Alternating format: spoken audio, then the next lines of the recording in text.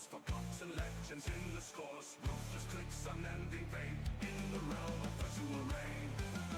Virtual rain, in the realm of virtual rain. Warriors rise and rulers fall, streaming past the ancient walls, glory fleeting, shadows dense, through the veil of screens immense.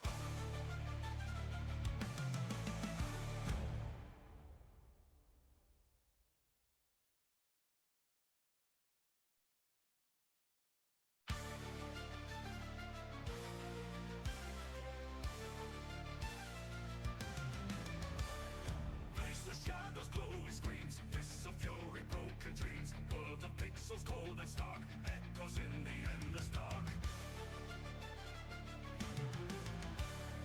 Glory seekers scatter fights, streaming through the endless nights, triumphs darkened by the pain, in this digital domain. Lost the streets where shadows roam, silent screams with far from home. Pixels bleed and stories fade, in the game where lines are played. Ghostly tears and shattered find, in this place there's nowhere to hide, cursing at the ghostly crowd, silent whispers growling loud.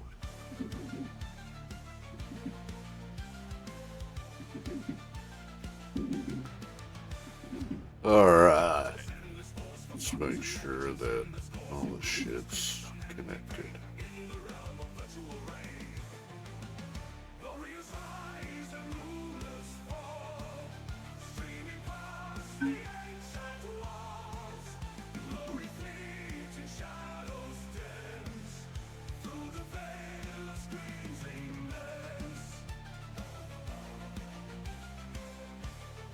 Wake it up.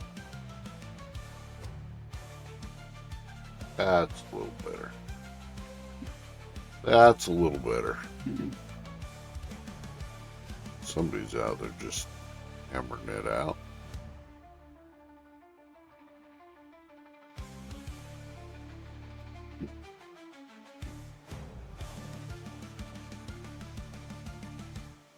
Here, all my dashboards are open. Okay.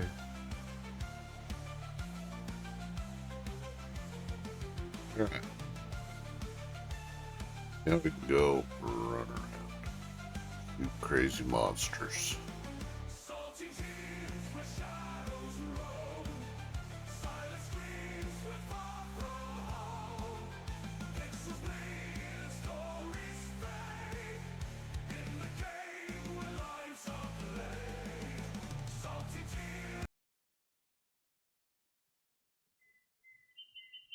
Alright.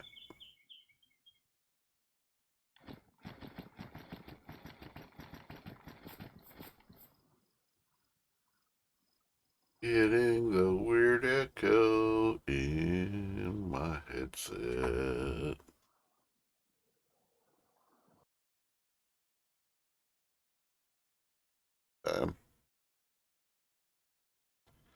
One more time.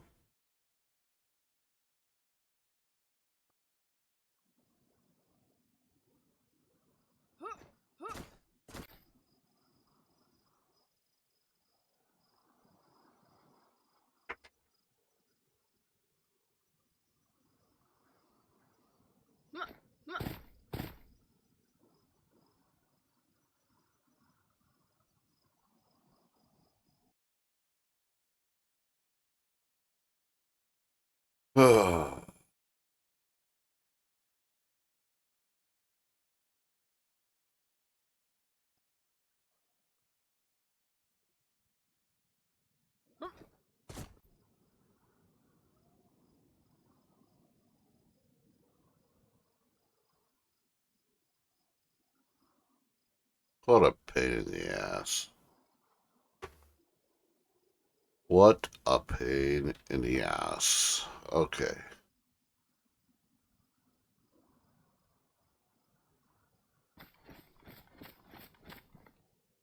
But now we're all set. Fucking hate that. How do I turn that fucking shit off.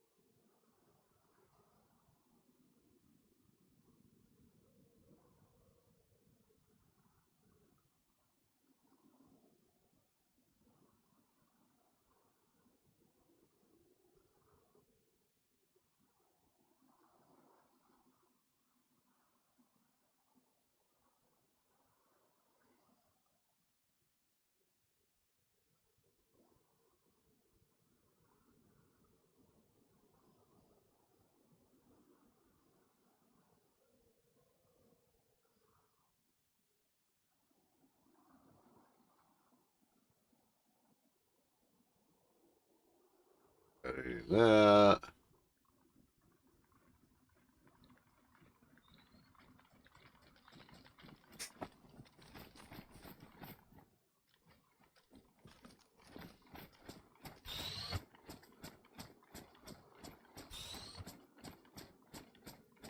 All right. This server has one of the weirdest trader systems I've ever encountered on it.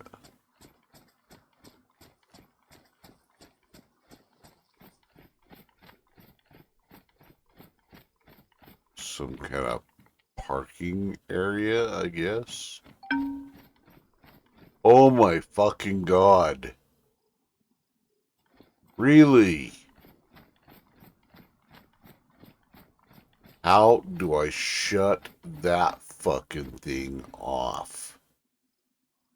I don't want to know about it, and I don't need that ginormous fucking bell going off in my ears.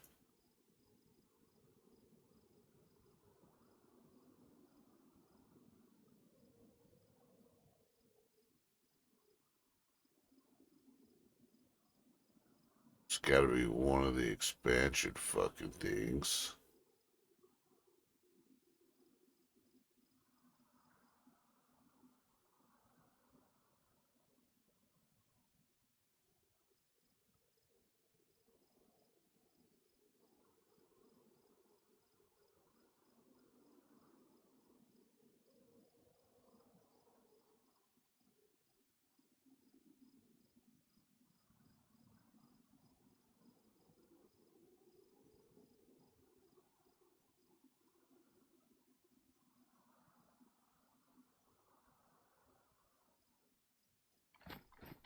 Probably something that I can't fucking control.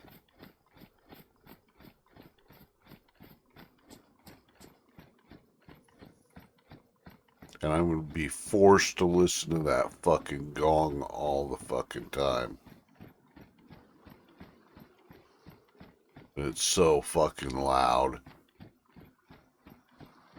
So loud.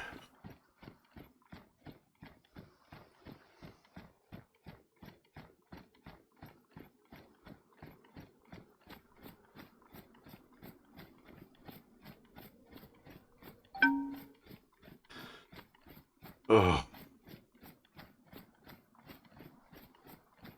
How do I mute that fucking thing?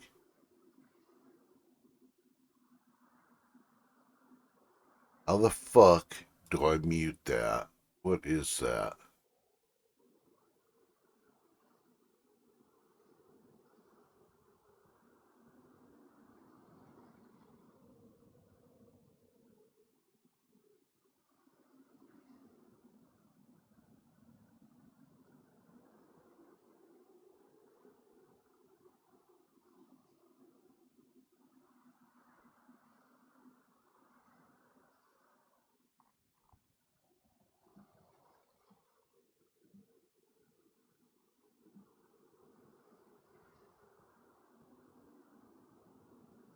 Should be no fucking notifications.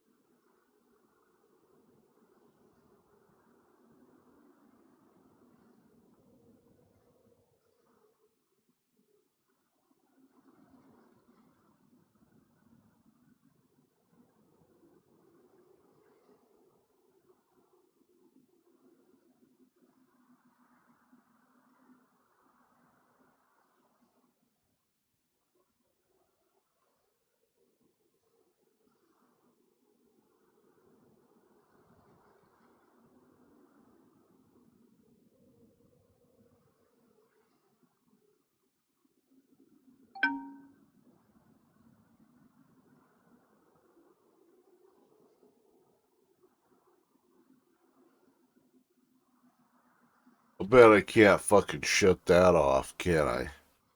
I can turn off a lot of other shit, but I can't turn that off. And that's just gonna sit there and fucking ding, ding, ding all fucking night and piss me off. It's gonna be one of them fucking things. They put it in and they want everyone to fucking hear it all the time.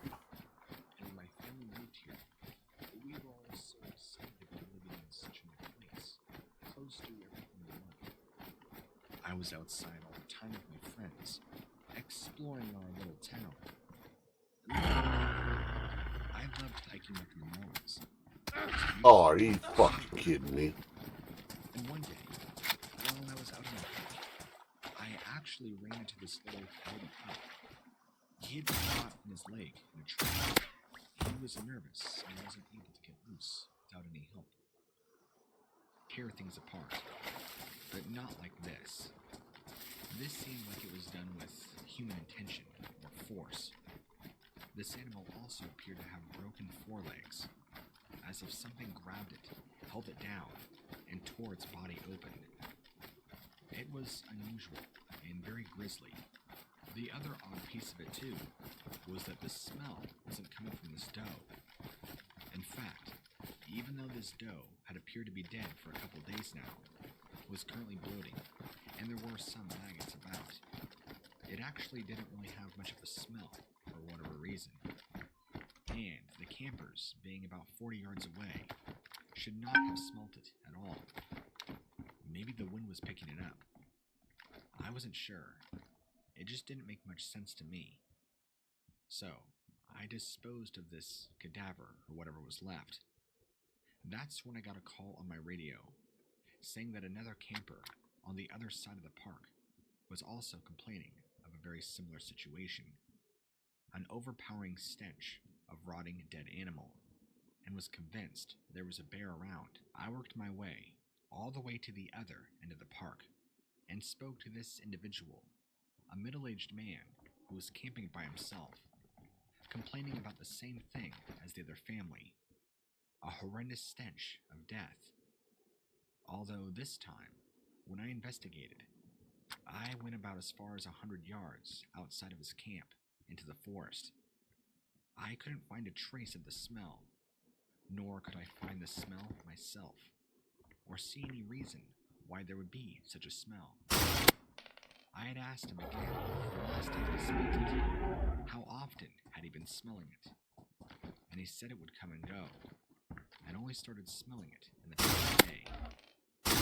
I did another investigation by myself, but could not find anything. That was the end of that day. About 2 days go by, and I don't hear anything, any more complaints. The park is somewhat busy, which is even more of a surprise that I didn't get any complaints about that particular thing, which I guess is also a good thing. Hopefully, whatever it was had passed, although it's common to find animals sometimes.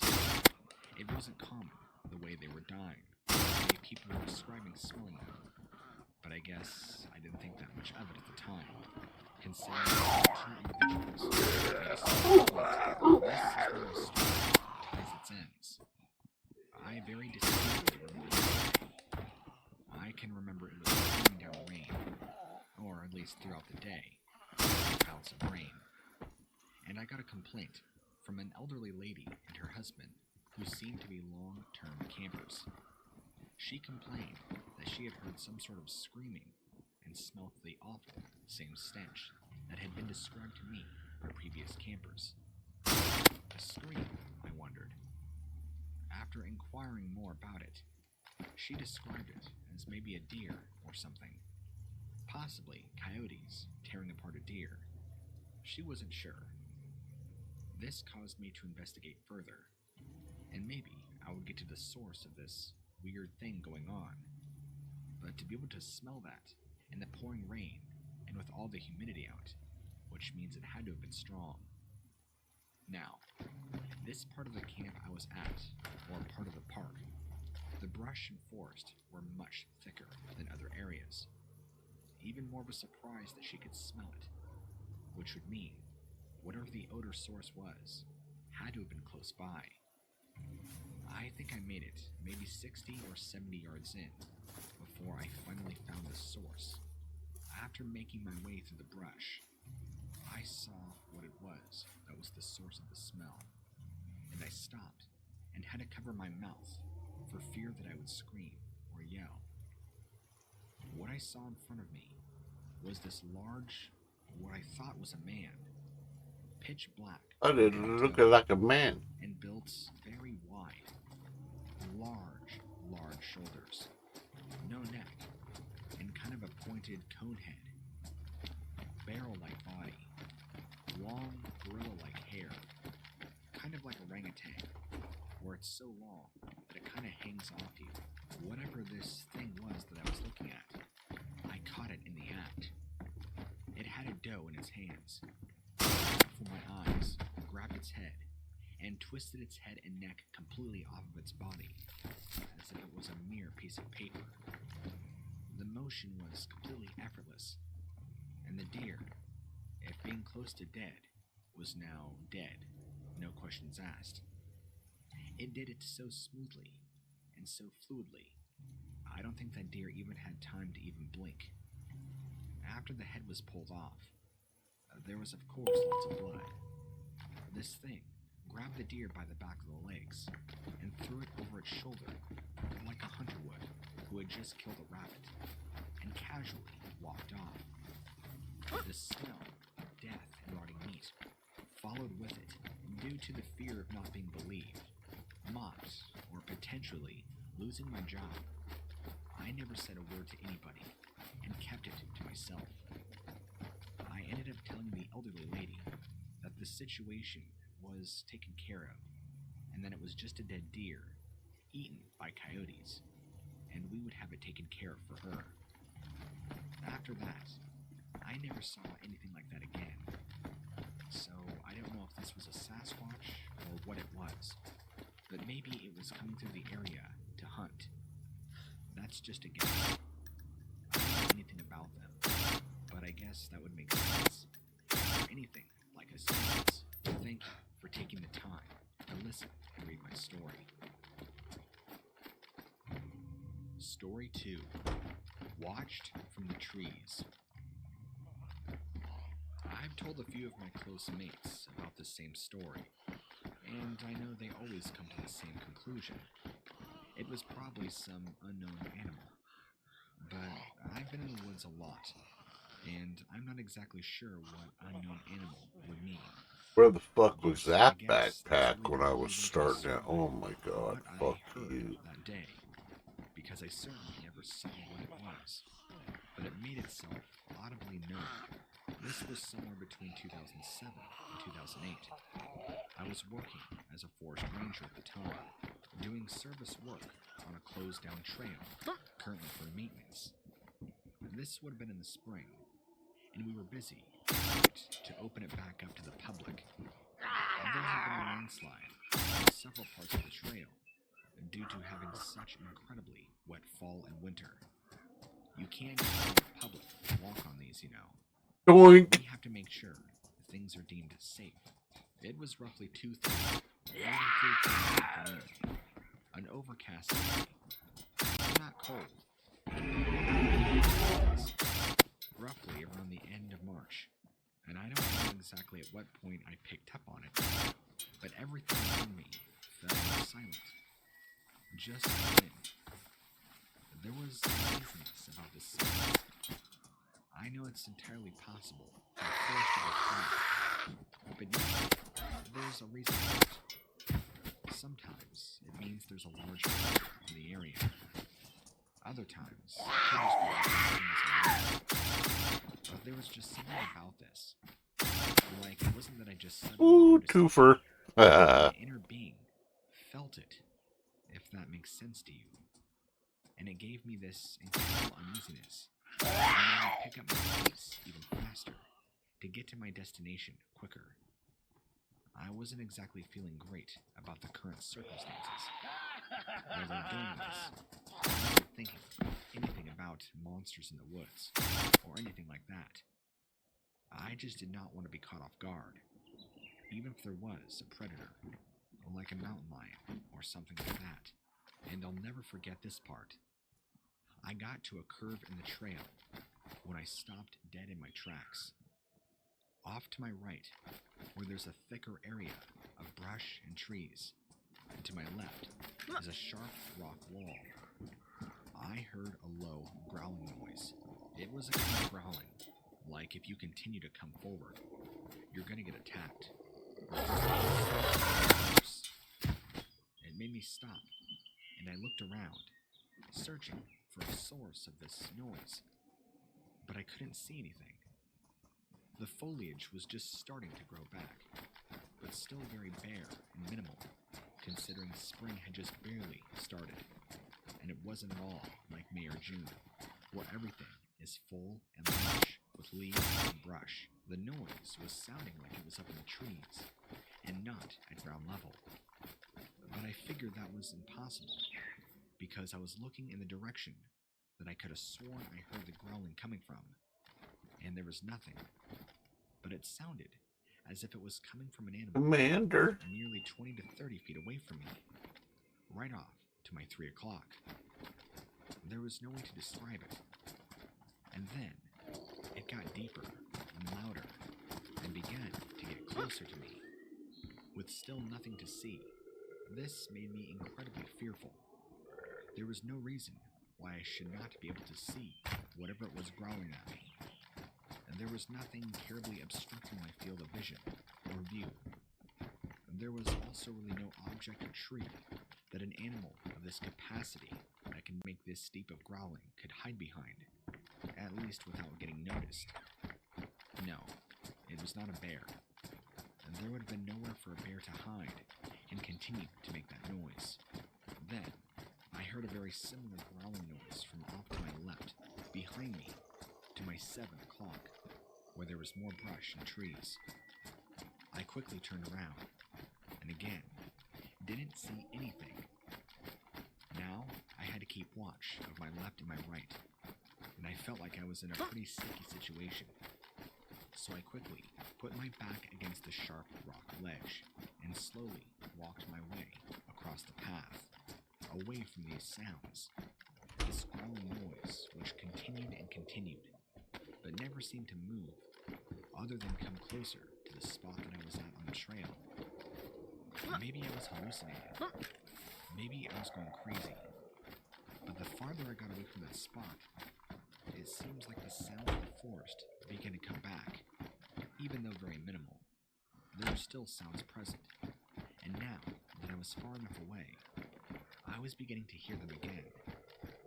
I ended up talking to my supervisor and told him that weird stuff is going on the trail, and I would appreciate it if I could walk a different way back and have some help. I should mention this before I forget to, but at that time, my supervisor and a small team of other rangers that I worked with, we all knew that weird stuff went on. None of us were strangers to it, and although we didn't mention anything to the public or to anybody else, we all talked about it. So I felt very comfortable opening up to my supervisor and telling him what had happened. He completely understood. Anyway, I'm sorry if my story isn't all that exciting, but I'm pretty sure it was something other than a wolf or a bear, because neither of those animals make that kind of deep growling. I wish I could tell you what I suspect it was, but I never saw it. Maybe, in some crazy horror science fiction world, it was potentially camouflaged. I don't know. I'll never know. But what I do know is weird stuff like this has gone on in the woods for long, long periods of time, long before I ever became a ranger. If you or someone you know has a story or encounter they would like to share with me and read to my channel, please submit to stories@whatlurksbeneath.com. You can find the email in the description below.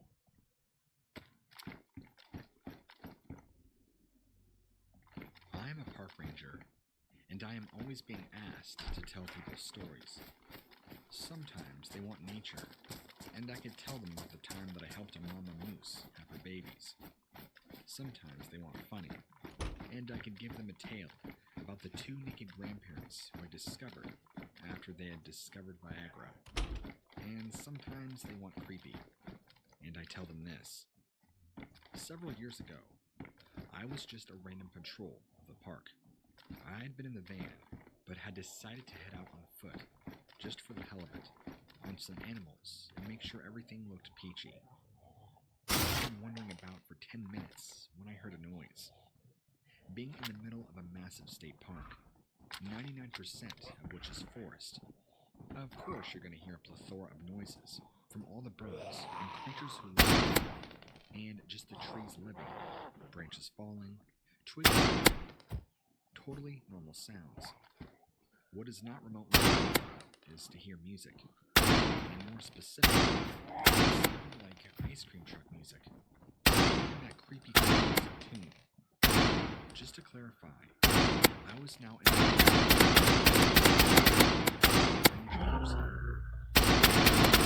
possible to not only break in but truck there without anybody seeing it.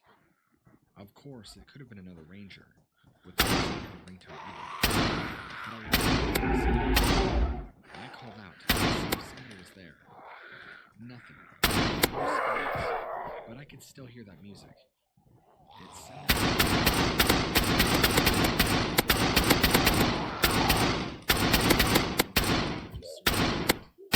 and the music continued on. I noticed in a certain spot, but I just couldn't find the exact location. And then I just stopped. I continued looking, but I didn't find anything that could have been making that noise. It is also happened again, but it happened.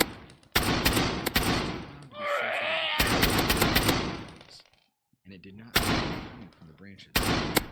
Why on earth would anybody do that? This is the story I always tell people in class. I always have to see something. I'm completely freaked out.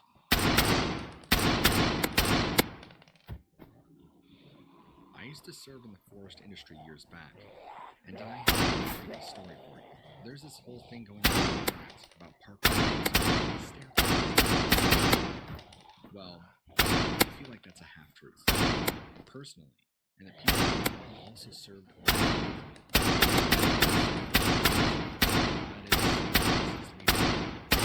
but me, the creepiest thing I ever saw was a staircase leading down into the earth. This was something that was easily visible, like you come out to a clearing in most of these fake stories. There it is, just an old staircase sitting in the middle. The one that was tucked into the thick quite a ways into the woods, just doing general. This staircase led down deep. Out of curiosity, I went down a little bit, but I noticed it just kept going. Somebody, at some point, which I'm saying, long before this ever became a park, dug down deep into the earth. The steps to this were incredibly old. It was very old stone, covered in moss and wet, and it went down quite deep. I didn't have sufficient lighting at the time, so I only went down maybe 10 or 12 steps before deciding I should retreat back up. But I did get a bad feeling. It wasn't just me having anxiety, or me feeling nervous. I just had a genuine bad feeling about going down in there. I didn't try to yell or drop anything, nor could I shine light properly to see how far down the stairs really went. Who knows? But at the time I saw this, my mind instantly went to those park ranger stories that people talk about the staircases in the middle of nowhere. But since these ones actually went down into the earth, my first thought was that long ago, this possibly could have housed a bunker or some sort of old storage. Who knows? After all, it looks like it could have been here for quite a long time. I ignored it though for the most part, told my other friends and colleagues about it, and they also kind of gave me the same thing too. They were curious, but also had a bad feeling about it. The general consensus was don't go near them, and just kind of stay away from them. Avoid it. Explored it. So to give you a more rational side of a very scary story, while the thought of it is spooky, I think there is a very rational explanation that these could have led to maybe a bunker or something. Who knows?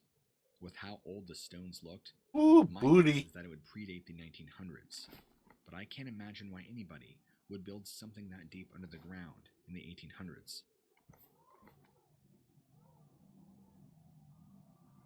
The park I work in, unfortunately, now needs security as well as rangers.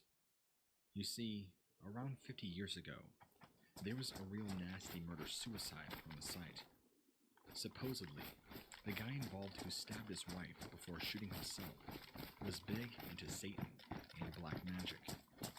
So, every so often, we get people out there either trying something themselves or just to say they've been here. It gets real old, especially when we're trying to do our job, looking after the park and keeping everything up.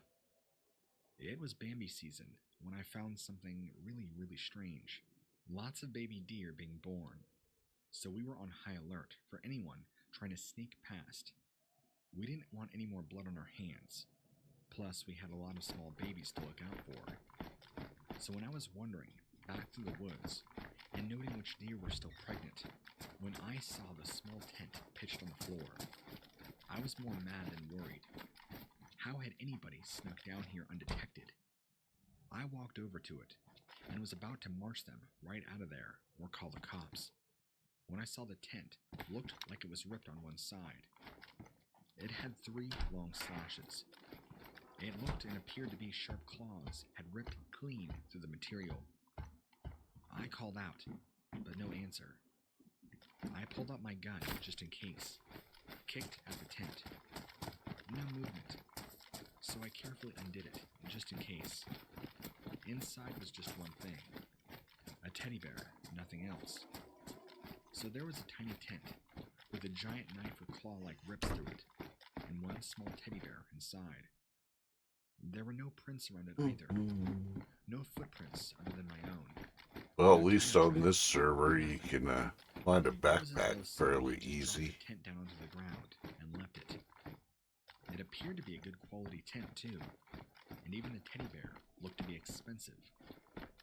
Having reported it, I put them on the truck and took them back to the office. The bear still had a tag on it, so I googled the name of the store. It was in the UK, and sure enough, when I looked closer, the price was in pounds like they use over there. So that added even more to the mystery. An expensive bear from another country. A real good quality ruined tent. Abandoned with no prints in the middle of a national park, here in the United States. And when I double-checked through the visitor books, the reports of anybody who had been in and out of the park in the last few days, it was completely empty. There hadn't been anybody except for rangers for a week. We've never been able to come up with a reasonable explanation for this. It's very strange.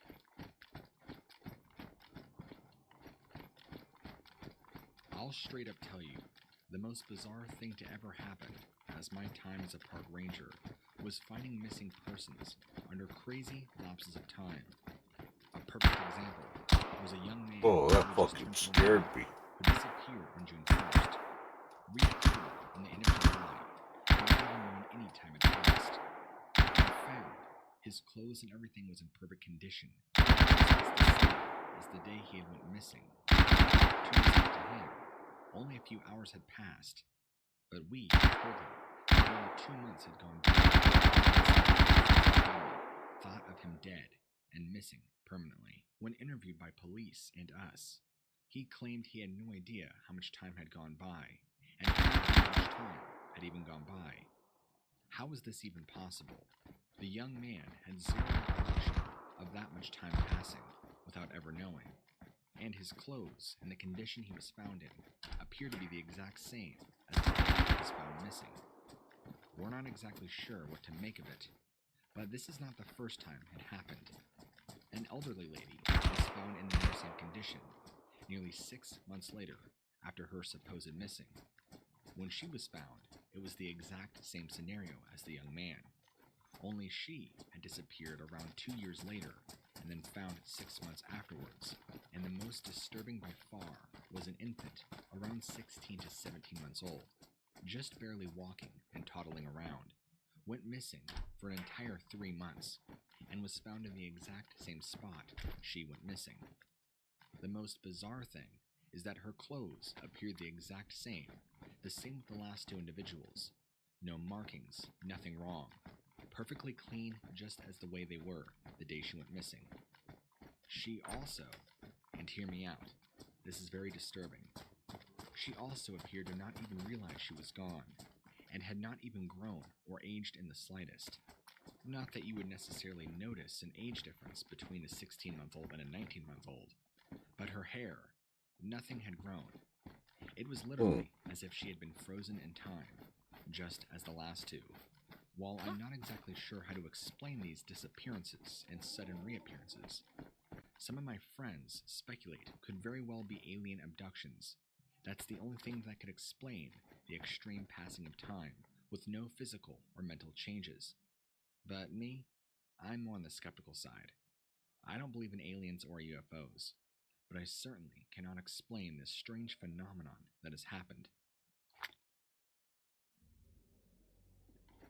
With 2020 being one of the most toxic years of my life, luckily, I've been out of the job field for quite some time. But back the year prior, when I was working full-time as a ranger, I've had my fair share of some crazy stories that you probably wouldn't believe. One was that people were claiming to see a large pack of wolves roaming in and all throughout the area. Only problem is, there's no wolves in this entire state, and the pack that people were claiming to see was abnormally large, larger than any wolf pack would ever travel in. Probably around 19 to 20 wolves in total.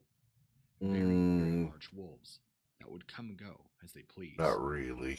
Sometimes they would show up in certain areas, and in another unrealistic time frame, show up in an adjacent spot not too far away. The things just weren't exactly adding up. Other people even claimed to see them as translucent or opulent. This would happen in strange spans of time. All of a sudden, people seeing these large packs come and go, and then for months, nothing. And then these packs of wolves would come and go again. There was no real decipherable pattern. There was no rhythm to it. It was as if it was completely random. On top of that, people would go missing, and then 2 weeks later, all of a sudden show up as if they had never disappeared, having zero memory or anything of them ever being gone. The creepy thing was, they had no idea that time had even passed since their disappearance, nor did they even know that they were even taken or disappeared in the first place. Many of them would even get the dates wrong when asked about what time it was, or what day it was, or even the month. Just stuff like that. Things I can't quite come to a conclusion myself, because I honestly don't have a rational No, explanation. we are not in the I've honey heard other pot. stories from We people are about in finding indigenous people. And I'm not talking like tribes of New Guinea. I'm talking like large humanoid people covered in hair. And before you think about a big Oh, I can't remember the name of this fucking shit. none of these areas of business, except these were people. There was even a segment of time, I want to say around 5 months, shut down for an indefinite amount of time. A choice made by our higher-ups. Night crawlers. About 4 or 5 people disappeared simultaneously. How you doing, Anthony? They were never found, nor any article of clothing, or any trace of them was ever discovered. And believe me, we searched for long. I was well a part of that search expedition, and we found nothing. I've heard of other search expeditions where nothing came up, but this was my own personal expedition, where I found no trace of them, which is highly unusual. Having searched for a body, there's usually always at least something that you find. Clothing, a body, remains, something.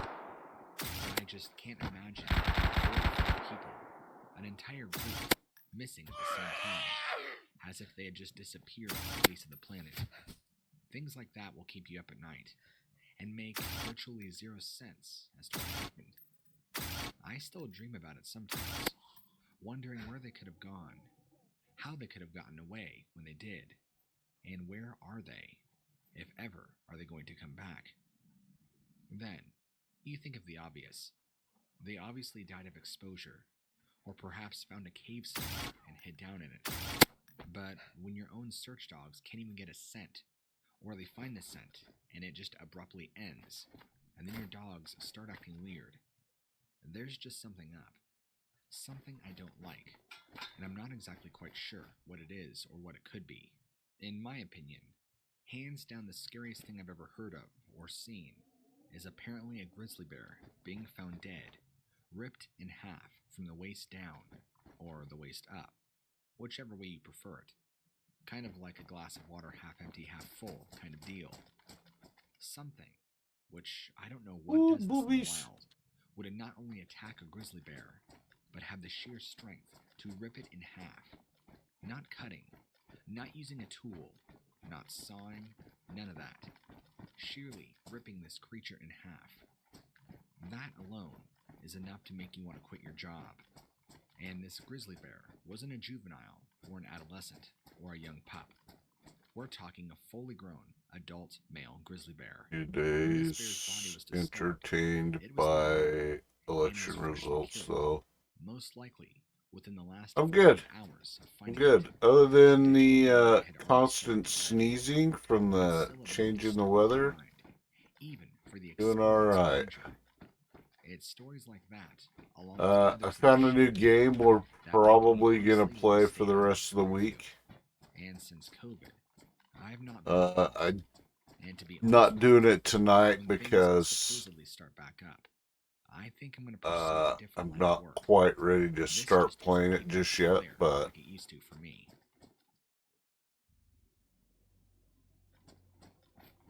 Many years it's called Dream World. experience as It's for 7 years a builder's game National Park. by It's builders also for Hunter's builders. system. Basically, it is a limitless open It's world surprising when you get a call builder. that there might be screaming or Literally submerged deep in the caverns. largest There is map than 400 ever. miles worth of tunnels and passages, all deep into the earth. There have also been other reports of rangers going in there after people, supposedly screaming and dying themselves, never to be seen again. I've heard of rangers even going into some of these cave systems So after people we'll be learning a new game never being seen again, while some report back being chased by a large probably tomorrow or Saturday. Others have even reported seeing ghastly figures, red glowing eyes, or felt ominous, terrifying feelings, being watched, being stalked, or the worst one yet, being hunted. And unfortunately, the calls do not stop coming in. I can't tell you on a personal account how many radio calls I've received about supposed missing persons coming from the cavern systems, or that other rangers It's also free to play, would be complaining so about screaming coming from because it's pre-alpha anything. couldn't find their way out. Well, you bet it's our job to go investigate to make sure nobody's hurt. Which is kind of cool. There have been legitimate cases of people getting lost and trapped in there, and we've had legitimate cases where we've actually had to go and rescue them. On the contrary, though, there are those cases where we do receive calls, and we go, and there's no trace of anybody, nor sign of where the apparent screaming or noise was heard. Only ominous, evil feelings. And this isn't just you creeping yourself out, or getting spooked because you're in a dark cave. I'm talking almost an electrical feeling in the air, a feeling in the pit of your stomach that tells you you are in innate danger and that you need to leave, or that something is watching you, observing you the way a cat observes a mouse right before it's about to pounce. This danger that makes the hair on the back of your neck and your forearms stand straight up. I've even talked to some of my other fellow colleagues. None of us enjoyed those calls, but, as the job entails, We must answer the call of duty when called. Some of the older rangers of the area truly believe there are large species of unknown animals living down in the subterranean tunnels.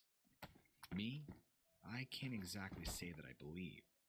Although I felt the presence, I felt the ominous feelings, but I've not seen anything. Some of the older and very tired rangers have talked about seeing these beings, and that they go and traverse throughout the tunnels and go in and out of the cave systems into the forests at nighttime. They describe them all which way, from hideous reptilian-like beings to large, hairy humanoid ape creatures and everything in between. With how crazy everything is in the world right now, I guess I wouldn't put it past reality to pull that kind of trump card, no pun intended. And while the cave system has active tours and I was kind of entertained by the election results myself. As a ranger, and as somebody that works around it often, I would never step foot in there on my recreational free time. I've just dealt with it too much. It's not something I'm particularly interested in, and as a professional and friendly warning, I suggest you don't either. I just can't deem it safe. There's already been 2 missing person reports in the last year, just from that cave alone, and even more from the years prior, all following the same pattern. They disappear, no trace.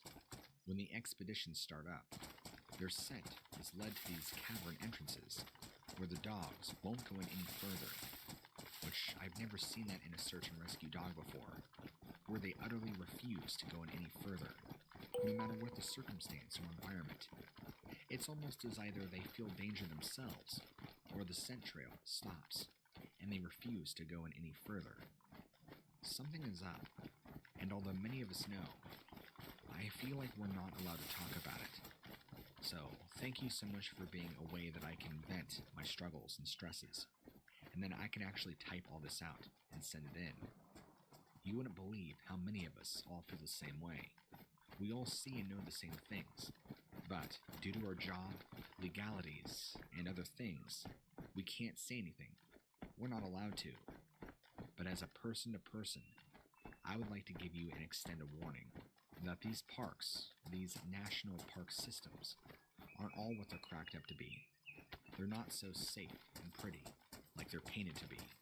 There's more things and people going missing than you can ever imagine. You wouldn't believe how much of it is kept hush-hush. And I feel there's a good reason for that. Park reputation. If the general public knew half the things that went on, or half of the missing persons that happened, well, you would probably be willing to spend a lot less money into the parks and recreation system. It's just common sense.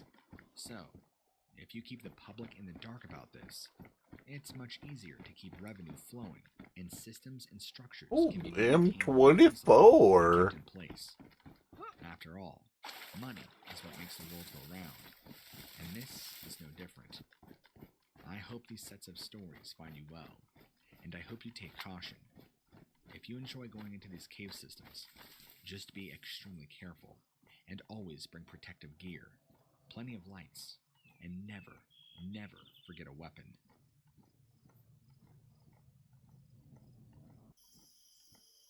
I've been in search and rescue now for quite some time, and I've seen some pretty strange things in the parks that I work in. But one of my most memorable moments happened when I was called to search for a missing child. It was a sweltering summer day, about 5 years ago now, when we all got a call to look for an older man who had wandered off the marked trail in one of our local parks during his morning walk. It isn't uncommon to get calls like this, so I wasn't surprised when the dispatch said that the subject was alone. What made this case Oh, are different you is kidding that me? he was reported to be in his 80s. It's my policy to tell dispatch to hold off on sending us in if search times will go over 3 hours, due to how many people are available for a search operation at any given time. But it seems they already had several crews out looking for this guy, and none of them were having any luck finding him. It didn't take long for me and my partner to find him. But when we did, my heart sank into my stomach when I saw the condition he was in. He was disheveled, collapsed on the ground with his hand digging in the dirt and leaves. He was murmuring to himself about something.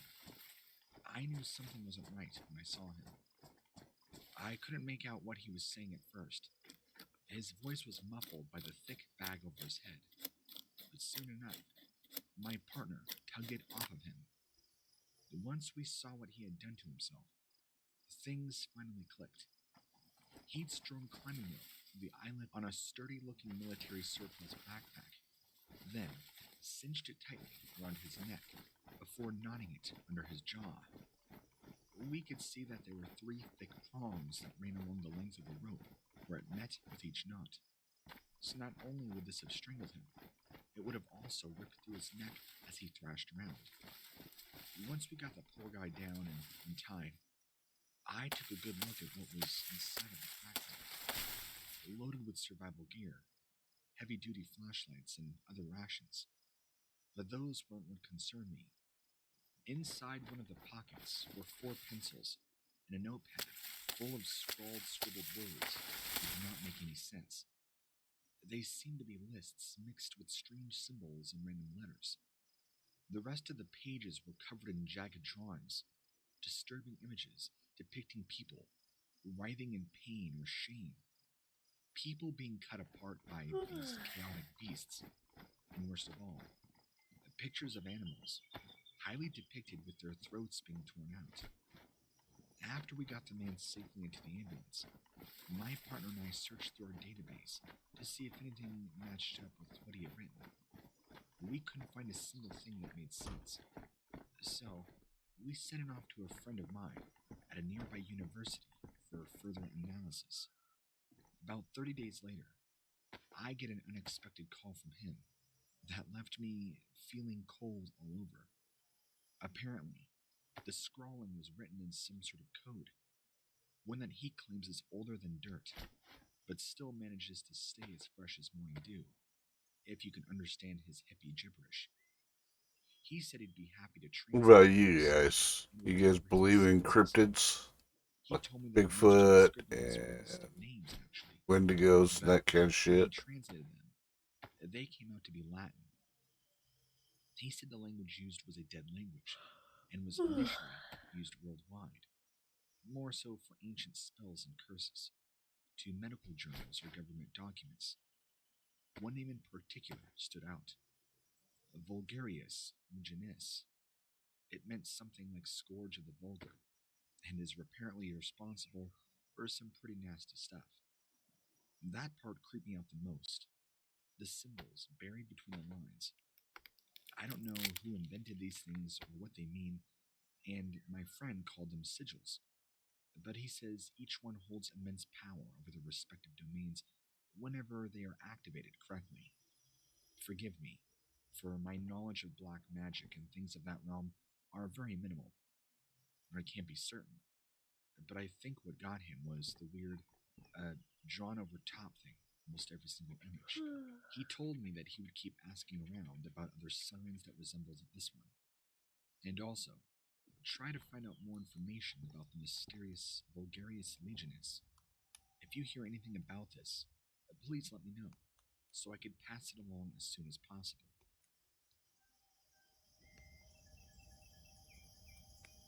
A few years back, I used to work at Fort Baker in California's Golden Gate National Recreation Area.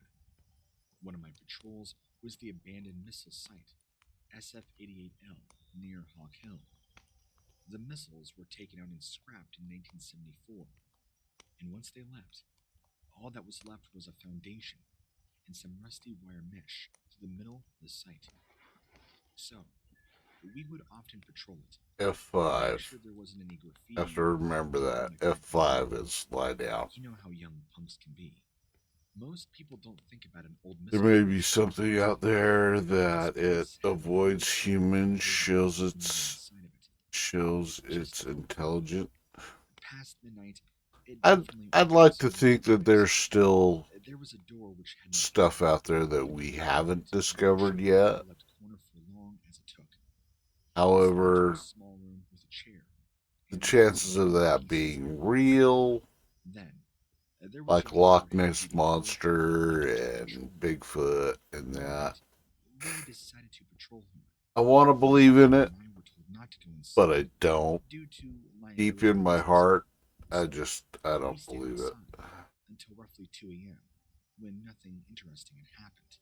I went back there on patrol a few months later, and one of my fellow rangers told me that after dark, if you were all alone in the control room, I want you to, could hear though. footsteps coming from behind What you, about like aliens? somebody was walking around, and not disembodied footsteps. What's your either, stance on like aliens, somebody with Anthony? big, clanky, heavy boots.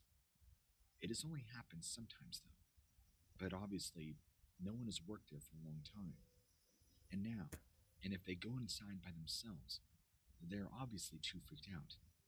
You would need at least 2 people to have somebody stand outside the door. And they're not joking either. I've been in there myself. It's very creepy. I don't know if it has anything to do with the footsteps, but when you're sitting inside on one of the benches, while looking straight ahead, you can see a small portion of that room behind the left wall of the control panel. And every time you look back up, something is staring at you from that spot on the wall, out of what appears to be nowhere. Out of The nowhere. year was 1991. I was a young, spry, and full of life park ranger. My partner and I were dispatched to a remote section of the park. The call was for a missing hiker, or so we My thought. clothes are wet After and driving, uncomfortable. and I can't remember how long it took. We finally got to the How are area my clothes wet and uncomfortable? It looked like an average day in the woods, if not for the fact it was raining pretty heavily. The trees themselves weren't moving at all, but the lack of wind and rain definitely was not helping things. We began searching, and what appeared to be a normal trail, when something caught me off guard that would change my life forever. Footsteps behind me. I turned around quickly, ready for anything that might have been there, to see nothing there again. My partner again heard it. We both looked around us to see who or what could be stalking us. The footsteps would continue behind us every so often, always just out of sight. Yet they appeared to be getting closer and closer each time. Soon enough, my partner and I decided we should return back to the truck. First safety giving, nothing was showing up. We headed back down the trail and took a different path to get to the parking lot where our truck was initially parked. Here's a sign there's intelligent life from other planets. Is that it has never tried to contact us. There's no way in hell life forming on our one planet was a unique one-off event. Yeah. But if it had been a person, Okay, now we're way out on the edge of our galaxy. whatever it was, So that means that our system was one of the first ones formed, right? to take my service revolver out with me. So what if we're just the I first never had an issue with that to again. evolve, So I guess and the other life that's on other planets towards the center I don't know. It's sure interesting. haven't developed enough to even have their own sentience yet? I live in Florida, and we have a vast. How lonely is that? You've got your typical Disney World type places, beaches, So and then you have the aliens coming to visit us is less likely than us being the aliens that go visit other planets. Ever since I was a young child, my parents would take me. Let that sink in for a minute. So I could see what it was. We're on the edge of the solar system, or on the edge of our galaxy. I turned 18, and my family Which means when a couple of days in the middle of the Everglades. our galaxy came into formation, My brother brought his girlfriend. we're way out on the edge where everything got blown out to initially. My family and I took a canoe. What if we're one of the first? We had been going at it for about an hour when we saw a cabin sitting on a clearing beside the lake. My brother's girlfriend To develop self-awareness. She said that it would be interesting to see what somebody was doing all the way out in the middle of nowhere. My dad, being one to never pass up an opportunity. Now, that's not to say that there isn't another On a side note, yes, set I'm of, crazy for being out on the lake in there Florida. isn't other life And out the there. risk of alligators being in all the water. We weren't scared. There's not many other. Stupid and dangerous. Traveling from one galaxy to another galaxy would take so long, it would take generations. So we could get a better look at it. Even with the ability to travel faster than light, And there was this creepy feeling that it would still take generations generations to reach from one galaxy to the next. The distance between us is far too great.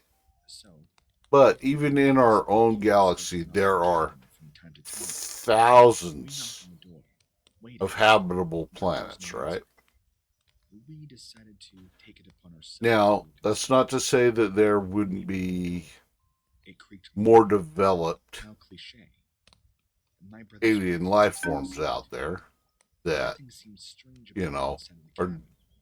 Other way than the more sound of advanced than us black, because we're humans and we're stupid, we greedy, searched through the cabinets, self-important but pieces of after shit. hours, But it was pretty much rifled through. the chances of There wasn't much them to see, coming here so we went first back outside.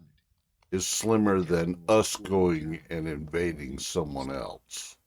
Once we got back on the ground, my brother's girlfriend told us that she had seen this man in what she described as a Black Ranger outfit, standing behind some trees over there when they first arrived. She said he just stood there watching her, didn't say or do anything. When I asked her if it could Because be we know Ranger, what we're like, so we kind she of said that they superimpose were that on didn't have our any of the equipment supposed either. alien Which is very encounters. strange, since usually they kind of resemble cops. You know, they carry guns and radios. But we know from personal As we're experience sitting there that talking, we could all of a sudden hear something. incursions into an alien area Labored breathing.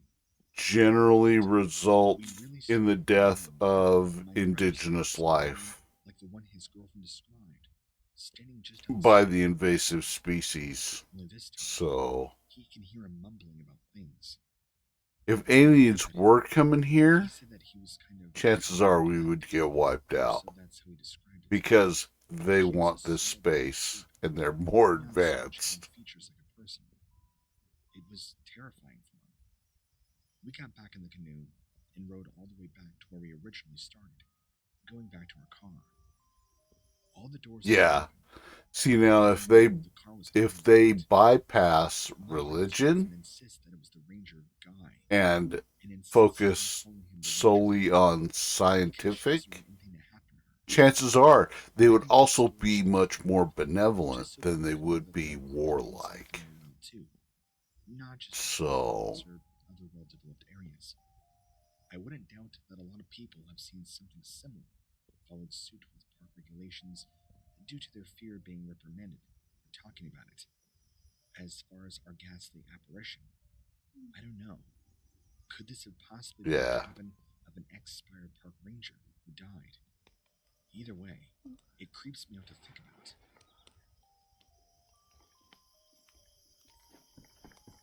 I worked Yes. in the forest service industry for a few years in my youth. I loved it, and still do love the outdoors. It's a good place to be. Lots of adventure and also a lot of danger. One time in particular, though, I came across a very strange experience with inexplicable circumstances. It has haunted me ever since. Feeling disheartened after another day of fruitless searching for lost hikers or hunters, I was making my way back from the foothills, and I encountered something extremely out of place in such an isolated region. In all technicality, it should have been impossible to find anything there at all if you look away from the roads towards the mountainside. This thing, however, had somehow appeared just beyond our initial sight in a clearing we were using as our base of operations. At the time, we didn't know what it was, and all of us were creeped out by it. When I say it, I mean a very tall, athletic man figure, appearing to be dressed in full camouflage, standing completely still with his arms at his sides, staring off into the woods. And the chances of At us. Here's what's creepy. His skin was dark gray. Yeah. Almost black. And kind of shiny. Can I eat it? Can I fuck it? Or will I have to fight? His eyes glowed orange, the same way hazard lights do. He stood perfectly still and straight. And the chances of alien life coming here for resources? Not very likely. It's more efficient for water's not that important. In fact, water is one of the most common elements in the universe. So the thought of aliens coming here for water is just stupid. Just because it's liquid doesn't mean shit. It's more efficient for them to take it from ice fields out in space. Yeah, and for minerals of any kind, it's more efficient to just harvest it from asteroids. You know, there's so much just floating around out there in the solar systems that there's no reason for it. Rare gases, there's nothing rare on this planet, so why would they come here? I mean, unless they wanted a vacation and this was similar to their home planet, or they needed some gravity time or something, chances are our little planet would be too low of gravity to be comfortable. I was patrolling the Appalachian Trail, looking for a couple of campers who had been reportedly lost. This time, however, instead of finding someone trying unsuccessfully to find their way back down the mountain after dark, I found two young women huddled by a smoldering fire pit under an overturned log, wearing little more than just bare clothes, even though it was 40 degrees outside. When I approached them with my maglite, they screamed so loudly that all I could do was shine it in their faces while hurriedly telling them not to be afraid. They were hugging each other tightly, and I could see why they were visibly shaking. When I asked them what was wrong, one of the girls said something had been stalking them since sundown, and they had gotten lost and locked themselves down in this spot. And that's when she said she saw its eyes in the woods. After calming me down enough to understand what she was saying, I shone my light into the woods behind them, where they lay singing whatever it was. I saw nothing but bushes and trees, although there was a quick rustling in some nearby leaves, so slight that I would not have heard it without all the absolute silence around us. Even the crickets were now silent. I could feel goosebumps rising up in my arms, even though it really wasn't that cold. The girl who had spoken pointed deeper into the woods in that direction and whispered, "It's back there. Why don't you go see?" I was about to tell her it must just be a deer or a bear, but then we both heard the same noise again, only this time much closer. I shone my light in that direction, and as I'd feared, I saw nothing but trees, which means whatever it was hiding. Curiously enough, though, the branches started shaking as something was coming through them, toward us very quickly. The girl who'd been talking pointed frantically at what she saw. I want to shut that off, but I don't have any way to mute it. It reminded me of a failed science experiment. It was reminiscent of a bear, but also like that of a person, with a very deep, setting face, sunken eyes, and skin that looked very unnatural, like it had been peeled off and sewn back on. It moved towards us fast, cautiously, kind of sniffing the air, curiously approaching.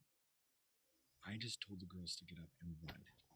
I drew my handgun, but when I turned to look at them, to yell to run again, they were both climbing over each other, trying to run. This creature stopped immediately. They became silent, refusing to leave while staring at me. I told them to get going again. They wouldn't move. The girl then screamed, "Shoot it! Shoot it!" Then, this creature kind of scoffed, turned around and disappeared into the darkness, snarling and making all sorts of nasty growls as it left. The girls finally calmed down after that, asking me what it was, but I had no idea. I told them we should head back to our campsite. Even though they were half-dressed, at least there'd be people around us to help if that thing came back. I walked them back to their campsite. I didn't see any sign of anybody else being there. I told them if they'd be okay if they huddled together by the fire and wait for me for a while, while I try to go look for their friends or family. I hate how Since the big girls they've spawned made and I everything saw on this every one of the fucking tents that server. were at their site, they were certainly not alone. They were still visibly shaking as I left. Something happened to them out there. I assumed they were with another group of hikers, probably their family. They must have got separated, turned around, lost, and then this thing chased them. I immediately contacted authorities, let them know what I'd found and not mentioning a word about the animal I'd seen. I informed them that I believed they were nearly attacked by a large bear. I never did find any evidence of their family or party that they had come with. There are still things about that night that still don't make sense to me, as somebody who's seen a lot of strange things. The things that really defy the imagination.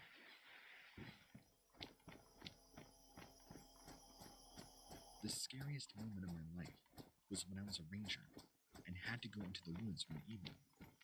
That seemed much different than usual. The light from my flashlight swept across the tree line as I walked into the darkened forest. The sound of rustling leaves and breaking twigs would echo all throughout the eerie silence, as if every living thing was flying to the air. I looked around everything I could, whilst waiting for something to come towards me, but nothing did. All of a sudden, off in the distance, I heard what seemed to be footsteps behind me. Just then, one more shine of my flashlight revealed yet another ranger standing there. I opened my mouth. Hey, toothpick arm man. And spoke first. This ranger, who I'd never seen before, possibly a colleague, began to shape-shift in front of my eyes, having this almost deep rasping voice, saying, "You can't escape." But not out of its mouth. It was slowly. All I could do was let out a whining scream.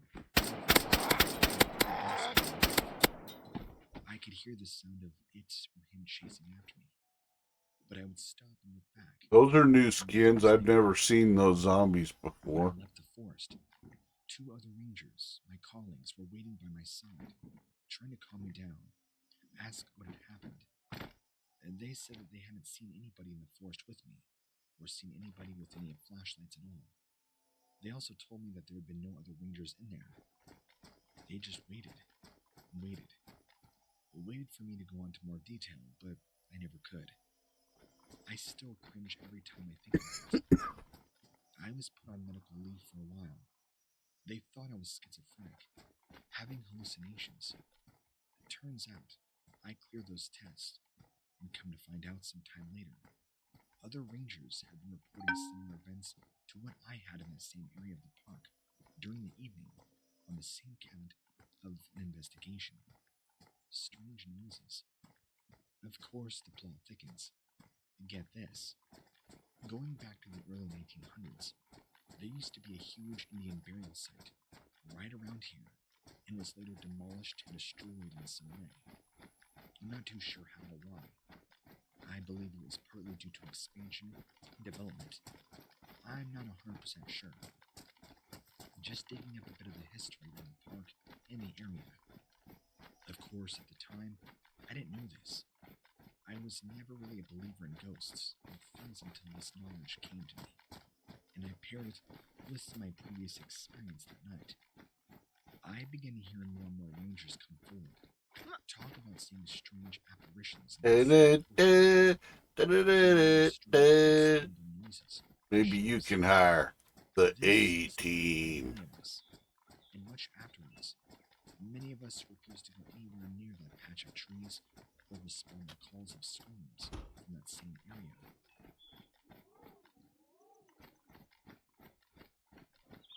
I'll first start by saying that this is my actual experience, not a story told to me. I don't normally explore the woods at night during the summer because, well, it gets dark around 10 p.m. The fact that I was out there late, on a hot Friday night, only means something must have compelled me to do so. Anyway, this happened around 10:30. The temperature, of course, began to drop as soon as night came up. But until Ooh, then, epoxy. it We'll was just take one that. of those very warm August nights, where you could practically sleep outside comfortably with just sheets and no pillow, if you really wanted to. I was listening to music, laying on my back, looking straight up, just watching the night, thinking about my life, when suddenly, I see something move in the corner of my eye. I look over, and to my shock and amazement, there is this shape, about 5 feet away from me. It was on all fours at first, but then it stood up like a man.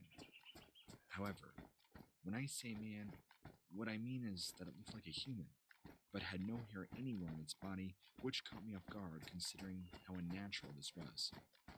Also, there was no distinguishing features such as nose or ears, just a smooth surface where it should have been. Its head was bald and black, and its surface seemed smooth. I immediately felt tremendous fear upon seeing this, not just because it was the unknown, but because it was something I never dealt with my life before. I don't know how long I was staring at it, but eventually it turned around and walked off into the forest.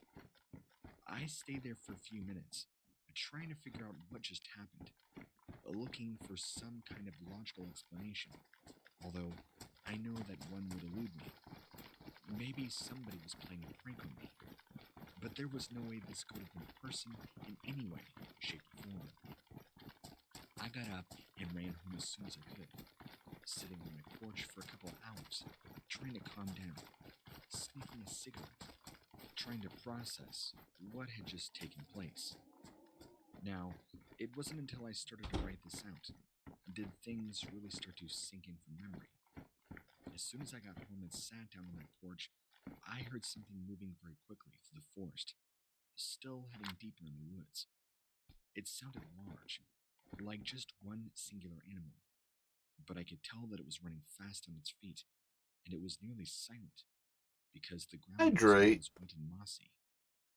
I know there are animals out there which could account for what I saw.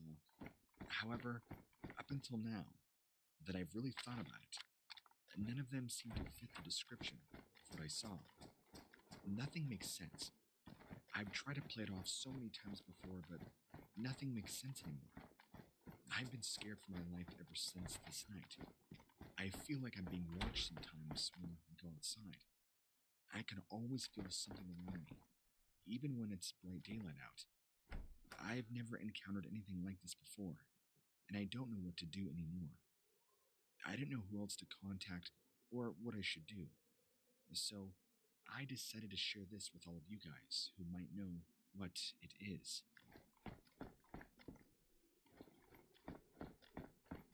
I'm a paranormal researcher and psychic medium. I've been studying cryptozoology for some time now. As a medium, I'm very sensitive to the paranormal and all the energies that are around us. I have had many experiences like this one, until I began putting names to them. So, on this day in question, I was having a normal day running errands, and I decided I would go kayaking in the lake to just kind of relax and enjoy the warmth of summer. So, being in eastern Vancouver, British Columbia, I thought it would be fun to kayak and set out for one of the islands around here. As I was going around, coming to my final island before turning back, I felt uneasy about something. I started paddling and just sat there for a minute. The water was very calm, the wind, the sky was clear with plenty of sunshine. And then, out of nowhere, I saw this massive black figure running on all fours across the desert. It was huge. Its head was reaching upward 4 feet tall. As it was running, this massive black figure had its Okay, nose down. that's kind of I wasting some instantly ammo. sensed this dark energy about this thing. This was something that did not like I painted this thing with. It would have been very reminiscent of Venom from Spider-Man, minus the tongue, rippling muscles. Yeah, they like to Focus. run around with the junk This hanging was out. looking at me for a second, disappeared into the brush. My entire body was screaming to turn around and flee, which I did do. I could not get away from this animal fast enough. I was Dude, little, and that day, I regret going that far. those little smaller dudes right there, I understand this isn't exactly a scary story. those guys are way tougher than the big ones. Existence. I stand by that belief thoroughly. It was.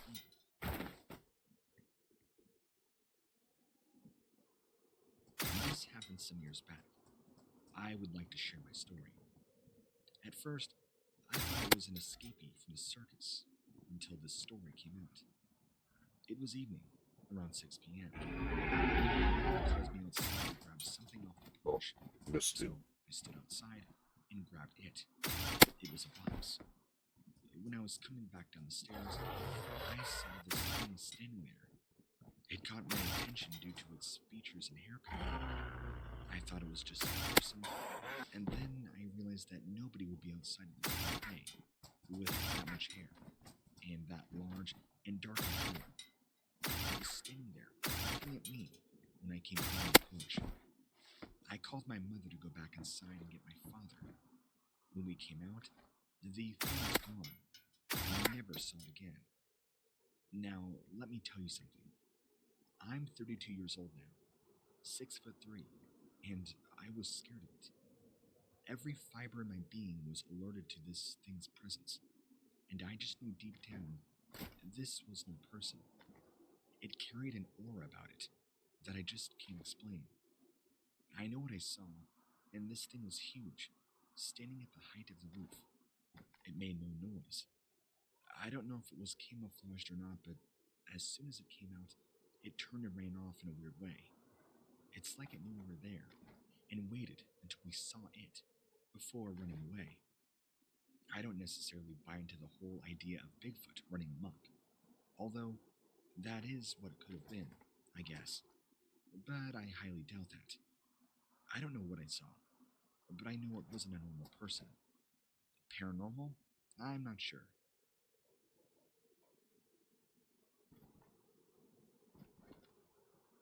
I was out with my girlfriend. It's a dicker demon. in our area known for being haunted.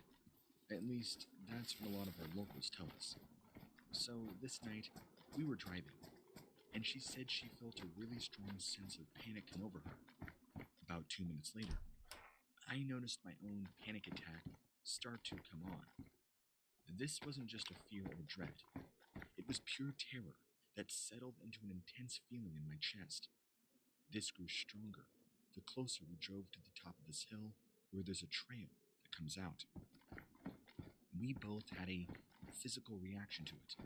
Intense chills, goosebumps all over our body, choking up and getting teary-eyed, short of breath for a moment. Speeding up when cresting the hill from 60 kilometers an hour to 80 in about 3 seconds. If we had stopped, I'm sure we would have died. This was the most petrifying experience either of us have ever been through in our lives. I've been past many wild animals when driving, and having walked up home at night in the dark a couple of times in well-known bear territory, with a bear going through garbage cans across from my neighbors' houses, I didn't have the same type of fear. It was more like being a badass, not this feeling that you're gonna die in a second. I drove up to a well-lit parking lot after calming down, still shaking really bad, for roughly 10 minutes. I was on very high alert, very anxiety-ridden. I even dreamt of the experience that night, and woke up with a mild return of fear for about 5 minutes before finally falling back to sleep. I have not been able to calm down since it happened, still getting chills thinking about it. practically shivering as I write this, nearly 3 days later. My girlfriend even came over last night. She said that she couldn't sleep without me being there beside her to comfort her, until falling back asleep.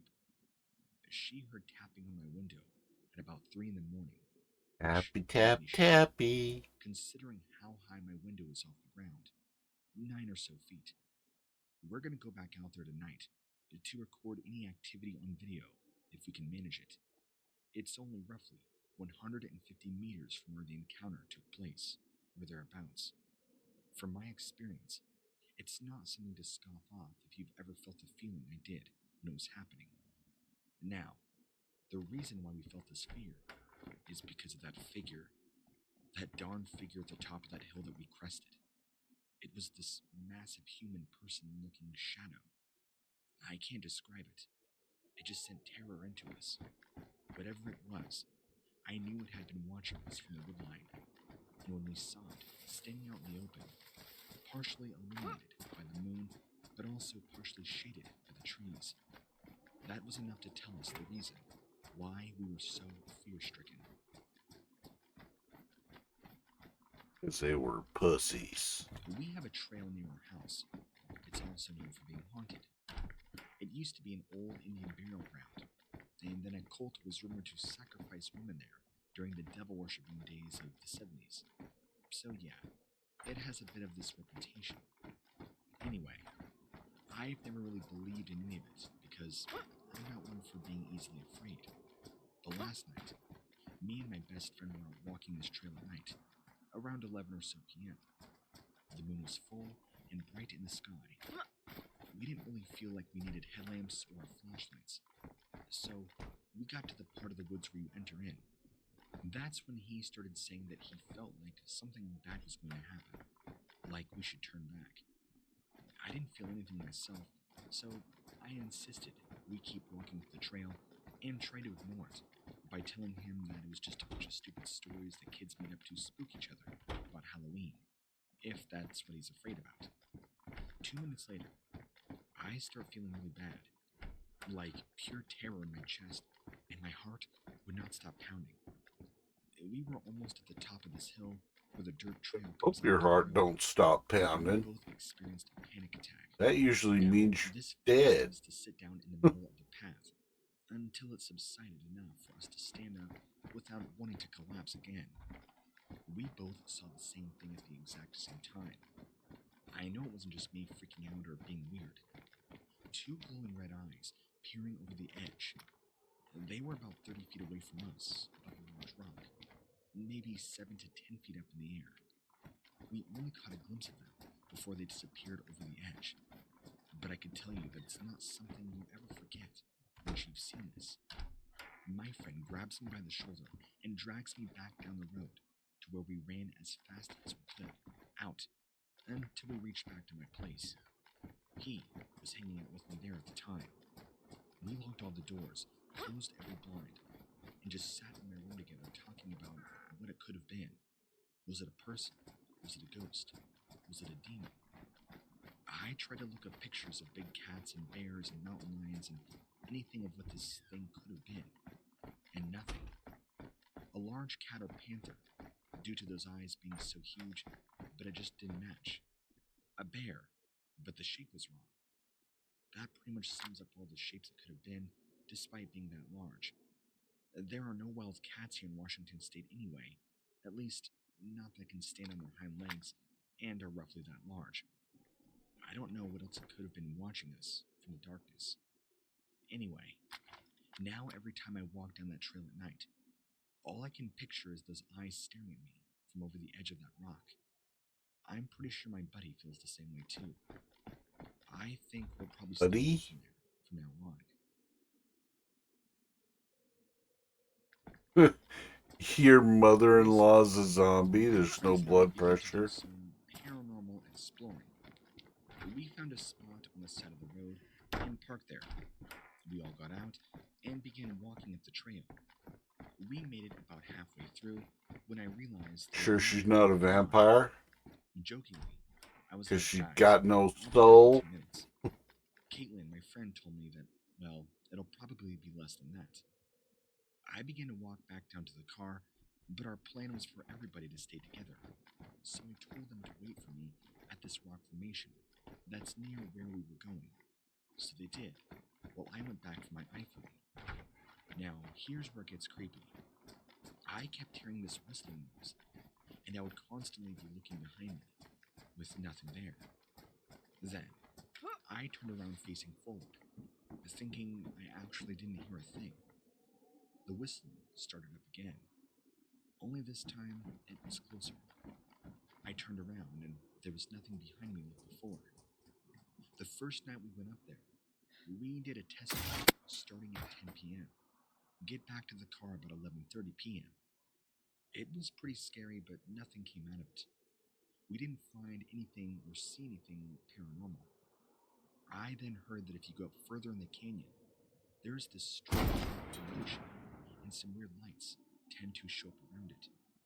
Apparently, it has a very strange energy. So one night, I wanted to go check it out with my friends Carly, James, Jake, Stacy, Caitlin, and Josh. We have all known each other since elementary school. Obviously, for the sake of the story, all the names have been changed.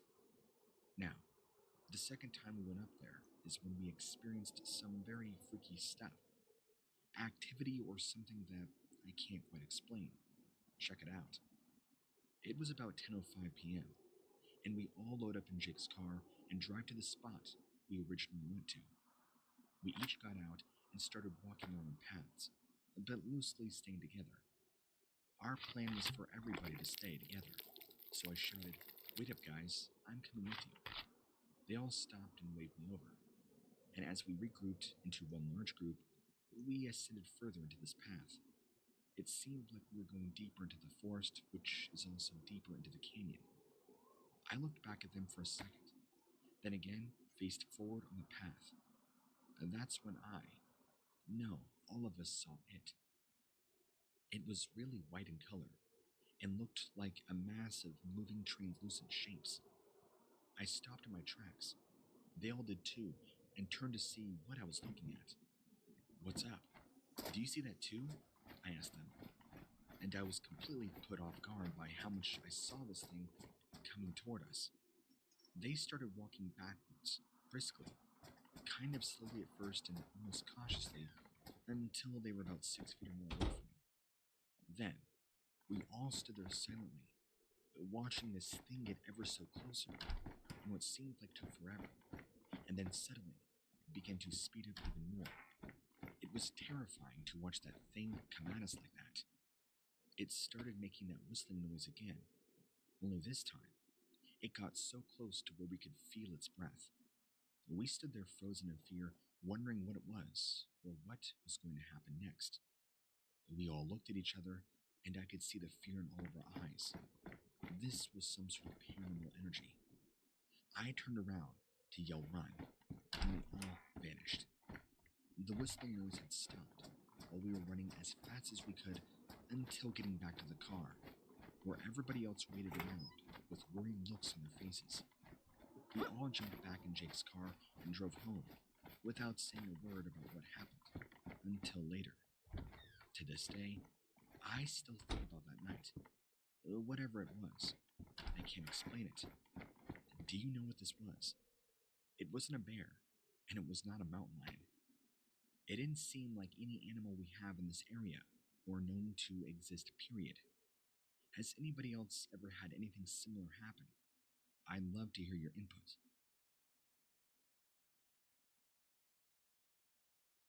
Family and I went camping years ago, and I had a really creepy experience with a demon, or some sort of strange creature that I simply can't explain. We already had a cabin close by, but we were enjoying the solace of the night with tent camping at a very secluded spot. We were out in the forest, and were out one night. I went out to take a piss. It was pitch black, of course, and I'm a pretty sober guy, so I had my flashlight on me, as well as a Swiss Army knife. As I'm finishing up my business, Ooh, gotta have a I Swiss hear the Army sound knife. that makes the hair stand up on the back of my neck. It sounded Can't like be some MacGyver sort of without your supernatural trusty alarm. Swiss Army But here, knife. it was so much more sinister, more so than anything an animal would make. The uneasy feeling is so amplified by the fact there is no light anywhere around us, nothing but darkness everywhere, except for our flashlights. You could cut through the tension with a machete at this point. Because everybody knows at this point something isn't right. The howling became distorted and started sounding more like a demonic growl. Then, the sound just stopped completely. I walked back to camp and told everybody about it, thinking that maybe we were not alone, which is such an eerie feeling coming from the pitch black darkness where you cannot see more than 5 feet in front of your face. Terror was pretty much all of our faces at this point. My grandfather had also heard it, and he said he has some experience with hunting. He knows good sounds versus bad sounds when it comes to animals. He said that this definitely was not anything normal whatsoever. So I threw a can out in the distance while we were talking about it. But after hearing that noise, I clearly did not want to be out in the darkness of the forest. After throwing the soda can into the blackness, we heard nothing. No sound at all, aside from our voices, for the next following minutes. At this point, everybody was terrified and saw just how serious I was about all of this. As I wandered back over to my tent, which is on the other side of the campsite, I saw something moving out of the corner of my eye. I assumed at first it was just my eyes playing tricks on me. Super common. So I kept walking down. A minute later, it happened again. More slightly further away from us than before. Still assuming that it was either shadows or some kind of insect crawling on the rock. We continued back toward our family friend's campsite until something caused me to stop dead in my tracks. The thing I saw was hidden behind a big, log-shaped rock. Jumped up on the top of it. It appeared humanoid in shape, dark fur all over its body. The area around its head was bare, no hair whatsoever, and the face came to a sort of point. It was similar to that of a witch's hat, or maybe a goblin's mask. It was crouching, but still taller than I. I'm very short, 5'3", and I stood staring at this thing for 10 seconds before my brain could even register what I was looking at, which is probably why it wasn't more aggressive. Although this thing had weird, strange-looking skin, its fingers were very long and ended with sharp claws that did not look like they were intended for climbing trees. They looked more like they were the claws of a cat or a lizard. How they're very elongated. It kind of resembled an ape, but also stood upright like a person. Its legs appeared to be very short, and it kind of squatted with very long arms. Again, What my about brain could not werewolves? comprehend what this was or why Went to it was looking at doctors me one the way day it and did. tried 4 The different only blood sound pressure I heard for the cuffs. next None few of them seconds would was a give very any ghostly readings. trumpet in my ears. But after It 5 or 6 worked seconds of on the staying still, wife's little it sister. became even more aggressive than Maybe before. she's a vampire, It dude. jumped down off the rock, She's a stretched out long arms, vampire or like an ape, something like while that. getting into a very aggressive stance. You could tell it was ready to pounce. At this point, I realized that whatever this creature is in no way friendly. I screamed and ran as fast as possible back to the safety of the circle of fire, with my entire family looking over at the commotion, not being able to see what was going on due to it being so dark. The creature took off at a super fast speed, looking over its shoulder as it ran into the woods. I was hysterical at this point and was begging the family that we have to leave now and pack up, that we're not safe. My grandfather knew just how serious I was and immediately jumped into action. Everybody went back to their tents in under a minute, packed up everything in less than 3 minutes. We left the area to go back to our cabin, which was about 20 minutes away. This was no prank. It's not even funny. This thing was real. and I'm terrified for my life every time I think about it. I know there isn't an animal out there that can be aggressive without good reason. I don't ever want to encounter something like this again. But right now, the only way to protect myself is by sharing this story with other people like me who might believe me instead of judging me, thinking I'm some kind of weirdo liar. I don't think you're a weirdo liar. I think you're just This was back in confused. 2015, but still scares the ever-living daylights out of me.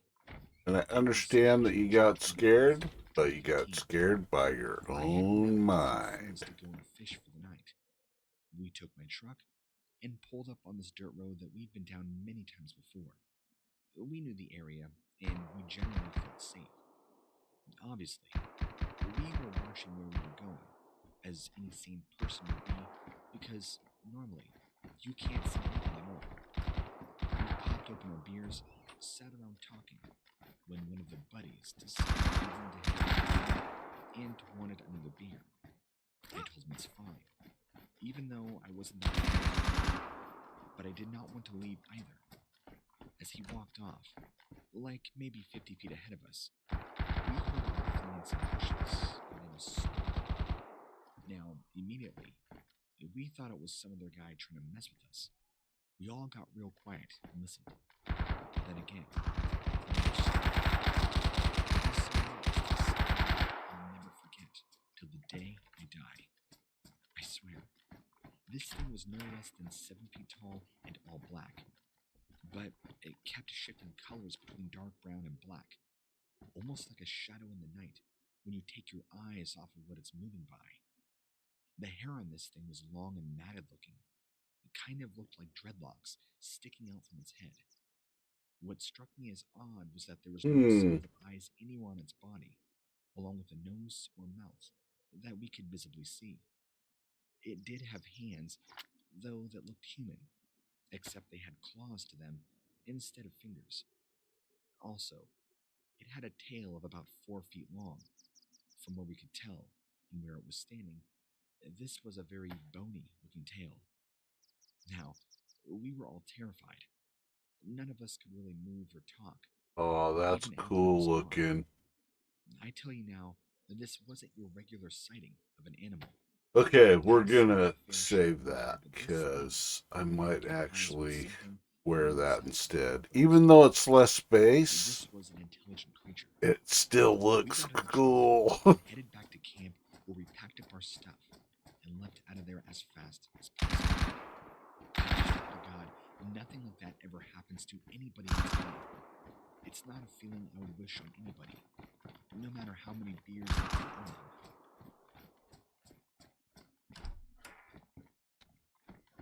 Living with my parents right before college, I began to spend most of my time at local malls or having friends over. I had my license, but I couldn't drive myself anywhere because it was just impractical for me. And let's face it, for most teenagers. But this meant that when I wanted to go places with friends, we had to take 2 cars and meet up somewhere. And this is how I came about my experience this summer night. A little bit of background info on me.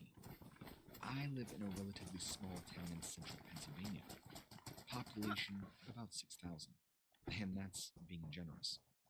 We all know each other here, and there isn't much to do besides go to the mall or hang out at somebody's house. So this night, I was meeting up with a couple of friends, and we were going out to eat or something, seeing as my parents were working late. Prior to this night, I had been talking to one of my guy friends for a few days, and we finally decided where we had wanted to meet up at. So it's 9 p.m., and I'm driving down the road that leads into town, since we were looking for spots outside of town to party and let loose. I come around the bend, and suddenly, there were these 2 figures in the middle of the road. I didn't know what they were at first, because it was dark, and all I saw were these 2 dark shapes that walked like humans, but didn't seem like them. They were covered in hair, which made me think they were bears. The one on the left was smaller than the one on the right, but when I looked, They suddenly seemed to appear out of nowhere in front of me and disappear.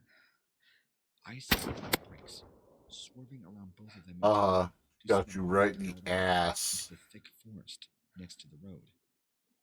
There has never been any animals besides deer in this part of town, so I'm still a little confused as to what these things were that I saw. I didn't want to think about it, but a few days later, I began telling my friends about it. They claimed to have seen the same thing.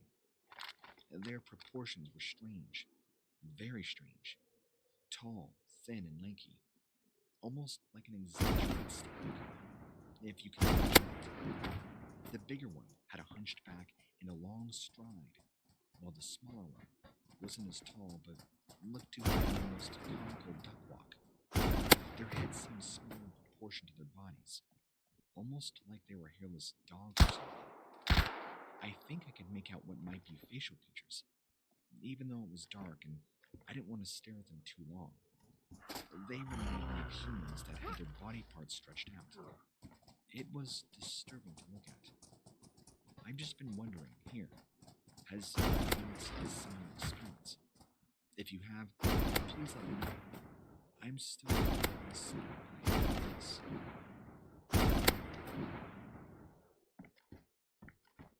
My wife and I were out hiking on a very secluded dirt road near the mountains. We found a spot that we refer to as the Circle. This has a perfect view of the sky and rocks surrounding us on all sides. Without knowing, we ended up going into a restricted area for public use. We know there was an Air Force base not far away, which probably had some marine training going on. Either way, nobody could find us up there, so we'd be safe from people. We had plenty of water, food, supplies, everything else you need to keep us. The only thing that was off in the distance, over by where we were, must have been a homesteader, because we could see green pastures and several horses. That was at least half a mile away, and we couldn't see any people, or even hear them. Only thing we could hear was the wind blowing. It wasn't starting to get cold up there, but you could tell it would be soon.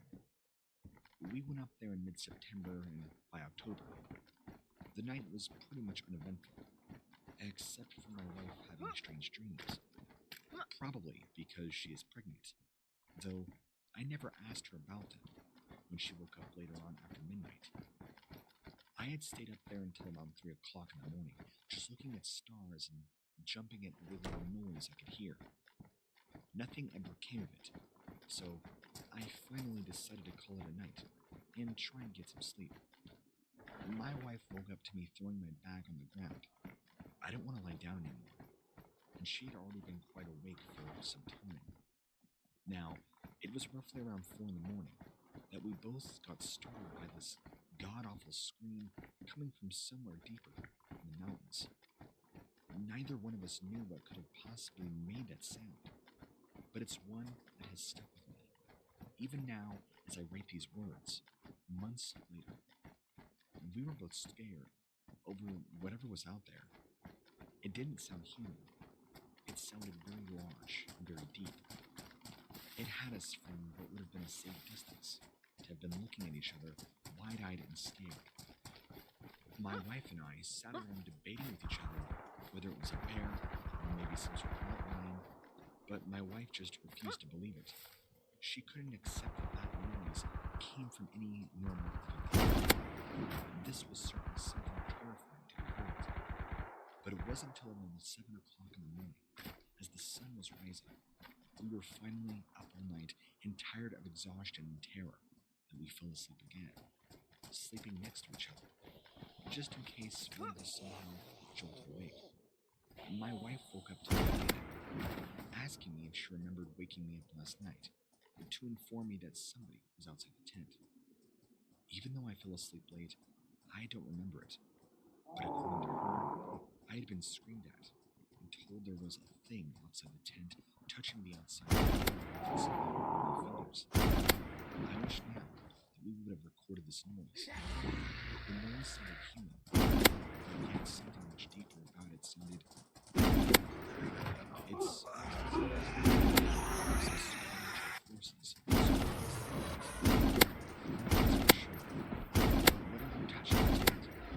I am the master of the clit. Remember this fucking face. Wherever you see clit, you'll see this fucking face. I make that shit work. I am the clit commander. There was never anything. No tracks, no signs. We were safe. Who knows when or where we will cross paths. Hi, again. 710. Sounds How are you? All I know is that this has been going through my head every night. Since and it has now gone through my mind so many times since this. Though now, I know what is happening when it happens again. It is the same thing all over again. And I already know if she calls me to wake up, because there is a person outside of her tent touching the side of it with its fingers. That's something that is a nightmare. How you doing? I always have. That is reoccurring. Okay, that can go When I was a somewhere kid, else. my parents used to take me and my sisters camping at the coast of Alaska nearly every summer. We'd spend hours playing in the sand, building these elaborate forts, and running through the dunes all day long. But as night would creep on our campsite on the beach, we'd always hear this eerie sound coming from the water, and it always seemed to be growing closer by the minute. It sounded like somebody was throwing something metal around on the rocks, and were now growing closer and closer. My parents were always very quick to dismiss it, but the sound continued to get louder, and then coming out towards our tent, but would always stop before reaching us. Like I said, my parents were quick to dismiss it as a nightmare, and they were right. It was a nightmare, a living one. It was always an incredibly terrifying experience, one that my sisters and I swear to this day is more than real. One evening, we stepped out because I had to go pee. My parents were fast asleep, and we heard the noise. My sisters and I both looked. The and we noise. saw what it was. What was making the noise was this strange creature swimming close to the shore and then surfacing. We saw its head and parts of its fin before it submerged again. The night was getting very dark, so we could just barely see the shape of this thing's body as it moved away from us and out back into the water. We were terrified. Our eyes were wide open. Take me to We the don't think the creature river, saw us, but if it did, put we me think in it the may have tried to stay hidden. water. We stayed there and stared at the water where this thing had just appeared from. That summer was my first time ever seeing this strange creature, and also my last. The creature, to my knowledge and my sister's knowledge, never came back that year, or any other year after that. I can't even begin to try explain what it is that I saw. All I know is that I'll always remember those days on the coast with a certain fondness after that strange, terrifying experience. The very next day, my mother told me that it was just a dream, but I knew it wasn't. I had never seen this creature before.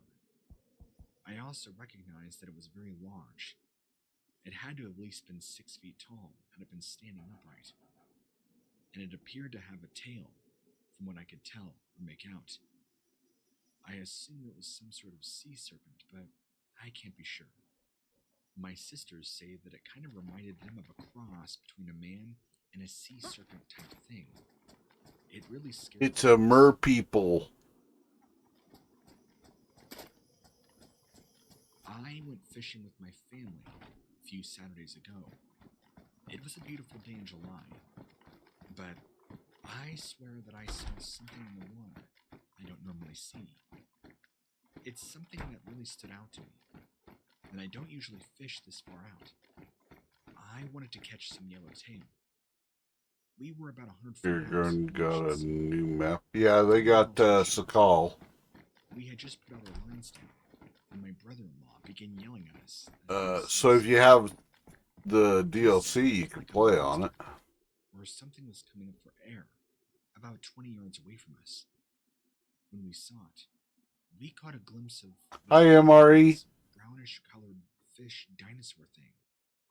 It was going through the water really quick, like flying, soaring. Any other opinions on cryptids floating around in chat? It was definitely a monster. It obviously saw. Think the Loch Ness Monster's real? Never surfacing again. I know many people have seen things like this before, but I'm not sure. Mer people? And I'm still pretty shocked it happened. My guess is that it was possibly some prehistoric fish. I'm playing Kind of on in the family of sturgeon, but it definitely was not a sturgeon. But it kind of had that look, if you know what I mean.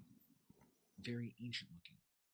It was brown and much larger. Too bad it disappeared too quickly before we can get a good look at it. night The crawlers. ocean is home to all sorts of mysteries. I don't know why I So can't that's remember why the name of I'm this not fucking surprised server, we saw but something we cannot explain. night crawlers. My youngest son, his daughter, and I were staying at a family friend's home on the beach so we could do some crabbing. We even made a fire that evening to cook our crabs while we waited for them to become available. It was late August in San Diego, and there is a very small window of time between twilight and the darkness. Perhaps this is why we saw what we did.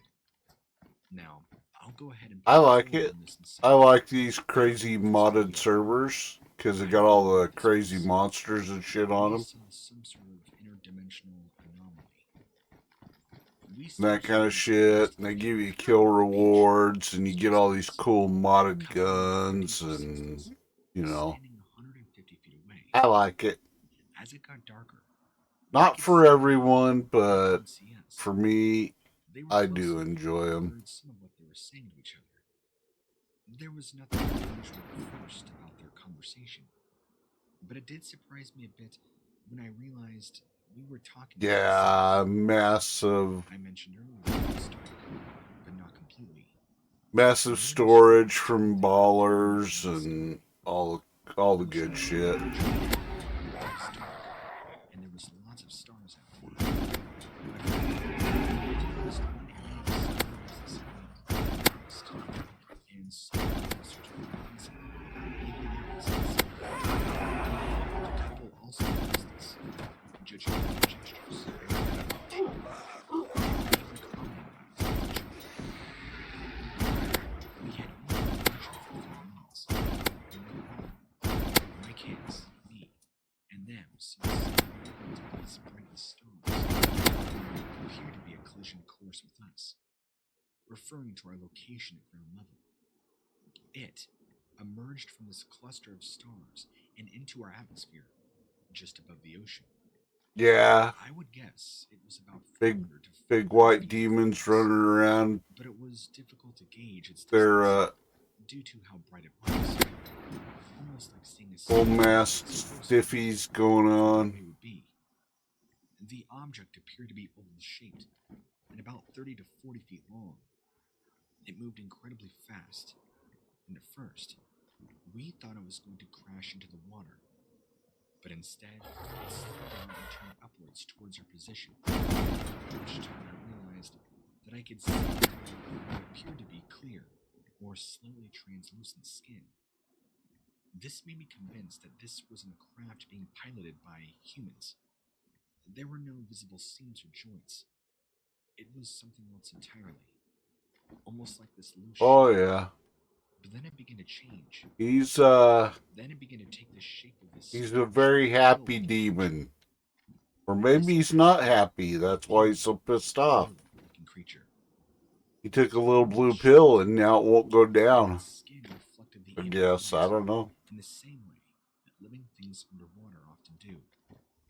Maybe he can't get in to see his physician. Which appeared like gills, and these gills were bright white and flared open, similar to how an eel's gills do when agitated, but they were not really moving. This thing didn't have any eyes that I could tell, but it definitely knew we were there. As soon as it slowed down enough so that it didn't appear to be just a bright light, it turned so that we were looking right at its face. I just remember feeling the feeling of weightlessness and awe as I watched this creature or thing swim, fly, however you would describe this, past us, about 100 or so feet above our heads. It continued towards the couple in front of us, and then silently flew over them where they remained still. It then stopped moving forward about 100 feet beyond them, and stayed suspended for another 5 seconds before shooting straight up into the atmosphere, and then going completely out of sight. A few moments later, the man called out from where he had been standing with his wife, asking if we just saw what we thought we just did. We all agreed that we had, and we all consider this the most shocking, terrifying, and bizarre UFO experience any one of us could ever go through. At least, that's what I assume this was. I still have no answers to what we saw. Well, Is there's this some sort other of grand group hallucination? holes I that guess they not. could use. What do you think of my story? What could this have been? I've heard stories of UFOs, but I mean, he's a never demon. this. What does he care? An object appears Is to he have looking changed for a into wife? an actual living creature like this. Running It was around with a completely stiffy. translucent. He It just appeared needs to a be wet hole. interdimensional of some kind. I hate to be crude like that, but Went boating I mean, on the Okanagan Lake any years hole ago will with my do. kids, when suddenly the boat stopped. I asked my wife if we were stuck in some kind of sandbar. He's So obviously I got got my hands. and had a look on the sonar. It showed there was at least water under us. However, as I backed up, you could start to see Night, Emery. just below the surface. And all of a sudden, I hope I was not too offensive and upsetting for you.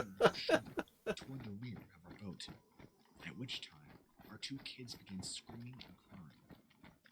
I looked behind us to see this large dark object, roughly 25 feet long, moving fast through the water, away from shore, away from us. This thing looked like something alive. It had to have been at least 40 feet deep. It was too big to just be a shadow. We were on the surface of the water. I cannot swim, and my wife was no accomplished swimmer either. Needless to say, we went back in full throttle. After that day, I have never been back out on any lake or waterway. Oh, Actually, yeah. to be honest, Yeah, it's probably way past your bedtime.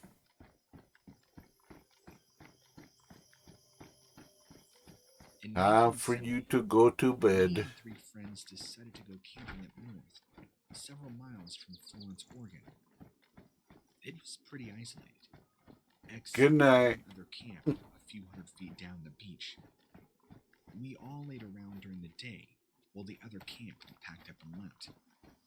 Around 9 p.m., we all went to sleep in our tents, leaving a lantern on for light, since it was a full moon. Around 11 p.m., I woke up to the front of my tent being partially open, and I noticed water dripping. Then, things began to happen very quick. I heard the strange sound and water dripping.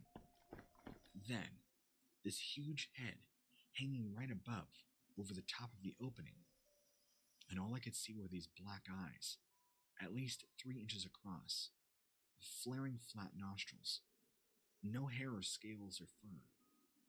I couldn't move away. I was terrified and frozen with fear. It stayed there for what seemed like forever, staring at me, before slowly swiping its hand out of the opening and disappearing. When I finally got the nerve to move, I packed up and left.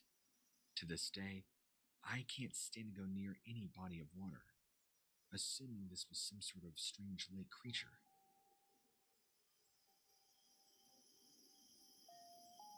And this is the tale of the White Lake Monster. My grandmother lives in Twin Lakes, which lies on LA Route 27. The closest town would be St. Martinville.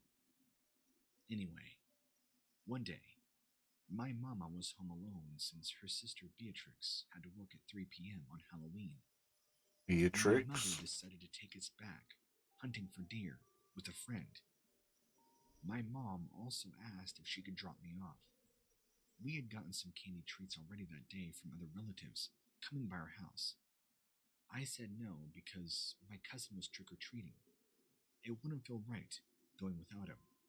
And so, she dropped me off around 5. A few hours of not finding anything, we decided to head home and go inside, which is when grandmother said she's seen a big animal swimming in the water. A few nights later, my mom's friend It Kristen was swimming went back to in the the lake to water. check out what it was. She told me grandmother that it might be a Cypress Lake monster. She also mentioned it might be the Rougarou. The next day, November 1st, I begged my grandmother until finally she gave in. So we took some of her fishing poles with us. We came across this huge mud hole. It looked like something had been there. It was all torn up. But we insisted on going further down the road. And then we see this huge white thing in the water swimming right to the left of us. We could see its scales. That's just how close it was. Now, Grandma said before that that was a monster. So we waited for it to disappear before running back and telling her. We were shocked. This looked like some sort of long white fish, but never have I seen anything like it before. Albino eel? Sorry, I'm not a good writer, but I thought that this sighting was interesting.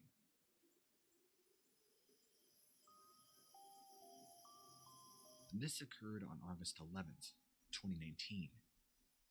I went to one of my favorite spots on the lake, 2.5 miles from the closest residential area. I like coming here. It's quiet and out of the way, but still close enough that I can get back to the shore in 5 minutes, assuming something goes wrong. I was fishing with a friend, and we were catching plenty of fish, mostly small sunfish. But our biggest catch yet was a large bass.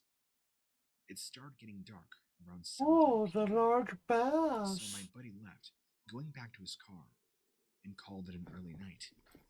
He had to be at work. Was it a large bass or his new girlfriend? Until around 10 p.m. I was having no luck catching any fish. The lake was a decent size, about 10 square miles roughly, and part of it being very deep, over 100 feet. When I was about to pack up and leave, I saw something clear moving through the water about 200 yards away from me. And that's when I noticed there were hundreds of them. These large, clear creatures swimming around really fast in almost every direction. They were translucent, kind of like jellyfish, but larger and a lot more fluid movement. They also seemed to have this glow. There were also these red-orange shapes going through the water at extremely high speeds, seemingly trying to eat the other ones. It reminded me of Server shutting down. So I stayed there watching it for about an hour, until I finally got a little too scared and decided to leave. I didn't know what these creatures were. I tried to Google stuff about this lake once I got back home, but nothing came up. It wasn't until 2 days later that my mind was jogged when some guy on Reddit posted a video of something similar. The monsters looked exactly like the ones I saw. I call them monsters, but really, I think they're just some unknown fish or something. What do you think these might have been? Did anybody else see these? I'm posting here on this thread for now, but if anybody can reply, I would really appreciate that.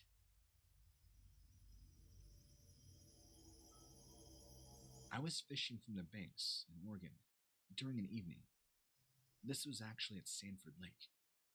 A couple of friends and I were catching cutthroat trout when we noticed something very odd just under the surface on my side of the lake. There was this creature that had a long serpent-like body and large flippers or fins on each side. It kind of reminded us of a flying fish. The head had these weird triangular shapes pointing down to its mouth and didn't appear to have any eyes at all. This fish also had some type of appendages coming off its back, kind of like some fish you would see. Not sure what these were, but they resembled almost tentacles, which looked frayed and torn apart. There was no sound produced by this fish, and it did not appear to have gills. This thing was swimming very fast and would be making sharp turns, darting back and forth across the lake. Once, this thing partially lunged out of the water, and we got to see a lot of its body. It looked far different, and it made this strange noise. When I say big, this thing was roughly maybe 9 to 10 feet long, and maybe 2 to 3 feet wide. All this happened within 10 minutes' time, as if it were looking for food or something. We did finally depart the Sanford Lake, but I am very intrigued by nature. Everything's looking to eat something else, right? Camping, fishing, boating, hiking, etc. I've seen some odd things in nature, but this was by far the most bizarre. I hope I can find out more about it soon. Anybody with any answers, I'd greatly appreciate you posting a reply.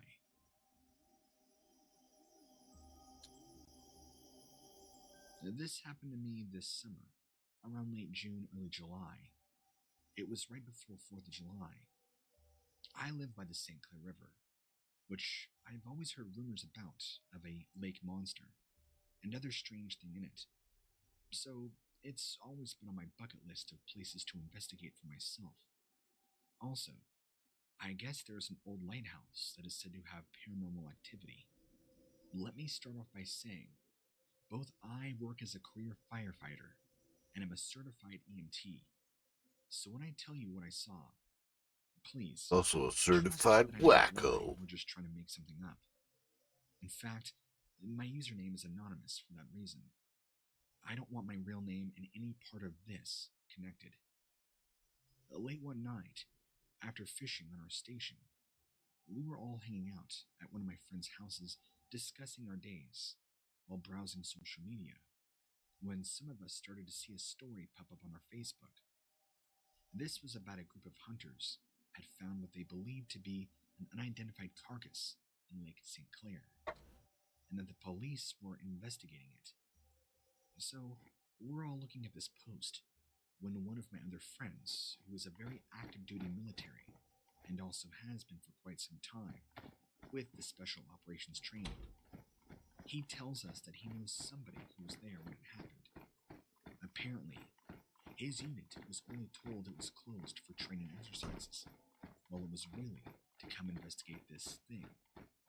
Mind you, both he and my other friend have been out on boats before hunting deer season, so they know their way around. So he's telling us that basically these hunters had originally reported seeing something very similar to what they would refer to as a plesiosaur. As it was coming into their boat, they all freaked out. One guy had the presence of mind to take a picture before this thing went underwater. It sounds pretty crazy, but he's my friend.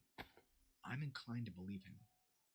Plus, where we are is not only an old Indian burial ground nearby, but has also been a hot spot for Bigfoot sightings, UFO sightings, and other various phenomena. So, I don't really find it that far-fetched anymore that these things exist. After he told us about what he knew about this creature, one of my other friends says, "What if it comes back? We should go investigate." At first, I figured she was just joking. She likes watching cryptid shows and whatnot. But then, she and another friend, the only other female in our group, said to us, "We should go out onto the river tonight. And since there's no moon, maybe we can see if we can find it." I tried to tell them that they were crazy, but by this point, they had already talked me into going, so we all decided to meet at my house around midnight, after everybody was done with their work fully, or responsibilities for the night. Now, these three friends are some of my more adventurous friends. We've even gone ghost hunting before, more so their idea. These three also had gone on a Bigfoot expedition. Of course, they never found any evidence. Needless to say, I was excited about the adventure, and the outcome. It was just something fun and different to do. So, about 30 to 45 minutes later, it's now past midnight, and we all finally meet outside, right on the riverbank. And this is where we have our 3 canoes. This is where we kept all 3 of our canoes, and with all our fishing gear. These canoes are very expensive. We tie them up to the bank, grab whatever flashlights we can find, and head out on the river with 1 person in each canoe. I'm not gonna lie, we were pretty scared. It wasn't exactly the wisest decision, but I guess we've done crazier things. Plus, I had a friend who was more adventurous than all of us. He was kind of being the leader, or what I like to refer to as the designated driver. Nothing really happened for the first 30 or so minutes, at least that I can remember. We spotted a log floating in the water, and we all laughed and joked about how it might be our monster. After several minutes of following it downstream, I turn to look at them and ask if they're still watching it. I've lost sight of it since moving further down the river. I wasn't staring at anything, just looking around while waiting for them to answer. That's when both friends I'm riding with shout, "Holy crap!" as they frantically start paddling back towards where we came from. So naturally, I think something's happened. Somebody must have fell out of their canoe, so immediately, I start paddling forward, and then spot what looks like kind of a log, but also like a large snake, poking up from the water, and kind of thrashing around as if trying to stay afloat. I know, I'm probably doing a terrible job explaining this story, but it's hard to make sense of what I saw at first. It happened so quickly, and I only caught a quick glimpse of it before being thrown into confusion or excitement. I don't know what emotion you'd call what I felt. And then, suddenly, the thing had looked like a log went underwater and didn't come back up, while my other 2 friends began yelling, "Go, go, go, fast!" So, I paddle faster downriver, confused as what is going on? Why is everybody in such a hurry? When all of a sudden, one friend who's riding with me starts screaming about something, but all I could understand from him was, "Brother, he's underwater." So Blah, naturally, blah, blah. thinking my other friend has fallen out of his canoe, without the life jacket on or something equally as stupid, I turn back and see that his canoe has completely capsized. He was able to forcefully turn his canoe back over, but somehow, he's soaking wet and he is scared, terrified. I was shocked the way the man was able to uncapsize his own canoe. That alone seemed impossible, but he screamed that something took his canoe down. We needed to go now. Screaming, yelling. That's what all I remember from him. Anyway, I wanted to ask you guys for advice. It sounds like something happened. Something large under the water was trying to take my friend down. Except this was something far different than a fish. When I talk to the same friend now, he has PTSD about it, almost nearly dying. He claims the monster was going to get him, and since when any of us ran off so quickly, the other friends didn't fall into the river. So, for a little bit, we tried to get him back to shore, calling, shouting, signaling, but we couldn't really get any response from him. It's gonna eat me. Shore, where we were soaking wet and terrified. And my poor friend, who had capsized in his own canoe, he was just shaken up and would not talk. When we kind of got him to calm down more, he claimed that something large came under his canoe in the river and nearly tipped him over and tried to pull him out. He was scared, still is scared. I'm looking for answers. It was like we hit a big rock in the river. It was a plesiosaur. I don't know. He didn't really give a description of what it was, but something was trying to kill him or eat him or pull him out of that canoe. He was also the one in the very back.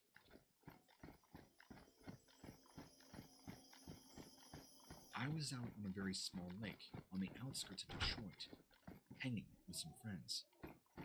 We decided to go swimming in it. Well, we were young and dumb. Kids tend to do this at this age. I know how ignorant this sounds, but after a long summer day, all you want to do is cool down and be free for a moment. Mars We had been out for maybe an bar. hour or so, just enjoying each other's company.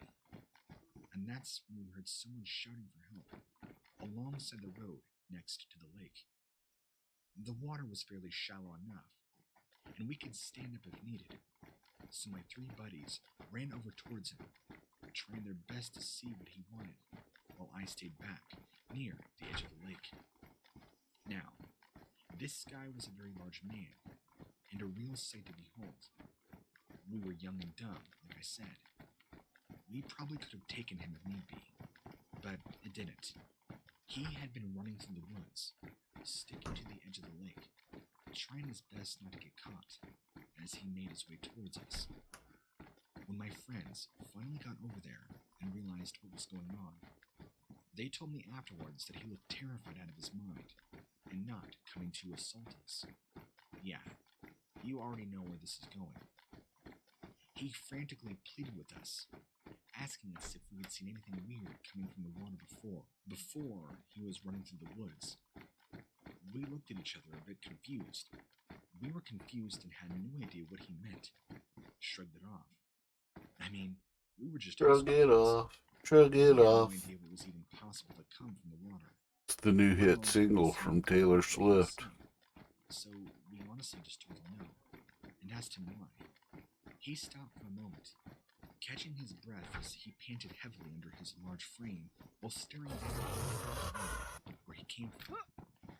He spoke again, and all of us could feel the very air being sucked out from around us, and every hair on our necks stand up with goosebumps, falling across our flesh, listening to the words none of us spoke. The guy said, running through the woods when I saw it. This thing coming up out of the water, just coming right at me.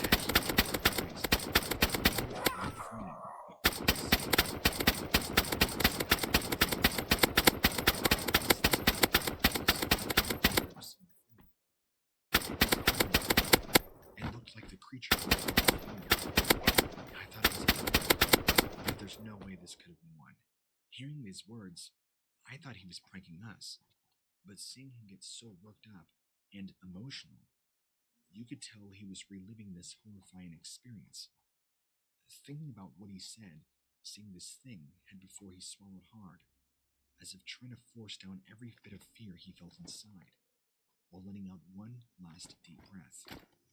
He told us how it wasn't more than 20 feet away from him, where the three of us stood now, and with more conviction in his voice than ever before. We could tell by the look on his face, he truly believed every word coming out of his mouth. We just stood there in silence for a good while, nobody really knowing what to say. I'm sure you know what we were thinking too. We wanted him to think we believed him, so we could get rid of him and just go on swimming like nothing happened. Because, honestly, this seems so weird. Who would believe this? In my head, I just assumed this guy was having some sort of manic mental breakdown or something. Some hallucination. I mean, it sounded ridiculous, telling us such wild stories. None of us bothered to ask if he had been drinking or something, but we didn't smell any booze on him. Still in shock by what he told us, and feeling utterly petrified, no less, my friends and I just let him be, and went back to enjoying our time together near the lake, as nothing had happened at all. We were all still surprised at how this guy had appeared out of nowhere, and told us such stories of what he saw, coming from the water, and running away in terror. You know, none of us really wanted to admit to ourselves that we actually believed him. At least I didn't, but my friends would later tell me. I think deep down inside, we all knew that his words weren't just lies being passed off. If they were, he was the world's best actor. Now, that evening was uneventful, aside from one thing which I'm sure you've already guessed. There was a noise again, like there had been the previous night, except this time, it wasn't just coming from one place. It sounded as if the whole lake itself was alive, wailing sounds through the entire depth, and it lasted for maybe 12 minutes. Then everything was finally quiet, as if nothing bad had happened. Now this freaked us all out. Either there was some sort of paranormal thing happening, or something. The next day, we all decided to gather at the lake. Smart, right? Because something was obviously going on. Now we were seriously creeped out. First, the guy seeing this strange creature out of the water, and then the next, this horrifying screaming from the lake. We couldn't make sense of what was happening. I mean, we weren't even sure where to even start. I feel like we should have called the Scooby-Doo gang on this. But eventually, our gut got the better of us. And we finally came clean with one another in the midst of all this about believing the man. Because honestly now, we had no reasonable explanation for what had just been going on here. While we never saw a sea monster quite yet, we experienced the screaming, which was strange. So a following night, we're back yet again at the lake. With Oh, some yeah. to see what was going on. Now, we're all terrified to get in the water. We all told them about our tall tale friend and his stories. But we didn't mention anything about this monster, not wanting to give any of us more reason to freak out than necessary. It only took a few minutes, though, before we began hearing noises coming from the same direction that we'll call the man Ryan said he'd heard it from in the first place. It sounded like something big was moving around. Now, we were all scared, and I felt myself growing pale, looking around to see if there could have been any explanation. In fear, none of us were able to say a word. We all kind of whisper panicked, asking one another if they hadn't just heard that too, or what it was. Once again, we were looking everywhere, but there wasn't any sign of anything out there in the water, or along the edge where it was lapping against the shore. Eventually, Sorry, we Negan. decided to just play it safe. This part is still so vivid in my memory, as if it happened only yesterday. We heard some rustling next to us, and we all looked, and we could see this large shape moving toward us in the dark, in the woods. Something large, something dark, moving in the same direction that Ryan had told us about a few nights previous. It appeared to be big and standing upright like a large man. This was enough for us. We all panicked, and for whatever reason, we decided to run, to flee. Now, we had never saw that other man anymore who we called Ryan, but we weren't going to tolerate this any longer. We tried and tried to play the investigator game, but to no luck. This lake was obviously haunted or something. Some sort of crazy paranormal thing going on about it. Between the screaming and the strange noises and the feelings and this thing now watching us. I couldn't figure out what was going on. For several nights now, this had been going on, and this was more than enough for us.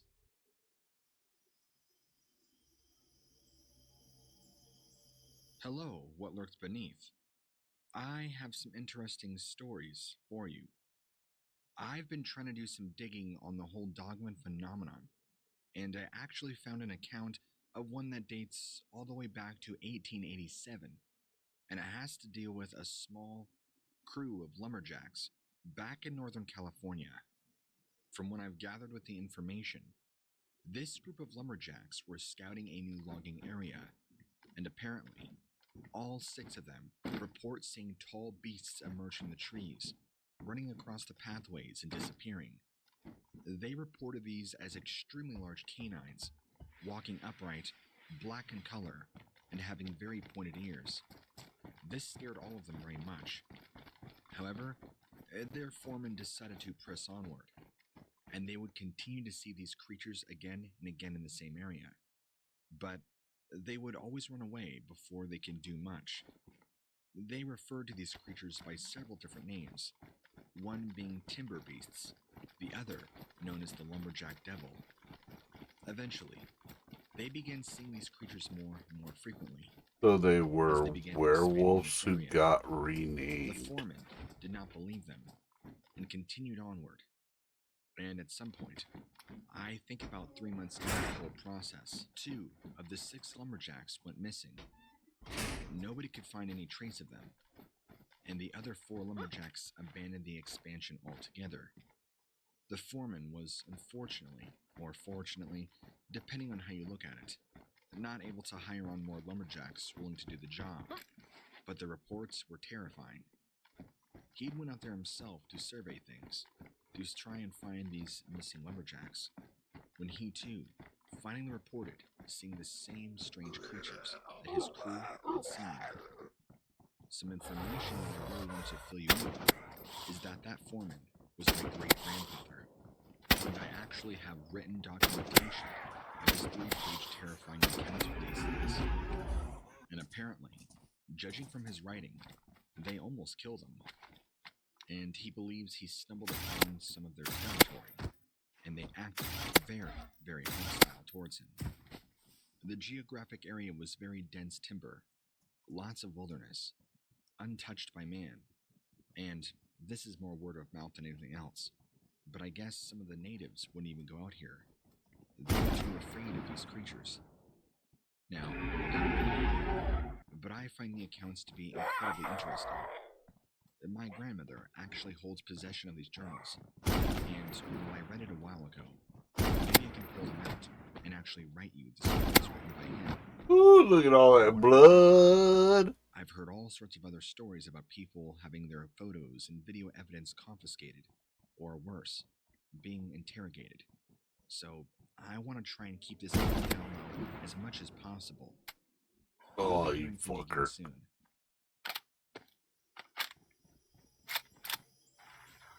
The Buckeye Creek Wilderness is located about 30 miles outside of Phoenix, Arizona, and just south of Route 85. According to one local man who frequents the area, is known as Death Valley, and he claims there are far more coyotes and mountain lions in this wilderness. In fact, he says or claims it's infested with werewolves, but he clarifies, it's not like a movie werewolf. These are real-life dog creatures. So what did he see exactly? It appeared to look like a person running on all fours across the road. He went on to say that when he saw the creature, it quickly disappeared into some brush, then reappeared much closer to his truck. Claims this thing was mocking him. The man shared that he had seen this creature 3 Are times. you and mocking was going me? back to the area where he first spotted it.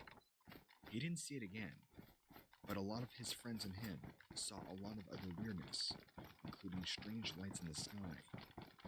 He goes on to share that the last time he went out there, he also found human-like tracks, but they were really large and more canine-looking. His most frightening encounter is detailed. I had somebody with me, which is why we were going back. We're not going to drive all the way out there for nothing. When asked if they got photos or video footage of what he says, yes and no. We did get some pictures of stuff we saw, but when it comes to this werewolf-looking thing, no. When asked if somebody could have been playing tricks on him, or setting up a Halloween prank by dressing up as a creature, he claims that it was definitely real.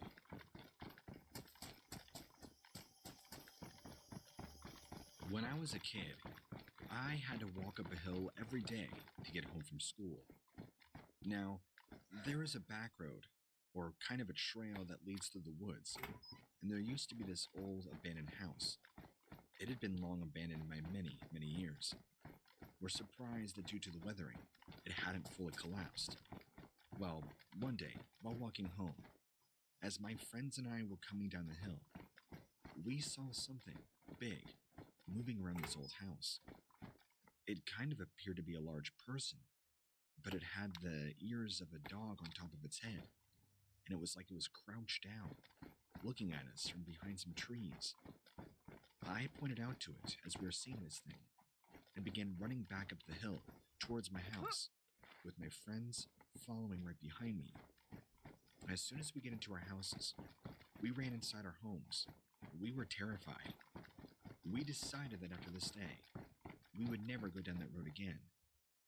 But years later, My friends and I decided to go back down the road, where we saw what we all thought was, do I dare say it, a werewolf.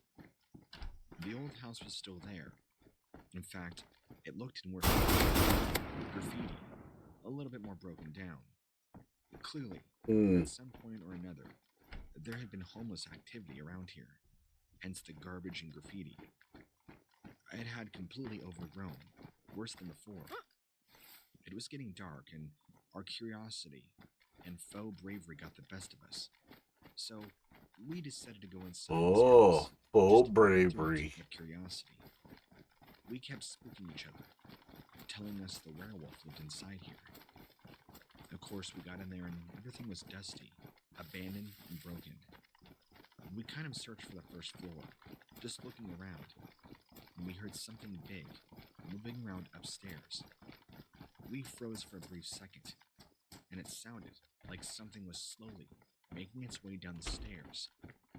That's when we decided to run out through the window of the house, back, right where we came. We did not want to know what this could have been. This was easily, probably one of the most terrifying times when me and my friends saw something unusual during our childhood years. Yeah. Sure, I have no way to Paper prove that thin. this was indeed the same creature, or perhaps a werewolf of some kind, but it sounded unusually heavy, and like it, he or she, whoever it was trying to be extra quiet and sneaking down. But the house was so old, everything kind of creaked and groaned. Now, I will say that the creature my friends and I saw years ago was indeed something that we had never seen before.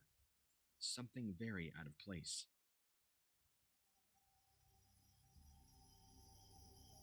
It was a cold October morning. The year was 1977 when I first saw it. I was about 6 or 7 years old at the time, and my big sister, who I'll call Stacy, had just started high school. We lived in a house on the outskirts of Klamath Falls in Oregon, near a very heavily forested area we referred to as the Back 40. The Back 40 was pretty empty, but it was also next to a large farmhouse and a well-maintained gravel road. Now, we called the Back 40 because it was untamed wilderness and timber, stretching roughly 40 to 50 acres, if not more. Now, my mother owned 2 dogs at the time, both smallish mutts, one named Jellybean and another Sally Mae. That morning, I woke up before anybody else, went out to get some cereal for breakfast, and I noticed something large moving through the backyard. It was blueberry season here in Oregon, and the bushes were swaying back and forth. So, naturally, I think I just assumed it was a large animal, some sort of stag, perhaps. But then, something forward came out. It was a large canine. At first, I think I thought it was a neighbor's dog, but it got close enough for me to see its face, and I stopped dead in my tracks as I'm getting the cereal, and felt this sinking feeling in my stomach. I, for Bowl of some reason, cereal. don't remember why, but I was drawn to the back door, and even stepped outside. I felt like I was in a trance-like state, and I couldn't control my own thoughts or movement. It's like something was drawing me closer to this thing. It had a snout that was more elongated like a deer, with sharp teeth jutting out of its mouth behind its lips, kind of like fangs but all over. Its eyes were very deep, very set in. The fur was black as night, and its eyes were a stark, shiny yellow. It was menacing and unnatural. The creature continued in my direction. As it came closer, I could make out what looked to be a human form, with animalistic features. It stood upright like a man, but its features resembled that of a wolf. It had brownish-gray fur all over its body, and the face of a wolf. The creature looked much bigger than any other normal wolf should have been. And then, it got down to all 4, with its head roughly about 3 or so feet off the ground, and then standing back upright on 2, like it wasn't sure whether it wanted to stand on 2 legs or be down on all 4. As it approached closer and closer, I somehow regained feeling over my body. That's the only way I can describe it. Running inside and telling my mom. She didn't believe me at first, but she could see I was visibly distressed. So she went outside to comfort me, and she could see this thing off in the distance, standing on two legs, just as it was before. This thing looked over in the direction of our house, and then turned and walked away towards the back 40. My mother would later call animal control, who arrived several hours later. I guess they searched almost every inch of that forest, but never found anything too out of the ordinary, except exceptionally large wolf prints, which I guess, for Oregon, were some of the largest wolf prints found. And even my sister Stacy said that her bus driver had reported seeing strange, I'll be unusually right large back. dogs I'm gonna in the area. turn the heat up just a I asked little my bit. mom if it was possible that we were somehow, I don't know, living close to a portal of some kind. She quickly claimed that portals do not exist, and that at the time, I was probably just having a dream, since I should have been asleep normally, and I woke up early. This story is true, at least as much as my memory serves, and happened in Klamath Falls, Oregon. The reason I am sharing this with you is because there have been several dogman sightings reported recently in Northern California. It's got a very similar landscape to Southern Oregon, particularly high desert regions infested with thick forests and canyons. Even today, as an adult, I'm still not really sure what to make of this memory.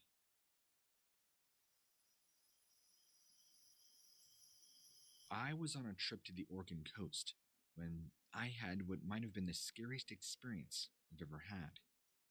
It was late at night, and we were driving back from Astoria. We were in a parking lot near the beach, getting ready to stop for coffee before heading home. And suddenly, this huge wolf creature coming out of nowhere. He started howling and running loudly toward our car. My son, who caught it, screamed, "Dad!" and got scared and pointed out the window where this thing had come from. The next thing I know, it's charging directly at our vehicle with its arms out. I don't know what it was, but I'm sure my doors were locked. Every time we would fly to a new location on the coast that night and stop somewhere, I would always be nervous looking over my shoulder. It's like I could still see it running from afar, running in my rearview mirror, even though I probably didn't. Oh, It it's was never a fast, happy medium in really this strong. place. Whenever I sped away from this thing, it would keep up with us, finally disappearing. It gave me chills every time it came towards the window, like we were slowing down, but we weren't at all. At that point, I even let off the gas pedal. My wife, who was very confused and scared, she wasn't really sure what to make of it, other than just scream her head off that this large wolf animal was chasing after our vehicle. Once we were back at our hotel, since we couldn't make it home that night, we didn't deem it safe, and my son and I could not stop talking about it. We told other people about what had happened. Of course, they didn't believe us. This creature was some huge, growling, werewolf-looking thing. It had a long snout, really large teeth, and it had this horrible screech as it got close to the driver's side door. I was in panic mode trying to get away from this thing. In fact, the whole ordeal is kind of a blur to me. I don't know what it was, but it was after us that night. And so far, I've told my story to many people who don't have a lot of interest. But this is the most accurate description of what happened. This thing definitely ran on two legs like a person, but it had features like a dog. It appeared it could jump over and get over cars across from ours where we parked. Its eyes were a bright yellow too, kind of like a wolf hybrid or something. I don't know. Maybe all these stories are connected. Whatever it is, he scared me pretty badly, and I still worry about driving on roads at night. I was really scared and wanted to get out of there overall. I honestly think this thing was just toying with us, because it clearly could have killed us if it wanted to. I'm sorry I'm not the best writer in the world. I just thought I wanted to quickly get my thoughts jotted down. So, hopefully you can kind of read between the lines of my mess of writing and get the story out of it. Anyway, it's always scary thinking about how close we came to dying that night. Did you really come close to dying, or do I you have just always been the think type you of did? person to never really be scared of anything. But on July 18th, 2018, that all changed. I always thought people who claimed they saw things like this were just making it up. But after what happened with me, I have a completely different perspective now.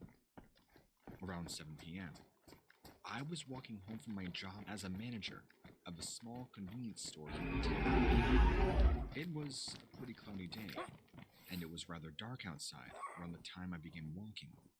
When I got about halfway home, which would be about a 10 to 15 minute walk from where my store is located in town to my house, out on the countryside. Just as I began passing by a huge field that has been vacant for as long as I can remember, this huge monster-looking dog ran out of the woods on the other side of the field. This thing came out at full speed and began chasing me. All I could see was its eyes, teeth and paws running after me, like some sort of werewolf or something. But it looked more like a wolf than anything else. I ran screaming as it was running after me. Eventually, it stopped chasing me. After I got home, my mother told me that she could hear the screams from inside the house. It sounded like some type of loud animal scream, high-pitched noise. Another note about the story is just a few months earlier in April, I saw something very strange in my yard one morning. There were these huge footprints all over my lawn, and there were uprooted grass everywhere in two separate areas, about 20 feet apart from one another. The size of the prints were so large, they didn't even fit where my hand would be. I had placed my hand down on the ground, and these wolf prints, I assume, were much larger than I could ever imagine. I'm still pretty unnerved by all of that, as you could expect it to be. It's been almost 3 years now since this all happened, and I'm still shaken up by what it was and what it could have been. If you had asked me a while ago, I would have told you that nothing like this would ever scare me. But just thinking back on this nightmare, it gives me chills.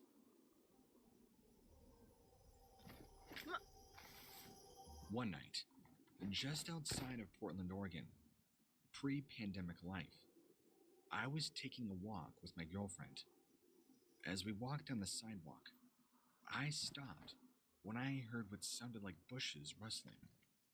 I thought we were maybe going to get jumped, but from the corner of my eye, I saw something moving in the distance, something dark. Quick note, I'd like to start by saying that this is a true story about my encounter.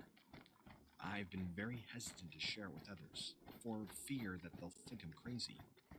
But I've always wanted more people to know what happened that night. As soon as I stopped walking, the mysterious figure froze and stared at me. It was still too dark for any detail to be visible, but whatever it seemed animalistic. And for some reason, my girlfriend insisted we keep walking, even though she saw something too. In all honesty, I can't say if it would have chased us or not, because after seeing how scared she was, and knowing her disposition towards dogs, I told her we should go back. I'd also like to note that the whole time I was facing this creature, it did not make any noise other than the rustle of bushes and a light breeze. Its eyes were extremely bright and followed us as we walked away. I'm not sure what it was or what it wanted, but I can say that I saw something dark and canine-like. I have no doubt in my mind that something odd is going on in these more remote areas. Did I mention how bright its eyes were? The rest of it was still too dark to make out, other than a general silhouette, and that it appeared to look like a large, dog-sized figure. A few days later, out of curiosity more than anything else, My girlfriend and I took a drive back to where we had seen the creature. We went very early in the morning, so there would be nothing around us. In hindsight, this doesn't make much sense. If there was some demon dogman thing out there, walking around that early in the morning probably would not have scared it. In any case, we saw nothing but trees and brush when we arrived to our destination. After about 20 minutes of driving around aimlessly, I had a feeling of something watching us. My girlfriend started freaking out, saying she felt like someone was watching behind her as well, me. which only made things worse. So, I started speeding up until we were almost back to my house. Once we got back home and walking inside, my girlfriend said she swore somebody followed us back. To this day, she swears it was true. I'd also like to note that both of our phones were acting very strange while we were out in this area. That includes the night of the walk and the morning when we drove back. We would get this weird cell phone staticky reception coming out of our phones. It was very strange. But that night, I did some research on dogmen and creatures similar to what I saw. There have been a lot of sightings throughout Michigan, Ohio, Pennsylvania, and Wisconsin to name a few, with many reports describing this odd black figure just outside windows at nighttime. Some people believe these are dogman encounters, while others are convinced that these are completely different hybrid entities. Heckerman! The descriptions range from a upright animal walking on all fours to something that still carry a roof over their heads. I've never been a believer in this, but something strange is happening. I don't know what it was. If you're out in the forest at night, be careful, bring a light, and a weapon. In hindsight, we should have just stayed inside and perhaps watched a movie. But when it comes to the unknown, curiosity Nobody ever does. Nobody ever does what they should have done in the first place. And tell you about the most terrifying thing that I've ever experienced in my life. I have no explanation for what I saw, and I'm not normally a believer in those types of things. I read your stories, and I really hope that you can help me. I'll call myself Mike. Gangster If Bob there's ever a time to be is proud of being from a dead. small town, this would be it. About 10 years ago now, I was about 20, 21, working for my father in our logging business. We had a lot of work that summer, so we were plenty busy. And this particular night will always stand out in my mind as one of the most confusing, bizarre, and scariest nights I've experienced in my life. I was home sleeping soundly when I get a call about 1 in the morning asking me to come into work early. Lizard. We had an extra odd amount of trucks coming in on the next shift. They needed somebody there to make sure they got hauled out properly. I woke up, telling my wife I'd be home late and not to wait up. I hopped in my truck and cleared out. It was roughly a 1-hour drive from my house to work, so it took me a little bit of time to get there. Plenty of coffee helped the drive. Once I arrived, pulling around back, everything was going. Everybody was moving stuff around, getting ready. I walked in, and their attention turned towards me immediately when they saw that was just me. Everybody had been busy, but they all had this look on their faces like something wasn't quite right. Something was unusual. They looked back down at what they were doing again, and I was asked to help park the trucks as they came in. It felt like something weird was going on. I don't know. You could just sense it in the air. I don't know why, but it just had this strange vibe over here in the office that night. You could feel it everywhere around you, which isn't normal, especially for a logging company where everybody knows each other well by now, and there are no secrets or anything weird going on. I don't know what it was, but after seeing how serious everybody looked, I knew it must have been pretty important to get people looking like that at work in the middle of the night. After being told to park some trucks, I went outside and did some of my job. Now, It was roughly 3 a.m. at this point, and I'm doing what I'm supposed to be doing, when suddenly, this horrible scream shouts off in the distance. And let me just say, it didn't sound like any animal I've ever heard. I can't even begin to explain how strange it sounded. It was very high in pitch and very loud, like a woman screaming but with more force and pitch behind it. I radioed over to my supervisor, who, by the way, is a man that I didn't care for, a man that my father had hired to run the area around here. Anyway, I told him, "Hey, did you hear that? I think somebody is in trouble." But he ignored my response. I got nothing from him.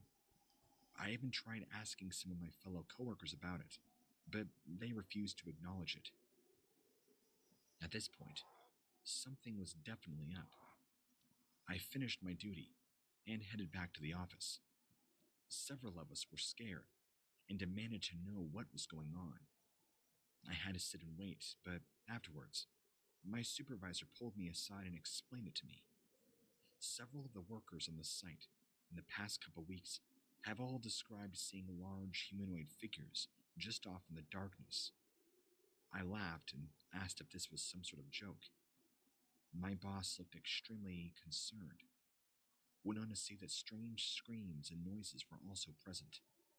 And much of the reason I was called into work this early was because of the extra work, because many of the workers are now refusing to show up due to this ongoing phenomenon. Something Phenomenon. and at first, my boss or supervisor refused to acknowledge it, due to not wanting to cycle more fear on the employees. I told him maybe we should just call the police or animal control or something, and then it could be dealt with. He shook his head, explained that the matter is much more complicated than that. I didn't understand what he was talking about. It's like the man was speaking to me in riddles, or if I had a question, he would respond to me with a rhetorical question. It wasn't until about 4:30 that morning Boop, that you're I saw dead. one of these creatures myself. It was watching me, scanning a small woodpile just beyond the reach of light. But the light was faint enough that I could make out what it was. I hate to say it, and it sounds so far-fetched. It even makes my story sound null. This thing looked like a living werewolf in the flesh. It actually reminded me of the movie Dog Soldiers. That's what it looked like. It was tall, and its eyes had this glow to them. I yelled out at it, thinking it was maybe some lunatic playing Halloween. But just before I can get a word out of my mouth, it disappeared.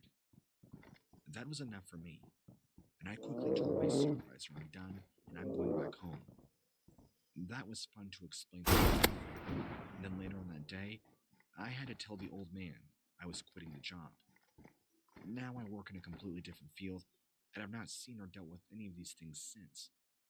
But it easily stands out as one of the scariest things I've ever dealt with. And to this day, I don't know what it was that I saw. I don't want to know, I don't care. I would really prefer this memory to just be forgotten. So my hope is that by writing it out, I can kind of get it out of me. Back when I was about 14 or 15, I used to live in a town which lies on the outskirts of Vancouver Island. Ladysmith, specifically, is known for its mining history and being the home of the first ever trans-Pacific telegraph cable that connected North America to Asia, as well as being heralded for its historical significance. It's also known for one other thing. Alright, so here's what happened. I was out camping in my backyard with some friends, which is basically thick forest, sparsely populated by houses. During the day, we would just play games or hang out. But at night, we usually hung around a fire till like 2 in the morning. And then everybody would go home. And this particular night was no different. My friends left, but I stayed by the fire for a bit and decided I was tired enough to go to bed. Once I laid in bed and turned out the lights, that's when it happened. Since I lay with my back facing the window, and I am laying facing the wall, there was outside light being cast into my window from outside. and I could see this large shadow, this shape approaching my window. The shadow was close.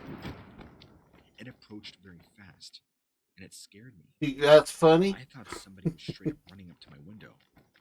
As I turned and reacted to the movement, I just see this giant dog face pressed up against my window. Immediately, I nearly passed out from fear. This animal shoved its face so hard up against the window, snot was pouring out. It was the ugliest, scariest looking dog face I've ever seen, and it was looking right down at me. It had this sickly looking snarl. I was terrified. I couldn't even muster a scream. It seemed to know that it really wanted me to at least make some noise, but I was far too afraid. It just started snarling, grimacing, and growling at me through the window for what felt like an hour, staring into my eyes with that ugly face. And then it raised its hands and put them up on the glass. And I mean hands. This thing's hands kind of reminded me of a raccoon's hands. Dark, but individual fingers with claws on them. It would scrape against the glass, trying to push. And if you followed its eyes, it's like it was looking for a weak point, a way to somehow open the window. Then, it would dig its claws into the edges of the window to try and pull the window up. But you could tell it just quite couldn't get it, and it was getting frustrated. Of course, I was terrified. I couldn't get up out of bed. I sat there, completely pale and convinced this was the end. And in such a short This amount is of time, the end. this creature became aggressive, My like it was trying only to break its way into my window, friend. and just The then, end. shortly disappeared into the night, with everything staying silent. And there weren't even crickets. The moment it left is when I woke up my parents. And my parents quickly dismissed any notion that this thing was remotely true. They just thought it was vivid night terrors. They suggested some crap like I drink warm milk before bed, or something. I don't even remember. They didn't even look to see the damage that was done to my outside window. They were too concerned with trying to get me back into my room to get some sleep. I never really told anybody about this, until now. I have only recently moved out of the house, but the moment my parents drove off, and we looked outside our window, there were claw marks on the edge of it, where it had tried pulling itself up in. There's no way a dog could have made those marks, unless it was as big as a bear, which is clearly impossible considering the size of dogs. This thing wasn't even regular at all. It was demonic in every sense of the way, and terrified me to the core. I don't feel like I'm the same way after that sighting. Maybe I it was truly cold believe this outside was and he some sort of wanted to evil be entity inside where it trying to was get into my house. warm. God only knows what it would have done. And part of me wonders why it never tried to go back after the back door. Wanted belly or come in after the window. scratchings. And also, where did it come from that it would chase right up to my window? Why was I targeted? Why not when I was out there with my friends around the campfire? Had this thing been watching me, waiting for the right moment? So many questions that I still have to this day.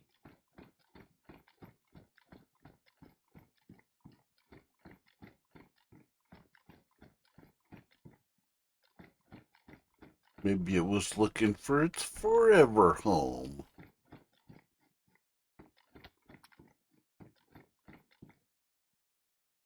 Did you ever think about that?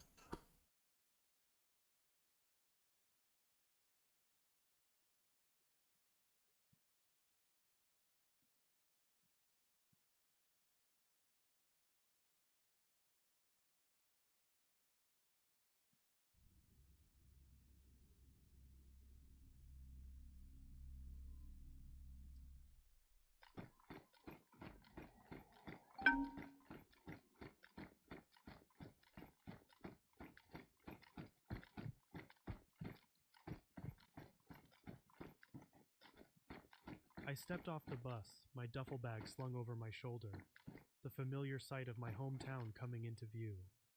Everything looked the same, yet different.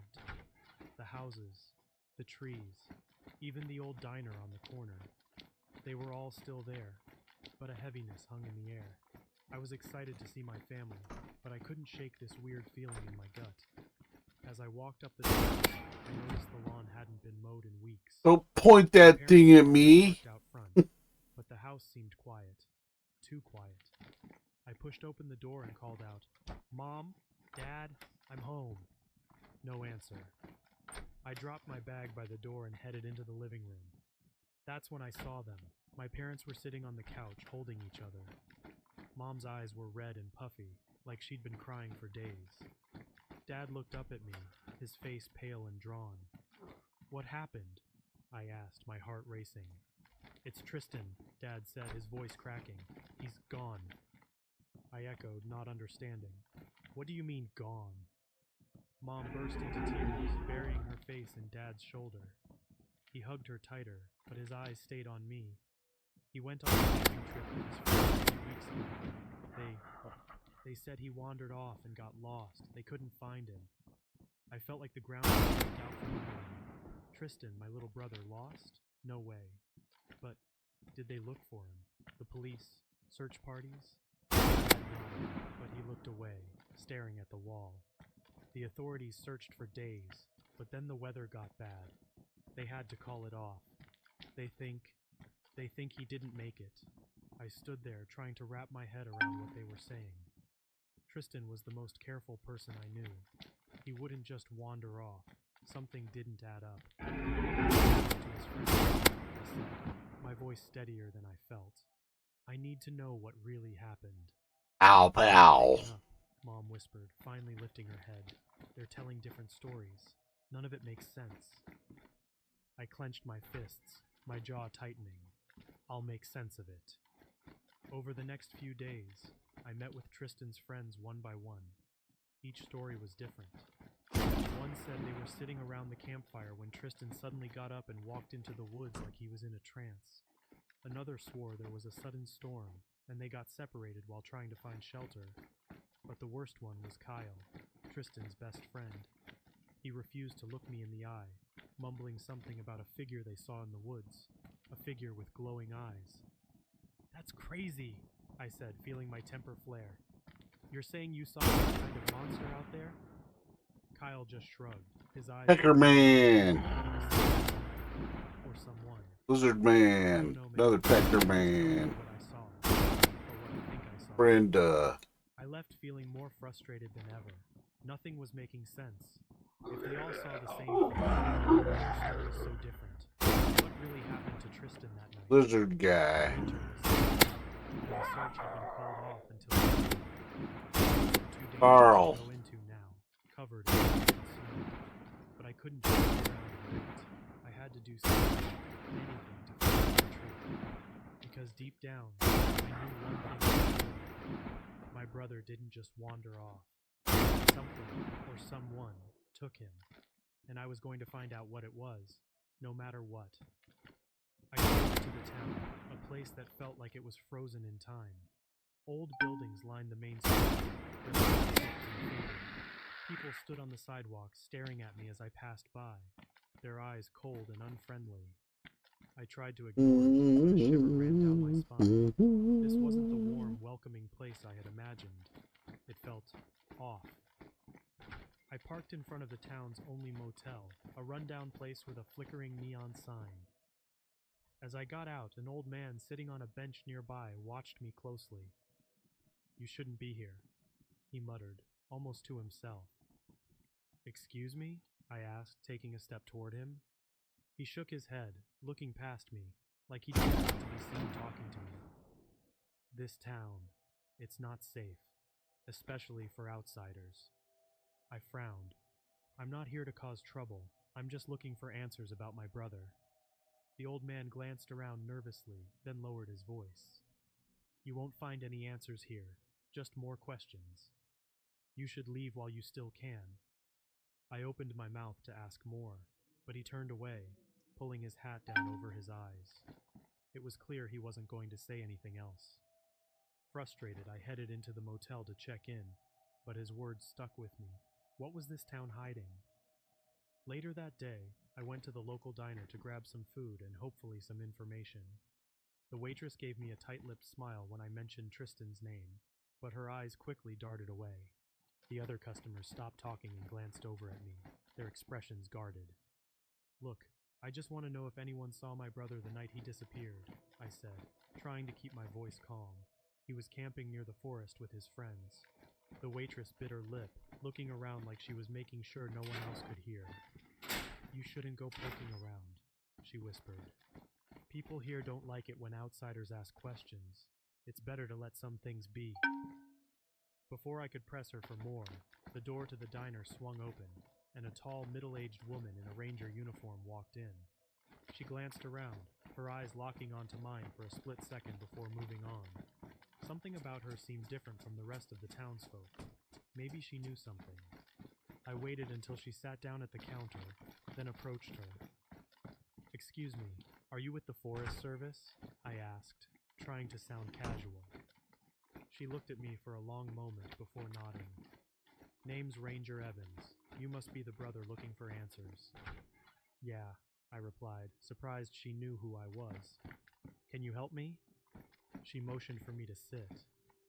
"There are things about this place you don't understand," she began, her voice low. "Things the townspeople are too scared to talk about." "What kind of things?" I asked, leaning in closer. She hesitated, then continued. "There's an old legend about the forest, about a creature that's lived there for years. Some say it's a Wendigo, a monster born from dark magic and hunger. People who venture too close to its territory, they don't always come back." My heart pounded in my chest. "You're saying my brother and his friends went into its territory?" She nodded. "They went near Green Peak Lookout Tower. That's the heart of its territory. And no one who goes there comes back the same, if they come back at all."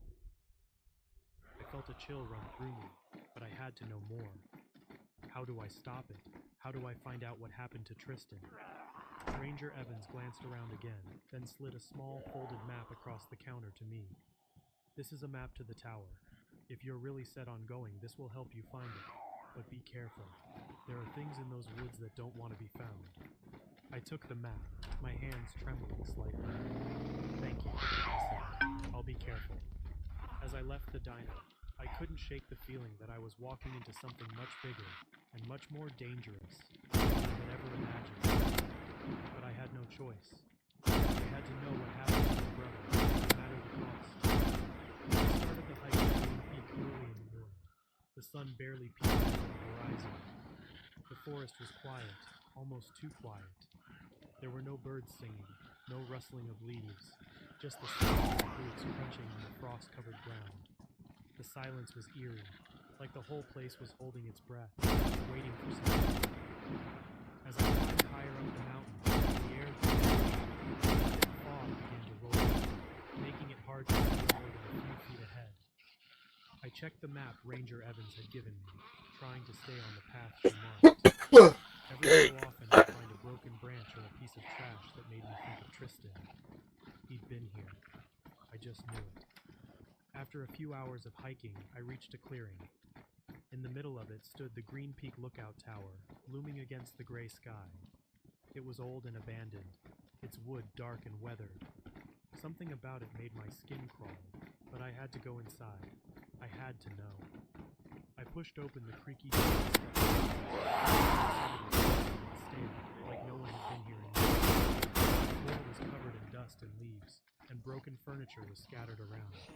As I looked around, I saw marks on the walls, deep scratches, like something with claws had been here. My stomach twisted.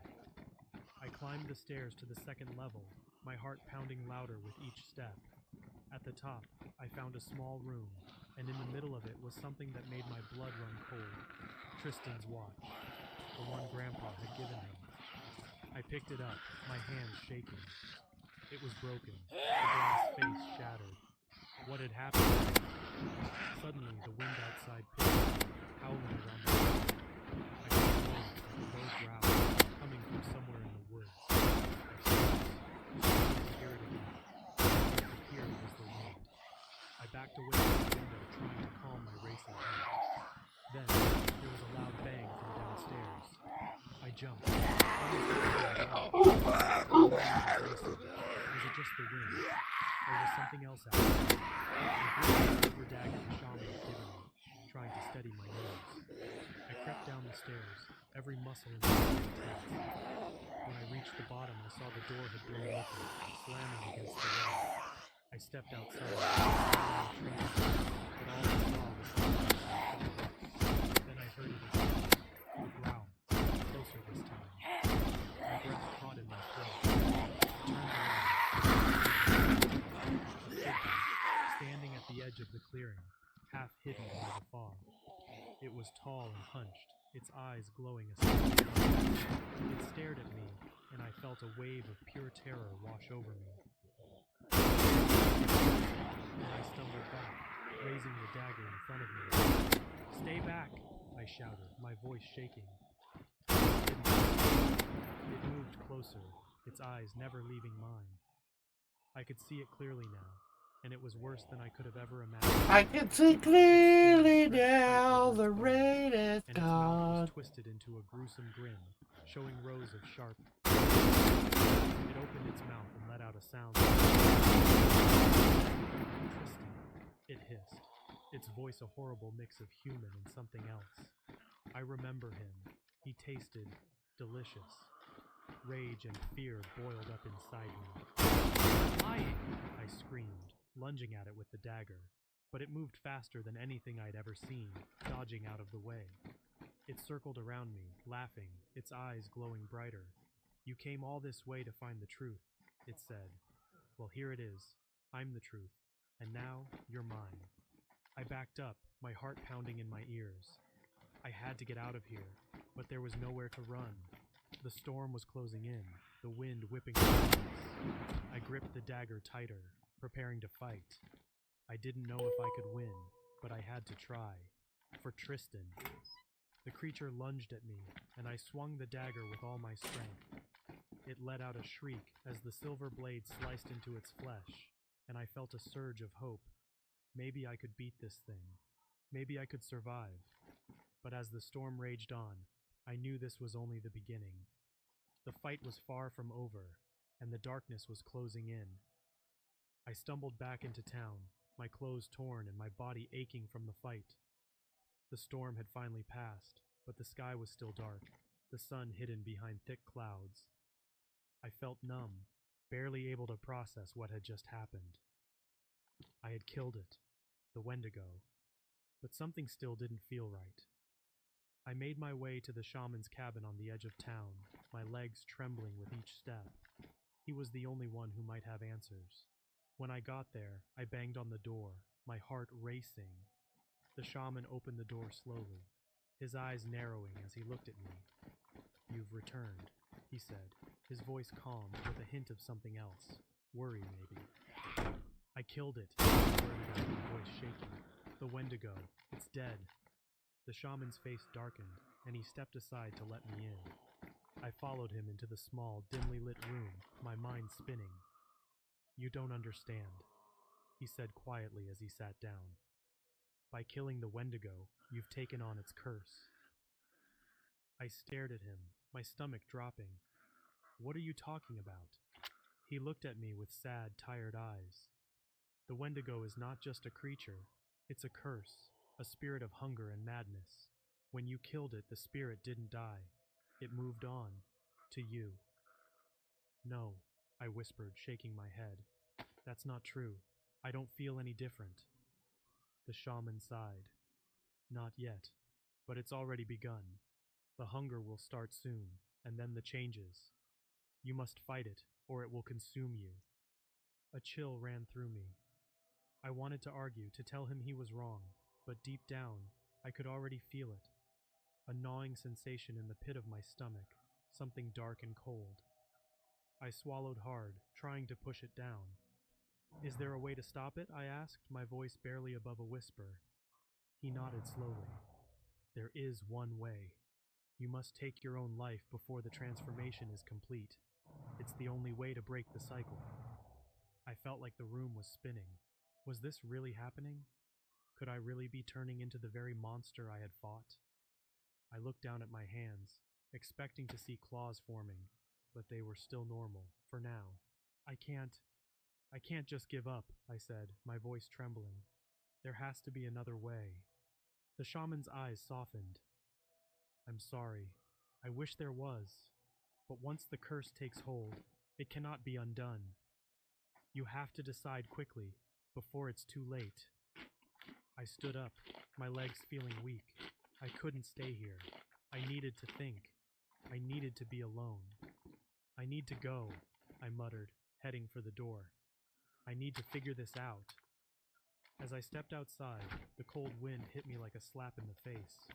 I looked around, the town seeming even darker than before. The hunger was growing, a small but steady whisper in the back of my mind, urging me to give in, to feed. I shook my head, trying to clear my thoughts. I wandered through the town, my mind racing with everything the shaman had said. I couldn't believe it, but at the same time, I couldn't ignore it. What if he was right? What if I was becoming the very thing I had hunted? I found myself at the edge of the forest, staring into the darkness. I could feel it calling to me, pulling me in. I clenched my fists, fighting the urge to run into the woods and disappear. I had to make a choice. The shaman's words echoed in my mind. You must take your own life before the transformation is complete. Could I do it? Could I end this before I became a monster? A wave of nausea hit me, and I doubled over, gasping for breath. The hunger was getting stronger, the whispers louder. I needed to decide, and fast. As I stood there, staring into the darkness, I realized something terrifying. I didn't know if I could fight it. I didn't know if I wanted to, and that thought scared me more than anything else. I turned away from the forest, the decision still looming over me like a shadow. I wasn't ready to give up, not yet, but I didn't know how long I could hold on. And as I walked back into the town, I felt the darkness closing in around me, the hunger growing stronger. The cycle wasn't over, it was just beginning, and I was afraid of what I might become. Oh, no! Every year, on the 1st of November, I perform my own little ritual. It's nothing fancy, just a shot of whiskey. It's the only drink I allow myself since my mom drank herself to death. I can see the worry in my wife Margaret's eyes, but she never asks why I do it. She knows it's about something I'd rather not talk about. Tonight, the whiskey burns as it goes down, just like it always does. It brings back memories from a long time ago, memories I'd rather forget. But they come back every November, like clockwork. Memories from when I was a forest ranger in the Rocky Mountains, back in the fall of 1991. I was young and thought nothing could scare me back then. I was wrong. It was late in the season, and the trails were almost empty. Most visitors had left, probably because of the storms that had been rolling through. My boss told me to clear some of the paths after the big storm had hit the area. The trees were down, and branches were everywhere. It was just me and Jack, my fellow ranger, out there most days. One morning, while we were at the ranger station, a guy burst through the door. He looked like he had seen a ghost. His name was Carl Jensen, and he was a mess. His clothes were soaked, his hair plastered to his forehead, and his eyes. Those eyes were wild with fear. He kept babbling, saying something about "it's still out there." We couldn't make much sense of what he was saying. After we calmed him down a bit, he started making more sense. He had come all the way from Phoenix with his friends, Mike and Lisa. They were here to hike, just like a lot of people do, but something went wrong. His friends disappeared, vanished into thin air. Carl was sure something took them. He kept pointing at a spot on the map, a place deep in the mountains, far from any marker. Jack and I exchanged glances. It didn't make sense, but we couldn't just ignore it. We had to check it out, especially if there were people missing. We called in Sheriff Tom for backup, just in case this was more than we could handle. Sheriff Tom was a Tom. tough guy, someone you wanted around in a pinch. Together, we grabbed our gear and headed out, following clear directions into the wild. The further we went, the quieter it got. The trees closed in around us, and the light seemed to fade. even though it was only afternoon. I couldn't shake the feeling that something was watching us. I tried to focus on the trail, but my mind kept wandering back to Carl's terrified face and those words he kept saying. It's not out there. We walked for hours, and just when I thought maybe Carl had been abandoned, we found it. An old, crumbling hunting cabin, hidden in the woods like it had been waiting for us. It was the kind of place you wouldn't notice unless you were right on top of it. We stood there for a moment, staring at the dark entrance. I took a deep breath and stepped forward, my heart pounding in my chest. We had no idea what we were about to find inside, but whatever it was, I had a feeling it would change everything. We set off into the forest, following the path Carl had pointed out. Sheriff Tom led the way with Jack and me close behind. Carl's story echoed in my mind, but I kept telling myself it was just nerves. The trees around us were tall and thick, their branches reaching out like fingers, blocking out the sun. The deeper we went, the darker it got, even though it was still daytime. It felt like the woods were closing in on us. There was this heavy, silent feeling that made the hair on the back of my neck stand up. I tried to shake it off, but every step felt like we were being pulled further away from safety. I glanced over at Jack. He had this determined look on his face, but I could tell he was uneasy too. Tom kept his eyes on the trail ahead, his hand resting on the gun at his side. None of us spoke. It was like we didn't want to break the quiet around us, like we were afraid of what might happen if we did. After what felt like hours, we finally saw it. A small, run-down cabin hidden in the trees. It looked like it had been abandoned for years, maybe even decades. The roof was sagging, and the walls were covered in moss and vines. I don't know why, but just looking at it sent a chill down my spine. It was like the cabin was waiting for us. Jack stepped forward, pushing open the door. It creaked loudly, echoing through the stillness. Inside it was dark and smelled of damp wood and something else, something I couldn't quite place. We lit our flashlights and stepped in, one by one. The floorboards creaked under our feet, and dust filled the air with every step we took. There were old hunting tools scattered around, and on one wall there was a drawing. It was made with charcoal, and it showed a figure, tall and thin, with long twisted limbs, and a face that was more beast than human. My stomach twisted as I looked at it. I had heard stories about creatures like this, but they were just that, stories. But this drawing, it looked too real, like someone had seen this thing with their own eyes. Tom cleared his throat, breaking the silence. "We should look around," he said, his voice shaky. "See if there's any sign of Mike or Lisa." We spread out, searching the cabin and the area around it. That's when we found him. Mike. He was outside, leaning against a tree, his body torn apart in a way that made me want to look away and throw up. But it was his face that really got to me.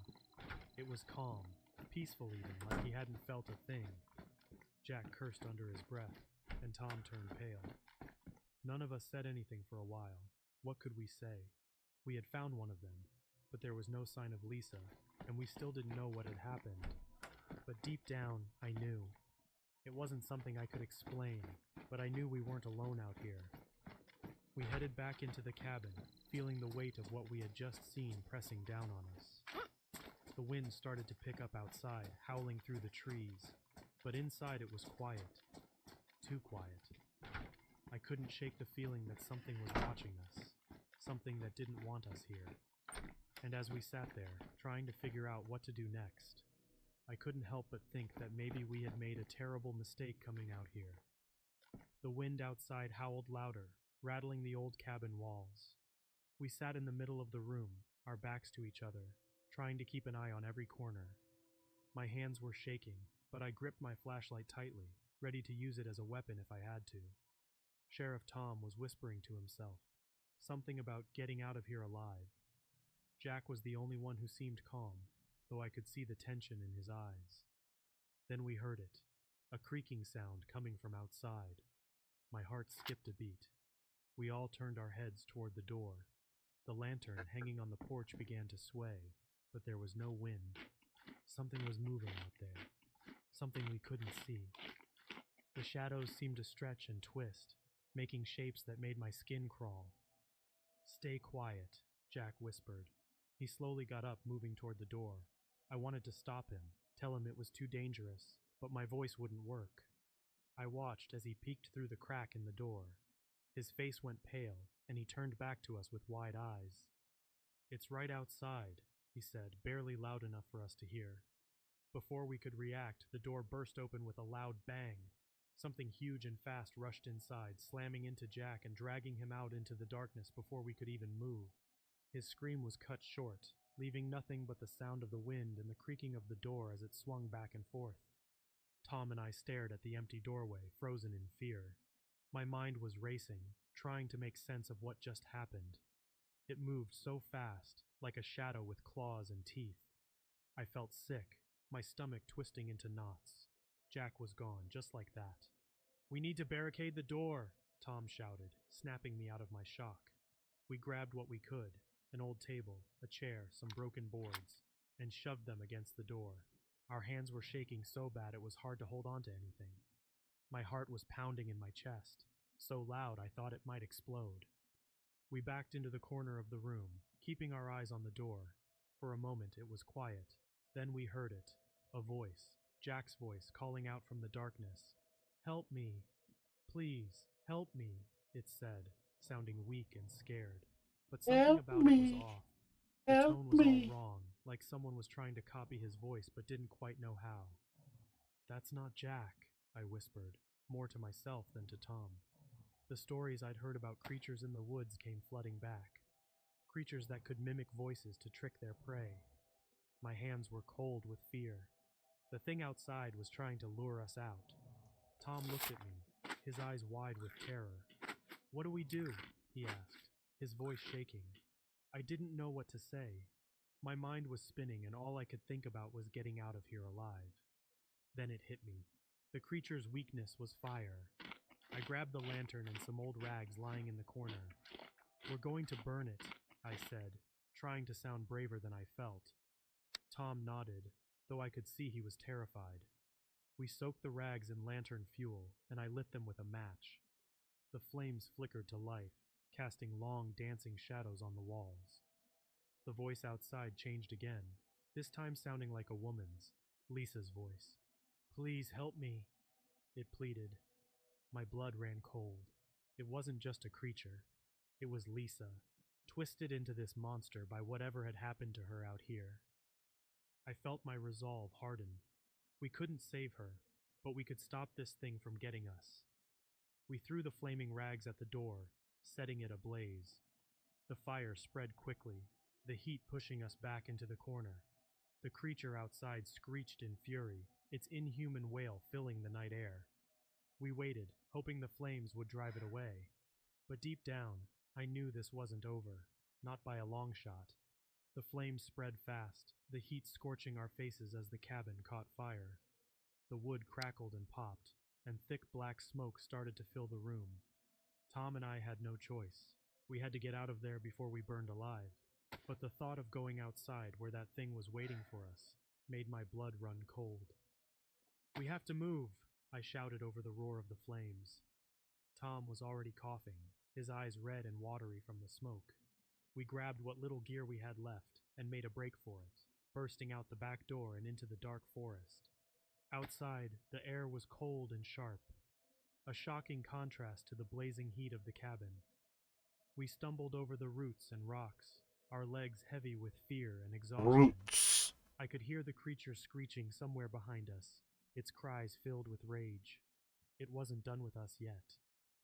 "Keep running," I yelled at Tom, though I could barely breathe myself.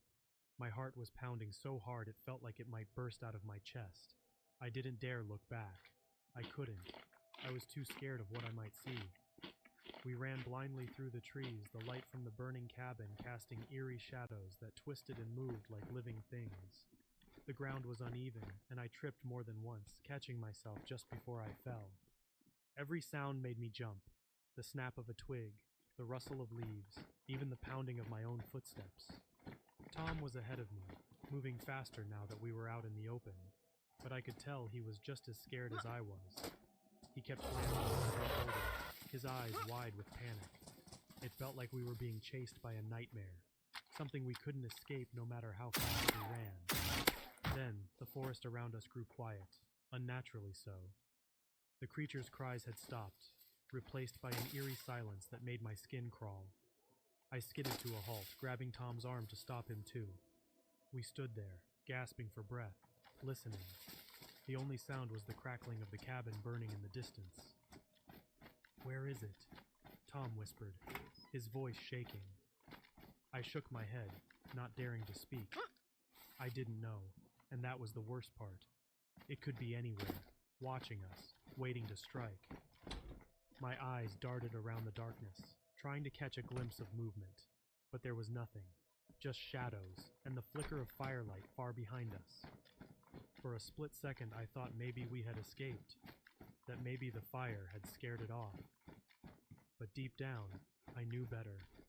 This thing wasn't scared of anything, not even fire. It was still out there, hiding, biding its time. "Let's keep moving," I said finally, my voice barely a whisper. We turned and started walking, slower this time, every step feeling like it could be our last. My nerves were on edge, every muscle in my body tense, and ready to run at the slightest hint of danger. But we made it. Somehow we stumbled out of the forest and into the clearing near the ranger station. I could see the lights in the distance, a beacon of safety after the nightmare we had just lived through. We ran the last stretch, our legs heavy and our hearts racing. We burst through the door of the station, startling the few rangers who were still there. They stared at us in shock as we collapsed to the floor, gasping for breath. Tom was babbling, trying to explain what had happened, but none of them understood. How could they? We barely understood it ourselves. The next day, a search party went back to the cabin. They found the place burned to the ground with nothing left but ashes and charred wood. Jack's remains were found outside, but there was no sign of Lisa. No creature, just empty woods and silence. They called it an accident, said we must have gotten lost and panicked. But I know the truth. I saw it with my own eyes. It wasn't an accident, and we weren't just lost. There's something out there in those woods, something that shouldn't exist. Even now, as I sit here with my shot of whiskey, I can't forget. I hear the whispers at night, feel the eyes watching me from the shadows. I know it's still out there, waiting. And one day, it might come back. The thought sends a chill down my spine, a reminder that no matter how far I run, some nightmares never end.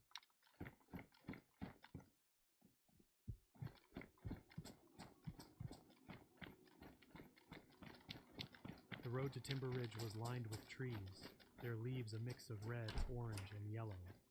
It was beautiful, almost peaceful, and for a moment, it was easy to forget why we were all there. Alo, the one who brought us all together, said this would be our last camping trip before winter hit. I could tell everyone was excited, but there was a hint of something else in the air too, something I couldn't quite put my finger on. We arrived at the campsite just as the sun was dipping behind the hills. It was the perfect spot, a little clearing surrounded by tall trees with a view of the valley below. The air was crisp, but not too cold, and you could hear the rustling of leaves as the wind whispered through the branches. We set up our tents, laughing and joking the whole time. Sam and Mason were already trying to outdo each other, racing to see who could get their tent up first. Andy was making a fire pit, while Logan struggled with the cooler, swearing under his breath as he wrestled with the stubborn lid.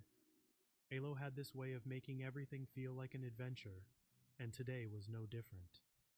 He led us all in a cheer once the camp was set up, and we settled down around the fire. We grilled hot dogs and roasted marshmallows, sharing stories and laughing until our sides hurt. It was almost like we were kids again, and for a while, everything felt normal. But as the sun set and darkness crept in, the mood began to change. It wasn't anything obvious, just little things that didn't seem right. The air got colder, and the forest around us seemed to go quiet. I could have sworn I heard something in the distance, a faint sound, almost like laughter. I glanced at the others, but they didn't seem to notice. or maybe they just didn't want to. Did you hear that? I finally asked, breaking the silence. Everyone turned to look at me. Hear what? Mason said, his voice steady but his eyes darting around. I don't know, just something weird, like laughing. I felt silly saying it out loud, but I couldn't shake the feeling that we weren't alone. Alo chuckled, trying to lighten the mood. It's probably just an animal or something. We're in the middle of the woods, remember? There are all kinds of creepy noises out here. We all laughed, but it was forced, like we were trying to convince ourselves that everything was okay. We went back to telling stories and joking around, but that feeling of unease stayed with me. It was like the woods were watching us, waiting. As the night went on, the noises got louder. This time, we all heard it. It wasn't just laughter anymore. There were screams and a howling sound that sent chills down my spine. We all fell silent, straining our ears to hear more. The wind picked up, rustling the leaves around us, but the sounds seemed to come from deeper in the forest. We told ourselves it was just our imagination, or maybe it was the drinks we'd had earlier, but deep down, I knew that something wasn't right. The shadows around the campfire seemed to stretch longer, reaching out toward us, as if they had a mind of their own. Something about I thought that about boy suggesting just we ain't pack up right. and leave, but before I could say anything, Alo stood up. I'm gonna grab some more firewood, he said, his voice a little too loud, a little too cheerful. As he walked off into the darkness, I had this sinking feeling in my gut. Something was out there, and it was watching us. That was the Darkness last wrapped we've around seen our of, feet like a heavy of blanket. Harold. The fire crackled and popped, but it didn't seem as warm or bright as before. We all sat there, staring into the flames, trying to pretend we weren't nervous. Every little sound made me jump, twigs snapping, leaves rustling, but none of us wanted to be the first to admit that we were scared. Alo had been gone for a while now, and I started to worry. I thought about calling out to him, but something stopped me. It was like a voice in my head telling me to stay quiet, to not draw any attention.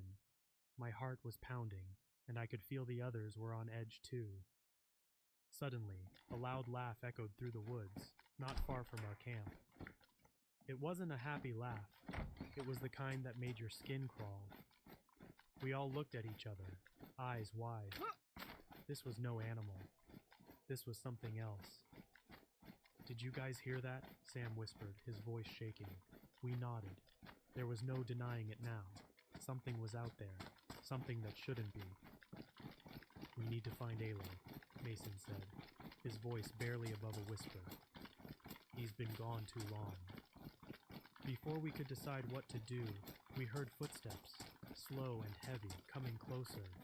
I held my breath, straining my eyes to see past the flickering firelight. Then, at the edge of the camp, just within the circle of light, a figure appeared. It was an old woman. Her hair was long and tangled, hanging around her face like a curtain. She wore a tattered dress that looked like it hadn't been washed in years, but it was her face that terrified me the most. Her grin stretched unnaturally wide, like her mouth was too big for her face, and her eyes, oh God, her eyes, were just dark, empty voids. We all froze. No one said a word. We For just that, stared at her, too scared to they move realized or even days breathe. later that it was Hello? Carly Alo Simon. called out, his voice shaky. Can we help you? The old woman didn't answer. She just stood there, muttering something under her breath. It sounded like gibberish, words that didn't make sense, but there was something in her tone that made my blood run cold. It was like she was casting a spell or something. Ma'am, are you okay? Logan tried, stepping forward a little. Do you need help? She stopped muttering and looked at him, or through him. Her grin widened, and I felt like the ground was going to swallow me whole. And then it happened. Without warning, Sam, Mason, and Andy screamed. Their screams were like nothing I'd ever heard, pure agony and terror.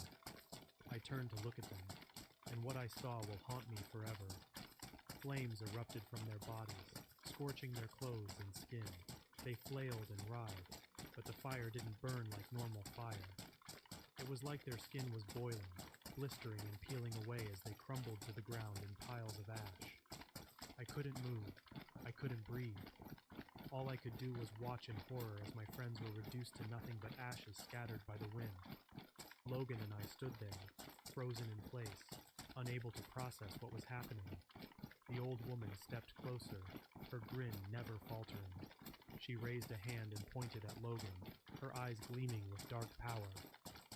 I wanted to scream, to run, to do anything, but my legs wouldn't listen. Just then, a monstrous figure emerged from the woods behind her, towering and grotesque, a blend of a giant and a deer, with massive antlers and a hulking, muscular body. It was a Wendigo, a creature from nightmares, and it was here, in front of us. The last thing I heard was Logan's scream before I turned and ran, my heart pounding in my chest. The sounds of their screams and the old woman's laughter chased me into the dark woods, and I knew nothing would ever be the same again. I ran blindly through the forest, my heart pounding in my ears. Branches scratched my face, and roots tried to trip me up, but I didn't care. I had to get away. Behind me, I could still hear Logan's screams, echoing through the trees. It was like the woods were alive with the sound of his agony, taunting me, reminding me that I left him behind. But what could I have done? My mind raced with questions and guilt, but I knew one thing for sure. I couldn't have saved him, not from that thing. I stopped, gasping for breath, and hid behind a tree. My whole body shook, and I fought the urge to vomit. What was that creature? It wasn't human, that much was clear. I peeked around the tree, trying to see if it was following me, but all I saw were shadows stretching out in the dark, their shapes twisting and turning like they were alive. Then I heard it, a low growling sound, like an animal but much, much worse. It sent shivers down my spine, and I pressed my back against the tree, hoping it would hide me. I held my breath, listening. The growling came closer, and with it, the sound of heavy footsteps. Each step made the ground shake slightly, like a giant was walking through the woods. I dared to look again, and there it was, the Wendigo. It was even more horrifying up close, with its massive antlers reaching up toward the sky and its body covered in matted fur and twisted muscles. Its eyes glowed in the dark, scanning the forest like it was searching for something, or someone, for me. Suddenly it stopped and sniffed the air, its head turning in my direction. I froze, my heart hammering so hard I thought it would give me away. The Wendigo's mouth opened, revealing rows of sharp teeth, and it let out a bone-chilling scream. I bit my lip to keep from crying out, tears streaming down my face. This was it. It had found me. Just then, a loud roar filled the air, different from the Wendigo's scream. It was the roar of a motorcycle engine, cutting through the silence of the forest. The Wendigo turned its head toward the sound, and for a second it seemed scared. I blinked, not sure if I was dreaming or not. But then I saw him. A man on a motorcycle burst into the clearing, his bike roaring like a beast. He wore a gas mask, his face hidden, and carried a shotgun strapped to his back. At his side was a huge, fierce-looking wolf, its eyes locked onto the Wendigo. The man didn't hesitate. He pulled the shotgun from his back, aimed, and fired. The blast echoed through the forest, and the Wendigo howled in pain. It staggered back, but it wasn't done yet. The wolf sprang into action, leaping at the monster, teeth bared. It was The two Samurai creatures Jack. battle, snarling and snapping at each other. The man kept firing at the Wendigo, driving it further back. The old woman appeared again, her face twisted in rage. She raised her hands, dark energy swirling around her, but the man was ready. He aimed his gun at her and fired, each shot forcing her to retreat. She screamed in fury, her voice high and shrill, but she couldn't match the man's power. "Run!" the man shouted at me, his voice muffled by the gas mask but full of authority. "Get out of here now!" I didn't need to Hey, be need a told ride? twice. I know the I best turned routes. and ran, not daring to look back. The sounds of the fight faded behind me, replaced by the pounding We're of moving. my own Stay alert. footsteps and the rush of blood in my ears. I stumbled and fell, scrambling to get back up, my mind screaming at me to keep going. As I ran, I realized something. I wasn't just running from the Wendigo or the witch. I was running from the truth. from the horror of what I'd seen. I Hey, didn't know if survivor, I'd ever be need able a to lift forget somewhere? it, if I'd ever feel Nope. safe again. But I had to try. I Just had to got survive. here, girly. I ran like my life depended on it because it did. The forest around me was a blur of shadows and twisted branches. Every muscle in my body burned, but I couldn't stop. I could still hear the sounds of the battle behind me, the growls of the wolf, the gunshots, and the Wendigo's screams. They grew fainter as I put more distance between us, but that didn't make them any less terrifying. My foot caught on a root, and I went down hard, scraping my hands on the rocky ground. I bit back a cry, fear making my heart race even faster. I lay there for a moment, gasping for breath, trying to calm the wild beating of my heart. But there was no time. I had to get up. I had to keep moving. I scrambled to my feet, every part of me screaming to just give up. But I couldn't. Okay, so I can't I burst out of sell. the trees and found myself on the gravel road where we had parked our car. My Can't car. sell a It crossbow. was there, just a few yards away. I fumbled for my keys, my fingers shaking so badly I almost dropped them. Behind me, the woods were still dark and silent, but I knew they weren't empty. I knew what was lurking in the shadows. I glanced back one last time, and my heart nearly stopped. In the distance, back where the campsite was, I saw them. The Wendigo, still towering and monstrous, locked in a brutal fight with the wolf. The man with the gas mask stood between them and the old woman, his shotgun raised. The witch was screaming, her voice carrying on the wind like a curse. Her eyes found me, even from that far away, and I felt a chill go through me. She knew I was there. She knew I was escaping. The man fired his shotgun again, and the witch stumbled back, her dark power faltering. The Wendigo roared, the wolf's teeth sinking into its shoulder, dragging it to the ground. I had no idea who this man was or how he and his wolf could fight these monsters, but they were my only chance. I didn't wait to see what happened next.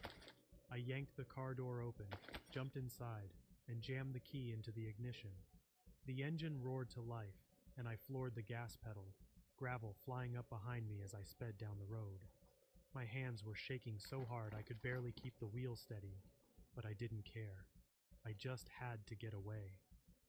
As I drove, the sounds of the forest faded, replaced by the steady hum of the car engine and the rapid thumping of my heart. I tried to make sense of what had happened, but it was like trying to piece together a nightmare. My friends were gone, burned, killed by some ancient evil that I didn't understand. I wanted to scream, to cry, to do something, but I was numb. My mind kept replaying the images, Sam, Mason, and Andy bursting into flames, Logan being torn apart, Alo's face as he realized we were in over our heads. And that creature, that thing with antlers that came out of the woods like it had been summoned from the darkest part of a nightmare. I glanced in the rearview mirror, half expecting to see the Wendigo charging after me. But there was nothing, just the dark, empty road stretching behind me. I let out a shaky breath, but then my eyes caught something else. For just a split second, I saw a figure, a shadowy shape with glowing eyes, standing on the road where I had just driven.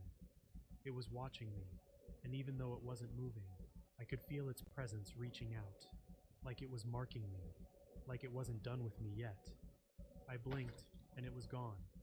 Just my imagination, I told myself, just my mind playing tricks after everything I'd seen. But deep down, I knew it wasn't over, not by a long shot. I didn't stop driving until I reached the nearest town. I stumbled into the police station, trying to explain what had happened, but my words came out jumbled and panicked. I knew they wouldn't believe me. Who would? But I had to try. I had to tell someone. As I sat there, waiting for someone to listen, I couldn't shake the feeling that I was still being watched, that somewhere out there, in the dark woods, those creatures were waiting, and that the next time, I might not be so lucky.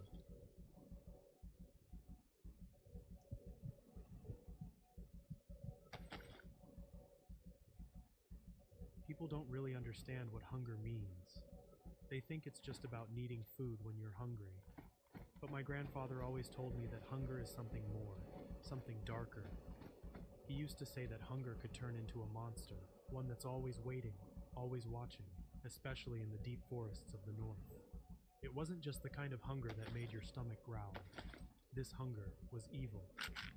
Grandpa had a story he would tell, one that scared all of us, no matter how many times we heard it. It was about a creature called the Wendigo.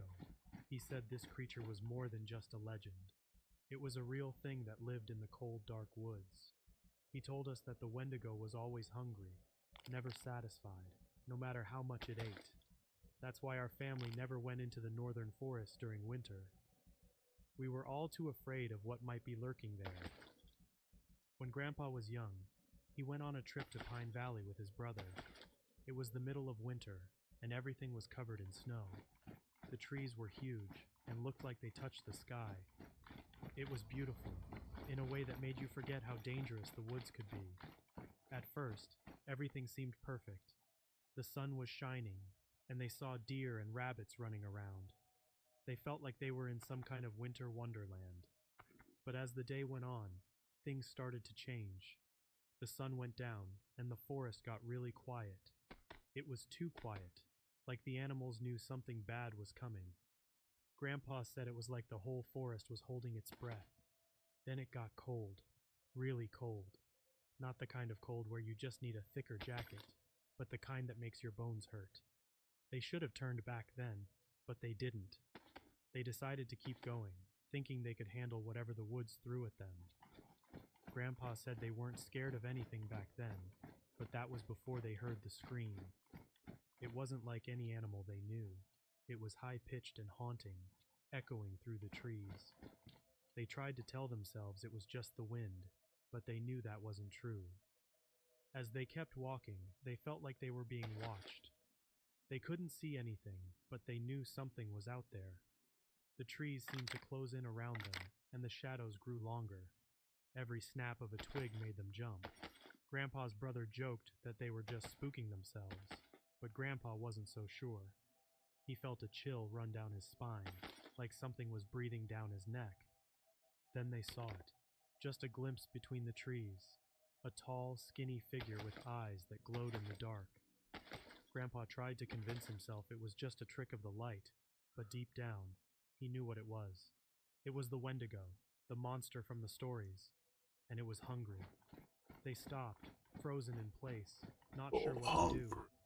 The figure moved closer, its steps It slow wants and a deliberate. breakfast Grandpa burrito. could see it better now. A gaunt face, hollow eyes, and antlers that looked almost human. It was like nothing he had ever seen, and he knew they were in serious danger. As night fell, the forest around us changed. What had seemed beautiful and magical during the day turned into something dark and scary. The trees that had looked so tall and peaceful now seemed to close in on us, their branches reaching out like claws. It felt like the whole forest was watching us, waiting for something. "We should head back," I said to my brother, but he shook his head. "It's just the dark messing with us," he replied, trying to sound brave. "We've been out here 100 times. I nodded, but something didn't feel right. The air was so cold, colder than anything I'd ever felt.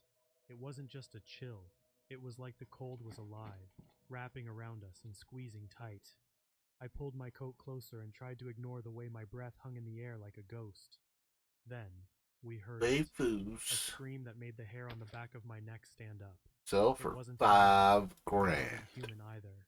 It was something in between, a sound that echoed through the trees and made my blood Stalker run cold. photos. My brother and I froze, our eyes scanning the darkness around us. "What was that?" I whispered, my voice trembling. "I don't know," my brother said, but I could hear the fear in his voice. He didn't sound so brave anymore. We stood there for what felt like hours, straining to hear any other sounds. But the forest had gone completely silent. Not even the wind was blowing. It was like everything had stopped to listen. Then, out of the corner of my eye, I saw something move. "Did you see that?" I asked, my voice barely a whisper. My brother nodded, his eyes wide. "Yeah, I saw it." It was a figure moving between the trees, tall and thin. It moved so fast that I almost thought I was imagining it. But then I saw it again, closer this time. It was tall and skinny, with arms that were too long and a head that was all wrong. And its eyes. They glowed in the dark, staring right at us. "We need to go," I said, my heart pounding in my chest. My brother nodded, but we were both too scared to move. The figure kept getting closer, moving silently through the trees. It stopped just a few feet away from us, and now I could see it clearly. It was like a nightmare come to life. It had antlers, but they were twisted and broken. Its skin was stretched tight over its bones, and its eyes were hollow and black, like two empty pits. It opened its mouth, and I thought it was going to scream again, but it didn't. Instead, it just stood there, staring at us with those horrible eyes.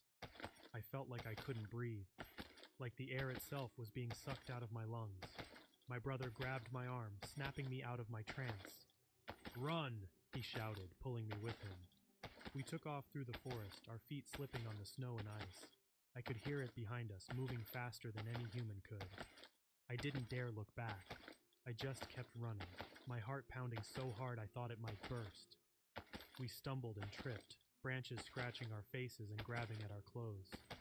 The cold air burned my lungs, but I didn't stop. We had to get away. We had to escape. But no matter how fast we ran, the thing behind us was faster. It was getting closer, and I knew there was no way we could outrun it. Then my brother fell. I turned back to help him, but it was too late. The creature was already there, looming over him, its eyes glowing in the darkness. I wanted to scream, to fight, to do something, but I was frozen in place, too scared to move. The last thing I saw was my brother's terrified face before the creature lunged at him, its mouth opening wide to reveal rows of sharp yellow teeth. I turned and ran, the sound of my brother's screams echoing in my ears, knowing I was leaving him behind.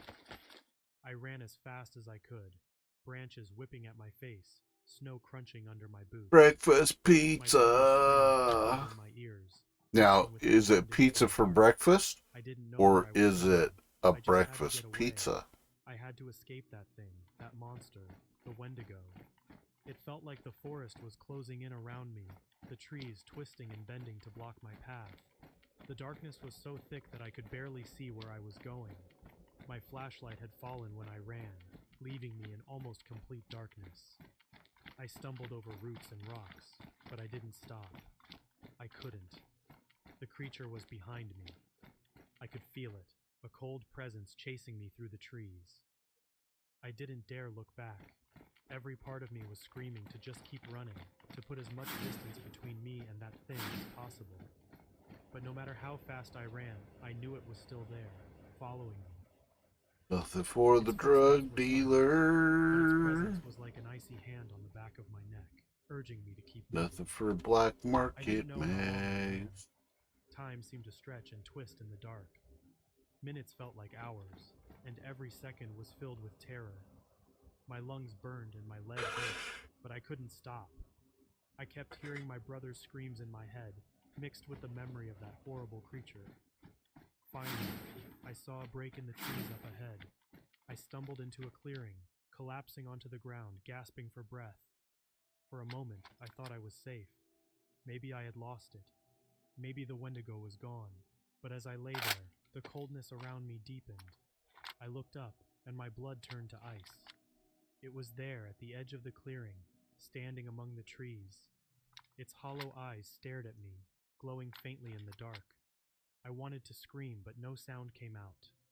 I was too scared to move, too scared to even breathe. It just stood there, watching me, like it was waiting for something. I fumbled for the small pistol my brother had insisted we bring, my hands shaking so badly I could barely hold it. I pointed it at the creature, my finger on the trigger. "Stay back," I shouted, though my voice was barely more than a whisper. The Wendigo didn't move. It just stared at me with those empty eyes. I fired. The shot rang out, echoing through the forest. The Wendigo let out a scream, a sound so terrible it made my skin crawl. It wasn't just its scream. It was like 1,000 voices all crying out at once, voices full of pain and hunger and anger. I heard my brother's voice in that scream, and it nearly broke me.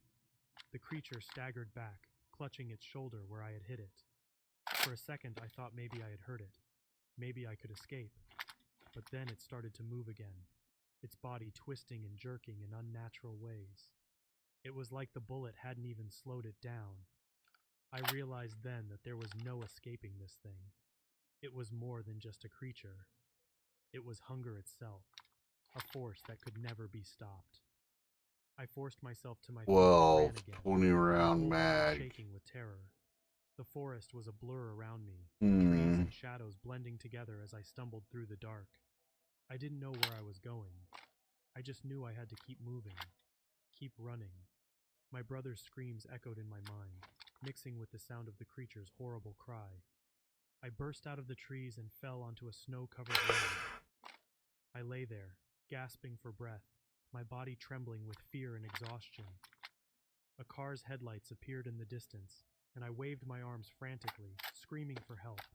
The car screeched to a stop, and I was pulled inside. Help me! The driver was shouting, asking what had happened, but I couldn't speak.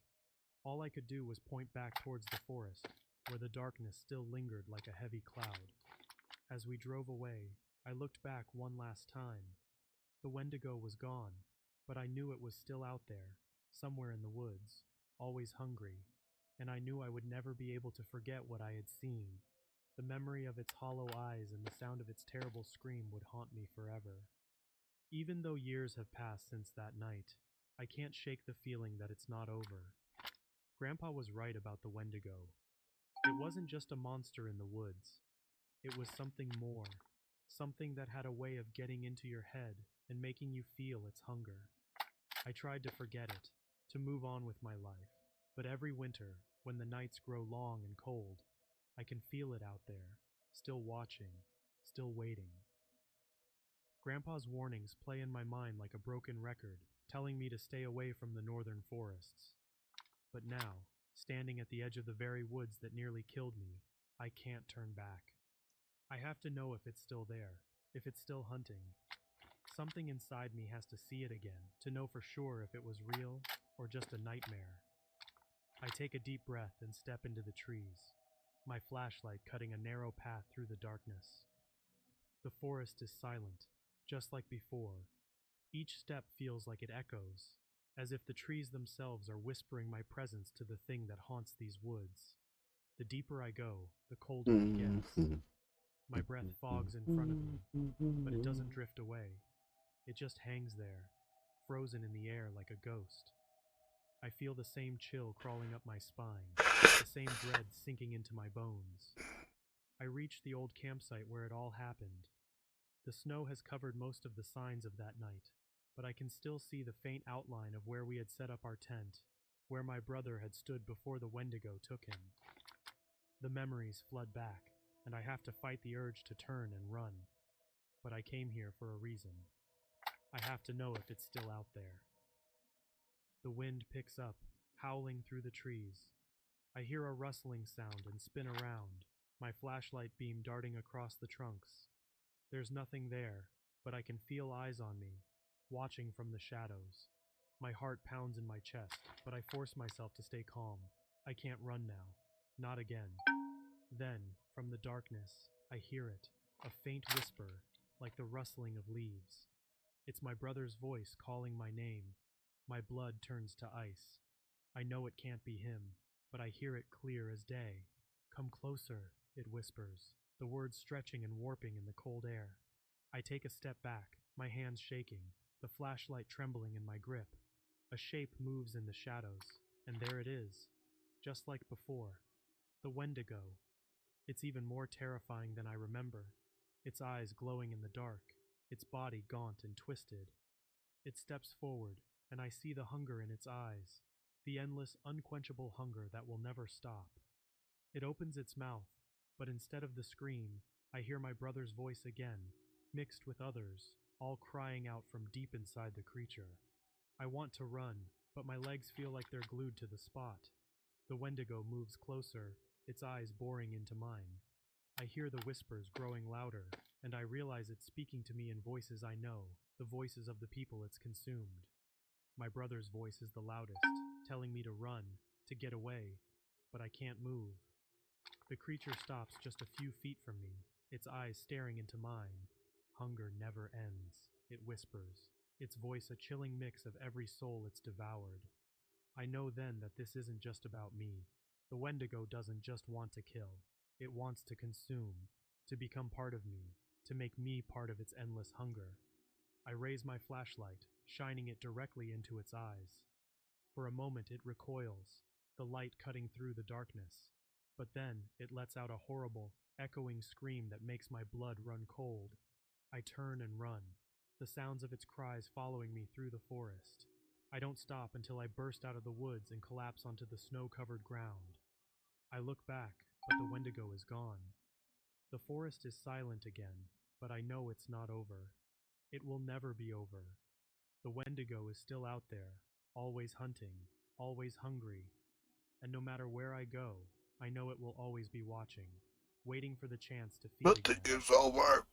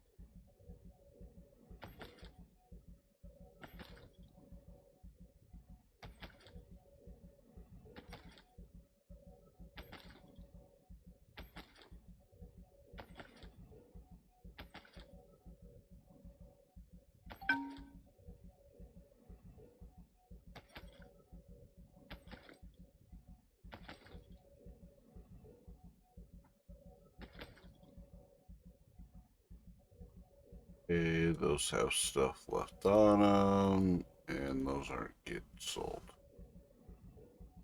Oh, yeah. Oh, I'm back. I'm getting old.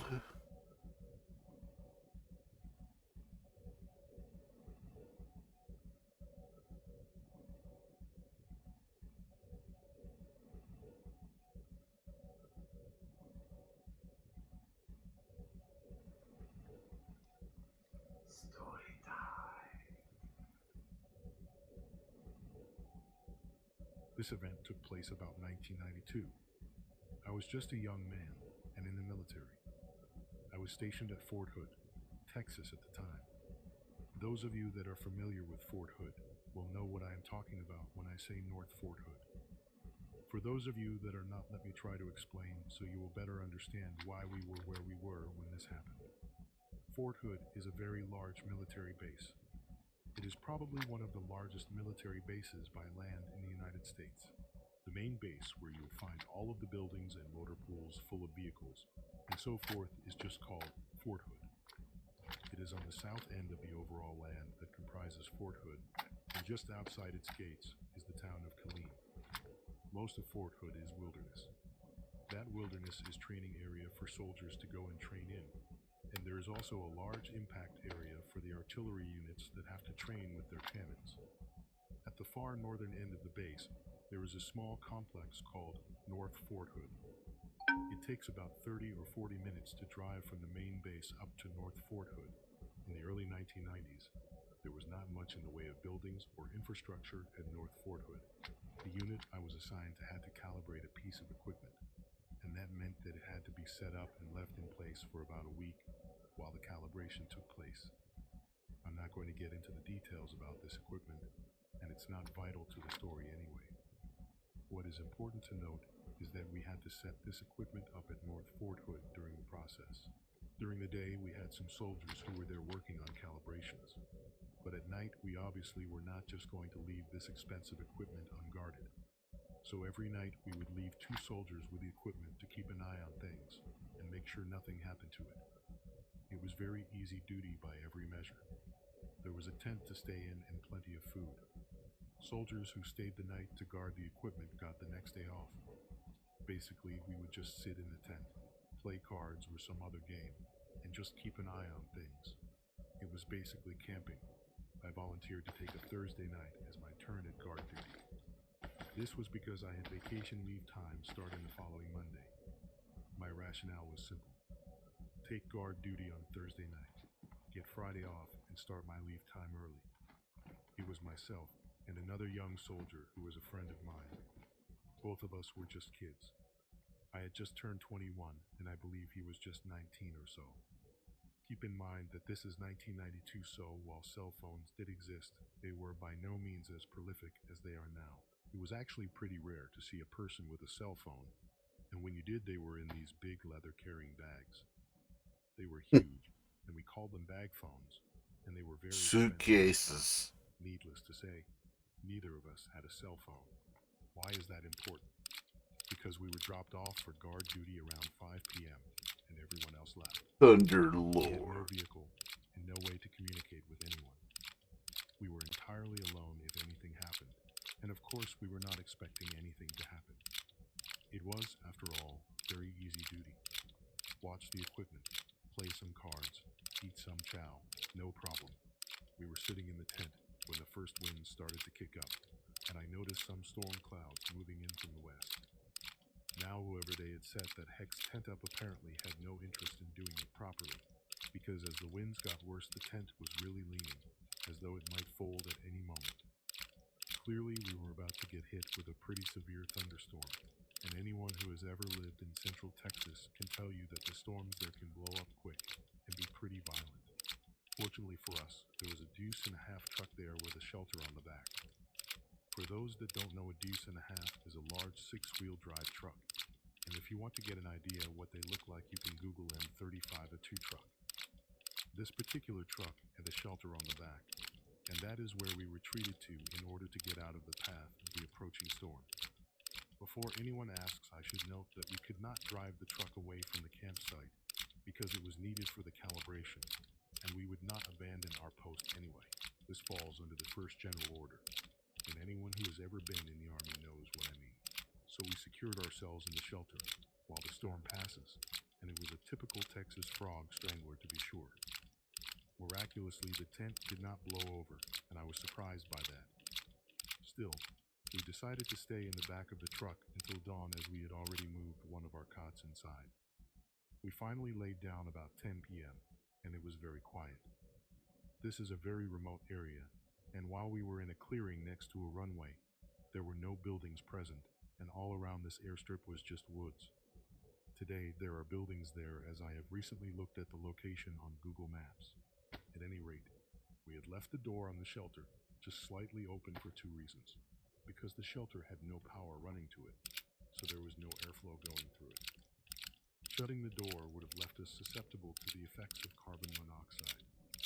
You needed fresh air. You needed to be able to hear what was going on outside. We decided to take turns getting some rest, although we had been told we were allowed to sleep if we wanted to. We were still on base, and there was absolutely no reason to expect that anything at all was going to happen. My friend was on the cot by the door of the shelter, and I was on the floor at the other end. I felt like I had just dozed off when I was shaken violently awake. It was my friend, and as I sat up, he was pulling the door to the shelter closed and trying to put a lock on it by using the light from his wristwatch. He was obviously very upset and scared. It was the kind of fear that cannot be faked, as if he was trying to prank me. This was primal fear. I kept asking him what was wrong, and he finally managed to tell me that something had grabbed him by the foot and tried to pull him from the shelter. My first thought was that he had dozed off and had a nightmare. He was insistent that he had not, and even stated that whatever had grabbed him had said to him, "We'll be back for you," and let him go as he was shaking me awake. I wasn't sure if it was a prank or not, but my gut instinct was that he was petrified and his hands were shaking as he tried to lock the shelter door, so there must be some truth to it. I told him that we couldn't leave the door closed because of carbon monoxide. I was the higher ranking, so technically I was in charge. He refused to stay by the door if it was going to be open even a little bit, so I agreed to switch places with him. I opened the door just a couple of inches and laid down on the cot, still believing he had just had a really bad nightmare. He was on the floor at the other end of the shelter. Within a few minutes, some pretty strange things began to happen. There were scratching sounds on the shelter, scratching on the sides, on the top, and on the front where the cab of the truck was. A few times the door moved ever so slightly, but never opened. Needless to say that by this time I was convinced that something or someone was definitely outside, and both of us were pretty scared. I reached to the end of the cot I was on and pulled out the metal Sausage crossbar crumbles, that was scrambled eggs, onions, mushrooms, After that, I bacon, felt ham, under the cot, and copious and amounts of cheese. in the Yep, Army, we call these that things is a tools, breakfast but most pizza. people know it as a pickaxe handle without the pickaxe part at the end. This I handed to my friend, and I instructed him that if anyone opened the door to the shelter, we were going to Sounds beat good, them with our Anthony. makeshift weapons, I will and we would take stop one. beating until whoever it is was down. Deliver it to me. The scratching on the exterior of the shelter continued intermittently throughout the night. We made no effort. I will to find deliver a way whatever to it make was. room. I think we were both just in fight mode. If anyone had pulled the door to the shelter fully open, I had full intentions of... Okay, I'm not gonna sell the Beowulf Soon, my friends mags felt the just same in way. case. Eventually, it began to get light outside, and as the sky began to get light, the scratching stopped. We I stayed in happen the to shelter find for one. 40 or 50 minutes. So I got two of until the those sun was fully mags. up. At that point, I said that I was going to push the door all the way open, jump off the back of the truck. I don't If know he what saw that any of us is. start swinging. Axiom. So I counted to 3, flung the door open, and jumped off the truck. When you are 21, you can jump off of a deuce and a half, and it doesn't hurt. Now I would be far more cautious, lol. At any rate, there was nothing, not a soul. We looked all around the truck and the camp. Nothing. What I noticed immediately was that while we were leaving boot tracks in the still wet ground, there were no other tracks around the truck at all. I began to look for loose items on the shelter that might account for the scratching sound. Nothing. I didn't know whether to feel relieved or still be on edge. We packed up our gear, and about 30 minutes later, the relief NCO arrived in an HMNWB Humvee. He wasn't even fully out of the truck, and we were putting our stuff in it to leave. He laughingly remarked that we seemed really ready to go. We never told him a thing.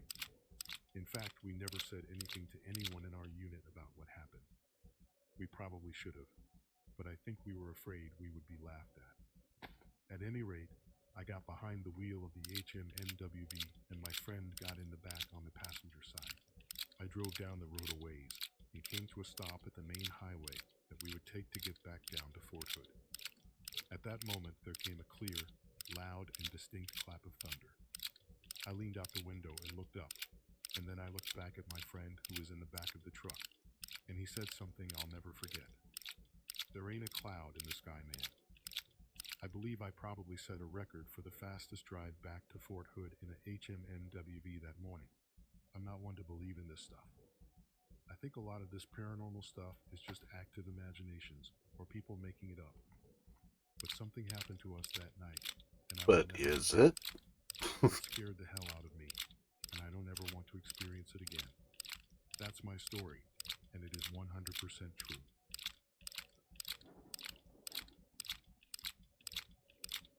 Something really creepy is happening at my house. I've been debating whether I should post about this, but I am starting to get really freaked out and figured it couldn't hurt to ask for help. Now, I will warn you all that English is not my first language. I am French-Canadian, but moved to the US about 3 years ago. So if my grammar or spelling is off, I am sorry. I live in a pretty rural area in Michigan, close to the lake, and I am currently living alone. Both my parents are in Canada, taking care of my great uncle who is in his late 80s. they have been gone for a month or so and probably won't be back until late December. I am 19, so I'm more than old enough to be alone. Some really odd things have been happening in the last 2 weeks. It started back in September when my 15-year-old cat, Ginger Snap, went missing. At first, Not Ginger she Snap. was very old and had a few health Poor problems. kitty. A few days later, I found her body completely torn to shreds on my back porch. Let's go find a spot to lay down, while sobbing hysterically. because we're sleepy. It must have been a bird of prey, since we have big owls and hawks where I live. A few days passed, and on October 4th, something odd happened. I was watching TV around 11 p.m. and kept hearing a really fast knocking sound. It would come in sets of 5, stop for a second, then restart. I ended up going outside to investigate, but I couldn't see anyone. However, there was a really horrible smell. Then last night, I woke up at 3 a.m., which happens sometimes if I have a really messed up dream. I walked down the hall to get a drink and probably watch TV. When I got to the fridge, which is right next to the back porch door, I heard someone walking around. I froze and stayed completely still. I looked over to the door and saw a huge shadow crouched on its hands. I don't think it saw me, but it looked human. It didn't move. I hate this mod because it makes me want to take a nap. I ran back to my room and called the cops. When they arrived, they couldn't find anything. But they told me it couldn't have been a person since our back porch is suspended about 15 feet in the air, and there was no ladder. I am super freaked out now, especially since I am completely alone up here. I don't know much about the supernatural, outside of the standard werewolves and vampires. So any tips would be deeply appreciated.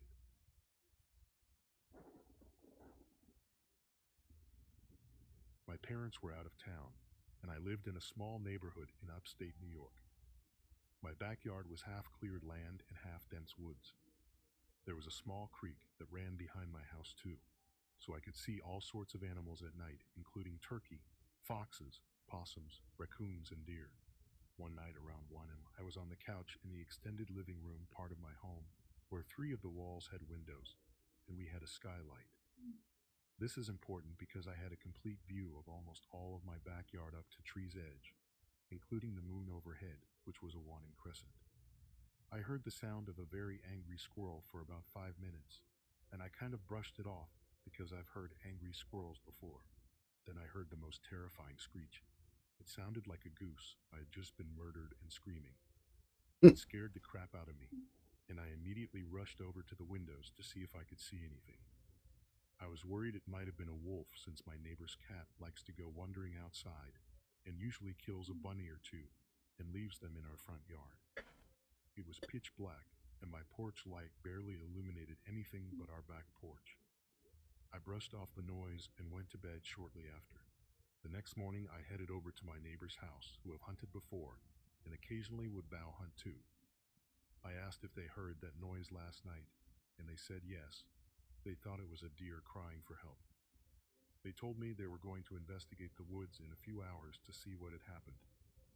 I was reluctant to ask to go with, but I was determined to know what the noise had been. A few hours later, my neighbors and me went into the woods. We didn't have to go far when we saw a dead squirrel pretty much ripped to pieces. We continued on figuring that squirrels don't have much meat on them, so the animal probably tried to get as much as it could out of it. We wondered for about 5 more minutes when we came across 5 dead bunnies, a deer and her fawn, and a dead goose. Now this frightened me the most. 3 of the dead bunnies had just their heads missing, and the body was intact. The other 2 were ripped to pieces similar to the dead squirrel. I almost gagged at the smell of it all. I didn't dare walk towards the goose or the deer. My neighbor, who had a bow on him, walked towards the mother deer to see that she had long claw marks in her torso, and her head had been mangled. The fawn, however, had its head missing as well. Now the weirdest part of all of the dead animals was the goose. The goose was fully intact, except that its lungs had been ripped open, and all of its inner organs were gone. My neighbor's wife immediately called the police and said that there was a bear roaming the property and was attacking innocent animals. I had my suspicions, but I do not believe this was a bear. My neighbor who had the bow was keeping a clear eye on the surrounding woods like he was watching for something. His wife paid no attention to this and continued to talk to the police. Then it hit me a feeling of dread and chills. New York gets cold in the morning, but this was summer and the humidity was usually around 90%. The entire woods seemed to be silent as well. We were near the creek and couldn't hear the water flowing either. I could see my neighbor had the same feeling wash over him as he raised his bow and loaded an arrow into it. He told his wife to be quiet and me to stand back. I could not see anything, but that feeling was still with me. My neighbor I know saw something, but refused to tell me what it was since I was 15, and he probably didn't want to scare me. After a few minutes, the feeling of dread was gone, and the sound of something moving through the forest could be heard in the distance. My neighbor lowered his bow and told us we had to leave. We immediately listened, and by the time we got back to the small neighborhood, the town police had arrived. My neighbor explained the story, and the police advised us to stay inside. They later sent a few animal control people to survey the area to try and get the bear away from the neighborhood. They came back empty-handed. I never knew what that was that I was out there, but I had done some research, and I believe it might have been a Wendigo by the dead animal killings. My neighbors refused to talk to me about it ever again, and my neighbor who had the bow seemed very cautious after that. If anybody has any insight on this, please say something. This happened a few years ago, and I now live in a different state. Edit. I haven't told anybody this story because I thought I was overthinking, which I do a lot. Overanalyzing is kind of my thing. I do not have contact with this neighbor anymore either. Edit 2. For anyone wondering, my neighbor had moved to this bigger piece of land because he had hoped to bow hunt on his own property, so he could build like Bow a safe hunt. up in the trees. As far as I know, Nyes deemed that it was still a form of hunting, and later the town police told him he couldn't do that anymore.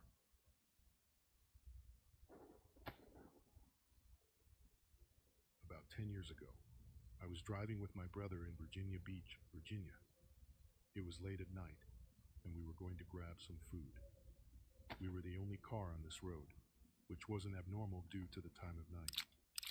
The right side of the road was wooded, and on the left was a fence that ran parallel to the road. A giant wolf-like creature ran full speed in front of the car. It came from the wooded area on the right and was heading toward the fence.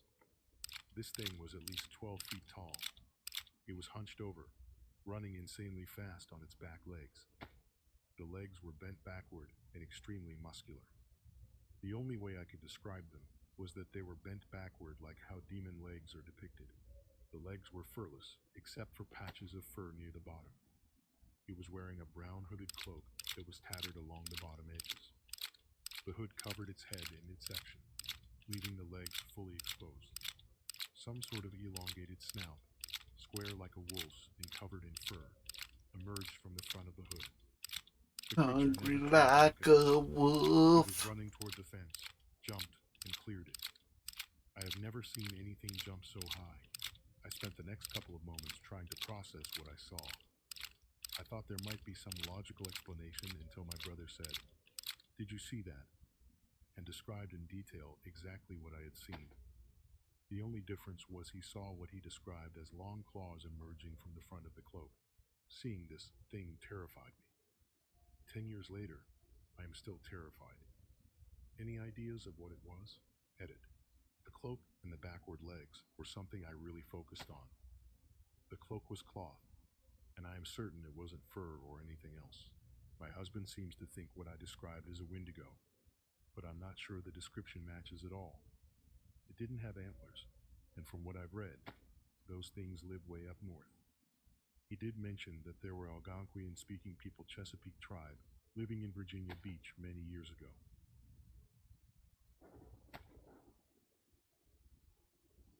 I grew up in the swamps of southeastern Oklahoma, below the Kiamichi Mountains. In the same swath of swampland that spans all the way down through Arkansas and into Louisiana. We had 160 acres of cow pasture that ended where the swamp pine forests began. One day after school, my two friends and I were playing in the creek that ran along the tree line. We looked up and saw a herd of deer coming towards us. They saw us in the creek but kept coming. They ran past us once they got close. We gave chase. 3 young boys kept up with a herd of deer long enough for them to cross the neighbor's fence into his pasture. This was my first inkling that something weird was going on. The deer slowed down, but kept going along the tree line. My 2 friends crossed the barbed wire fence and gave chase again. I was husky, so I got stuck in the fence and was left behind. Once I got loose and crossed over, I looked up to see my friends far across the field, still chasing the deer. You're not fat. Why You're aren't these deer festively fleeing too plump. fast? I hung out by the fence, and my friends eventually gave up on the deer and began heading back my way. I was just standing there, looking around at things, waiting. I looked down the tree line again to see my friend's progress and see a black shape leaning out of the trees between me and my friends. It was there for about 5 seconds, and then it leaned back into the trees. My adrenaline kicked off instantly. One of my friends was over 6 feet already at that age, and he had on a black t-shirt. So for an instant, I thought I was seeing him. Then I realized both my friends were walking beside each other. 12.799 and For the next second, 12.755. it occurred to me how big the black shape was, and that it had been the reason the deer would not flee into the forest. Whatever it was huge, bigger than the small black bears that would pass through from time to time. It has always haunted me. A year or 2 later, I was walking the trail that circled through our land. Our land had a large hill in the center, with a grove of bodark trees bunched together Okay, on top. so Beowulf The trail uses led to the its grove. own. As I walked through the grove and came around the bend, I came upon a dead cow beside the trail, with its back to me. Not an out-of-the-ordinary thing on a cattle farm, so I went up to it to scope it out, so I could let my father know what I had found. There was blood. Blood on the grass and blood pooled beside the cow's throat. The blood was still fresh, liquid. The cow's throat was ripped up, like pulled apart. Again, my adrenaline kicked off immediately. I ran through all the scenarios of what could have caused this. No wildlife around that area could have done it, except maybe a cougar or a very large bobcat. But the cow's flesh didn't look eaten or cut by teeth and claws. It looked pulled apart, and it was fresh. Whatever had done, it was still around, watching me. I could feel it watching me. I grew up fetching duck eggs out of snake ponds and camping by myself out in the woods. I don't have much fear of nature, but these 2 times tapped into a primal fear I have never felt again. That was the longest walk home of my life.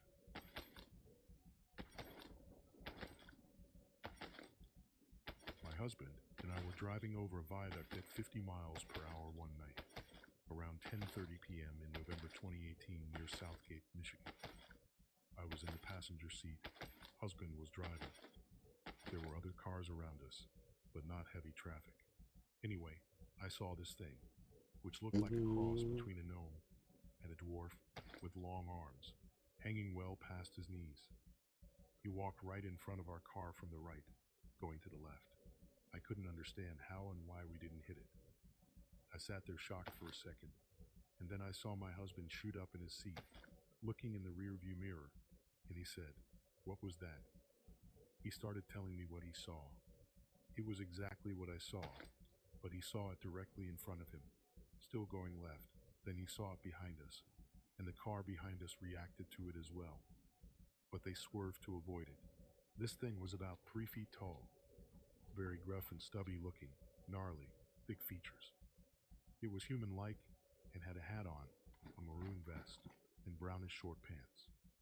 I didn't see the feet. The moment I saw it, it was inches from the right front end of our car. We should have hit it. My husband saw it like a split second later, but it was in front of him on the driver's side. We should have hit it since that night. I still don't know what it was. Any ideas?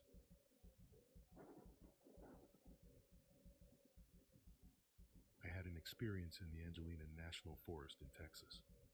We were camping at a remote campground in an RV. There were only about 8 camping spots where we were. It was about a mile and a half from the ranger station during New Year's weekend. On Sunday morning, the day we were scheduled to go home, the RV would not start. We could get no cell reception because of the tall, heavily wooded area. My SO told me to walk up to the ranger station to see if we could borrow some tools or see if they knew of a mechanic in the area who worked on RVS. So, I took our dog, and off I went. About a third of the way there, I got a funny feeling, like I was being watched. Then my dog, a pit and boxer mix, started growling and sniffing the air. He had all his hackles up. I heard a couple of huge snaps in the woods to my left. The dog was now growling like he was about to tear the left off something. Then came this huge, loud roar and scream. From the same direction, I heard the branches snapping. It was so loud, I could feel it as well as hear it. When that happened, my dog hunkered down and pissed with his tail between his legs. I yelled, "Run, buddy, run," and we started running. A few more limbs snapped and my dog tried to hunker down again. So I decided to scoop him up in a fireman's carry and get the hell out of there. Well, that didn't last but a few yards, because he weighs close to 50 pounds, and I am a 50-year-old woman. Thank goodness about that time. Here come the rangers in a pickup. They stopped, and I literally threw my dog in the back and told them I needed help. I tried to explain to them about the wood snapping and the loud roar, but it seemed to piss them off. So I just told them we needed tools. Our RV had broken down. So they drove back to the ranger station, loaded up a toolbox, and took us back down to the RV. We finally got the thing started, and I told him about what happened and asked him if he heard anything. He said he thought he heard something, but was too busy to pay it much mind. Now I have been camping all my life. I know what a buck deer or elk sounds like, and I know what a mountain lion, bobcat, wolf, or coyote sounds like. I know what wild hogs sound like, but this sound was none of those. This cry was loud enough to shake the ground. I have had that dog for 10 years, and have never seen him that scared of anything, ever. He has chased down raccoons, armadillos, possums, and deer, and an 800 pounds steer, and never backed down. So what he smelled and sensed was bad enough to make him hunker down and piss himself.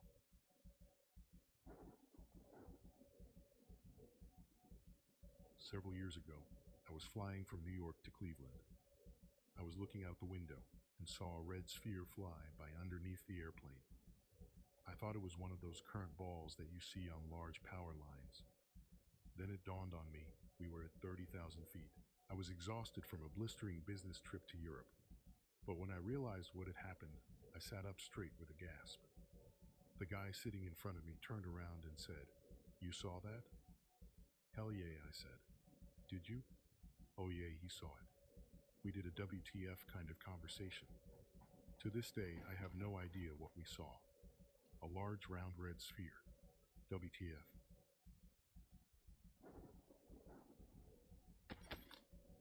In February, I was coming home from Florida, and as my plane was descending, we passed over a lot of farmland and wooded areas. I live in Ohio law, and I had the window seat.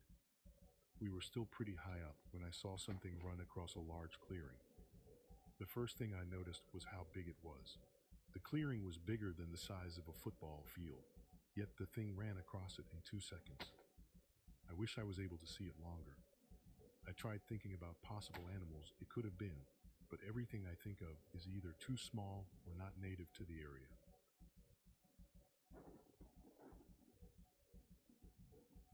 I was born, raised, and continue to live in the mountains of eastern Kentucky. I have experienced various paranormal activities all through my life. This includes UFOs, alien abduction, and other activities I attribute to alien beings. The incident that was the most overwhelming was on the night when gray aliens came to take me while I was pregnant. I simply wanted no part of this. When they approached me from across the bedroom, I jumped up and grabbed one of the two beings by its lean neck. I squeezed as hard as I could until I heard a crack. It dropped to the floor as its head fell back. That's IFAC. I don't want that. Though it was hard to read. I thought it was a pouch. It gathered the injured companion and quickly disappeared in the bright light that had originally flooded the master bathroom. I felt very bad about that incident, but I had been out of sorts all day, and I didn't want to be bothered. When I was a girl, we used to live beside an old cemetery. On some nights, I would get the urge to look out my bedroom window. When I did, I would notice a tall, dark figure that seemed to be watching our house. One evening at dusk, while in our yard, I was approached by a tall, black, cloaked being with a glow coming from its face. It stood and watched me for a few seconds, then turned Hey, and survivor. disappeared. Need a I have lift noticed somewhere? over the years that large, dark No. colored cars would follow me on occasion. This would happen on highways and mountain roads. My husband and No. I have also noticed black helicopters flying above us while driving and over our residence. I saw a video and picture you posted about Man in Black a few years ago. When I saw the video, it shocked me. In July 2006, a strange incident occurred while my daughter and I were sitting on our front porch. I never heard or saw a car, but two of these MIBs appeared from around the side of the house and approached us. The pale-faced men were dressed in black silk suits, white shirts, black ties, and fedora dress hats. No MMG Each carried a thin pouches. briefcase and walked stiffly as they approached. When they reached the steps, they stood still and looked at me. My daughter quickly ran into the house. I then looked into the eyes of the MIB nearest me. The color was a vivid lavender, and I felt compelled to continue looking. After a few seconds, the nearest MIB spoke in a very clear, pitched voice. It asked if we had experienced any unusual activity that I thought that I should report. It was an odd question, but I quickly said no. The being then briefly smiled and thanked me for my time. Both MIBs turned and walked toward the road and were soon out of sight.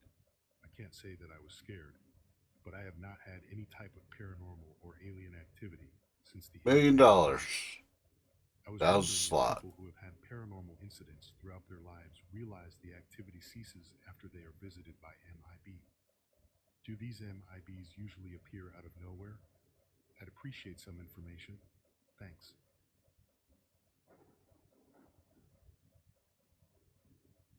I live in New Orleans, born and raised in Louisiana. It's always been a hot spot for the paranormal voodoo, witchcraft, hauntings, vampire legends, bayou werewolves, etc. Anyway, due to the quarantine situation, the city has been pretty much a ghost town. Hardly anyone is out and about. I've been going stir crazy being stuck inside because I battle depression and anxiety. So we have started to go on morning walks around the city daily. We may occasionally Black pass Wings, usually 1,000 slot storage. etc. Well, today felt different. I have extremely pale skin, the fairest type you'll ever see. So my whole life I've been compared to Snow White, and two, of course, vampires. Well, at one point during our walk, we were about to cross the street, and on the other side was a man looking to cross to our side. I had the strangest feeling that he was going to think I looked like a vampire because I was wearing a black dress and my pale skin was as pale as ever. I don't know why I felt that, but I tend to have a very strong intuition. Example. The other day I pre-adopted a rescue kitten at PetSmart. I bought a pink carrier, and when I got in the car, I strongly felt the need to keep the receipt, in case the cat isn't really a girl. That night, I got a call from the foster mom who said she was sorry that she told me it was a girl, and that they went to microchip her, and it's a boy. But back to my story. So as I'm thinking about how I look like a vampire and about to cross paths with this man, the sun hits me as I cross the street, and he lets out the largest wolf-like howl that I've ever heard coming from any creature in my entire existence. The weirdest part was, I didn't feel afraid, and I didn't feel like it was strange. Maybe the weirdness of New Orleans has gotten to me, or maybe it's because I know deep down I've believed all along that everything is not as it seems, and that legends and stories exist for a reason. I calmly crossed the street and never looked back. I just hope I'm safe now. I wonder if he picked up my scent. Of course, New Orleans also has a lot of homeless people, mentally ill, and drug addicts as well. So he may be just one or more of those, but maybe not.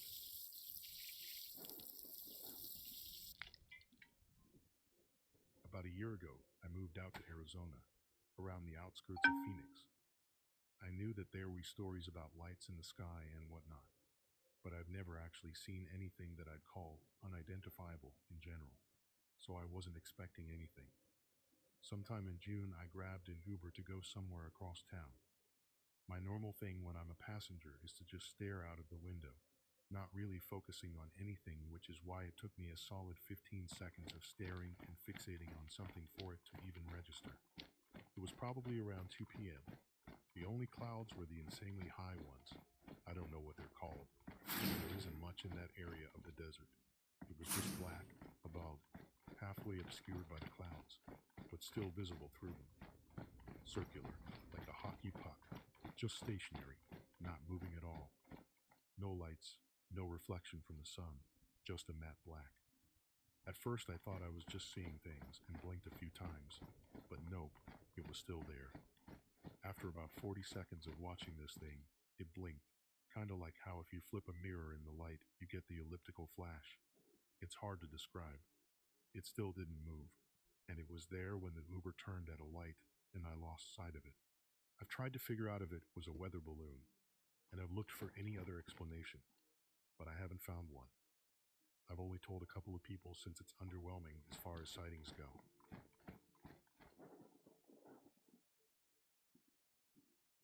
I am by no means making any kind of claims. I'm simply describing what I saw and what I heard. I need to make that point clear. Years ago, my friends and I went on a weekend away to what we dubbed Vagabond Village. This little village was located outside of our town between hills and is fairly remote. The nearest humans was a farmer and his family a few km away, and this piece of land in particular was mainly used for game. It's dry, dusty, and only accessible if rain hasn't deteriorated the only road leading to and from the village. Now I call this a village simply because that was our dream. A dream which started as a project for my best friend's dad and his friends. For a few months, on occasional weekends away, they had built some crude structures, a water tank, and by some miracle managed to tow an old rusty caravan to the site. We quickly took ownership of this project, and it became our little crude rustic empire, far from cell reception and civilization a dream for us, come the fateful evening. After a long hot day repairing the damage to the structures from animals taking shelter in them when we're away, we decided to have an early night. Some slept in the rusty caravan and myself and two of my best friends slept on the army stretchers left by my friend's father. We set our beds up around the campfire and gazed at the stars on the warm, clear evening. We must have been asleep for about 2 hours when I heard a distant humming noise. Food, This time, the fire was almost completely medical, out of the smoldering. I had not opened my guns, eyes yet. I ammo, was still half asleep as the attachments. humming felt louder, and I could feel it in my chest. I woke up feeling deeply disturbed. I looked Hey, up to see survivor, what the noise was. need a lift somewhere? My fist instinct said there was a very low flying helicopter above. However, all my blurry eyes could register was a bright green flash. There was traces of what looked like aurora borealis in the air. The dogs that were sleeping outside with us both jumped to their feet and gazed out intensely. No barking, but just as on edge as I. The green flash was accompanied by a deep Player rumble, trading. which woke some other people up. I noticed my friend stirring, and I immediately said, "Did you see that? Look at the dogs. Something is watching us, and they know." It felt as though something had been hovering above us. We spoke about it the next morning, and everyone agreed on one thing. We all heard the hum.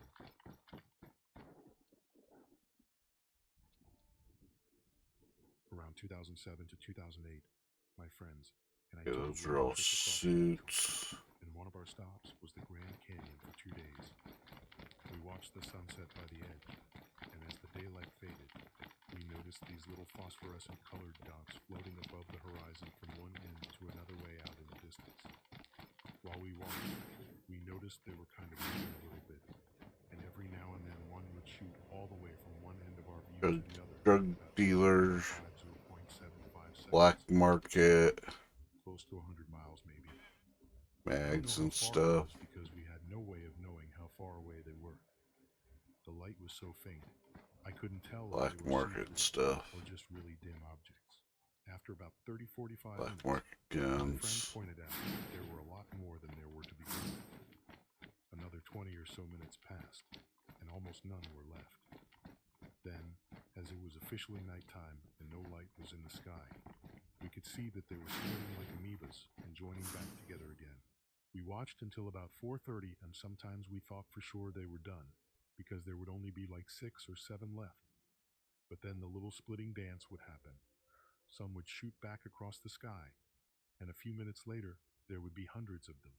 The whole time, we were saying that we always thought people with UFO stories had to be making them up. But after that, I'm a believer. There were 2-3 times during this spectacle that I got a really weird, disturbed feeling, like we weren't supposed to be seeing it, or it could be dangerous to us. I know this because I convinced my 2 friends to hike back to camp with me, and every time we did, we could only stay there for a few minutes before we absolutely had to hike all the way back to the rim to see if it was still there. Every time we got back, the lights were much fewer, but in a few minutes, they would multiply again, and the show was back on. It was by far the weirdest experience of my life, and I have never been able to find a similar story anywhere. The closest thing I've found is the Marfa lights, and it was literally nothing like that.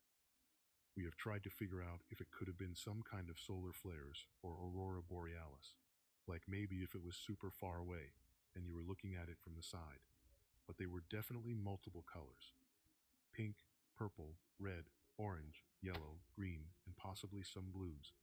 But it was really more of a spectrum than it was each one having its own color.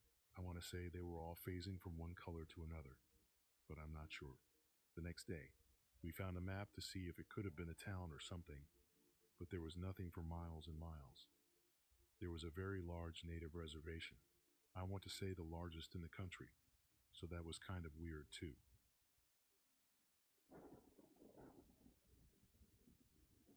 February 29th around 3 p.m. It was slightly cloudy day. It's not scary one, but wanted to share, just in case anyone else have ever seen the silver sphere floating over assuming San Dimas, California. I was outside hanging with my friend in the front porch. I was facing east and the cloud line slowly emerges, this silver sphere size at bus from guesstimate. But it was really high above heading northeast. I would not have thought anything about it until it paused for 2 seconds in the freaking air. It dipped into the clouds. At that minute, I was just confused as heck. I notified my friend, who by then started wondering why I'm staring into clouds during our conversation. I pointed out the cloud it went in, and what I saw instantly felt crazy after I said it to him. He starts talking about drones and balloons, dismissing what I saw until it re-emerged, this time behind the cloud. It must have been stopped. It started to move after a second. It went faster, like a typical UAP movement that I always seen in videos people catch. It was heading straight north. My friend slowly stops, trying to debunk it. We just start watching it go past 2 clouds, and then it jumps up above the clouds. We just sit back down, try and comprehend it. A few minutes later, we hear and watch a 80s loud motor airplane fly from west side over to the spot where the silver sphere was once stopped, and it circled around. Gotta the say, spot this the is US was few minutes pretty earlier. cool looking. My friend later points out the UAP we saw had no sound, no lights, no exhaust. It didn't even disturb the clouds like the airplane did. The airplane pilot must seen it and flown over to area, but it did not give chase to it. Not bad for a first-time experience, IMO. After typing this, I recalled 2 times last year 120 I saw slots fighter versus jets flying towards the 150 direction though. of that airspace. Thought to myself it was odd, but maybe military was testing out their response times like they do. But it was just random time and day, like they got scrambled. They flew by Helenas somewhere, and come back slower than they flew by. No wonder this time UAP was trying hide in the clouds high.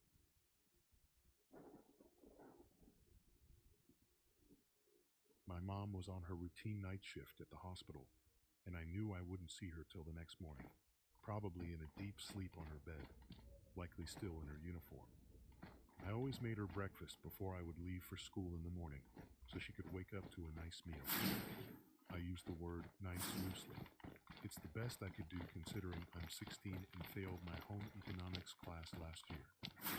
But my mom never minded the toast, scrambled eggs, and turkey bacon platter left on our nightstand. We had said our goodbyes around 10:15, and I got myself comfortable on the couch with my dog to watch some TV. I turned the lights off over us to set the scene and make it feel more immersive. I had got through one Dateline episode when I decided that I could enjoy the experience a little more if I grabbed my bomb. So, I went upstairs and down the long, narrow hallway that led to my wing of the house. I was the only occupied room on this side of the house. The other rooms were my dad's old office and the guest room, though that room hasn't had a guest in it for years. Ever since my dad's passing, my mom and I haven't even wanted to host other people here. Instead, it hosts the overload of clutter I find at the end of every school year. Clothes that I no longer want and plan on selling or donating. Paintings I worked months on but never hang up. And other miscellaneous items that aren't used, but can't seem to be let go of either. I opened my bedroom door and grabbed the piece off my nightstand. It was almost a sculpture, rather than a cheesy bomb you might imagine when thinking of a stoner. It was about 16 inches tall and made completely out of this blue, hand-blown glass that resembled the color the ocean looks after a series of rough waves.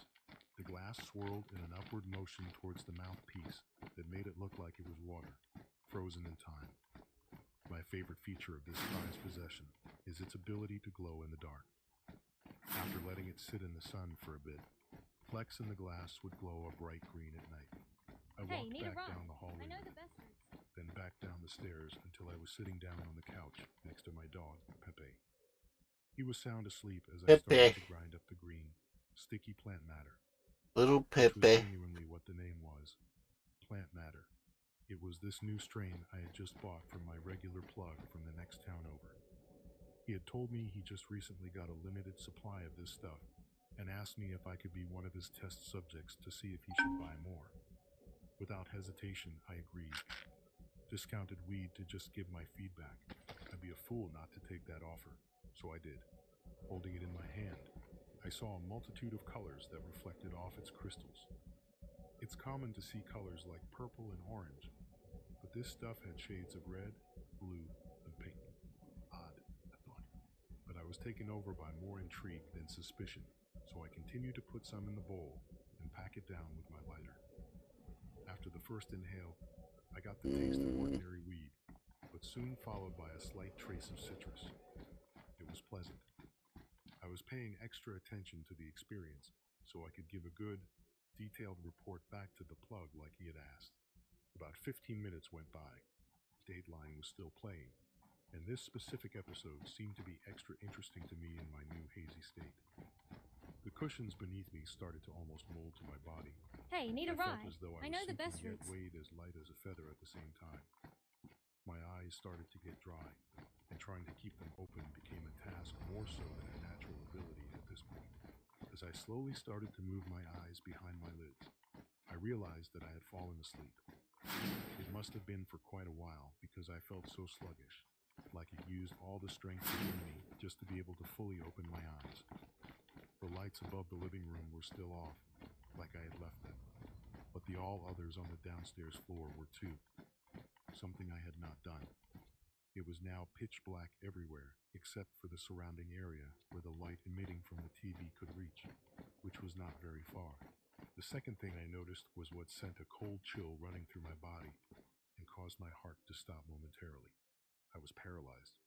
I was physically unable to move any part of my body other than my eyes, tips of fingers, and toes.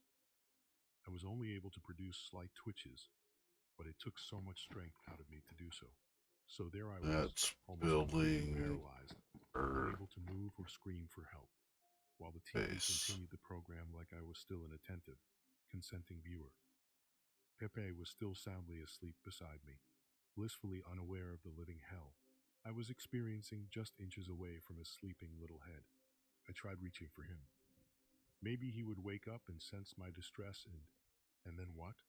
I thought to myself. What the hell could happen next that would possibly help me in this situation? The answer was nothing. I felt as though Keith Morrison was now mocking me, and the couch cushion below, that once felt made for me, was now stiff and cold, as if every fiber in the fabric was rejecting contact to my body. I reasonably started to panic, not because the realization of my situation was settling in, but because I heard a creak from upstairs. I knew this house like the back of my hand. It's the only house I have ever lived in, so I knew that each floorboard had its own distinct creak, and this one, This one I recognized as the top of the stairs.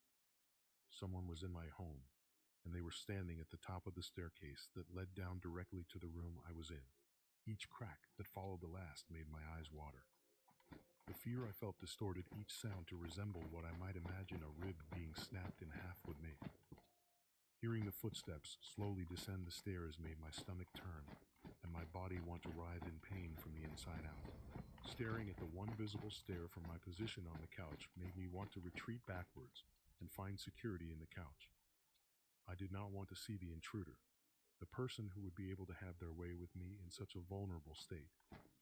But I could not rip my eyes from the stair. I knew danger was coming, but I just couldn't look away. If someone was going to do whatever evil they intended, I was going to see it approaching whether or not I truly wanted to. Seconds felt like minutes. My heart raced so fast that each Could have beat swore I felt could have like sold that water I was bottle dripping with earlier. sweat, even though my body couldn't move. The sound from the TV gradually faded away and was replaced with a long, piercing ringing in its place. The creaks that belonged to the stairs near me echoed as the unidentified subject's weight pressed down on them. Through the dim lighting, I made out what seemed to be a shadowed hand, gripping the side of the wall that obstructed my view of the stairs and the person on them. What broke the moment of silence was the faint, muffled scream coming from the back of my throat. It was the only amount of sound I could muster up in my frozen state. I was a deer in headlights, the perfect victim for any predator. It was hard to say whether I was still paralyzed, or if it was the sheer terror I felt in that moment that was responsible for my immobilization. The hand methodically lifted its fingers and slowly tapped, each one of them back down, creating a sickening drumming sound. Once, then twice, then 3 times the lone hand strummed before the rest of the body became slightly illuminated when it moved to the last and final stair. As its entire form was revealed, my wide eyes trailed up to at about 8 feet in the air. It was gigantic. Its arms were as long as its height, and the creature's face had a mouth that stretched from side to side. It wore a gut-wrenching expression that could only be described as a smile due to the fact that it had no teeth. Just a huge mouth stretched agape with bleeding gums that dripped down to my wood floors. To me, it was an indication that this was not a figment of imagination, but a real, dangerous threat, and I needed to step into action immediately. The thing let me soak in its disgusting appearance fully, so that its next performance was all the more terrifying. It produced a series of guttural, horrid sounds that could only be described as its laugh. It witnessed me using every ounce of energy I had in my body to just cry out or move, finding amusement in my distress.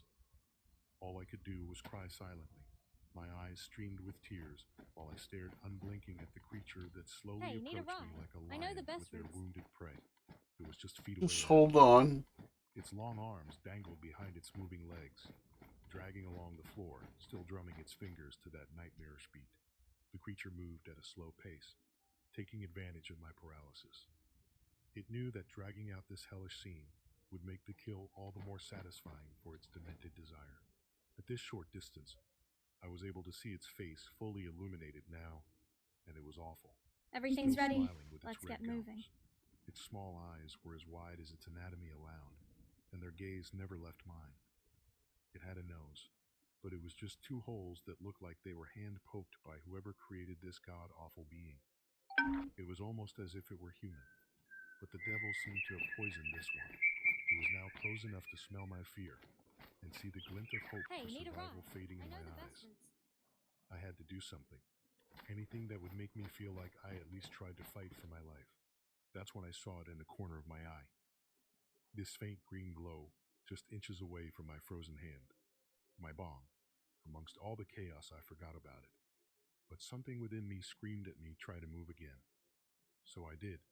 I focused all of my energy toward moving my hand to grabbing my newly chosen weapon, and by luck only created by a miracle, it worked.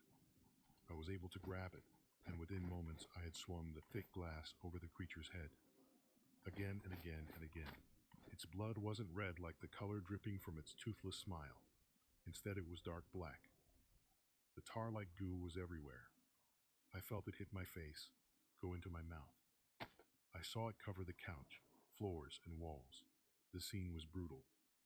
The once terrifying creature was now smashed and bent in a multitude of ways, now left somewhere between the state of solid and liquid. Its face was no longer distinguishable from the other battered parts of its body, and I smiled. I smiled now that that thing no longer had his. I stood over its body with a mix of shock, adrenaline, and morbid joy that I had almost laughed if it were not for my intense panting. I could not stop breathing, gasping for air as a rush of blood flowed to my brain. I awoke to the comforting feeling of bed sheets and a pillow under my head. The relief that this was all a dream showered over my body as I slowly opened my eyes and went to stretch my limbs. But I couldn't. My arms were prevented from moving further than at my hips. The sound of metal hitting against itself brought my attention to the handcuffs around my wrists that were connected to the bed's rails. Then, the slow and continuous beeping that was once hidden in the background got drawn forward as I began to scan my surroundings. I was in a hospital room, still covered in that sticky, metallic-smelling substance, though it was not a deep black like I previously witnessed, but crimson red. The unfamiliar voice of a man brought me to the present and out of the fog. "Miss," the officer started in a low and careful tone, "do you remember anything from last night?" The question made my face turn in an almost offended expression after a second of recollection. Of course I did. I don't think I will ever be able to scratch that disgusting smile out of my memory. The immense fear I felt can still be there if I just closed my eyes. Why, yes. It was the first time I heard my own voice in hours. There was this thing. The officer gave an unamused look to his colleague as he let out a deep breath and laid a stack of images on my lap. My mother lay violently killed on our living room floor. If it weren't for her nursing uniform, I wouldn't have been able to tell that it was even human due to the unnatural state of anatomy she was left in. Before I was able to even process what the officers were insinuating, I screamed. I screamed so loud that I felt my dry vocal cords rubbing against each other and let out a flood of tears that assisted the sobs of confusion, sadness, and anger. Out of my harsh cries, I recognized a hauntingly familiar sound. I looked up to see the officer drumming his fingers on his notepad and watched as his mouth started to stretch into that distinct, disgusting, and unforgettable toothless smile.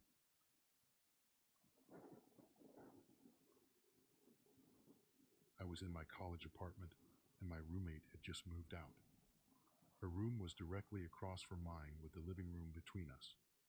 I had cleaned out her room and then closed the door. I left my bedroom door open when I went to take a shower one night. My bathroom was connected to my bedroom. I also happened to leave the bathroom door open. While I was in the shower, I thought I heard a woman talking. I had never been able to hear my neighbors talking before, but figured they just happened to be talking in their bathroom, which shared a wall or something. When I got out of the shower, I was surprised to see a black void when there should have been the bright white closed door of my old roommate's door reflecting in the moonlight. I figured I just forgot to close the door and went and closed it. The next night, I once again went to take a shower and left my room and the bathroom door open. But this time I checked to make sure the other door was latched, and the front door was double locked. When I came back out, I once again saw the void with the door wide open. I slammed my door closed and locked that shit so fast. I convinced myself there was a logical explanation. So the next night, I once again checked all of the doors and then closed my bedroom door. This time, I came out of the shower and my bedroom door was open along with the other door. I showered and slept with my bedroom door locked from that point on. I guess this took place over several nights home alone, and I may not have even been alone. Still the creepiest thing that ever happened, though.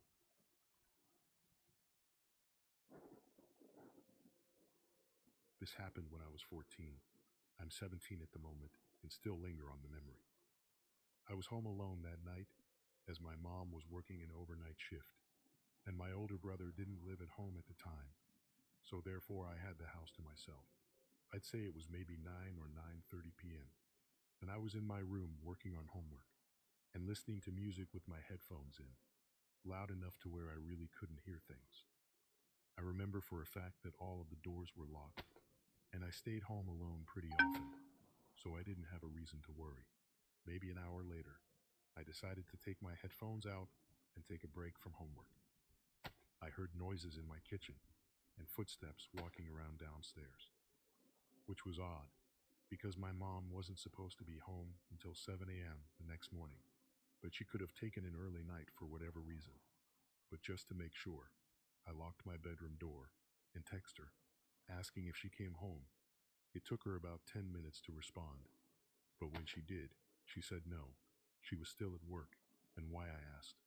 At that point, I was freaking out, because my mom and brother are the only ones with keys into the house, and myself, of course. So I decided to text my brother. Sure enough, he said no, he wasn't in the house. So I told both him and my mom about the situation, and my brother wasn't far from the house, so he said he would be there soon, and to call the cops. As I was trying to find a hiding spot in my room with my phone to call the police, I heard my name called from downstairs. That got me thinking, did whoever was in the house know me personally? A family friend, maybe? I didn't respond out of fear of who knew my name and was calling it, and I didn't recognize the voice. I called the cops and was on the phone with them when my name was called again, followed by, "I know you're Did up there." somebody say And I heard waffles? someone starting to No. walk up the stairs. I have brain Again, I didn't damage. respond. No, but somebody mentioned The police breakfast assured me that they were pizza. on the way and to stay put. I was still texting my brother while this was all happening. Morning, Will. He informed me he was 5 minutes away. That's when I heard the front door slam. After I heard the door slam, about 5 minutes later, the police arrived and assured me it was them and that I could come out. Shortly after my brother arrived back home, the police looked around the property and all over the house, but there was no trace of whomever was once here. However, there was damage on the door and lock from being forged open and looked to be done by some sort of tool to pick the lock. Everything turned out okay because nothing was taken oddly enough. But the upsetting part is Yeah, whoever you was say in the that house was every time. from that night forward, though we got cameras installed and got a better lock. Pizza is the superior food, I'll huh? try not to make this too long. When my brother was about 9, him and my parents were getting ready to leave. He ended up going outside first and walking towards the backyard since the door was closer to the backyard. We would walk around the back of the house to the driveway, which couldn't be more than 25 feet from one end of the house to the other. He said he stopped when he noticed something standing by one of the cars. He said it had a big head, its skin was pale. Said it turned its head a little like it noticed him and then zoomed off deeper into the backyard. He ran back inside crying hysterically. There were some more details I might be missing, How but cool those are that the main ones looks. I can remember, as I All don't except really for the wanna ask him about backpack. it and make him remember something like that. It's been about 8 years since then. But yay, that backyard always creeped me out at night, and I never felt comfortable back there at night, even before this happened. Also, during this period before this happened, I had experienced sleep paralysis for the first time and was going through some real hardships. The reason I thought it might be a skinwalker was because there was a night, not sure how long before this incident, where I heard a woman screaming for help outside. Pineapple cream It sounded cheese like it stuffed was farther down the waffles. street, though. That actually I sounds held there pretty a little. good. Teen hormones were telling me I could help this woman, but I didn't dare even look out the window, because it just didn't feel right. Also, my brother has said he's heard someone call his name from outside, but he also just ignored it. The description to me sounds like the rake, but I thought it might also be a skinwalker. I don't know. Any thoughts?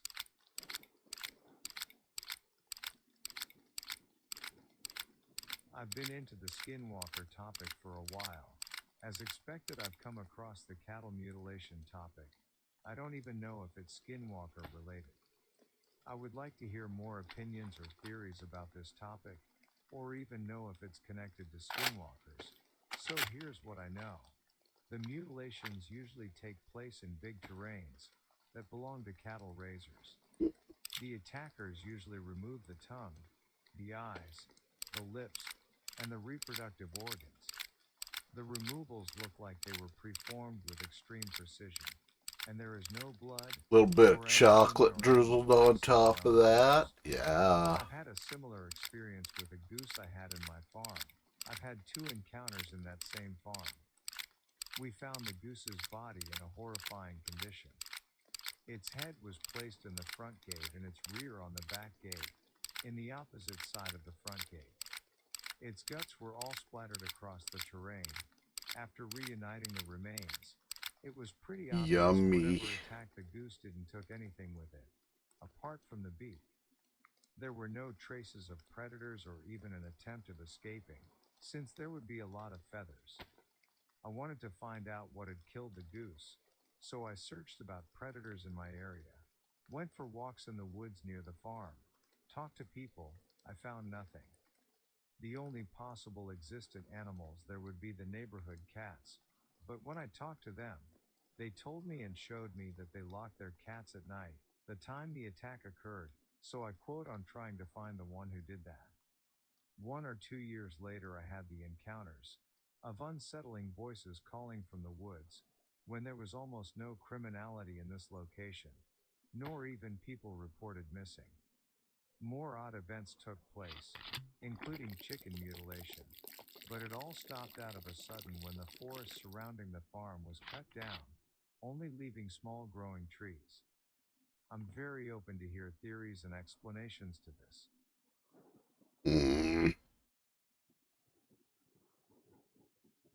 My Arizona encounter.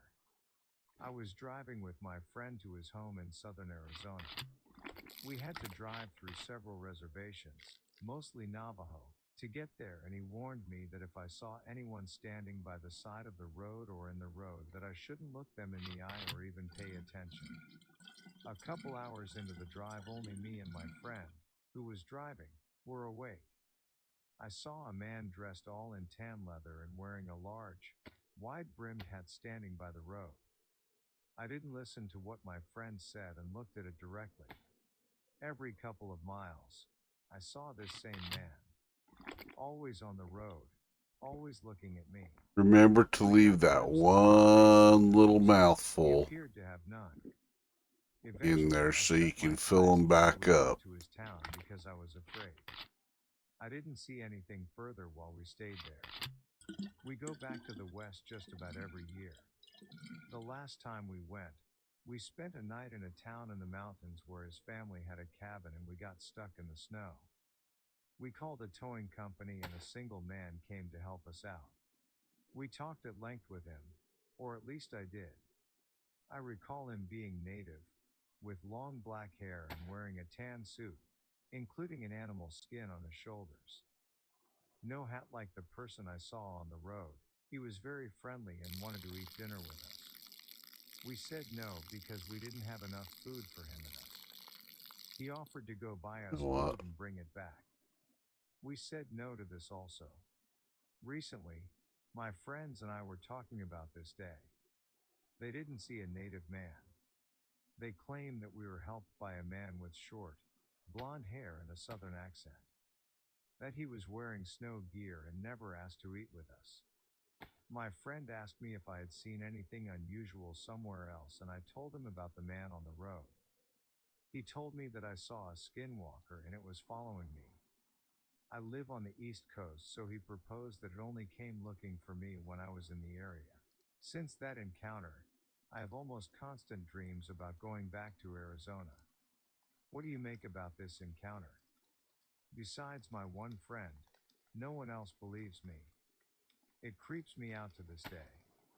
I went to Nevada a few weeks ago and had no incidents. We're supposed to go back to Arizona in the winter. I'm a little nervous.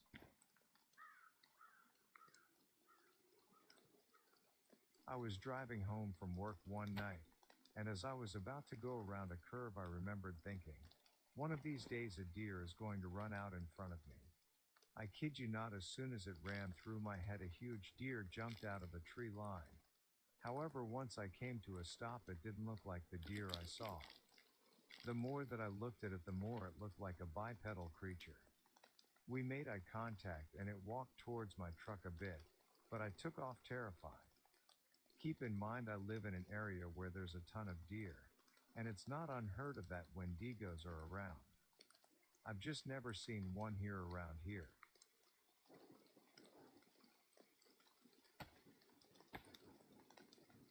Creature at Alaskan military base.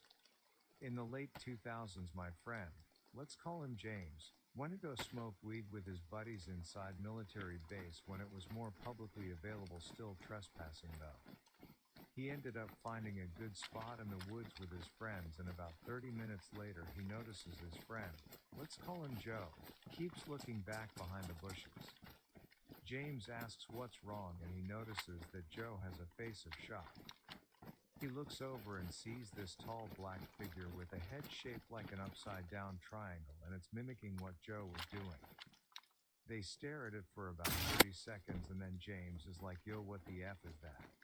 And they bolt into the woods and run as fast as they can, screaming, holy crap, WTF. Absolutely Hornywood. as they run, and that's where it ends. But it gets crazier because that same friend that was being mimicked by the thing had bad things happen to him after that. And before you say, oh, they were smoking weed, so of course. This was before they even started. This also comes from someone who doesn't lie. My job is in the middle of the woods and cornfield. It's a juvenile facility, and the kids told me about a skinwalker and a Wendigo in the fields and woods, and everyone had stories and encounters. They've heard their names called. Creatures staring at them from the kitchen window, and it's scary at night because there's little light. Whoa, don't go run around I'm pointing that thing in windows. I have to do the 5 p.m. shift, and I'm not trying to get eaten. What do you think I You should do? freak. I live in Iowa, on the corner closest to Missouri and Illinois. My grandpa is Native American and refused to Twofer. have a conversation with me. And I was told if you said it, then they will come for you. The whole facility is haunted, and it's been confirmed. I don't know what to do.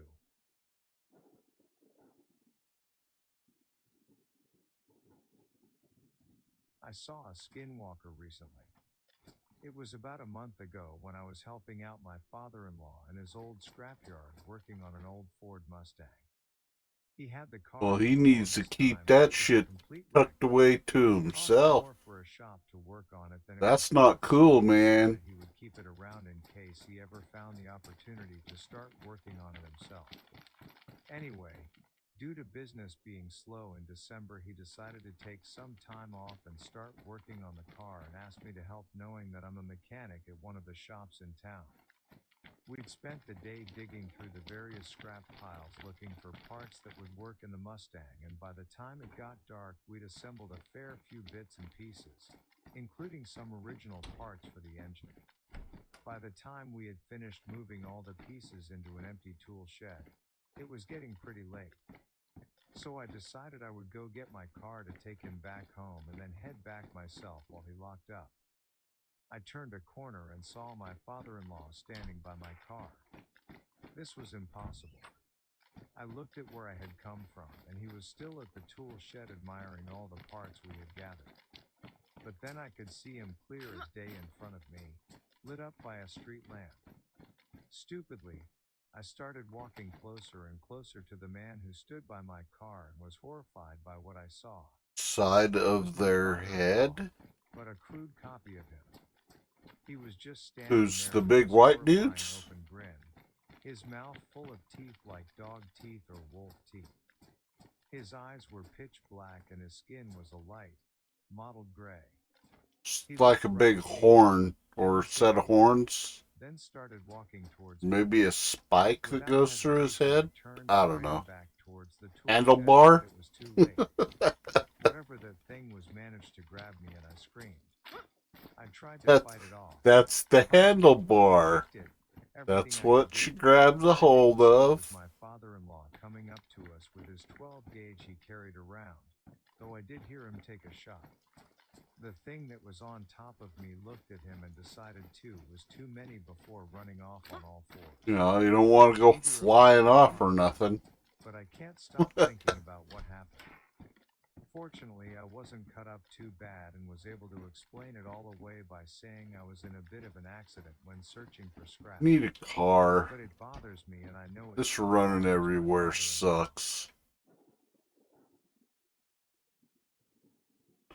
There's This is Hellies. a creepypasta, but nevertheless an interesting one. My mother was a I wonder if they have a car skinwalker. trader She killed over my here. father and sister when I was 12, and she very nearly killed me as well. It was all part of some ritual she wanted to perform to turn her into a skinwalker.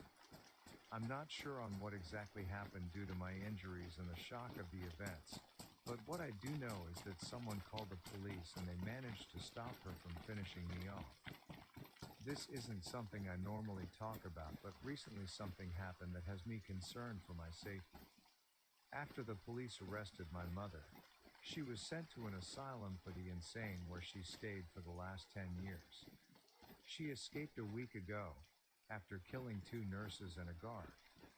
I'm scared she'll come after me, and so I've been moving from place to place. I'm scared and I don't know what to do. Story 2. The real legends of skinwalkers as told by the Navajo speak of life and death situations between the Navajo and skinwalkers. A friend of mine recounted a family legend that was passed down to him and his 2 brothers. Long before Europeans settled the land, the Navajo often battled skinwalkers to protect the tribe. One of the ancestors of my friend was said to have battled the most powerful skinwalker ever to exist. The battle raged for days before both eventually died from their wounds. I'm not sure if skinwalkers exist, but the legend is kind of awesome. It's a very sci-fi-ish. To this day, I still don't know what happened or how to explain it. I live in Yorkshire, England, which in some places is a very green area with loads of trees and hills, etc. Hey, need a Where ride? I lived I as know a the best child routes. growing up, I lived relatively close to a woodland area with roughly 5 to 10 miles of woodland. Everything's ready. Let's Now, get as moving. a kid, this was amazing with my friends as we could play hide and seek or build tree houses and forts for hours, so I was never scared of it with or without friends. On one situation, I was walking in the woods when I was around 8 alone. I remember it being dark, only around 4 or 5 p.m., so it must have been the winter season. My friends and I had been working on a fort, and I was collecting sticks. I don't know if during my there's spare time as I was I don't really know if there's devoted an to auto it. trader here. Fun fact, when I went to Hey, visit need a my ride? hometown I know the last best year, the routes. fort was still there, Well, extremely abandoned with old cans and crisp I need the packets. infos, man. I knew roughly where I was, but wasn't too sure when I found a weird formation of rocks. It didn't mean anything to me as me and my friends made things like this, but this was not us and it was definitely man-made. Black I decided market. to stay around the area because I didn't want to get lost. After 2 or 3 trips back from there to our fort, I noticed a deer in the woods. Weapons, My dad had told me there drugs, were deers and foxes baller in the woods, stuff, but black uncommon to market, see. black market. I was so excited, so I followed it. Now looking back on it, it moved very unnaturally, with it almost jumping and skipping like it was brand new to walking on 4 legs. As a kid, I didn't think anything because I'd never seen a deer before, Armors. so I didn't know how they moved. A couple minutes after following it, I fell over a rock and made a huge crunch on some sticks. The deer froze. It Collectibles. slowly turned around and stared in my direction, Yeah. so I slowly got back up and stared at it behind a tree. It sniffed around the stones and suddenly stared at me. I'd say it was like around 100 to 150 feet away from me, so I got scared and ran away. I ran for a minute or 2 until I caught my breath. Mining I stuff. remember I had a mixture of excitement, but also nervousness. I turned around to look back at the direction I ran, and to my surprise, the deer was there, staring at me. I hadn't heard anything follow me or anything. This really freaked me out, so out of pure terror, I run back out of the forest and didn't stop until I was safely out. The entrance to the woods where I got in and out was down a steep hill, so I got to the bottom Player, of it player. and slid back up. My heart was racing, and there it was still looking out of the woods at me. It terrified me, and still to this day, I can still remember the chill that went down my spine. I was so scared I started crying when all I heard was "don't." I looked around and no one was there. Then I heard "come back please" in an almost human voice. I could make out the words, but it sounded almost inaudible, like old radio. I ran back to my house and then cried to my mom and dad, but they didn't know what to say. I had nightmares, but still couldn't figure it out. I didn't go into that woods for a good couple months until I started going back with my friends again. The woods gave me a chill, but I never had an experience like that again. I only realized what it could have been after reading up on skinwalkers a couple years back. With me connecting the dots, I'm sure it was a skinwalker. I'm happy I ran, and I'm happy I didn't stay, but I'll never know what could have happened if I went back in. That's shit. Just a little context about myself. I live in Southern California near the Mojave Desert. Beyond our backyard is an open desert which is home to coyotes. We never had any problem with coyotes, and we have a brick wall as a fence in our backyard. Also, I believe it I when I see it swore in there person, was and I haven't one of really put these. much thought about skinwalkers until fairly I mean, recently, there's the thanks to all these one TikTok where videos before that you only come get to up life. here that Last night I had a sells weird batteries encounter and when I had to let wrenches my and dog shit. out to pee. It was about 03:06 in the morning, and as usual, after I let her out, I go back to my room and wait for her to bark to be let back in. After about 15 or so minutes, I hear her barking heavily outside. As I went to go check it out, I made a crucial mistake and whistled, as that's how I get her attention and signal her to go back in. She's usually pretty obedient and listens to me, but this time she just wouldn't budge and kept on barking at the corner of our backyard. So I went and investigated what it is she's barking at, and that's when I heard an owl hoot. Pretty normal so far, as she's usually easily timid when it comes to noises. As I tried to grab her, that's when I thought I heard a person's voice say "hey," which Hey, got me survivor, shook, but then need I a told lift myself somewhere? maybe it was just an owl hooting. I went ahead and continued to try and grab my dog, but she ran the opposite way. And this time I heard a very weird, like mimic of an owl hooting, but mixed with a deep human voice. The first thing on my mind was I need to go back inside, grab a gun, because maybe someone is trying to rob me. But We're then moving. I Stay also alert. didn't want to leave my dog behind, and it's very unlikely that they'll be able to scale the fence that easily. Now at this time is when I Sci-Fi noticed the air Wasteland? smelled No. like a meat Hey, was need a left ride? under the I sun know for the best days, routes. mixed with some This rotten eggs. is Then all the skinwalkers videos from TikTok came rushing into my head, and I wondered maybe I'm overthinking. So I told myself, okay, Nightcrawlers. this is my time to go. But I have to grab my dog before I get Nightcrawlers. outside. Also, during this time, the mimic owl hooting is getting faster and eventually finally started to sound like an actual owl hooting. I don't know why, but this kind of gave me closure that maybe I was overthinking it. I was able to finally grab my dog, and I rushed inside, locked the door, and went to grab a gun and an emergency flashlight. As I went back outside, I can still smell, but very faintly, that rotten egg/meat smell. The hooting finally stopped. Let's see. Checked the corner and didn't find anything. Makes After being I outside know for there's about got to 15 be an minutes, auto it's trader almost on 7:30. here, I'm still half asleep. As I was walking back to go inside the house, or I and glanced once more and time at the corner, and I'll never forget how bright the eyes I were. know The that owl they stared have back at modded me, and the vehicles ominous on smile here. was giving.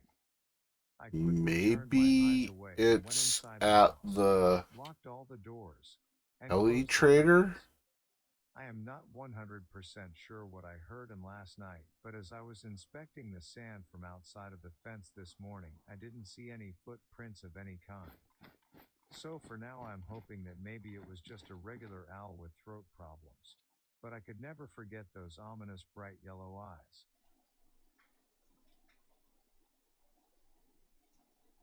You can buy This was batteries, told by my childhood bestie's accessories, uncle during a family gathering in the early 90s.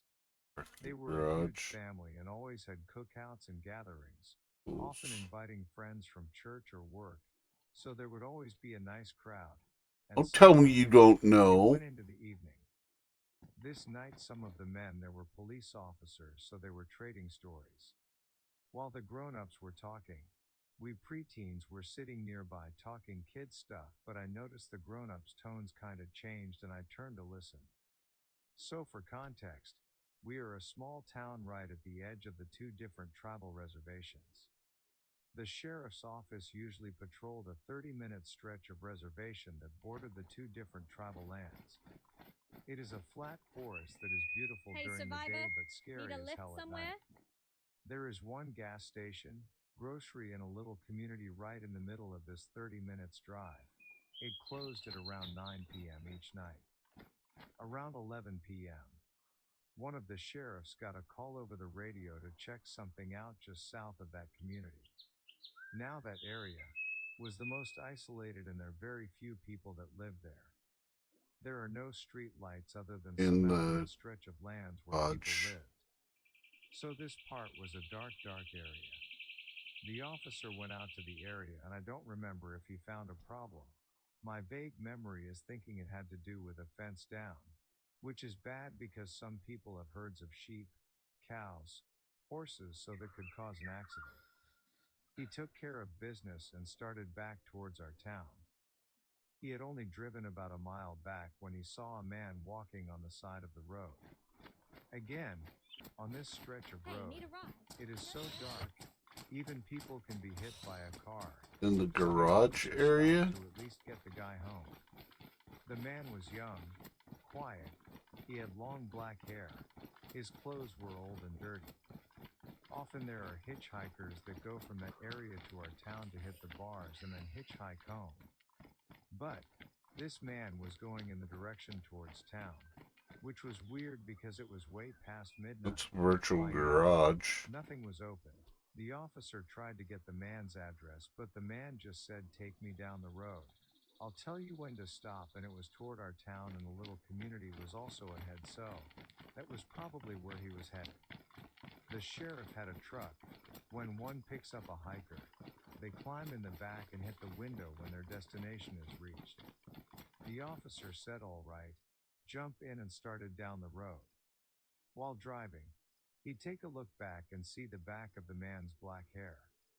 After time was going by and the man wasn't knocking on the window, and they passed the community, and the houses were very few again, the officer decided to look back at the man again, and he was gone. Now if he was drunk, which he didn't seem to be when they spoke, he was probably passed out and missed his turn. He pulls over and thinks he is going to wake this guy up. He looks and there is no one in the back. The cop is like, "WTF?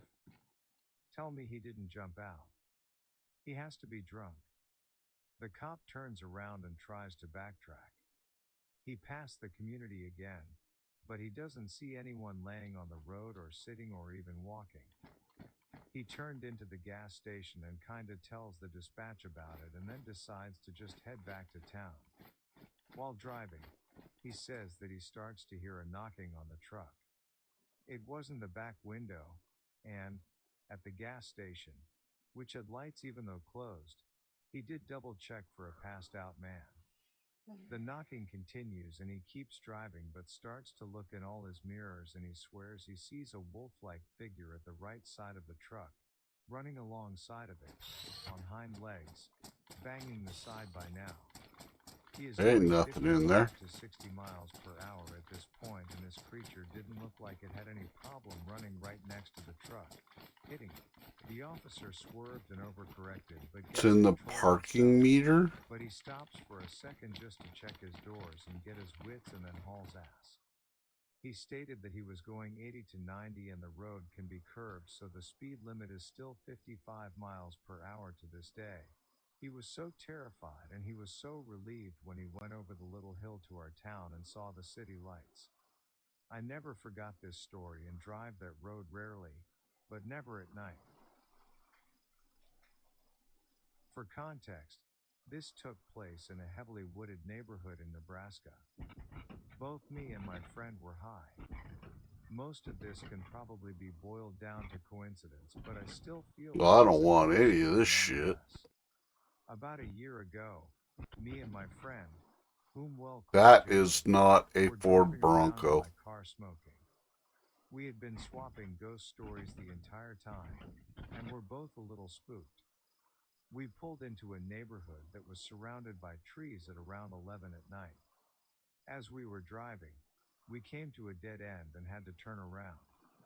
As I was reversing my car, Jason told me in a muted tone to look out his window. In the driveway of the house that backed up to the woods was a huge black dog. Mind you, we knew the person who lived in that house and knew for a fact they were out of town and had brought their dog with them. It looked sickly, and it had walked out from behind their house. It didn't resemble any sort of coyote or wolf, and stumbled towards us with a gait that seemed off, like its legs were different sized. I can't afford any of this shit anyways. Walked towards us, and it completely halted about 30-ish feet away from us. It looked like it was struggling to breathe. No as Ada? its whole body heaved when it stopped moving. Its eyes were the weirdest part, as even though we couldn't really make out any other features, its eyes seemed to glow like how they would look on a night vision camera. The music that had been playing had stopped, and I was just filled with dread. 600 grand. I'm white, but not white enough to go find out exactly what it was. 5, We both kind of 6 snapped mil. back into it, and I floored it away from the house as the dog just stared us down with its weird eyes. Once we had Good completely left the Ader. area, Ader. the music abruptly cut back in, and we both agreed that what we 500,000. The Okay. weirdest coincidence was that when I got home, my mom was watching a show on skinwalkers, and the first thing I saw when I opened my phone was a video on skinwalkers. I don't know what I saw, and I doubt it was a Oh, skinwalker. monstrosity. How much is that? $750 million. What happened.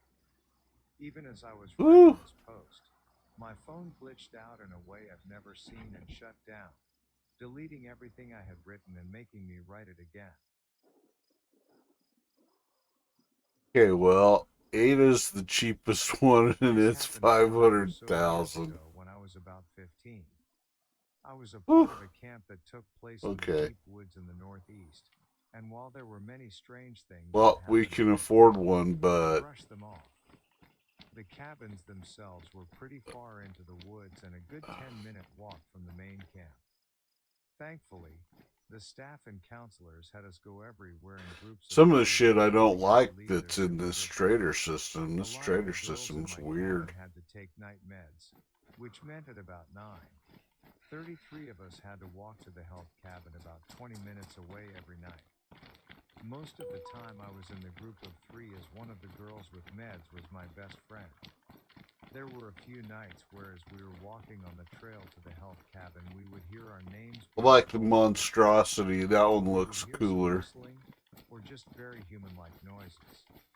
Being the pussies we were at the time, thank God, we never went off trail to check it out. Every year each cabin would go on an overnight, which meant we would hike decently far up the mountain to actually camp in tents and all that. Each cabin consisted of about 8 people, including the 2 counselors supervising us, and each cabin would go on their overnight at different times, meaning we were the only cabin in those woods at the time. While the weird noises and name calling on the main camp freaked me out a bit, nothing scared me as much as this one overnight. We had several tents that could have 2 of us each in it, which I shared with the before-mentioned best friend. Being the dumbasses we decided to put our tent from everyone else so the counselors wouldn't hear us talking after. Fast forward to night. We're having a great time, playing truth or dare, gossip. At supper, we decided to go to sleep. Everything was normal, until I feel my friend vigorously shaking me awake.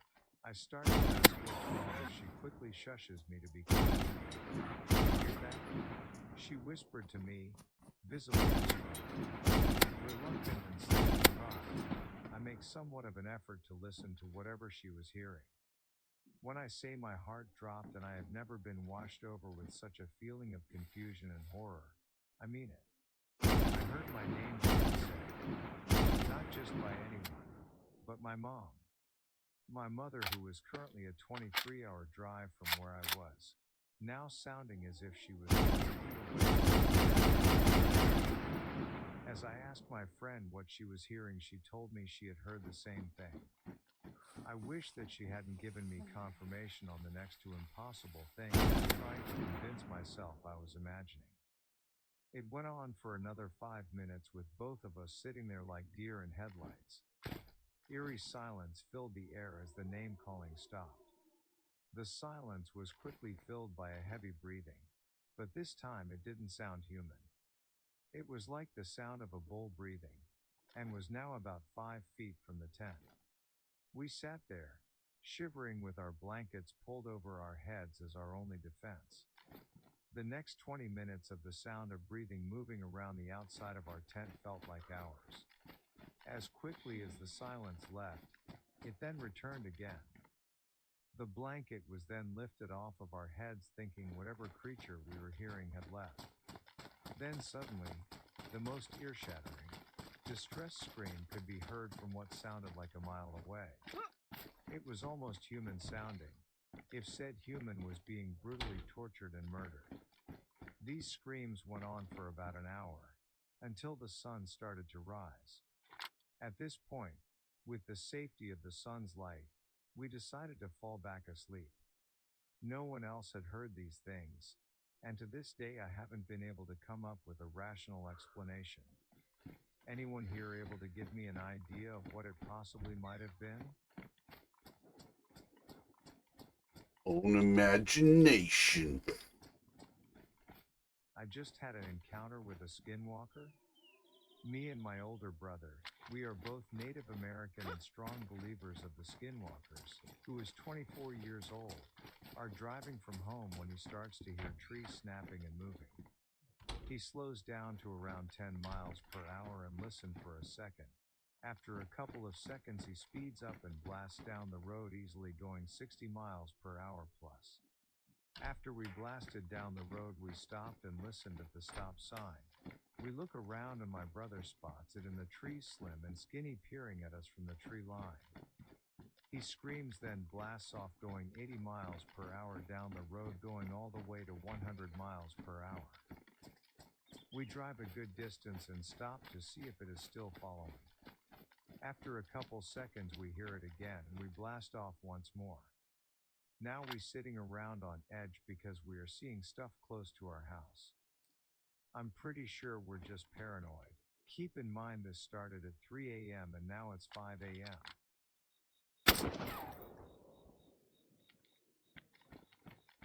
Possible skinwalker story from 4 years ago still spooks me to this day.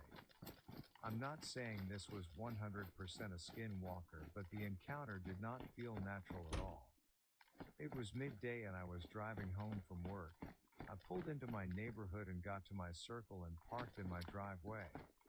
When I got out of my car, I shut the door and for some reason I paused and dart my head to the right to look at the end of the circle.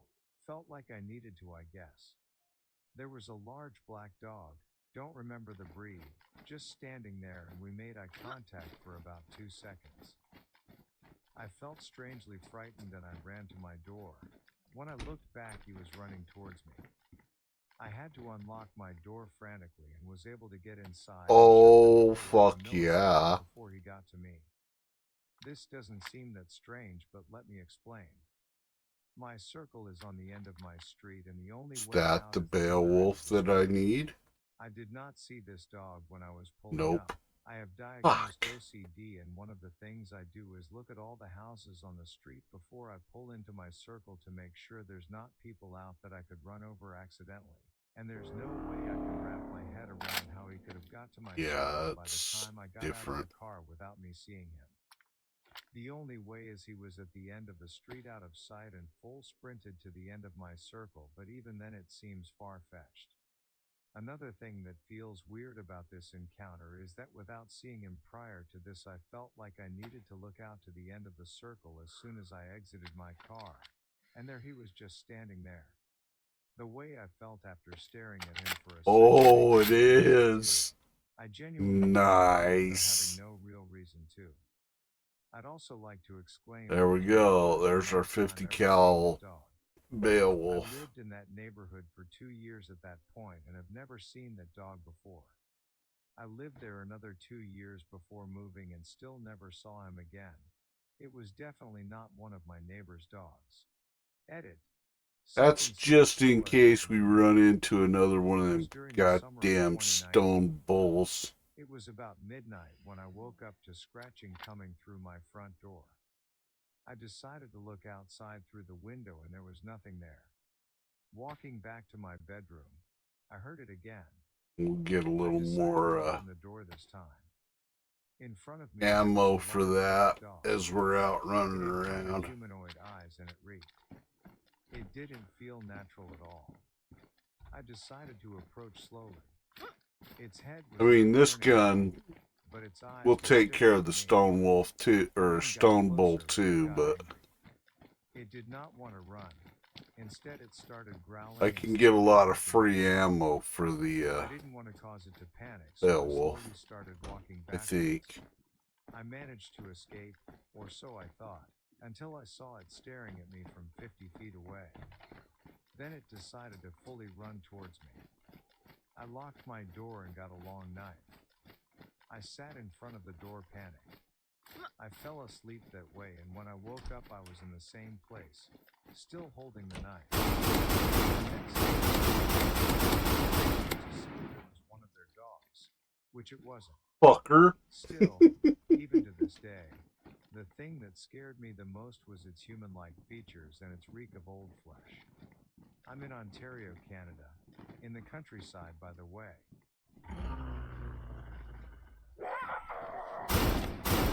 I'm 26 years old and I normally never get worried or scared. But 3 days ago I cried like a little baby because of how terrified I was. 6 years ago my best friend died who got hit by a train while working. 3 days ago I was hunting and to get to my spot there's an abandoned railway and on the right side of railway are a bunch of overgrown bushes. I walked past one of the bushes to hear a voice that sounded pretty familiar. I heard it calling my name and asking for help over and over again, kind of like a recording. I turn around and walk over about 10 feet to find my best friend's mangled body on the side of the railway. I immediately turn around and run as fast I can. But while I'm running I hear heavy breathing and footsteps right behind me. I mean, the breathing noises were literally right down my neck, like whatever was chasing me was right behind me. I don't know if this was a skinwalker or something else, and still I'm shaken up about it. I need an answer to what I saw. This happened a couple months back. If I remember, July 2016. I was down at my lake house in Texas Whoa. with my cousin. We had two houses right by each other. His house and another house. One night we were hanging out and we decided to go out and screw around. Maybe go ride the pontoon for a bit. It was about 12:30 a.m. and our grandparents were asleep, but they trust us. So, him are headed down to the dock. Yeah, he I'm tried. grabbing my stuff on the table under the house while he is down at the Oh, dock he's stuck in loading the the wall pontoon. though. While I was grabbing my wallet, I noticed something in the tree line right by the fence. It looked a lot like a coyote, but 3 times bigger, and it was looking me dead in the eye. I was petrified. The big gate was the only thing blocking me, and whatever that thing was. I then grabbed my wallet and walked pretty fast to the dock, and said nothing to my cousin as we got the boat off the dock and took off. We rode around for about 2 hours before we came back. When we came, I was going to put the boat up while he went up to the house. While I was putting the boat on the lift, I heard my cousin yell, "Oh." I ran up to him and he was staring straight at that thing. This time it was across the damn fence, and staring at both of us. We were both frozen.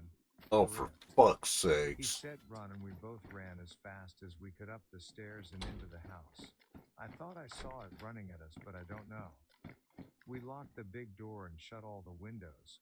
We heard what sounded like growling all night long, until about 6:30. We asked my grandpa if he heard anything, and my grandpa said I did. It sounded like something was banging on my floor, but I ignored it. By the way, these houses were on stilts, cause of a high chance of flooding. Me and my cousin told both my grandpa and grandma about it, and they both knew what we're talking about, as we all Indian blood in us, and we all be live it was a skinwalker. So they told our parents and everybody else, and tore the place down, selling it and moved to another lake. Way more nice and a good amount of neighbors. If anybody can confirm what it was, please for the love of God, tell me. Adding on, for anybody that doesn't know, I am Navajo, and a lot of my family knows about this stuff. Next month I am gonna drive over to that original spot if I can find it and see if I can spot it again.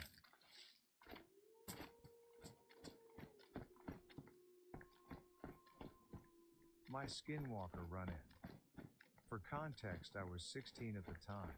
This was in Massachusetts. Okay. 2019. The whole computer I reading was sitting fucking on my shit roof smoking a is getting really tiresome.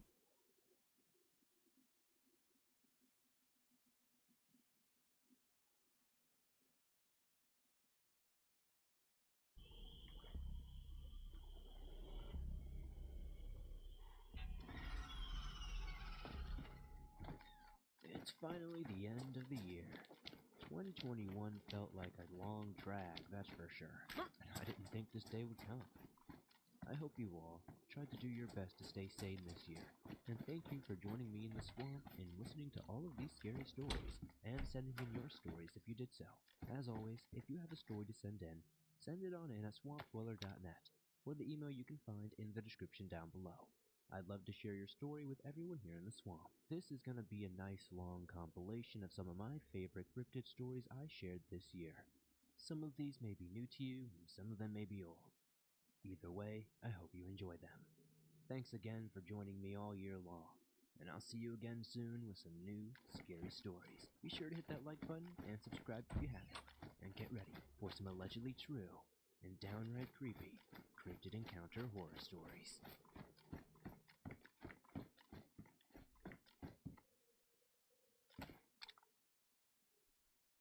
I went on vacation in Northern Europe with my grandfather, as he had taken people there before. When I left the States, I did some research on the mythicism of the people. A generous preponderance of it was concerning trolls, and so I did an expansive investigation touching on the topic of trolls. I listened to the podcast of Swamp Dweller and others. Anyway, my grandfather was remarkably kind, and when I requested to investigate Troller's Gill, he granted it without equivocation. We had countless fun experiences while in the United Kingdom. Resting in peace, Grandpa. Anyhow, on the route to Appletreewick, we stopped at Tesco petrol station. We convened a couple of quite charming chaps there, one appearing to be somewhere in their mid-30s, and the other looking somewhere in his 60s. The more youthful fellow had ginger hair and was wearing a corduroy parka. The mature individual possessed a full head of lustrous silver hair and had an extremely crisp Norwegian accent. They inquired where we were going. I simply replied, Troller's Gill. The more adult one shifted to the ginger and his peepers went wide.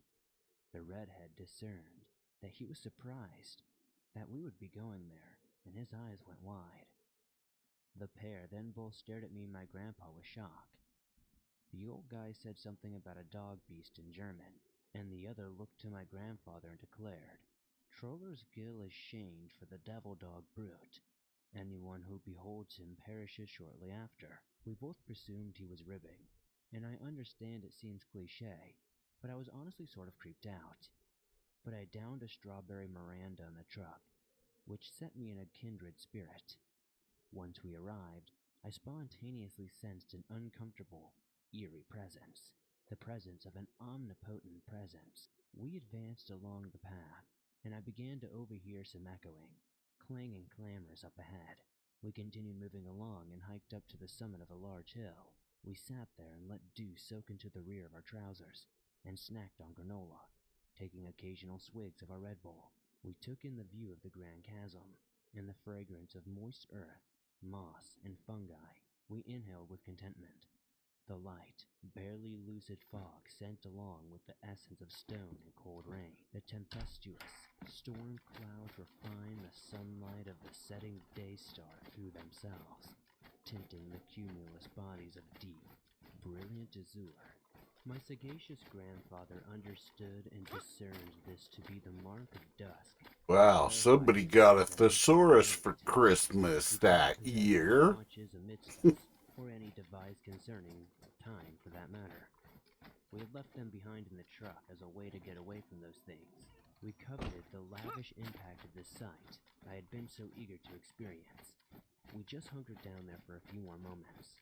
We both grasped the truth that we ought to leave shortly, but we both wordlessly chose to relax there for just a few more minutes. My stare trailed up from the crevice, up to the elegant sky. As I was mounting up the resolution to indicate that we had to get on our way, my prepubescent brain did not want to leave. As I transcribed this, I realized that it presumably had to do with the pubescence and more of the repugnant entity toying around amidst my subconsciousness. While we irrevocably got up and started preparing to leave, we both heard what sounded like a howling. We both gazed down into the crevice, and then overheard a hushed growl, much closer to our position. I peered into the mysterious chasm, the surging, writhing umbra taunting me, spurring my hormone-ridden cerebrum. I was frozen in terror. I underwent profound coercion to attend my grandfather, and the moment I did, he cried out in fear. He pointed down to the gorge, and I looked downhill. I didn't detect anything, yet still, the petty child within me was even more panicked as I observed my tough old grandpa getting that frightened, and, not being there for him, nearly simultaneously, my grandpa and I bolted, and at that instant, it seemed like he was running quicker than me. As we ran along the trail, the clinking and clanking accompanied us at a comfortable pace, almost like the beast was tantalizing us. Now, tears began streaming down my face. Tantalizing us? You mean taunting? And he glanced at me. We were both scared out of our wits. We made to the security of our truck. My soft weeping drastically converted into heavy sobbing. Once I was done with my tearful sitting, the flesh below my eyes was stinging so sorely that I felt like a weeping anew. According to my grandfather, there were amazing extrinsic tear streaks under my eyes, a dull maroon edge on a formless path, the body of the line paler than my skin hue. When I spoke to him regarding our encounter, I inquired about what he was pointing at in the gloomy chasm. He told me these exact words, and I quote, "A dark-furred wolf, as heavy as a bear, with tusks like a hog and fangs like a viper. His eyes were broad saucers, charged with fire, and his embers stung me." As he uttered this description to me, it was almost idyllic. For some reason, his words had an immeasurable effect on me. I don't have a photogenic memory, but for some reason I can recite the complete bit off the top of my head every single time, with no consideration or hesitation. Like the place had a lasting mark on me. I might go back there someday. I can't grasp what I will do. There were only two material things I took home with me from that monster, but you surely couldn't label it as evidence. A tear in my beloved sweater. Now, I normally go with the flow, but for some reason, it made my heart stop. I suddenly broke into a cold sweat. I originally noticed it when I was on the way back. I was tensely fiddling with the finger breadth of my attire. It was dark at this point, and I was doing everything I could to hold my gaze away from the ditches on the side of the road. My imagination was waiting for me there, with a knife behind its back. I sensed something burning me, and I tore my hand away from the sweater. I noticed a tear, and I somehow associated it that it was ripped with teeth. Not prominent teeth, but something sharper. My grandfather didn't discern my pain. It was dark, and he was concentrating on more significant matters like Okay, we'll get back in there after the server restarts. I'm going to go use the restroom. I'll be right back. But I believe there is something peculiar concerning it. Thank you, Swamp, for sharing my story if you do.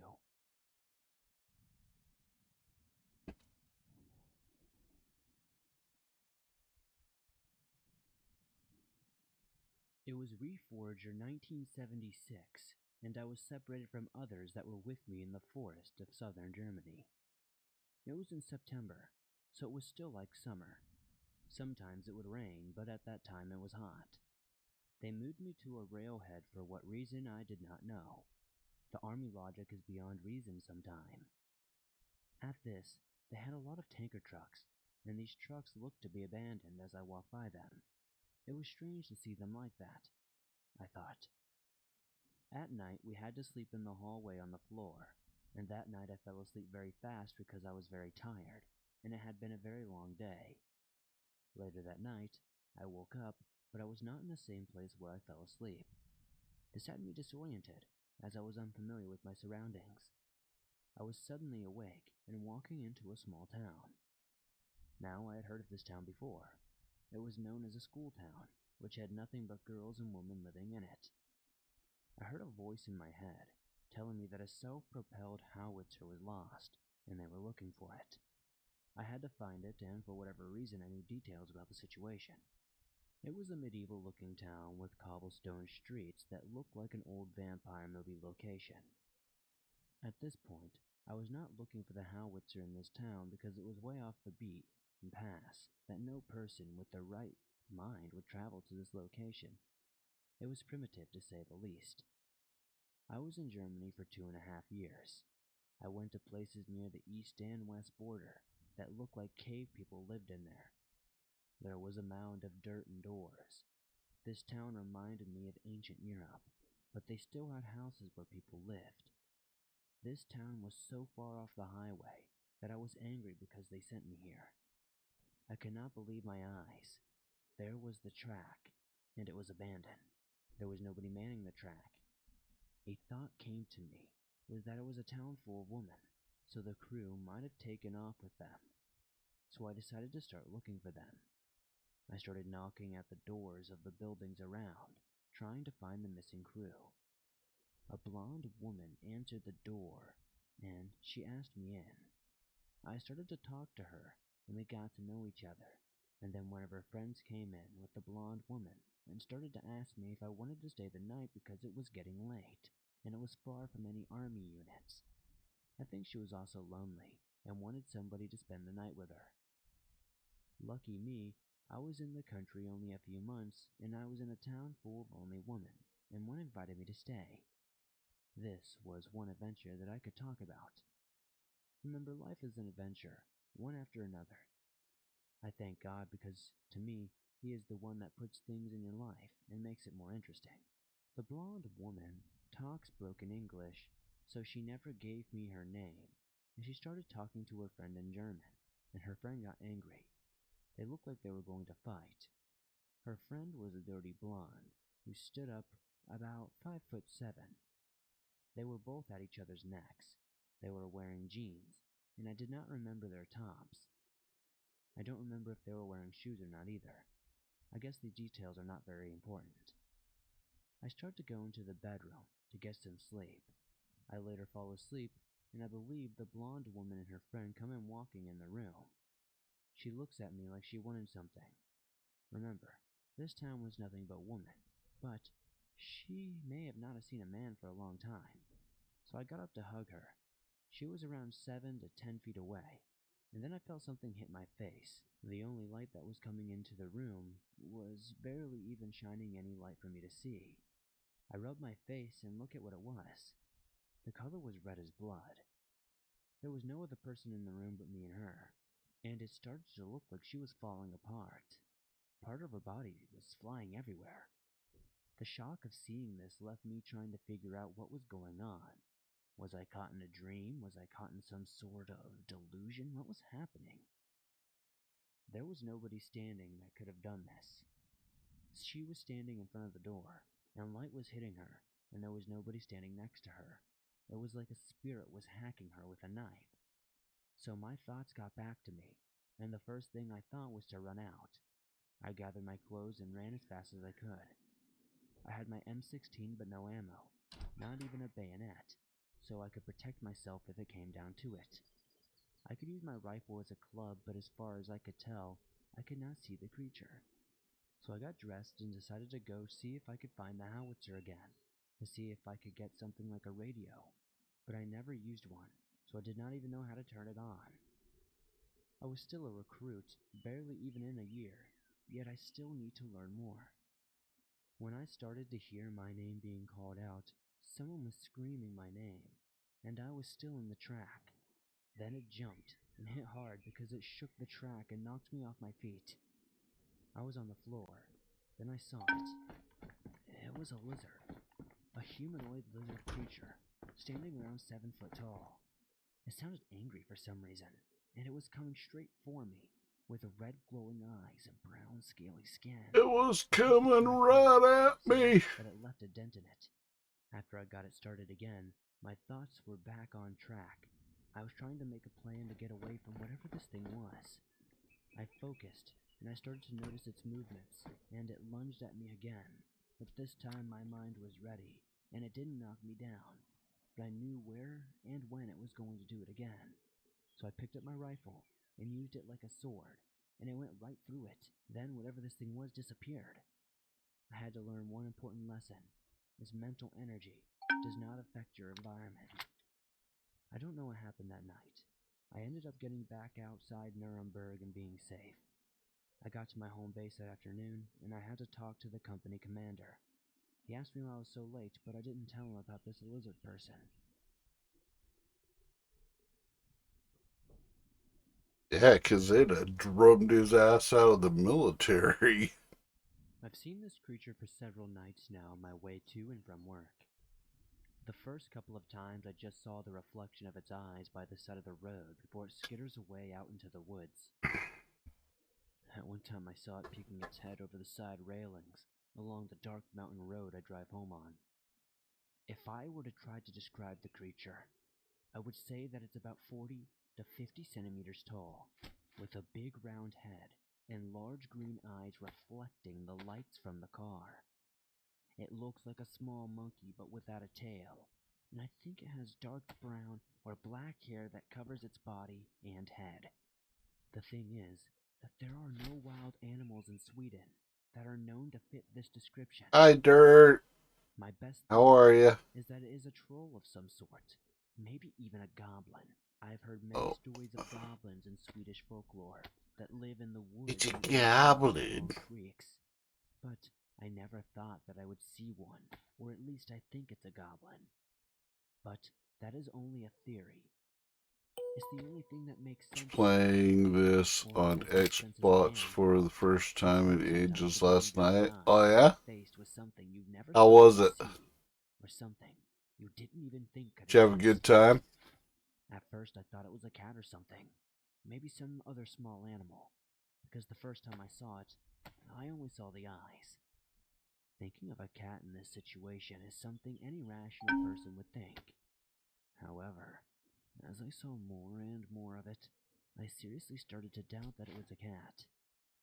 Today, as I was driving home on the same road, my doubts were proven right, to my dismay. I saw it sitting on the side of the road, To my just as I came around the dismay. bend, and had to brake as hard as I could. When the car came to a screeching halt, the creature was probably no more than 4 meters from my car. Was okay. Eyes staring at me. Cherno PvE. I became paralyzed by fear, and I could feel my heart pumping in my chest. It's all I just sat there good. for what felt like a minute or two, just staring at me with those big, You know what we're gonna do? We're gonna eyes, swap that trying to figure out what to do next. Then it turned for around and ran into the woods, and I lost sight of it. Honestly, that. I'm not sure how long I was there, but I sat there for a while, trying to understand what I had just seen, but I could not Actually, wrap my head around it. I do not think I will be sleeping much for swap the next few nights. that. I will probably just think about that creature. That way we don't Then have the again, giant I'm not sure fucking what I am seeing, but I'm thing pretty on my sure back. it's a troll or something like that. There are many stories about trolls and goblins living in the forest around here, and if anybody's encountered something similar in Sweden or in any other country, please share your experiences or knowledge about what it might be. I'm genuinely curious to know if any other swamp dwellers have any theories or potential sightings.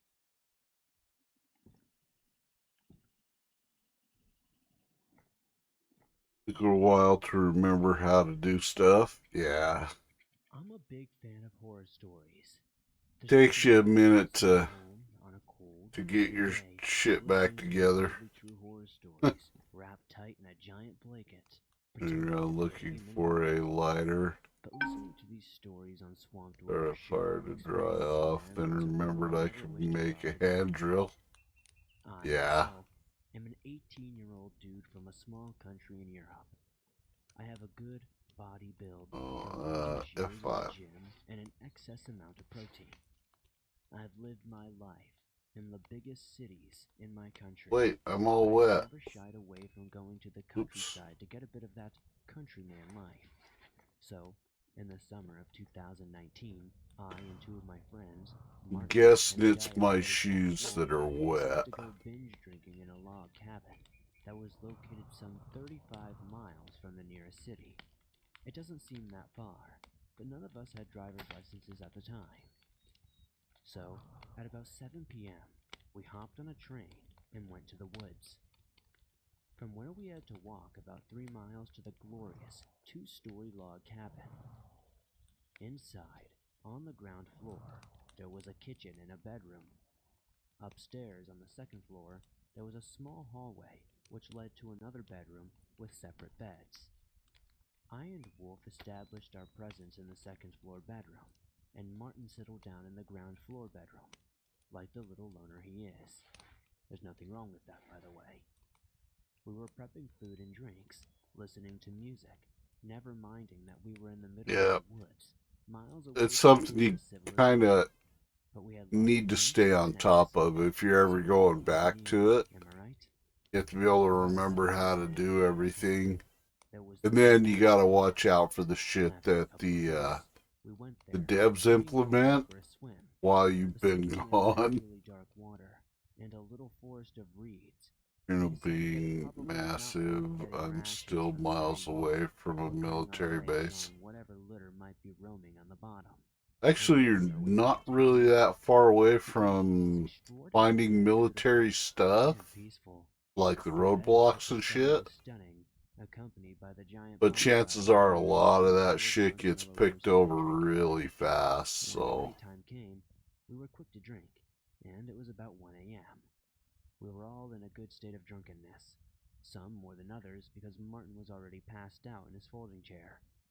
Wolf and I carried him to his room and put him in his bed, leaving all the doors wide open. Everything outside was pitch black, and our smart asses didn't bring a flashlight.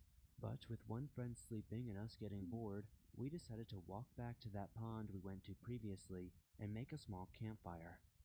But as we got near the trail that leads to the woods, we heard leaves crunching and twigs snapping, like somebody was quickly walking just behind the trees about 30 feet in front of us. We quickly stopped. Wolf whispered, "Hey, I think someone's there." "It can't be. It's a private territory. Must be the wind or something," I said. Being quite drunk and actively brave, I loudly shouted, "If there's someone there, put your freaking hands up in the air." Yeah, very mature, I know. But then, the sound stopped. It was as if whatever was making those sounds was never even there. Not being able to see because of the darkness, we got a bit creeped out and started to walk back towards the cabin, talking about how funny it would be if somebody lifted their hands in the air after saying that. But what I heard then made my heart sink. From inside of the cabin, we heard an ear-piercing scream. It was Martin. We rushed to the entrance to the cabin. Then we saw it. A pale, gray-skinned humanoid creature. It was probably about 5 feet tall with disproportionately long arms and webbed fingers. Its legs were bent backwards and were super skinny. The face had 2 giant black eyes and a mouth that was open, showing a row of long, pointy teeth. The creature was holding Martin's leg while he was screaming inhumanly loud. I never thought a human could produce such a high-pitched scream. The thing had to run past us at some point and get out of the cabin. So I was scared and wanted to pee myself. We had to somehow get past this thing to get inside. Thinking quickly, we picked the biggest pieces of firewood and started throwing it at the creature. We both missed, but luckily it let go of Martin's leg and jumped back into the forest. We quickly dragged Martin back inside, closed all of the doors and windows, locking ourselves in the second floor bedroom, backs pressed against the door. Martin's leg was pretty badly scratched. We poured vodka on the wound and DIY bandaged his leg. The rest of the night we heard scratching at the entrance and the windows. We were afraid it would break the windows and get inside, but to our luck, it never did. At one point, the scratching stopped, so Wolf went to the window and checked if it was gone, but to his horror, it was standing outside the window, looking straight at him. When the sun came up, we checked through all the windows for the creature. It looked like it was gone. We had to get out of the woods. After a couple of hours of being absolutely scared out of our minds, we finally grew a pair and started running as fast as we could. The journey to the train station was the longest of my entire life. I was afraid to see that creature again, but we managed to get home safe. Yeah. We never told anybody what we saw. Follow the, Nobody believed us. I never really believed in those scary stories that I used to listen to either.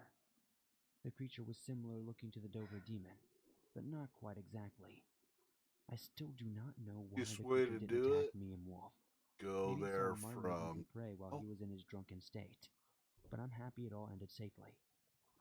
I think the creature came from that pond. you can Those either webbed go up hands indicate by that the creature is Pavlovo, semi-aquatic. So whether I'm right or wrong, you I'm can super glad go that up we through didn't go for a swim there. Kozlovka It could have ended so much worse if it had. that way. Or you can be sneaky about it and you can follow the power In lines. the early winter of 1996, Follow the power I was lines dating a girl from the Tonto Apache Reservation in Payson, Arizona. that way. After leaving the reservation sometime around Base. 3 a.m. in the morning, I had a right-hand turn Normally from the roads to nobody go will back into see, town, before except the when you stoplight try to and get big casino across. was right there. And I saw the scariest thing I used to, I had people ever used seen to try in a to lifetime. snipe at me all the Off to time. my right, out of the big ditch just on the It's edge so of the far headlights, away I saw a very on the strange hill. and intimidating Normally, creature. The creature looked like a man at first, but I suck quickly at learned it, it was so they nothing of the sort. whip This shots thing at you slowly all the walked time. from the right-hand shoulder of the road to the center of the right lane, right in front of me. It slowly walked across in front of me, staring at me the entire time, looking straight into my eyes. This thing had the body and torso of a well-developed man, yet it was covered in fur, that of which resembled the fur of a coyote or maybe a wolf. The torso was muscular, and then I noticed that this creature did not walk on normal legs. It had legs that were similar to a deer, and it walked on hooves. Lastly, I noticed the creature had a head the size of a man, but it had a small snout like a coyote Look snout, at dog like ears, a man. and eyes that were very piercing and illuminating a grayish-blue color. These eyes were not of human origin. I can say that confidently. Remember, this was 3 a.m. in the morning, and before the lights of the big casino or the street lights in the southern Payson area were put in. Its eyes literally glowed, and it stared at me as it then made its way into the second left-hand lane. It again stopped and stared at me as I slowly drove by. The whole time I had eye contact with this thing. I must add that even though this incident did happen, I felt like I was the only person on the planet at that moment, and that this creature knew everything about me. Everything I was, everything I ever would be. It owned me in every single way.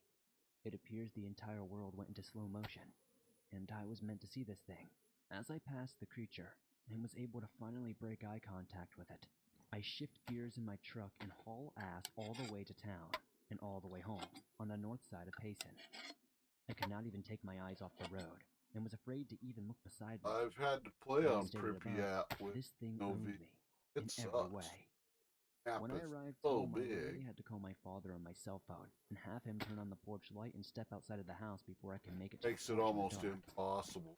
I tried to explain to my father what I had seen out there, but could not stop Because you crying spent, because I was talk just about replaying jogging. what I had seen in my mind over Holy and over fuck. again. When I could finally talk, I explained what I had seen, and my father agreed to go back with me at first light to see if we could find any sign of fresh tracks or anything that would help explain my experience. I am a fourth-generation big game hunter, and I was raised in the back country hunting and fishing. And even though at first light we would go check the tracks, I knew what I saw was not human. I sat up until daylight and headed toward the res at first light. As expected, we couldn't find any tracks or any fresh sign of anything. I did not go back to see my girlfriend for some time afterward. It was almost a week before I would go back out there. When I did go back and told my girlfriend what I saw, she did not seem too surprised and began to explain something to me. She then stated that her father needed to talk to me ASAP. I waited for a few days to go up there and see him. When I did, he brought me into this room, and I proceeded to tell him what I saw that night. He told me what I had seen was a skinwalker. I can tell you shortly after, I left my girlfriend for non-related issues and have not gone back to that res ever since. There we go. That's a little... Find them. I live in a very out-of-the-way village in a 70-year-old house roughly 19 miles from the border of Colorado. This was back in the 90s. You'd think the house, which everyone, even in my family, thinks is haunted, would be the whole story. But no. My story is about the cemetery, which is only a couple of blocks away from my family home. That's why they say it's haunted, even though I disagree. That's because of what I saw one day at sunset, when I was about 7 or 10 years old. And even just recalling it makes my heart freeze and start to race with unease. I had just finished a rather short fist fight with my cousin. She had managed to give me a good bloody lip and a black eye. Living so close to farms, nature, mountains, and so on, it isn't too surprising. You're raised to be tough and hunting, tracking, camping, and other wilderness survival. But they don't prepare you for some of the unusual things. Anyway, I was upset that I, a boy, had been badly beaten by my girly cousin, and didn't even notice I had walked in frustration past the graveyard. And by the time I did, it was already a little past sunset. I knew my mother would be furious for me staying out late, and that thought occupied my mind as I started jogging back home past the graveyard. And that's when I noticed it. I usually refer to this thing as it or thing, because from a distance, it looks like a person just standing there, just beyond the graveyard's open gated entrance. Yet, I could feel this uncomfortable feeling, like I shouldn't be seeing this or even around this person, this stranger or this creature. Also, stranger danger was a big thing back then. I passed him without really looking at him and just went as I was about 20 or so feet away from him. I turned, and now remembering I wish I didn't, he had no eyes. It was very similar to what Slender Man would look like, except he had this mouth with jagged teeth. It seemed to smile like he was grinning at me, mouth filled with long, almost bear-like teeth. A mouth deformed, almost like it was bigger than its head. And he was the average size and height of an adult, except there was just something wrong about the way it was standing.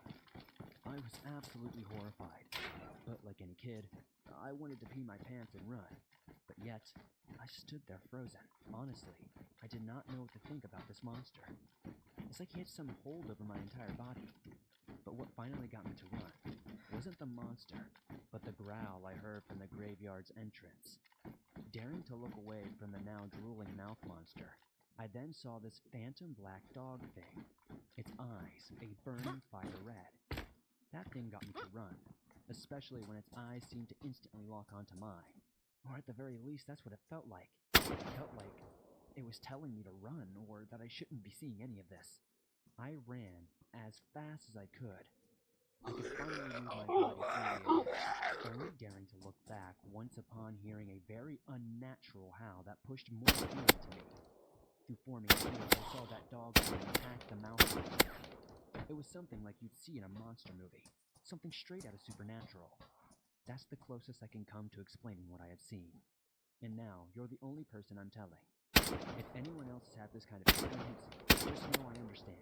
Fear helps us whether we know it or not. Thankful for all my blessings. I've never seen anything like that since. Not even now that I'm older.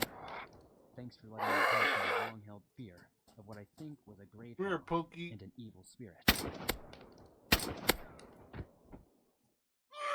That pokey bone thing.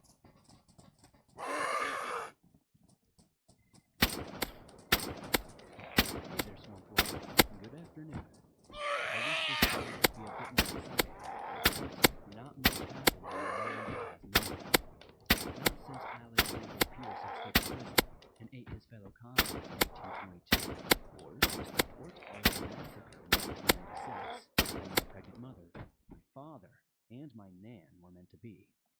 The only reason they didn't go and didn't end up being a part of that massacre is that my Nan wanted to go somewhere else. Oh, look, look to her cuddling. Such a simple reason. Anyway, moving on from that. During Christmas in 2019, my parents and I decided to go up to a walking trail. There's a massive quarry, a small track you can go down, and a long track that people often walk or ride up.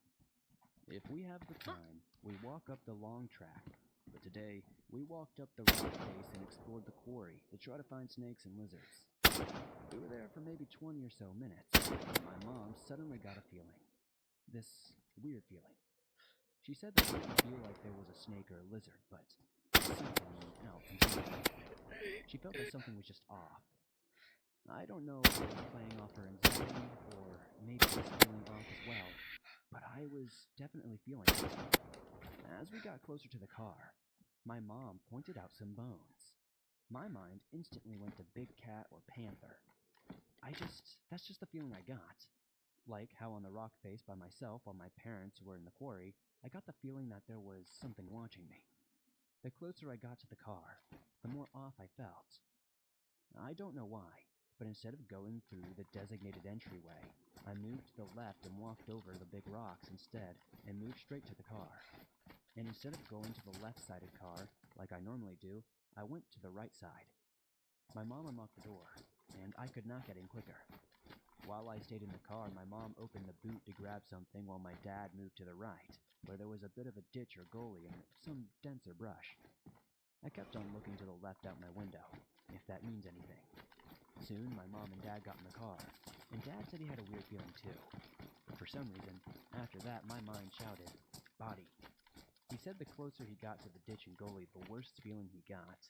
Now, it's one thing for us to get a weird feeling, but all three of us? And the fact that my dad got the weird feeling too? My dad pretty much never gets bad feelings, and he believes in ghosts. Hell, he even saw a hellhound once. But he doesn't jump to any conclusions of supernatural or paranormal straight away if something happens. We talked for a few minutes. My mom said she felt like we were being watched. My dad and I said something about wild dogs. We were planning to leave a few minutes later and drive slowly to try and see something. We really felt like there was something watching us as we drove, and it was only on the left side, not the right. At some point, I had felt sick and almost dreadful, but all those feelings left and dissipated once we left that area. Since my mind sort of went to big cat and panther, I decided to look up big cat sightings, and hell, what do you know? A big cat was sighted back in August this year. Now, maybe that's not too weird for Australia. There are often big cat sightings. But for Tasmania, that's very rare. I'd like to hear anyone's thoughts, feelings, and opinions if you have any. I wish this could have been more interesting, and I wish I actually cited something. But I wanted to put this out there to see if anybody else in Tasmania has been having these weird encounters with big cats, or even the feeling that they're being stalked by one.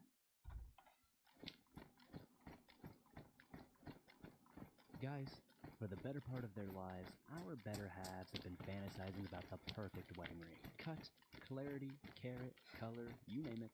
For us, not so much, and jewelry stores clear the barn. Thankfully, our flashlights, running low on battery, were enough to illuminate the way inside to check it out. We must have stuck around for 10 to 15 minutes, exploring until a strange feeling set in, that someone, or something was watching us from within the corn stalks. I told them, "Hey guys, let's head back. It's getting late."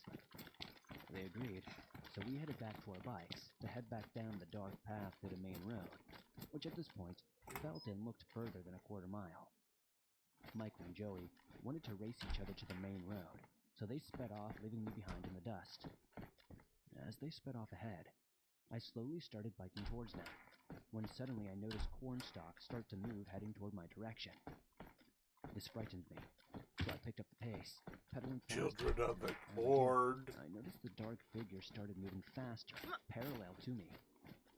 I shouted, "Hey guys, hold up!" The noise of the tires speeding over the gravel drowned out my shout though.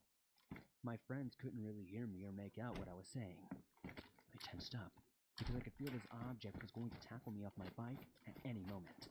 It was hard to get a good glimpse of it without breaking my focus on pedaling fast, straight forward towards the main streetlight. But I could tell this thing was taller than myself, and I was around 5 foot plus at the time. At this point, my friends had reached the main road under the streetlight. I kept thinking I just need to reach the streetlight. My heart was pounding out of my chest as I finally reached the light. The dark figure stopped a few feet before the light and completely ceased to move. I biked past my friends, and they immediately followed as they noticed the terrified look on my face. Once we got more into an area with neighborhoods and light, we slowed down. I shared with them the frightening experience, and they were left in silence, not sure what to make of it. We never did go back to the area at night. I had no interest in ever going back, period. I don't know what that thing was. It definitely wasn't a human. But it was very reminiscent of that Jeepers Creepers thing that I used to see in those movies. If anybody has any idea what could have been stalking us that night, please let me know in the comments.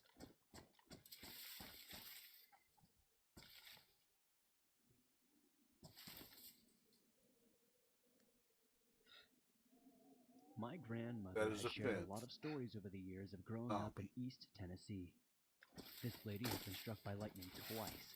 She grew up in a haunted house, and she swears she has seen Bigfoot. I wanted to share her experiences with the swamp. My grandmother grew up in a small house near Knoxville, Tennessee, with her parents and 2 siblings. She and her sister shared a bedroom with a small closet and fireplace. Her brother slept in the room across the hall, and her parents slept at the end of the hall. At night, she and her sister could hear a small giggle come from their closet. Eventually, they would work up the nerve to leave the closet door open one night before bed.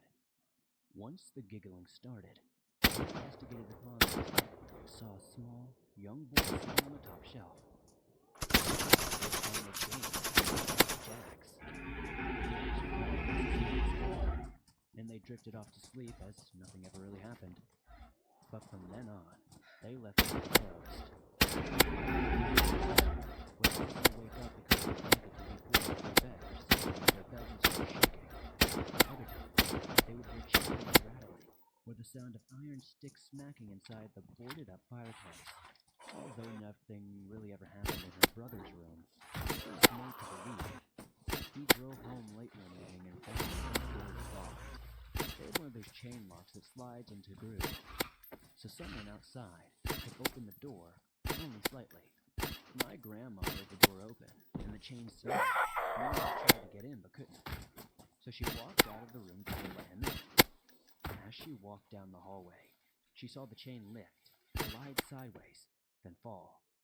Her brother opened the door and realized there was no one close enough to let him in other than That's the not a ghost. very good. They eventually sold the house, which their ghost friend did not approve of.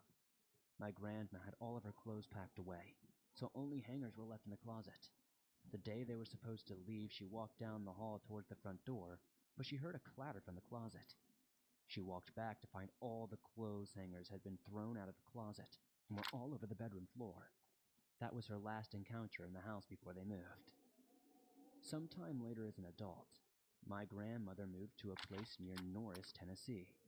They frequently visited Big Ridge State Park. This is where she swears she saw Bigfoot. She gave an account to the Bigfoot Field Researchers Organization, the BFRO, which you can read the interview and follow-up questions on their website. They believed her story and met her there to walk the path years later. Here's the story from her point of view. My parents, my young son, and I had spent the day fishing at the Big Ridge State Park. We had packed up and headed back to the parking lot via a small trail that winds around the lake. My son and I were walking in front, and I turned around to say something to my parents. When I turned back around, there it was, walking across the trail in front of us. It was no more than 20 or so feet in front of me and my son. It looked to be about 8 to 9 foot tall if I had to guess. It didn't really have a neck. Its arms swung by its side as it walked. It had long, black and brown hair. The strut of its legs had to be 4 to 6 feet wide, since the trail was only 5 feet across, and it took him 1 step to cross it. It walked stiffly and disappeared in the bushes and trees as it had never been there before.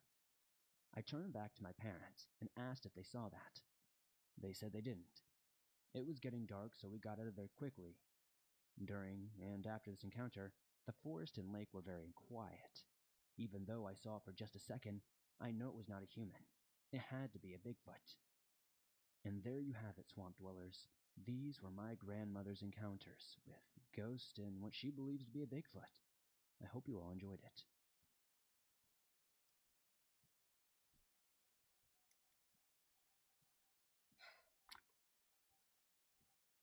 This happened 12 years ago, and to this day I still consider me lucky.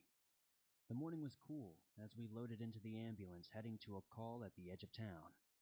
It was 6:12 a.m. and it was still dark outside. We were called in by the police station saying that there were multiple wounded and a few dead at what seemed to be a farm.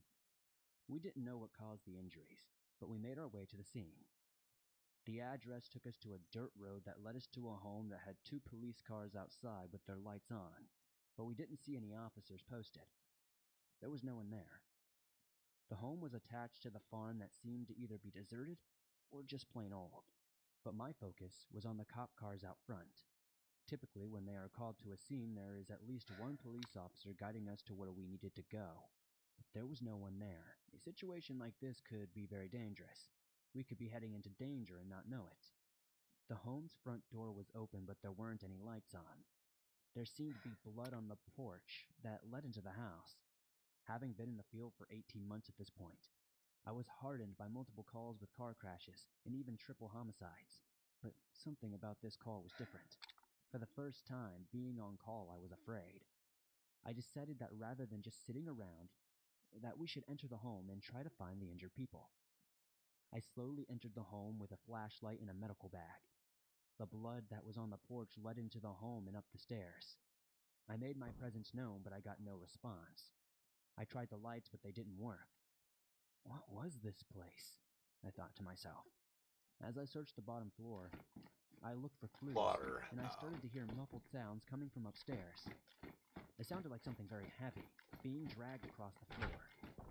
The other paramedics that were now with me also heard the sounds upstairs, but they also seemed to feel scared. We heard those dragging sounds continue upstairs, slowly moving to the top of the stairs. Not thinking, I began to run to the stairs. It was thick. It made everything slippery since the floors were made with wood. I shined my light on the top of the stairs, having no idea what to expect. I slowly continued forward with another paramedic right behind me. We were halfway up the stairs when we saw a hand pull forward. A policeman, who was on the ground. He continued to drag himself on the ground, revealing that his lower leg was missing. "Get out before it sees you," he said with extreme pain. My medical training must have kicked in as I ignored this warning and rushed to his aid at the top of the stairs. At the top of the stairs, I could see what remained of the officer and the trail of blood that he produced as he was dragging himself to the stairs. I could also see another set of stairs leading to what appeared to be the attic. The 2 paramedics that were with me attended to the officer at the top of the stairs, and I slowly ventured to the stairs of the attic. Above me, I could hear sounds that I'm not able to describe, but they were terrifying in nature. Sounds that I assumed to be grunts or something very large eating. My flashlight was the only thing illuminating my path in the long hallway leading to the attic stairs. The hallway was long and unfurnished. I could see scratches on the walls and floors, although blood covered most of the floor. I had no idea what was happening here, or more importantly, what was still happening. But I assumed due to the blood and lack of personnel at the scene that there were many that still required my help, although the scene was likely dangerous. I've experienced violence before while on duty. Many people while in shock can be aggressive and numb to pain while making subduing them quite the task. I wasn't necessarily preparing for violence, although it's never outside the realm of possibility. I proceeded to the attic steps alone, flashlight in hand. I was tempted to announce my presence, but I decided against it. I had a feeling that I had never experienced before, but the best I could describe it was that I was about to meet the devil. The literal embodiment of a devil. The embodiment of evil was up these stairs. I could feel it. I walked up the stairs slowly, hearing sounds much clearer. Sounds that didn't sound good. I was about to reach the top of the stairs when I heard a loud sound coming from downstairs and a rushing of people entering the home. I quickly turned around and ran down the stairs over to the other paramedics, and the officer was in grave condition over there. Coming up the stairs was a SWAT team in full gear.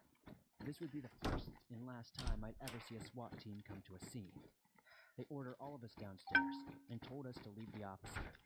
The officer was bandaged but unresponsive due to blood loss. They asked me, "Where is it?" sternly, and I pointed to the attic stairs. They rushed the stairs leading to the attic with their weapons drawn, and we went down the stairs. From the bottom floor, we could hear screeching and gunfire coming from the attic. A lot of gunfire. We were ushered out by more members of the SWAT team. By this time, the sun was starting to rise, and not only did the SWAT team but also government officials in suits. They pulled us aside and asked us many questions. They asked us what we saw and who was all inside. Thankfully, we hadn't seen much, so we told them the truth. I asked them what was going on, what was inside. They didn't answer me, and they told me to attend to the people that they'll bring out. They brought out 7 bodies that day. 7 mangled bodies. Fully intact, however, the officer missing both legs survived. What happened? What did they shoot me at? What was I about to do in the attic? Had the SWAT team but I wasn't one of the bodies. But that never leave my mind.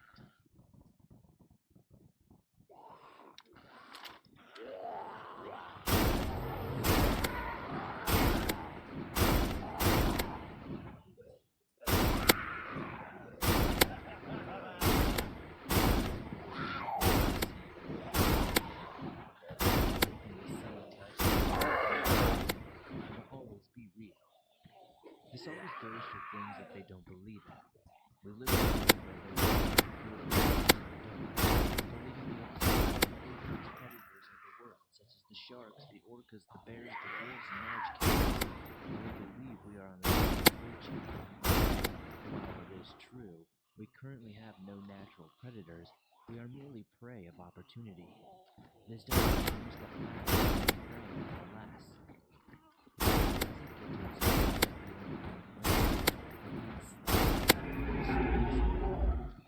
The feeling of dread you feel when the eyes of a predator are staring into you, waiting for you to make one wrong move. I was 14 at the time. Short black and braces that made me look like the biggest dork you have ever met in your life. Funny enough, I was. While I played lacrosse and was athletic, what I lacked in coordination and speed, I made up for with an exceeding amount of brute strength. That didn't make sense for my small stature.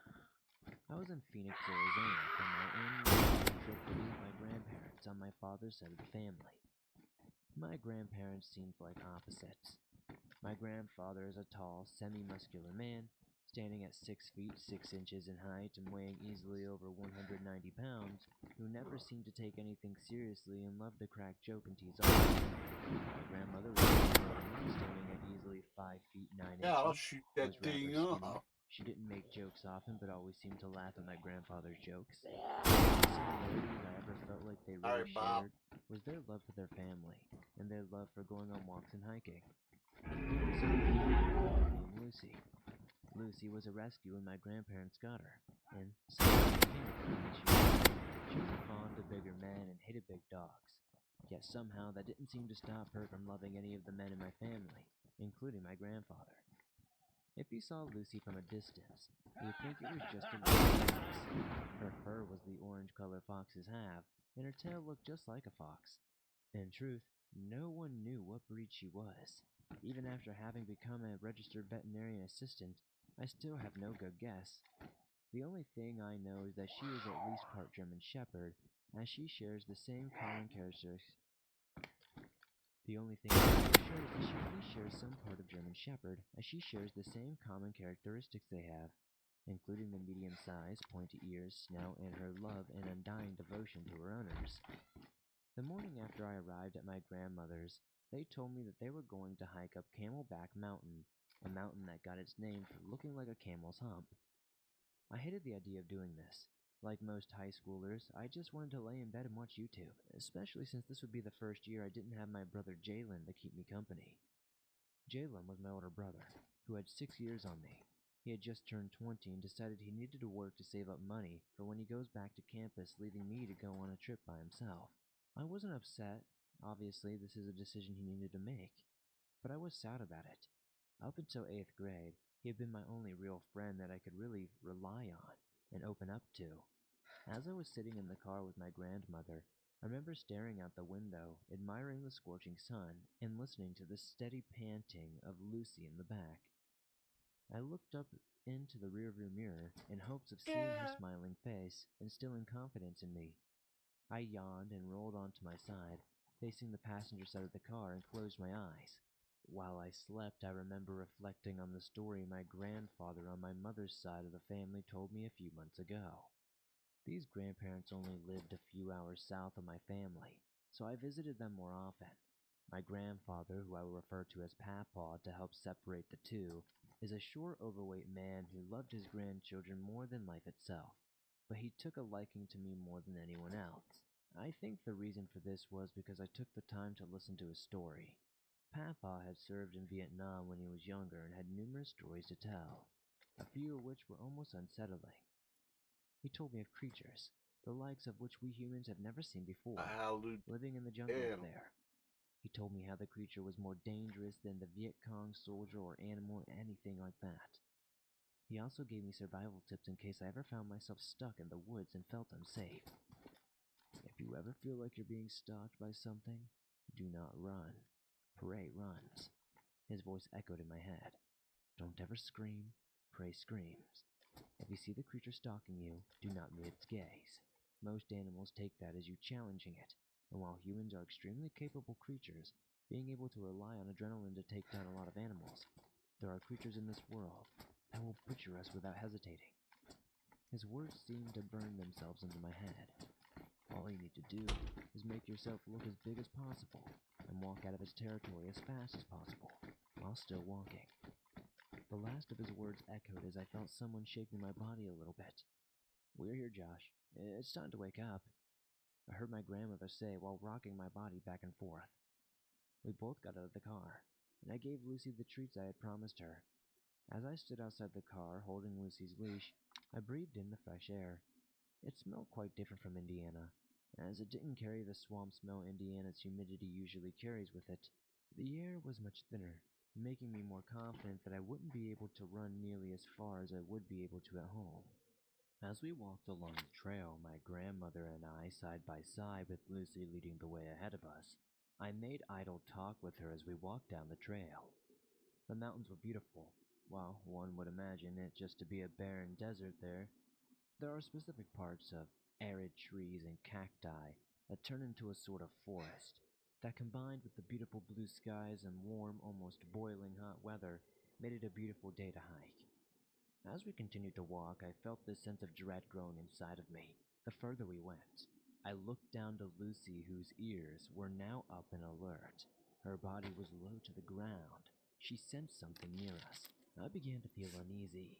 The mountains of Arizona had many creatures inhabiting it, which include black bear, mountain lions, elk, deer, javelina, coyote, antelope, along with a lot more.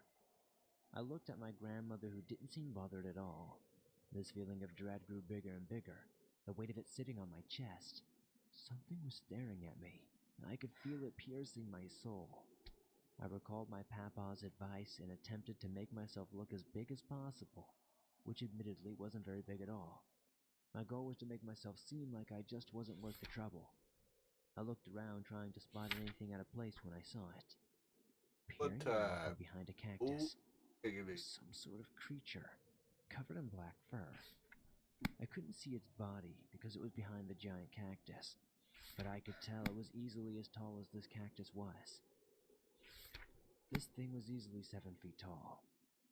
I tried to avoid its gaze, not wanting to accidentally challenge it, but it felt as though my eyes snapped to them on their own. Its eyes were black. Not black, but more like they were completely void of light, except for a small amount of yellow. Their eyes were beady and honestly soulless. The longer I looked, I noticed this giant hand reaching around the front of the cactus. Its hands was big enough to fit my head inside of it, and it had 2-inch claws at its fingertips. My head snapped away from it, and I looked ahead. Grandma, we need to turn around and leave, I said, trying not to show fear, but wanting to get the urgency across. Oh, but we haven't made it halfway yet, my grandmother said with the sound of sadness in her voice. I needed to come up with something to get us out of there. I looked down to Lucy, who was still walking forward, but her head wasn't looking ahead. She was looking at my right, the direction I saw the monster watching us from. Grandma, I don't feel good. My stomach hurts and I feel nauseous. Can we please just go back? I promise we can take Lucy on a walk a little bit later, I said, trying to sound as sick as possible. I guess that is fine, my grandmother said almost disappointingly, as she really wanted to take me to the peak this year. When we turned around, I made sure to keep myself between where I had seen the monster and my grandmother. As we walked back down, feeling the dread continued to get worse. This feeling of hopelessness that you are no longer the scariest out there anymore. That at any moment's notice, something could decide to take you out of this world. When we got back to the car, I noticed we were still the only ones out there, which is strange, as it was usually a place to go hiking that was very popular. Lucy reluctantly got back into the SUV, preferring to stay outside and keep watch while my grandmother got in the car. While I finally got Lucy in, and I got myself there, I looked ahead on the trail. There was something, somewhat obscured by the foliage. It was a hulking animal of some sort. It had the face of a dog with its long black snout, but was easily bigger than any black bear I'd ever seen before. It stared at me, into my soul once again, but it never moved, only stared at me, which was almost scarier than it charging us. We went back home where I sat in my room and immediately called my papa. Honestly, he would be the only one that would believe me. 2 days later, my grandmother told me she had seen something weird on the news of a few hikers going missing on that very same trail. She thanked me for convincing us to leave. I still have never, ever gone back to those mountains. Even as I've gotten bigger and more experienced hunting and such, I just don't trust it. I now carry a serrated pocket knife that my papa had given me for my 15th birthday everywhere I go. I will never forget the advice he had given me.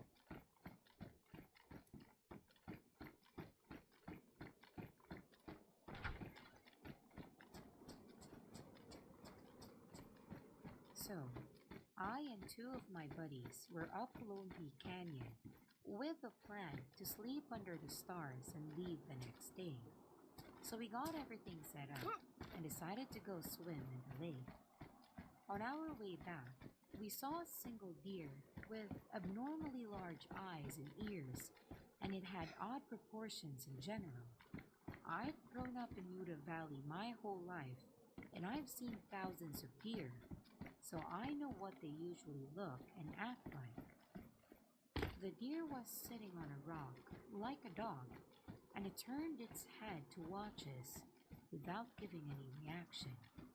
Its head seemed to turn and follow while its body stayed perfectly still. It almost looked like its head was detached from its body. I decided that it was just an odd occurrence and that I should just ignore it. This was at 4 p.m. About 30 minutes later, we were at our campsite and we saw the same deer chasing another, but it stopped and continued to just look at us for maybe 5 minutes. When we all looked away, it almost just disappeared. Maybe it took off as soon as we looked away, but this was also odd. 30 minutes after that, we saw the same deer, probably 200 yards away up on the side of the hill overlooking us.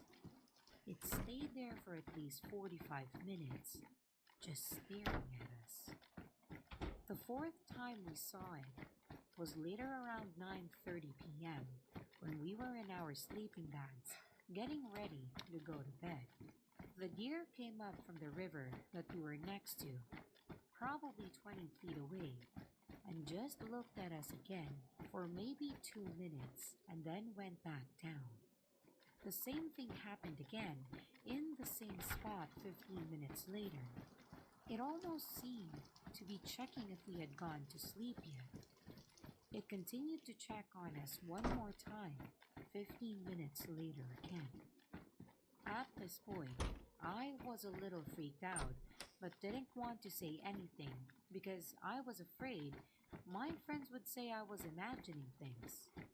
So, we all tried to go to bed, and at about 10:30 to 10:45, we started hearing something, maybe 10 feet away just under the hill that led to where the river was. We continued to hear what sounded like a deer walking the river and coming to check on us. Every time it would get close, we would start talking and shine our lights into the trees to see if we could see anything.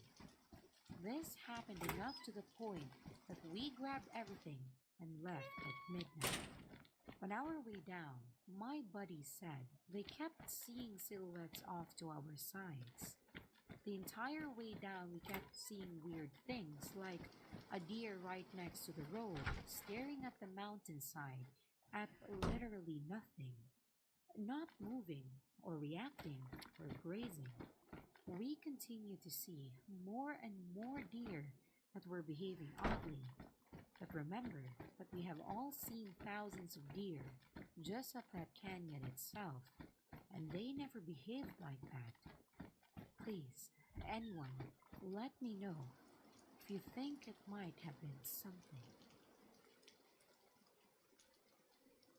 Well, saw something.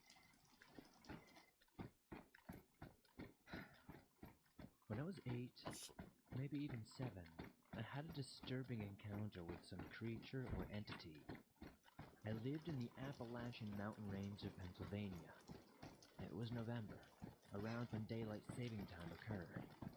I remember it was supposed to be a school day, but since the snow was so heavy, the buses were not able to drive out in the morning, so school was canceled for a snow day. I was so excited to spend the rest of the day outside in the snow. We had an acre of property, going quite far back into the woods. I was walking deep into the forest to a small frozen pond past my property line. Suddenly, the woods were dead silent. No birds, no wildlife scurrying around, absolutely nothing. I remember thinking I was scared, but kept walking. I really wanted to make it to the pond. I should have turned right back. I was just a naive little kid. Everything was still completely silent. My neck felt like they were rising. I started to feel frightened. I didn't exactly know why. I felt like something bad was going to happen at that exact moment, so I decided to run back home. As I arrived back at my yard, I realized it was so late. The sun was setting. My mom was standing outside asking where I was literally all day, and to never disappear ever like that again. None of this ever made sense to me. I was outside for about 20 minutes. I left my house with my snow gear on at around 10 a.m., right after getting the snow day call. It was almost 8 p.m., meaning I had been gone for around 10 hours. I have no idea how I'd been gone for such a long amount of time. I remember only being out there for just a few minutes. I don't know if this was some sort of creature encounter. I heard a lot of lost time being attributed to being hypnotized or just being in the presence of these skinwalkers or wendigo type creatures. Has anyone else ever had this happen to them? Was it some type of creature? I didn't see anything while there at all. I don't think I lost track of time. I didn't hit my head or anything. Please let me know in the comments below.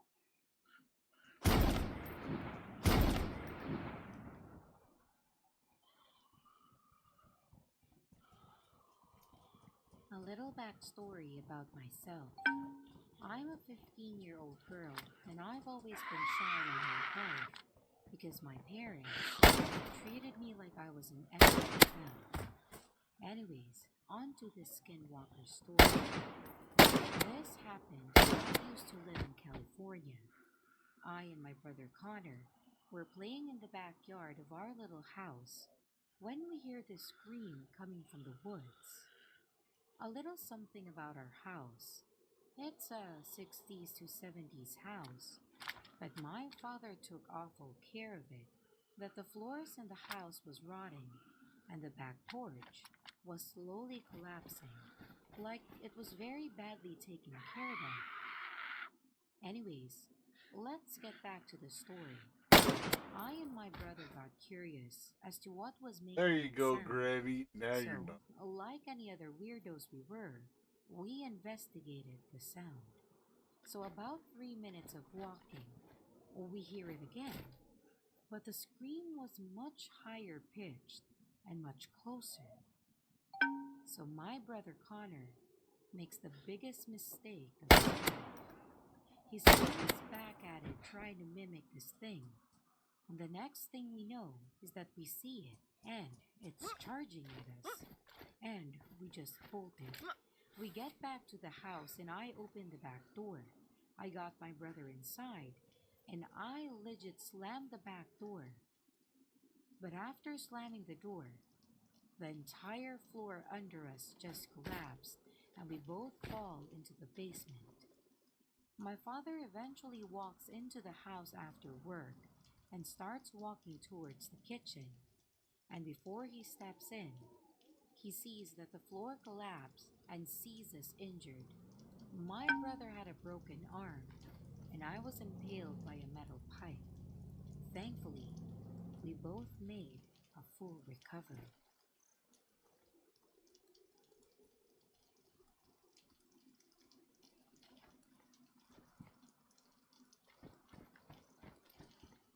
No, when This I might visit you. sound strange, but as a child I used to see things that are not normal. And not just that, I also suffer from sleep paralysis, which started when I was 11 years old. And when I experience sleep paralysis, I often see otherworldly creatures or leave my body. Aside from all this, I have had other strange paranormal experiences too. But there is one creature I often see. I have written about it before. This angel-like creature that often visits me. This angel-like creature is tall, shaped like a human, but tall with angel-like wings, completely dressed in white and faceless, but speaks with a woman's voice. It has told me many times before that if I ever have any troubles in life, then I might just call on its name. When I ask who he is, it usually doesn't reply, but finds a way to draw a cross so that I can see it, and so that I am left with the image of a cross burnt into my mind. So, this one cold evening, I was out after dark. I was in my 20s, and I drew cold air and suddenly, it seemed like I was smoking like a chimney when I exhaled. My hands were freezing. I was out camping with friends and my husband, and I had gotten myself lost. I left to go to the bathroom, but being a curious creature, the urge to go on a dark adventure suddenly distracted me. I left the bathroom and declined to go back to the campsite. I decided to rather go into the bushes, into that area, which we were not actually allowed to go. They had closed the area off and it made me exceedingly more curious as to why. I climbed over the chain they had placed between the two trees and ignored the no entry sign. I ventured deeper and deeper into the dark. I suddenly heard something. I followed the sound. It turned out to be a water buck. It ran off and scared me. I sighed with relief. I held tighter to my torch. Suddenly, the air became even colder. I ventured off deeper into the dark. When I turned around after deciding that it was too dangerous now, and realized that I was lost, I had been met with a crossroads, and didn't know which path or road led back to the campsite anymore. My heart began to pound a little. I tried my best not to panic, but then I heard a weird sound that I knew all too well. It is a strange sound that is usually made by that angelic-like creature that I mentioned earlier. Since I was a kid I had heard it several times, and I knew, if it was near, there was always something to be scared of, because danger was always not far away. Like all the other times before I had seen it, bad things surely happened after. It was only then that I realized that there were other familiar beings there as well, that I have also seen before. But these ones I believe I've only seen once or twice. 3 shadow figures that chased and hunted me down when I was little. They created the sound of this utterly evil laughing. And then saw them stretching out their shadowy hands towards me, and began to move towards me fast. Following the moonlight to keep themselves visually in sight, I dropped my torch and began to run. I suddenly remembered the cross the angelic creature drew before. I turned around, and before I could even say his name, these three shadow figures just disappeared.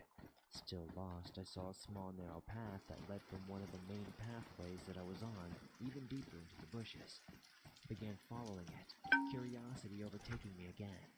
Then I came across an old building that looked like it had been out of use for many years. I didn't have my torch with me anymore, but luckily it was full moon. I could see somewhat well. I tried peeking in. Each window I peeked in revealed darkness. It was too dark inside the building for me to see anything on the inside, though. Not even the full moon helped with that. But I tried another window, too. I decided to try all of the windows, and to my greatest regret, inside the cabin. Oh, Some sort of creature. I don't even know how to describe it. I guess my no best fucking my best way. comparison would be a werewolf of some sort. It was messing me I could see it, or rather hear it, swinging it around. I ran back as fast as I could. I had no idea where I was going, but eventually, I made it back to where there was a security guard for the campground. I told him all about everything, but he didn't believe me and reassured me there was no such thing out there. Eventually, I made it back to my tent, but I never slept. I've never really told anybody about what happened that night, because I don't think people will believe me.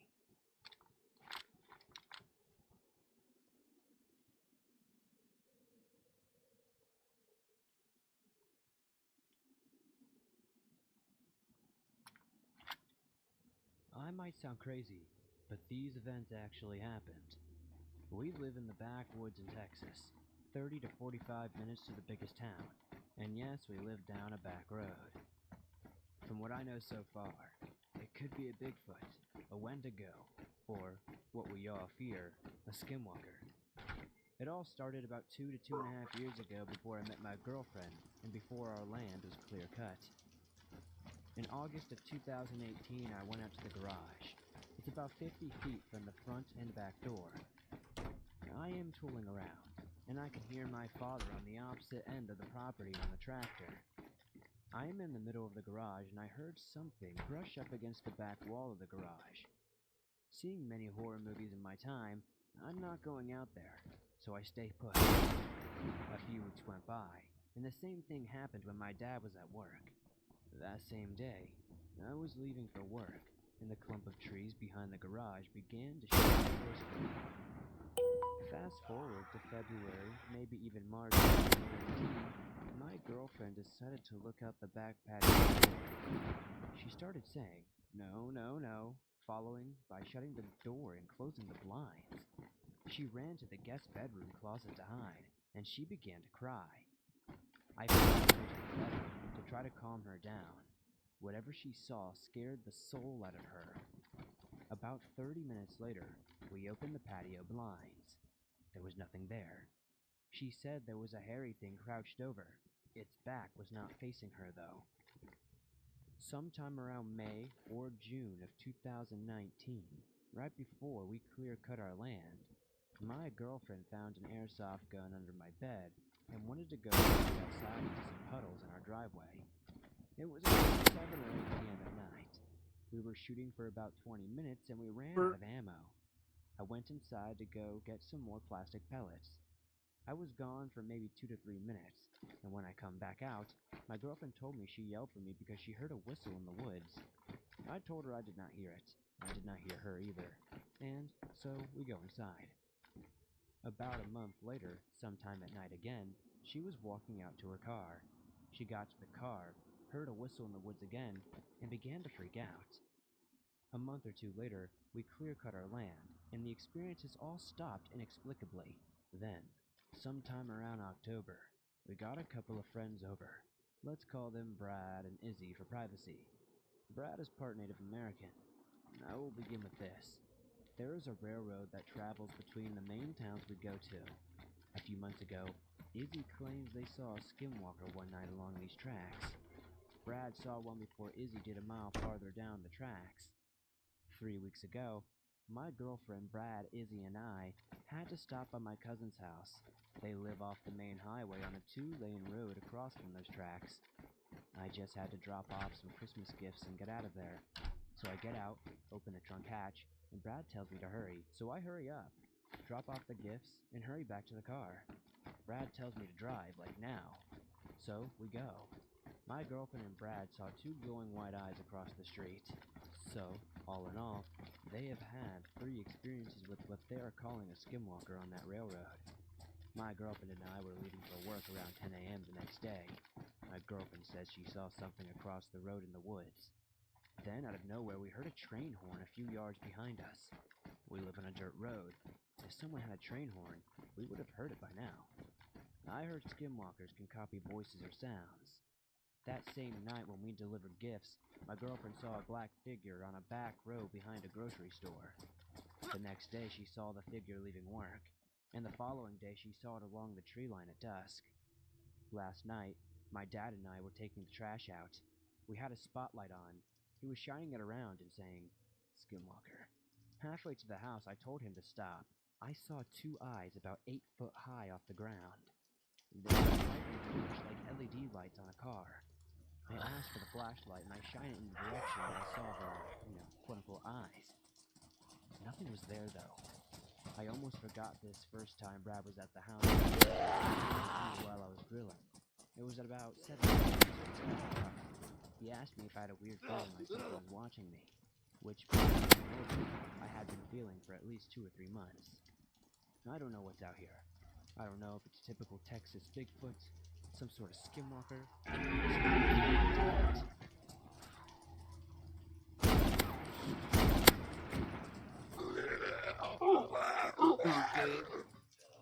Now,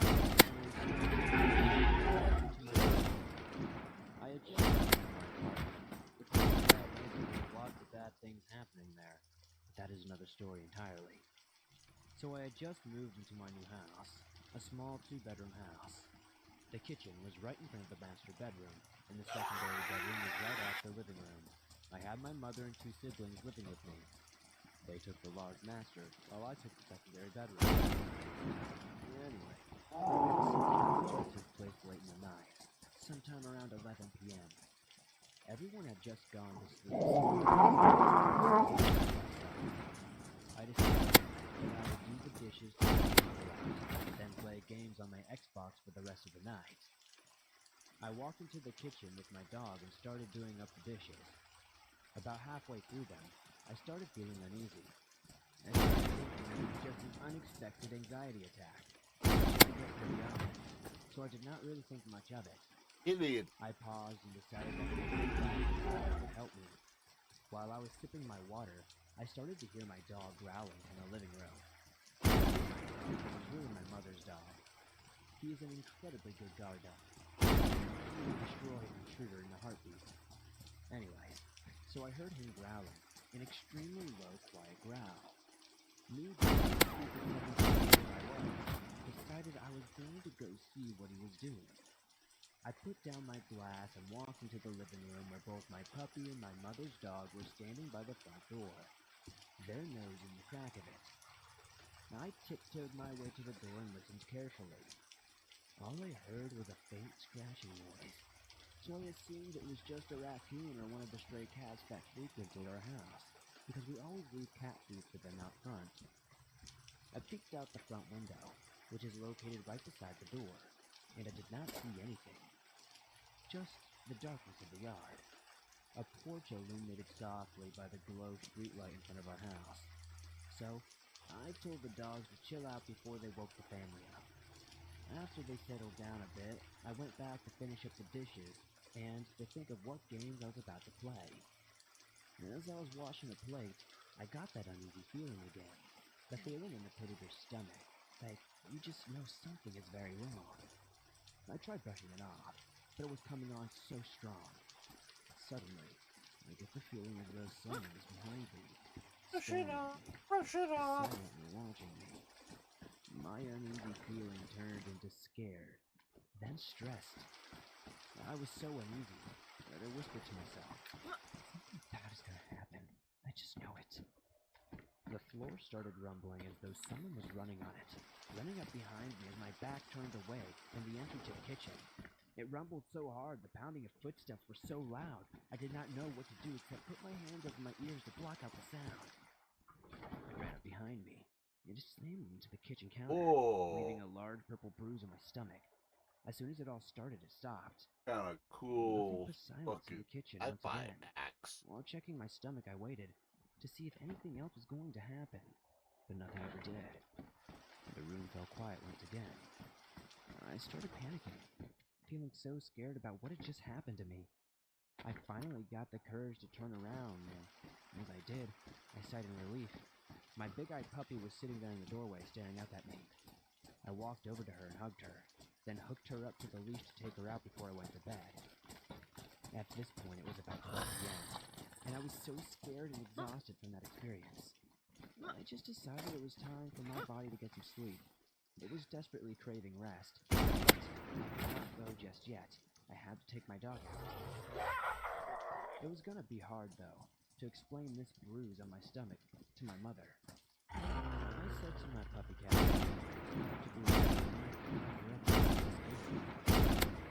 hooked her up, and we were ready to walk outside into the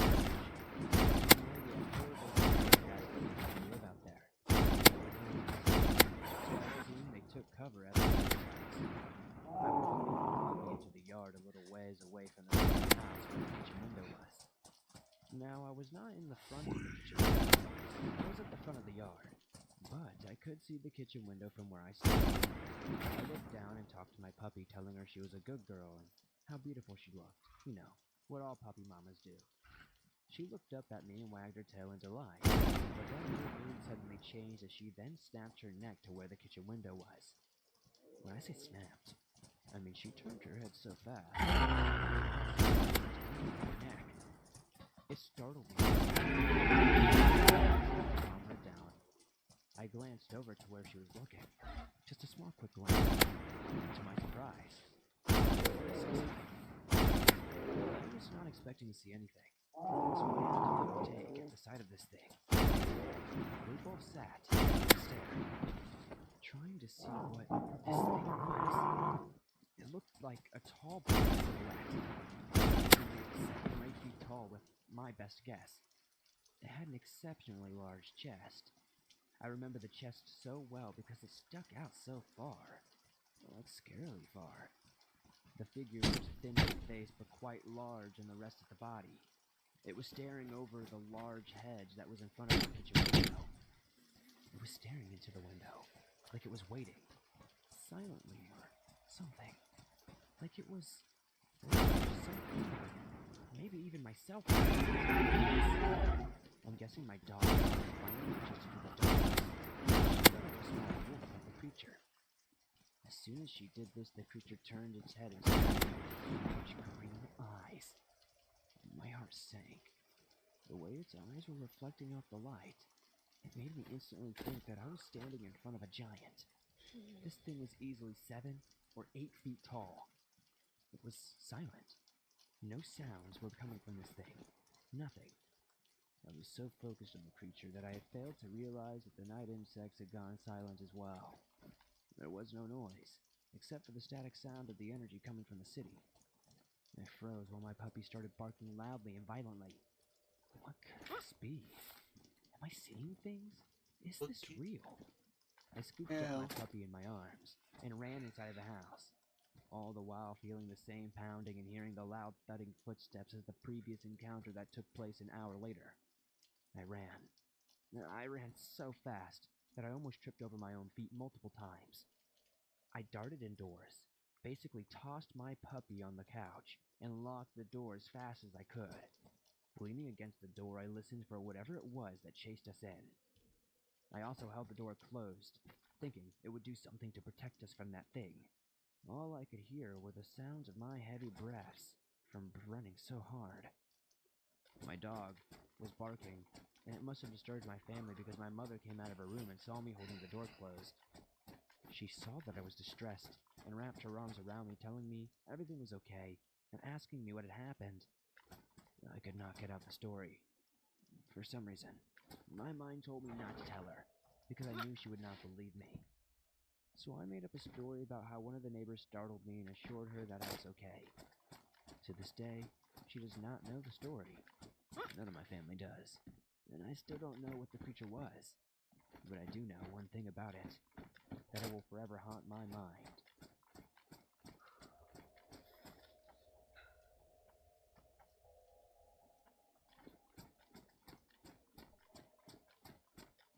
I live in Guyana, South America. It is a Caribbean nation rich with cultures from all over the world. As such, our culture is a Jungle mix of them, Bigfoot. and so too are our cryptids. While ghosts are practically a norm here, even the most skeptic would have a story for you that defies logical explanation. I have a slew of encounters that I intend to document here, but this one does stand out as particularly weird. It happened quite a few years ago now. I was about 15 at the time. I am now 27.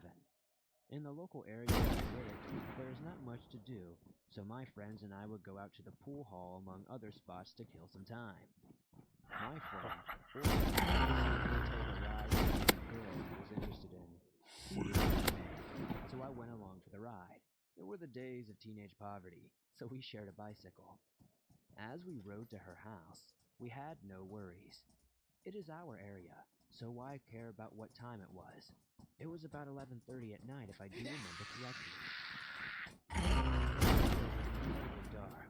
It was pretty much a blackout. I was on the bar of the bicycle, looking around, my eyes adjusted to the pitch darkness.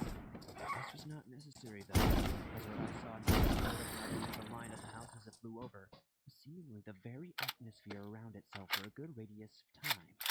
It was like a bonfire, if I had to guess.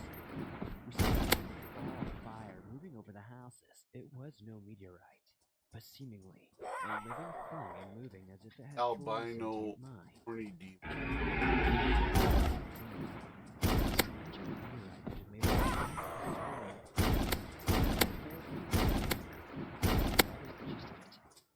From my extended knowledge I knew that this was a fire loss. A fire elemental. They are regular things that take upon evil spirits. They do these things to go about their evil Oh, deeds and three-horned stain devil. themselves with the blood of the living, apparently. Before they leave their home, they literally remove their skin to take their true form and place it into a calabash, which is a bottle gourd made from a plant. And then, they would go about seeking fresh blood while traveling as a ball of fire through the air. While they would prefer children instead of adults, they apparently love to feed on how they survive. They would transform back into their physical form to feed, and then back to the fire to escape and travel. My dad even gave me stories about seeing one at the sugar factory estate a few villages away when he was working there. Knowing what it was, however, he did nothing to quell our growing uneasiness, burgeoning on fear. In the back part of the area, there were a lot of local cattle herders and farmers too, so it seemed to be in its hunting grounds. What followed next was more surprising than anything. The ball dipped and seemed to sputter, but I then realized it was making its way into a window of a house at the end of the block. We were both mesmerized by the whole situation, not daring to believe our eyes, but having no choice as it was no hallucination. We were both looking at this thing, slack-jawed, standing on the road not more than 100 to 200 feet away from this thing. A few minutes later, we heard a cry. There was a baby in the room, and it was in distress. We panicked and did not know what to do. It was not like we could legally jump in there and help. We began to yell for the people in the house. Maybe they were still awake. Luckily the father was, and he rushed to the crying baby, and we all watched in shock as the ball of fire launched out the window without breaking the lure's glass panes. Or anything. It didn't even light anything on fire. It was a wooden house, so you would think.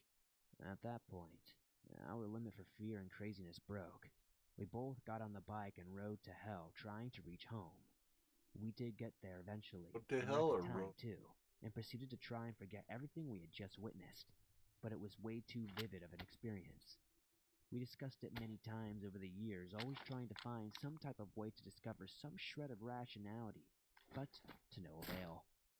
That night we both know we saw a fire ass. There is no doubt about it.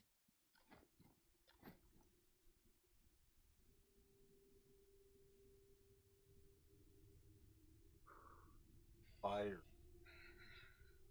So, this happened about 10 years ago on the cold Oregon coast, in a small coastal town called Winchester Bay. I was visiting a new friend who was on vacation there in town to visit her grandfather. I know, quite a mouthful, but bear with me. Anyway, at the time I was a clumsy kid, and normally I had her grandpa help me into their boat. It was a sort of small houseboat, if that makes sense. But this time, however, he was not available to help me out, so I had to get on by myself. But as I was placing my foot on the rim, something bumped the boat from below. I heard a huge splash, and suddenly, I was in the frigid waters of the harbor. That was not the scary part. The scary part was when I saw this creature. It was exceedingly long, maybe around 10 to 15 feet. It had a skinny body, with short, stubby limbs, a stubby neck, muddy brown skin, a long, thin, paddle-shaped tail, and an oval-shaped head filled with interlocking teeth. This was the first time I saw what I would call the Seamander, which I had given it a name to help me tell these encounters. Now, I would have brushed this off as a kid's overactive imagination if I had not encountered them 2 other times, both times from a distance at night. The first time seeing its head go above the water, and the second time hearing one of them swim around in the waterway under a bridge I was crossing, followed by snarling. I also would meet 2 others that would have encounters that fit my description of my previous encounters.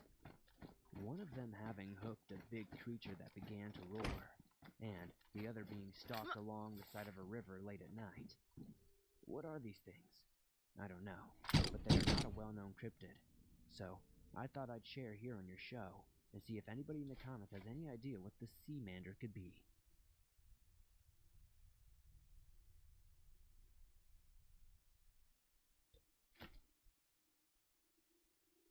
Ow.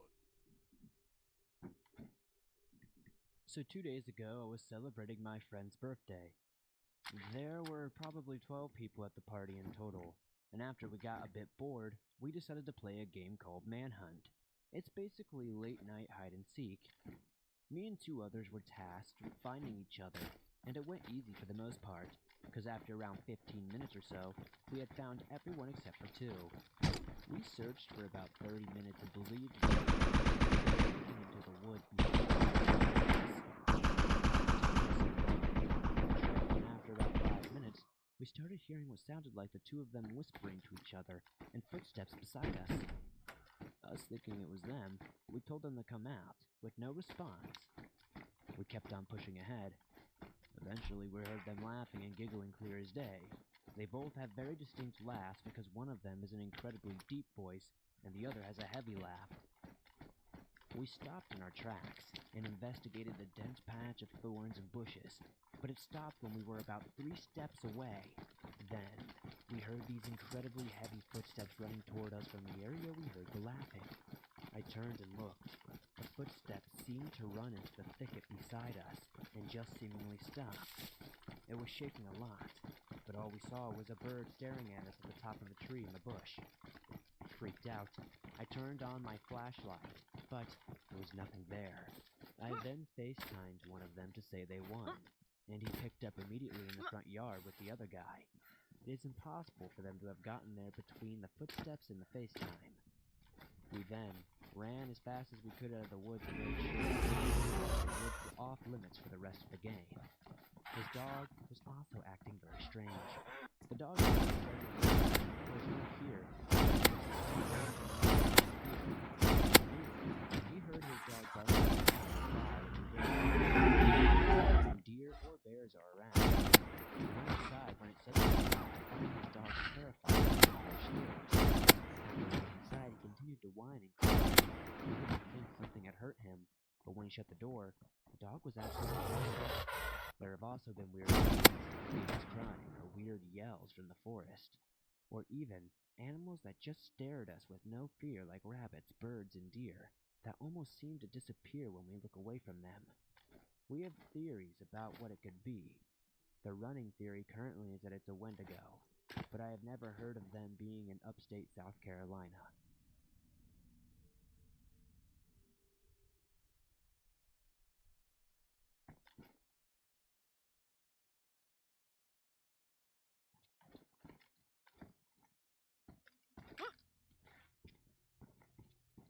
I have been hesitant on sharing this story for a while, mainly since I do not want anyone ever thinking that I or any other person in this story is crazy.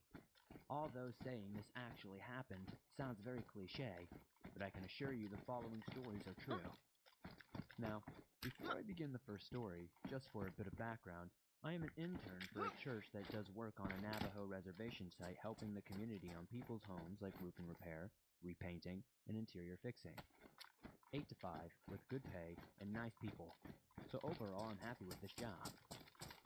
And a bit of a disclaimer, I am not trying to offend Navajo tradition in any way. This is just a first-hand story on what is currently happening on my trip. Over the past 2 months of internship, I have begun to grow close with some of the residents on the reservation. One lady that I got to know well was the superstitious type, like never be outside at night, or other random things such as that.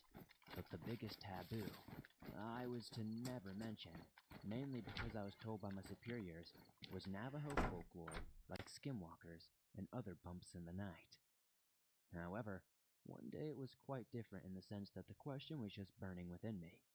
I was on my lunch break after wrapping up painting parts of her house, and she sits next to me on her porch, and we talk for a while.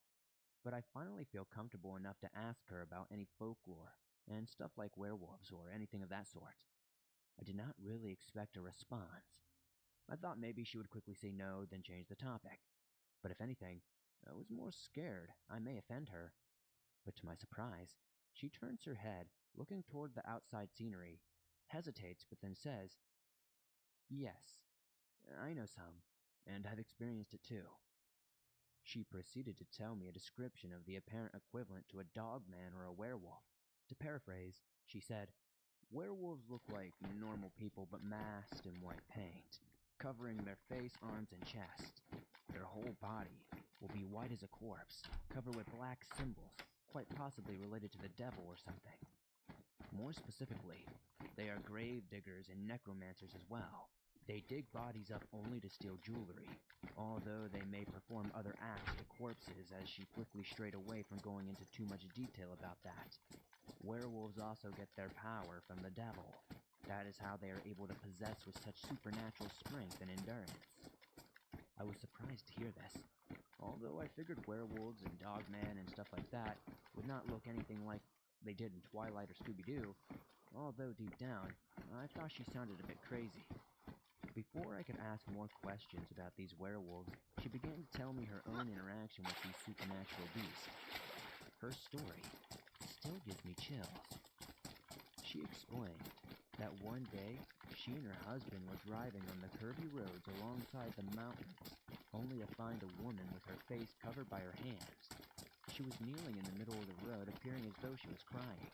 The woman looks up towards the car's headlights to reveal the same white paint and sacrificial symbols mentioned previously. Her husband honked his horn and quickly slams on the brakes, only to be too late, and hears the loud thudding cracking of the woman's bones and splashing of blood all over the windshield. Once she and her husband stop the car safely and process what just freaking happened, they quickly run over to the spot where they hit the woman. However, when they reached the spot, there was no body. But not only that, there was no trace of blood either. Just as a side note, this part of the reservation had some cliffs, but it was relatively flat land, so it would be obvious to tell where someone went, especially if they just got hit by a car. Puzzled by what the possible explanation could be for this occurrence, she and her husband drove back home, trying to neglect the thought that they had just witnessed a werewolf. However, being the non-paranormal believers they were at the time, they tried to just close this occurrence off as them just losing their minds. As interesting as her story was, this got me thinking, is it possible for this werewolf story to be true? Or is this her own way of describing a skinwalker or another supernatural phenomenon? Because she did not think I knew what it was at the time. The question kept circulating through my head. So, as you would expect, the following nights made it harder for me to sleep comfortably. Because of that, during the work days I would feel more and more mentally drained, almost paranoid. At the end of the week, around 6, I was sitting in the car driving back to the church site, and I was in a mental state of mind where I was half awake and half asleep. My buddy was driving and claimed that he wanted to pull over to the gas station that was near the church to grab a couple of snacks to munch on during our debrief time in our cabin. Since I was too tired to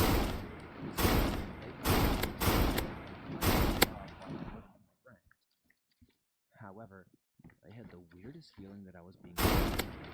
So naturally, I opened my eyes and looked out the window. I didn't see anything. However, when I turned my head at the corner of my eye, I thought I saw a white figure, just as the woman described previously. I looked back, and nothing was there.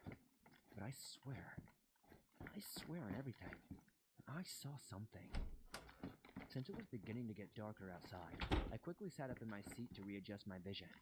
But when I looked back out the window, it was almost as though the figure vanished. Perplexed, I stepped outside the car and looked around, but there was no trace of a creature even existing. My buddy came back out and questioned what the heck I was doing. Debating whether I should tell him, I decided to say, "Oh, I was just getting some fresh air. Let's head out." The following days have been even worse for me. My mood is getting worse. I'm feeling way more paranoid, and I think something is out there. And at night, I can almost swear that I hear a scream in the far distance. Everything outside just looks 100% scarier to me now, because there's barely any outside light besides the moonlight, so everything has more of an exaggerated appearance. But believe me, I know I sound crazy.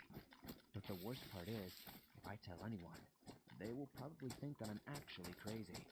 So, I've been debating whether I saw this werewolf, dogman, whatever, or if I just was tired and my eyes were playing tricks on me. I hope someone can find some sort of answer to this.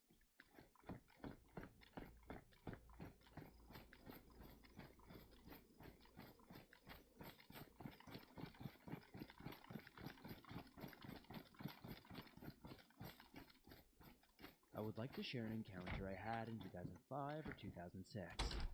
I was 10 or 11 years old at the time, and it happened on my grandparents' property, Denver, which is southeast of Green Bay. The land out there is mainly farmland, with patches of woods every so often. My grandparents own a few acres of land, and on the far right of their land, there's a thick patch of woods and a swamp that goes on for quite a bit before hitting another farm field. I was standing on the back deck, shooting cans. It was a hot and muggy morning in July.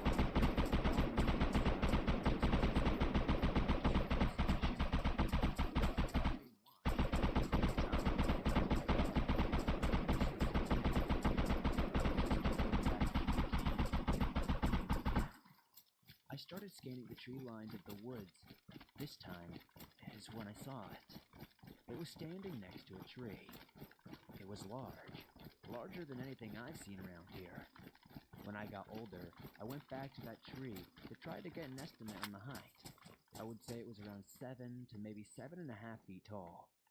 The only way I can compare the body is to that of Arnold Schwarzenegger. This thing was yoked. It was unreal how big its shoulders were. Its arms and chest were also massive. It was almost like this thing worked out daily. It was covered in gray fur that was shaggy and thick on its shoulders and down part of its body. I know when people describe Dogman, you hear a lot of, it looked like a timber wolf standing on 2 legs, or it had the head of a German Shepherd. This was not at all what I saw. The head and face looked like a werewolf. It had pointed ears on the top of its head. Its eyes were yellow and almost seemed to glow even in the daylight, and it was snarling with lips open. It almost seemed to be smiling. The look and smile on this thing's face were pure evil. Sinister is the only way I can describe it. I do not recall if it had a tail or not, and I felt like the legs looked like that of a human and not bent like a dog's. However, I was mainly looking at the head and body, so I can't be sure. After what had only been about 10 seconds but felt like hours, without warning, it broke eye contact with me and took off sprinting to its right. It went through some thick brush, emerged further down the tree line, and took off into the woods. The thing is, no person, no normal human being, could clear that. It cleared it in only a matter of seconds, running through the very thick brush, at least 50 to 60 yards. Being terrified, I went back into the house and did not go outside for the rest of the day. Funnily enough, my aunt came over later and said, "I heard some strange things outside last night. I've been meaning to tell you, but I didn't want to freak you out." I did not tell her what I saw, thinking she would think I was crazy or making it up, but I insisted she tell me. She said she had heard a loud growling and snarling walking around the house the previous night, unlike anything she has ever heard before. I still visit my grandparents quite often and have not seen anything since. I have not heard of any other reports from the area, but I know there were a few Bigfoot sightings just down the road back in the 60s or 70s.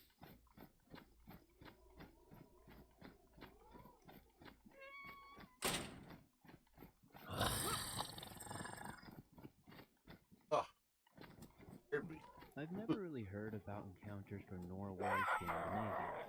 Not even really Europe either. But here's my story. I'm a 27-year-old guy who lives in the western part of the country.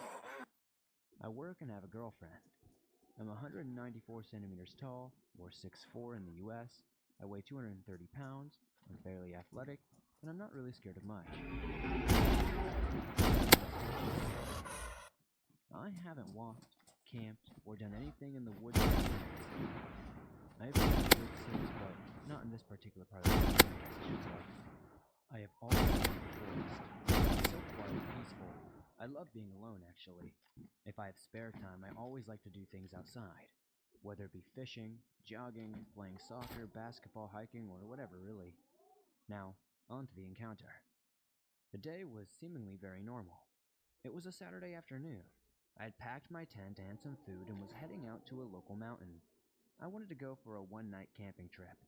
It wasn't a very difficult hike, but it was a very steep one. After 2 or 3 hours, even though I'm in respectable shape, I'm heavy and long, I was pretty tired. I didn't have any mobile phone.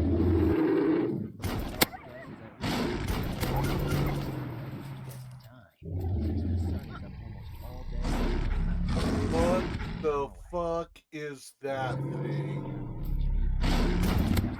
Summer weather. I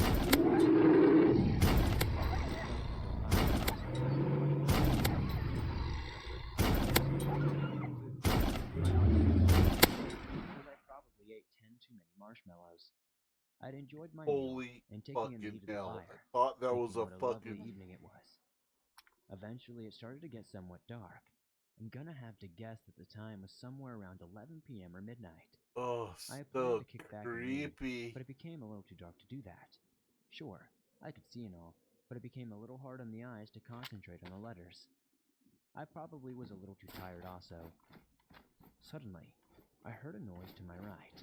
It sounded like it was coming from a bush. I turned to look in that direction and saw something just standing there. Hellhound. It was standing to my right and kind of ahead of me. I've listened to many reports, and they all say the same thing. This creature normally is between 7 and 9 feet. This one really wasn't that big. I would say it was probably 6 feet at the most, but it shook me hard. In one moment, I was enjoying a nice evening by myself, and in the next moment, I felt extremely startled.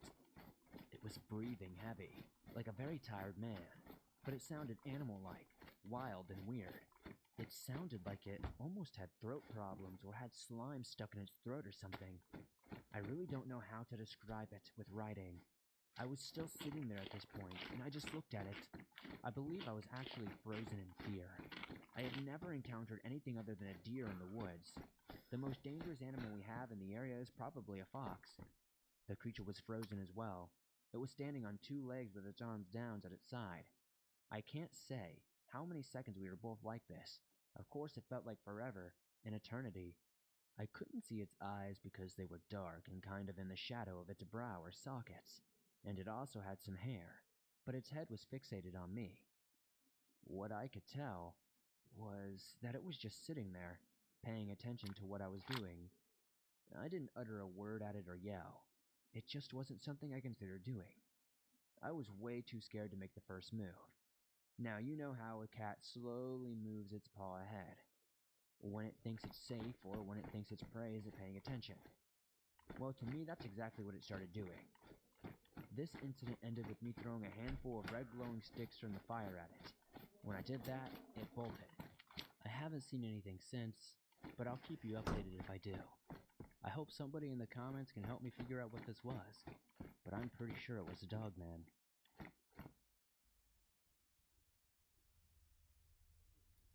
Dog man, dog man.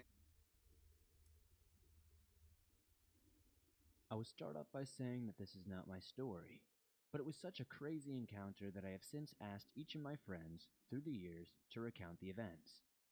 This happened around the year 2000. About a year after this took place, I started dating one of these friends, and that is when I first heard about this dog man or werewolf story. I have since asked each friend over the years and miles apart, and they remember it all the same. Before my ex was even my boyfriend, let us call him Jack, he and our other friends were about 17 to 18 years old. At that age, I remember it being an adventure to find a place to smoke. Let's hike to blank and go smoke, the good old days. It was Jack and his best friend Brent, and their girlfriends Stevie and Megan. The four of them decided to drive to Mount Pisgah, a beautiful wooded area outside of Eugene, Oregon. It is more of a hill, but it's nature in its prime for sure. I have been out there many times growing up, and I know exactly what trail they were on, the main one that connects to the parking lot and the river. They had driven in Brent's little white sedan, parked it in the parking lot, and went over to the river. On the way to the river from the parking lot, there is an exceedingly small bridge that crosses a small creek, relevant for later. The group spent the day out there, swimming and puffing and swimming, just being typical Oregonian teens. I can imagine that eventually they got hungry, and that's what drove them to go home after a few hours, as the sun began to set. Either activity alone is bound to get someone hungry, let alone both. So, they walked along the well-worn main dirt path to the parking lot. This path has since been paved according to Google Maps. It does not take more than 20 minutes or so for them to get back to the little footbridge by the parking lot that they had crossed when they hiked in. When they reached this small footbridge near the parking lot, Brent looked out into the vast field between them and the wooded mountain and noticed a huge dog near the tree line, about 100 yards away. They all later described it as the biggest dog they had ever seen in their lives. The dog was just sitting there, not necessarily looking scary or menacing by any means, just looking like a humongous, friendly dog. It was starting to bark, but from Megan and Jack's descriptions, and the drawing she did for me later in about 2005, it was a very shaggy and furry-looking dog. I may even still have that notebook where she drew the dog thing. If I find it, I will definitely send it into the show. My friends continued to walk across this small wooden bridge, and one of the girls screamed.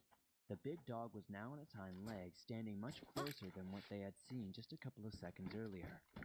It had traversed most of the large field in the seconds it took them to cross this 10-foot-long bridge. Whatever this thing was, it was quiet, fast, and stealthy. My four friends ran to the car and they had the classic cliche, "I can't get the key in," because Brent was fumbling madly for the keys. At this point, the dog was standing on its hind legs at the very edge of the parking lot, looking at them. Still, it had the dog face. It still had the dog body, but it was standing up. They never saw it walking, on all four or just two. It was like every time they looked at it, it would just be standing there, closer. As Jack had said, every time they looked up, this thing was closer but not moving. All of them recounted how surreal it was to see a dog standing on its hind legs. I couldn't tell you for the life of me if it ran for a few ticks and then stood up again, or if it was just teleporting. I don't know. Whatever this thing was stalking them, though. This was in Lane County, Oregon in the year 2000. There are few, if any, bears out there. It would be odd, but then again, I was not there. The kids got into the car and sped off, leaving the Pisgah dog to do whatever it wanted to do. I have never had a reason to doubt any of their stories. In fact, Stevie doesn't really like talking about this at all because it's far too creepy for her.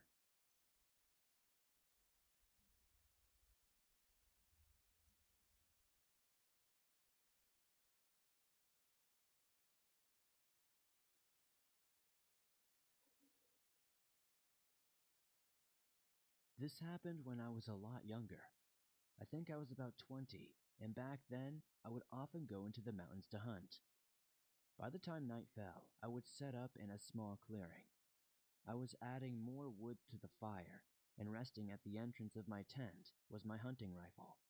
I had just reloaded it and cleaned it. I got up to gather some more wood when I heard a noise behind me. I turned around to face the sound, and I saw that my rifle was now missing. A shadowy figure was running towards the trees with something long in its hands. I knew that it must be my rifle. I gave chase, but there was too much distance between us. The shadowy figure slipped into the darkness of the forest. I have no idea why I chased him since he did have a gun, and I did not. The guy was dressed entirely in black, and whatever he was wearing looked like fur. For a moment, I thought that it might even be a human. The way it was running was kind of odd, though. It kind of leaned forward, with its arms seeming to be a little long. Whatever it was, it looked like it had lived out here in the mountains. It looked feral and far too big. I had no choice but to run back to my campsite. I felt incredibly uneasy. There were lots of my possessions lying around. He could have taken anything of value, but he didn't. He just took the gun. While I thought about that fact, a chill raced up my spine. I didn't know how much danger I was in at the time, and I was alone in the woods at night. There was a pitch black darkness all around me. Clouds had covered up the moon. There was no way that I was going to be able to sleep that night. I decided to extinguish the campfire. I didn't want to remind this guy of my location. I planned on getting out of the woods as soon as the sun began to rise. I didn't want to be out there walking alone in the dark. I grabbed my hatchet, kept it in my hand, and waited for the morning to arrive. Thankfully, the night was uneventful and I was safe. At the first sight of morning, I quickly packed up all of my things and started back down the mountain. While I was heading down through the woods, I heard the explosive sound of splintering wood nearby. I saw a bullet hole in a dry tree trunk just a few inches away from me. I immediately thought about my missing gun and the events of last night. I got my head down low and just ran as fast as I could in a zigzagging motion. Like most people do, I had never had any experience running from a shooter like this, so I just hoped that this would slow them down or make me slightly harder to hit. I guess I was doing my best to imitate the prey I hunt when they run. I could hear the popping sound of my rifle echoing from behind me, and the whizzing sounds of bullets flying through the trees. Honestly, I've never been so terrified in my life. Fortunately for me, the shooter wasn't very good at aiming. While running as fast as I could, I counted the number of shots which were coming my way. When I reached the number of bullets that I had loaded into the magazine, I basically collapsed on the forest floor. The tension was unbearable. All I could do was take deep breaths. Then I silenced myself and a random thought crept into my mind. What if he was reloading? What if he had another weapon? I was exhausted, but I knew I needed to run again. Just as I was getting to my feet, I heard something heavy land next to me. It was my rifle. I looked at the barrel and it was bent. I just ran and hoped for the best. I managed to make it down the mountain and back to civilization. I haven't been hunting since. I totally fell out of love with it.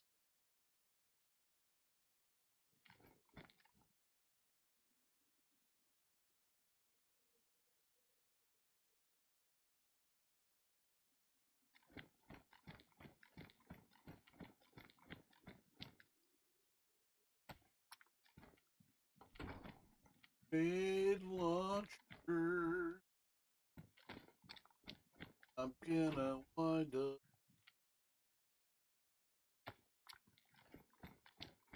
Which happened.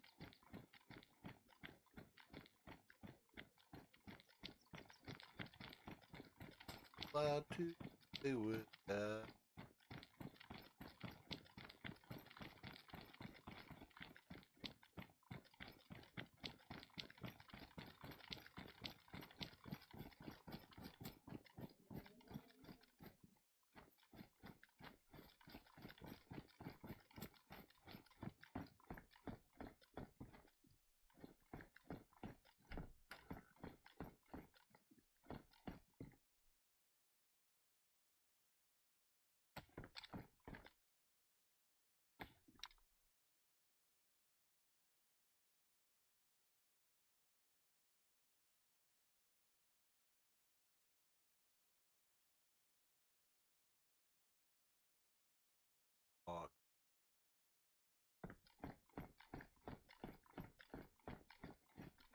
Definitely should not be allowed to play with that.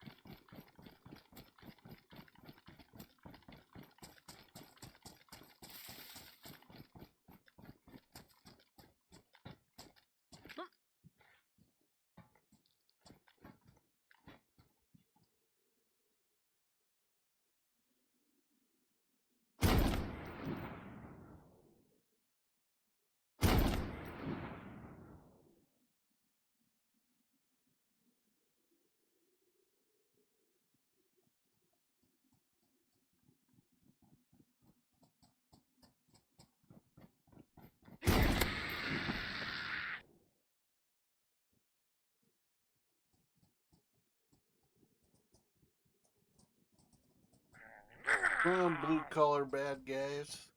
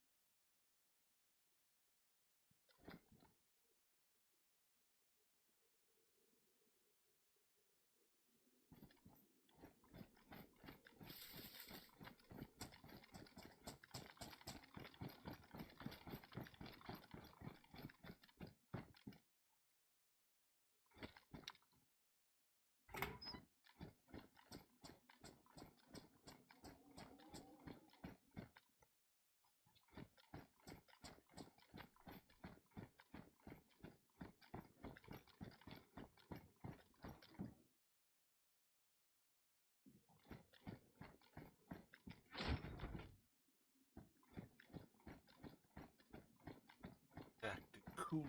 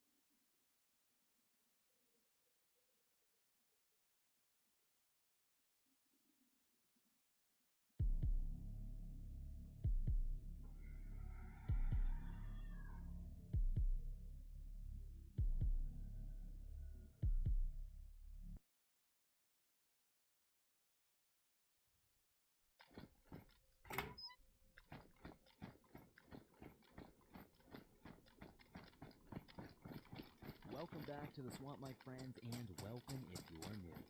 Today we're going to be sharing some creepy and downright strange encounters with cryptid creatures all over the world. As always, these stories were sent in by viewers just like you. And if you have a story that you would like to share in a future episode, be sure to submit it at swampdweller.net or the email you can find in the description down below. I would love to share your story with everyone here in the swamp. Now, without further ado, let's jump right into these creepy, downright strange cryptid encounter horror stories that'll freak you out tonight.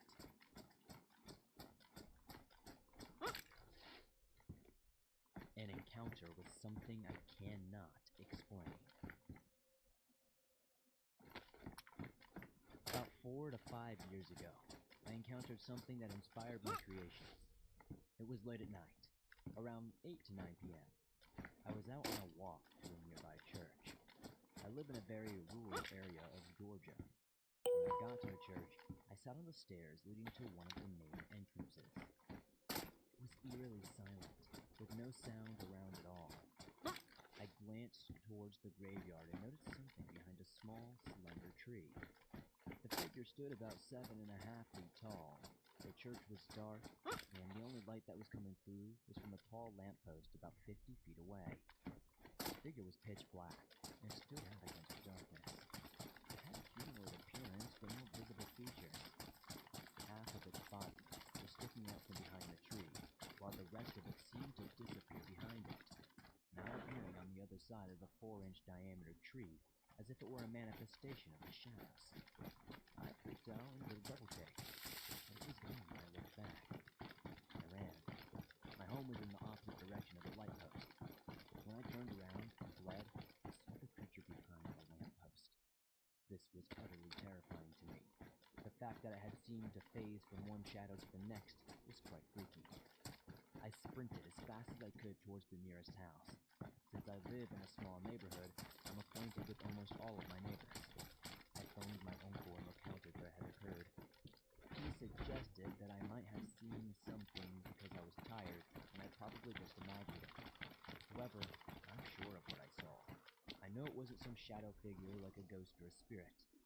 This thing was physical, not spiritual. After that experience, I have always felt like someone is watching me whenever I pass by that church's shadows. Consequently, I purchased a 2500 lumen flashlight and only returned with it.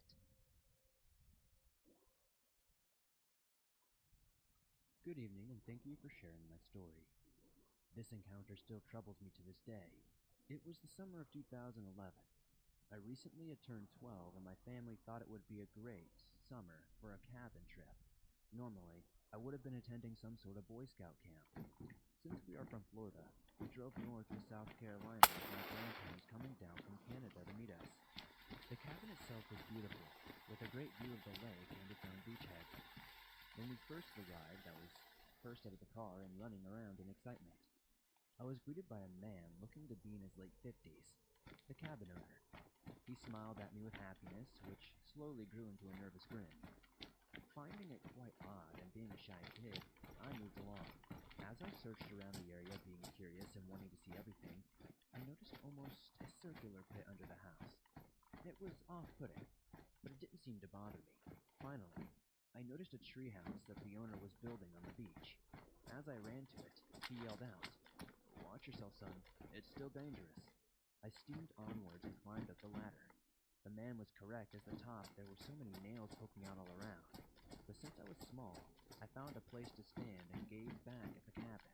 The wood cabin seemed old but sturdy, with a big porch and outside storage underneath, where once again, I stared at the circular pit, which now had my full attention.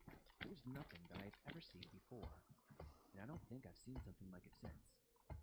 I love the woods, and would like to say I am experienced, but it almost looked like a big spinning ball was dipped into the earth. I pointed it out to my father and the owner who was talking.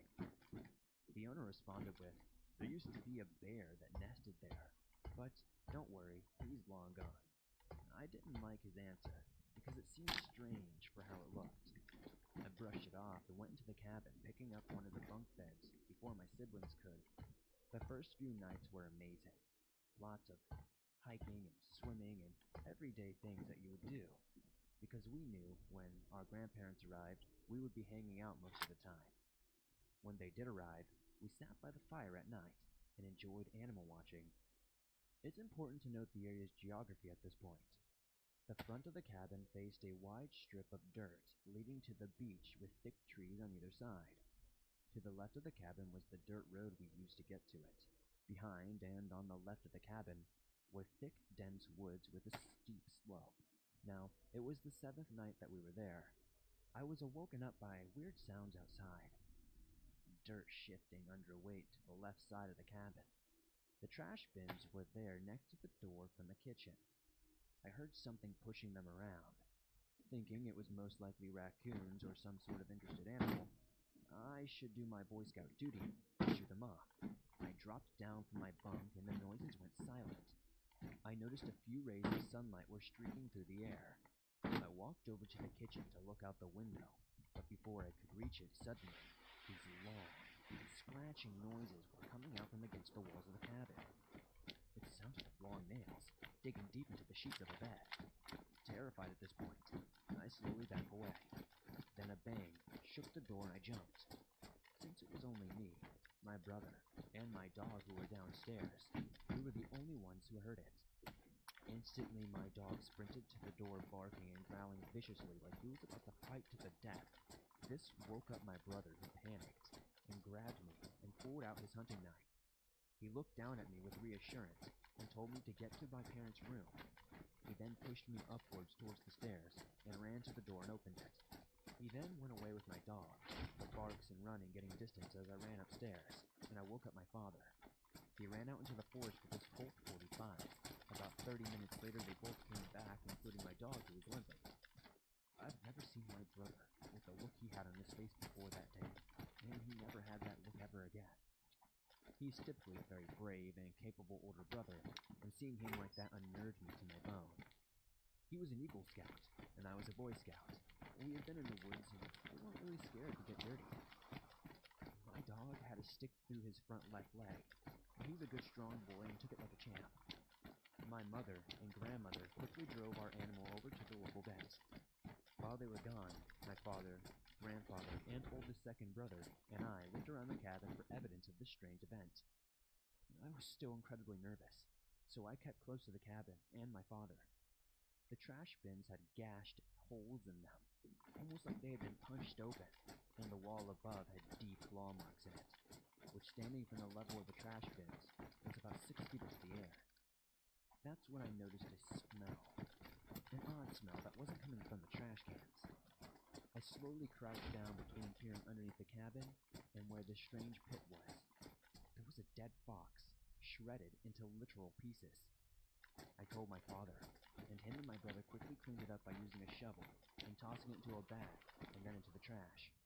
My dad contacted the owner, who assured us that there was nothing to be worried about, but brought us a flare gun and bear mace. A couple of days go by, and my parents take everyone to a restaurant aside from myself, my oldest brother who chased the perpetrator, and my injured but stable dog. An hour after they left, I looked out the second floor window in the direction where my brother ran a few nights prior. I was petting my dog at the same time. That's when the main encounter took place. My dog raised his head alert and sniffed the air. I glanced out the window and noticed this huge bear-like creature high up in one of the trees. It was matching my level and was staring at me. I say bear-like because it had human-like features, instead of the fat, round body bears usually have.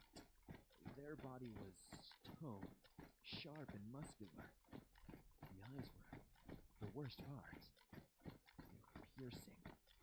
They were yellow, almost like perfect human eyes that locked eye contact with me. Fear flooded my brain and forced me into a fight-or-flight mindset. My dog, picking up on this, started growling and howling at the window. I turned to run out of the room and looked back at the creature, who was now rapidly descending the tree, using its clawed hand to climb.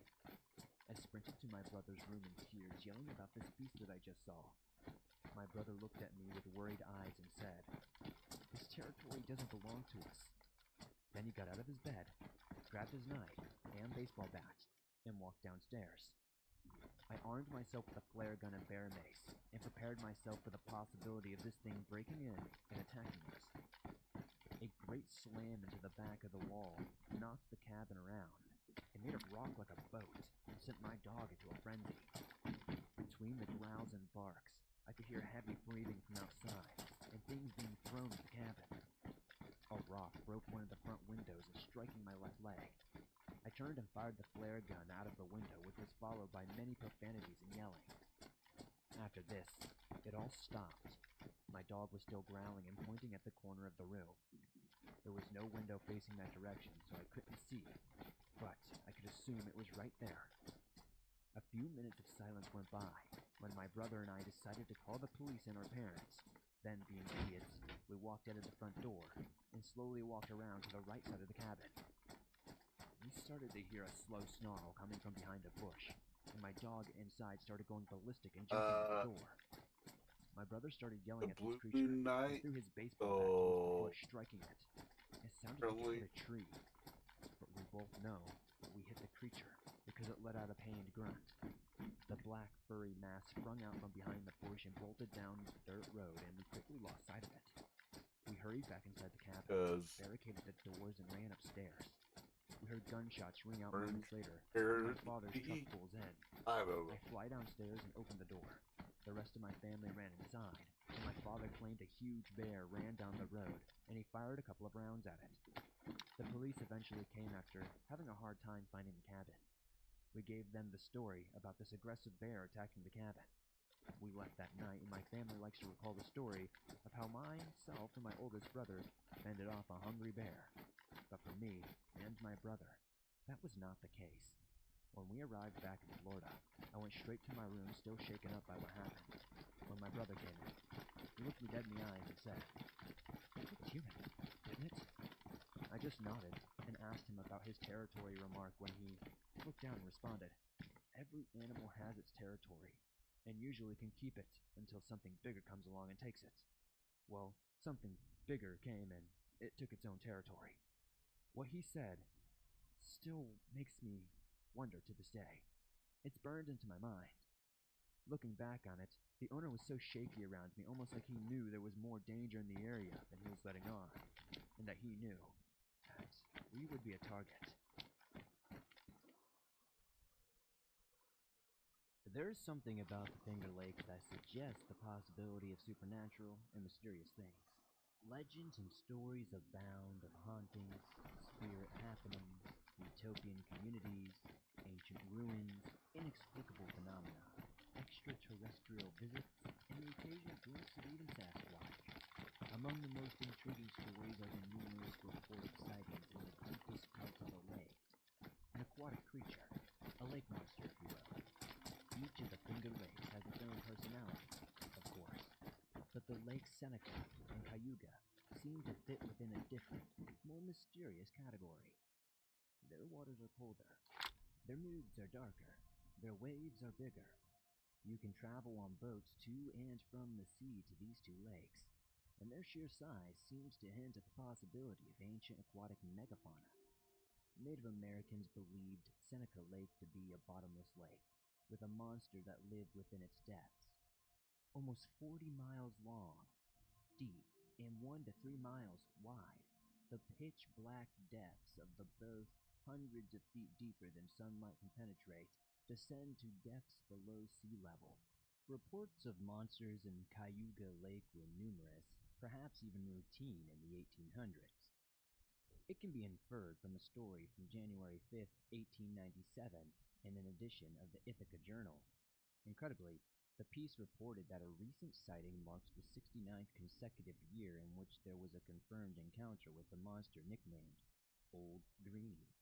The story went on to recount that the member of the newspaper staff had been living in daily anticipation of Old Greenie's appearance, and had refused reporting assignments that would have taken them near the lake because they were afraid of the monster.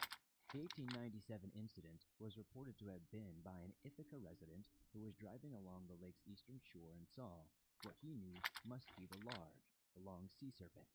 Of course, there were many people trying to debunk it as some sort of tramp or muskrat. Sporadic and isolated reports of the creature would continue until about 1929, when people began reporting not one, but 2 creatures sighted together along the lake's eastern shore. The creatures were described by witnesses as being 12 to 15 feet in length. It was speculated that they might be members of the Seneca Lake sea serpent family that found their way into the local waters through a subterranean channel, which is believed to exist between the 2 lakes. Legends of tunnels connecting Cayuga and Seneca Lakes have circulated for many, many years, which anyone with a rudimentary grasp of the notion of water seeking its own level knows could be possible.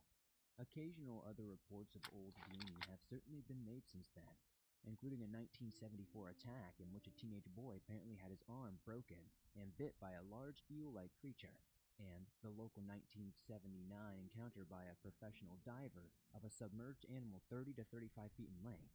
Still, all the reported sightings, save one, have been by one or two persons.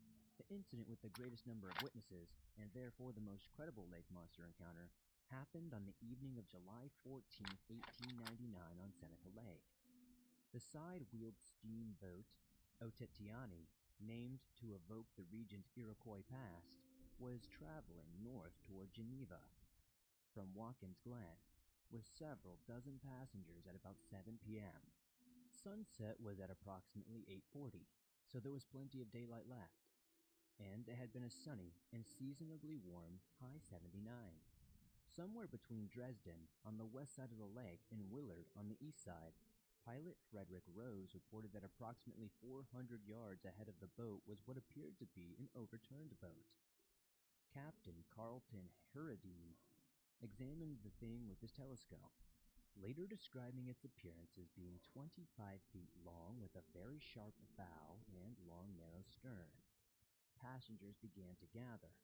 It was a group of some ostensibly credible witnesses, including 2 commissioners of public works, a police commissioner, the manager of the Geneva Telephone Company, and a geology professor. As Captain Herendeen completed his inspection, the pilot signaled the engineer to slow down the boat. The steamboat approached to within 100 yards and lowered a boat to take a closer look. Suddenly, the object turned and began to move away. The captain immediately ordered a full speed ahead. As the thing was moving slowly, the steamboat gained on it easily.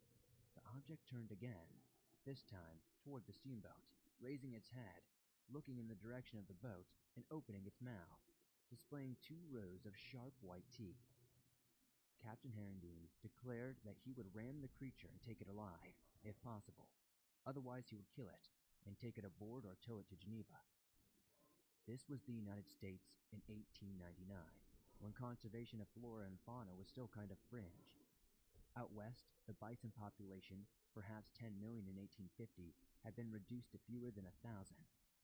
Passenger pigeons, numbering in the billions in 1860, were on the brink of extinction.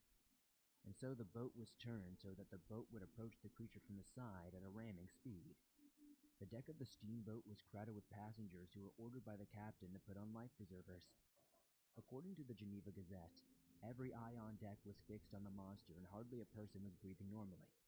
While the boat was yet some distance from it, the monster again looked at the boat, sank out of sight, and the boat passed over the spot where it had been. As the steamboat approached within 50 yards of the creature, the captain gave the order to turn the boat so that its paddle wheel would strike the creature midway between its head and tail. The boat went full steam ahead and struck the monster with enough impact that many of the passengers were thrown off their feet.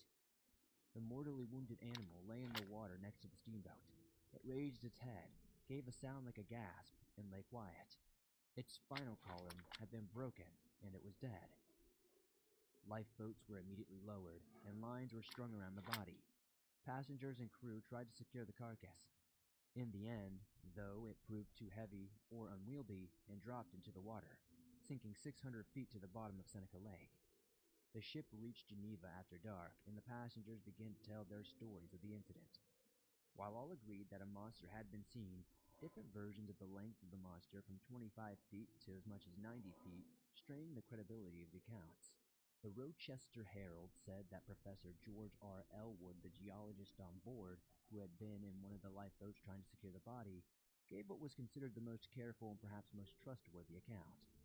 He thought it was a cladastus, an extinct marine lizard from the mosasaur family that lived in what is now the United States until it disappeared from the fossil record at the end of the Cretaceous period, about 66 million years ago.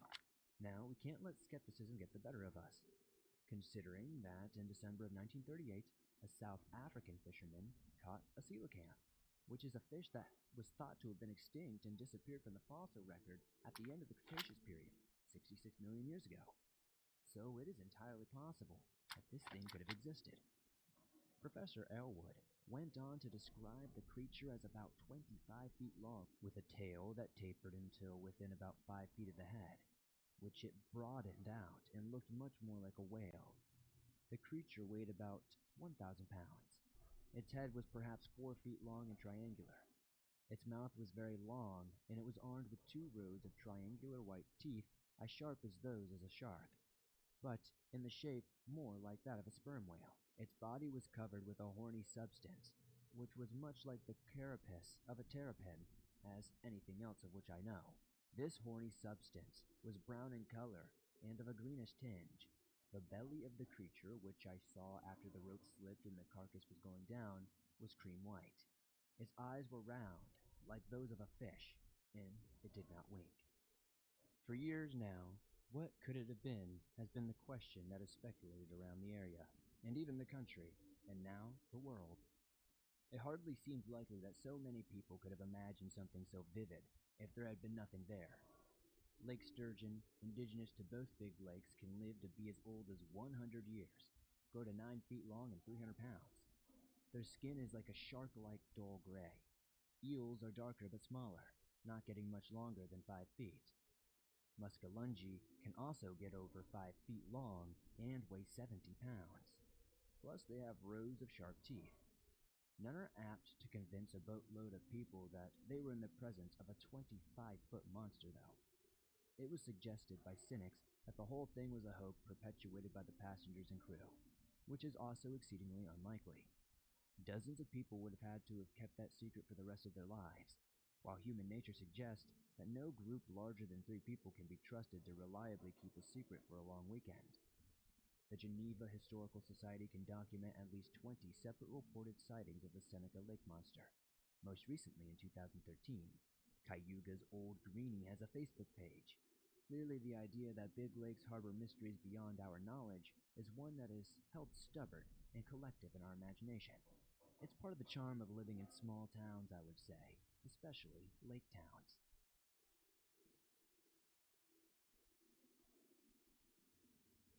My brother-in-law just heard this story this past Christmas, and he has been telling my sister and I that we should share it somewhere. And what better place than the swamp? My family has some property that backs up to the Carson National Forest in New Mexico. It has been in the family for years, and my sister and I both spent our summers up there. It is gorgeous. Well, it is for people who lived out in far west Texas. It was nice and green, cool mountain air in the summer. It was always a relief to get up there and get away from a dusty ranch. My dad was ex-military, and having 2 daughters, let us just say we did lots of outdoor stuff. He taught us survival skills and how to defend ourselves. We hunted and fished and did lots of camping and hiking. To us, it was always a fun time, but I guess he felt the need to pass skills to us. We spent several weeks in the summer up there hiking with him and exploring the old cabins, mining communities, and checking out the big ditch project that was built for the Red River back in the late 1800s. I think that's the right date or something, but I am unsure.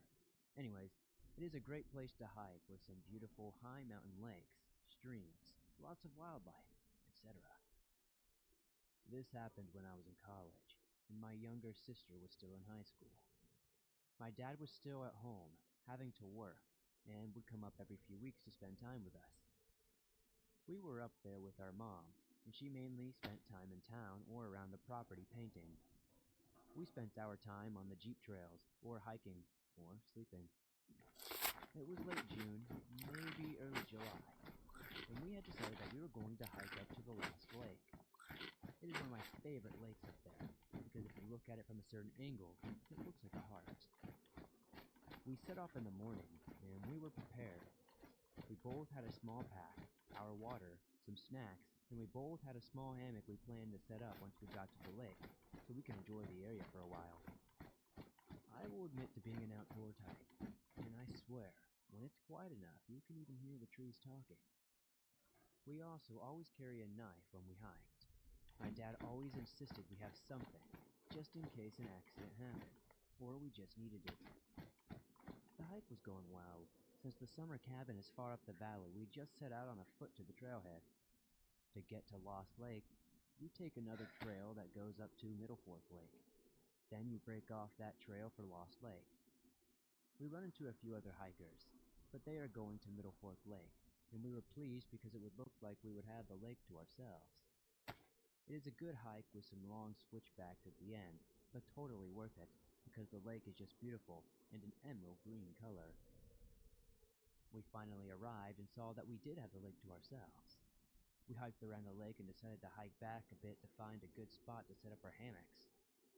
We walked into the tree line, and the first thing my sister did was say, "Do you smell that?" And indeed I did. It was a dead animal for sure, with a strong scent of blood. We had both done lots of hunting, and we knew the smell pretty well, and that is when I saw it. It was a deer carcass, but what was around it is what disgusted me. Placed around the deer carcass in a circle were its organs, entrails, etc. But it was not like it was being cleaned.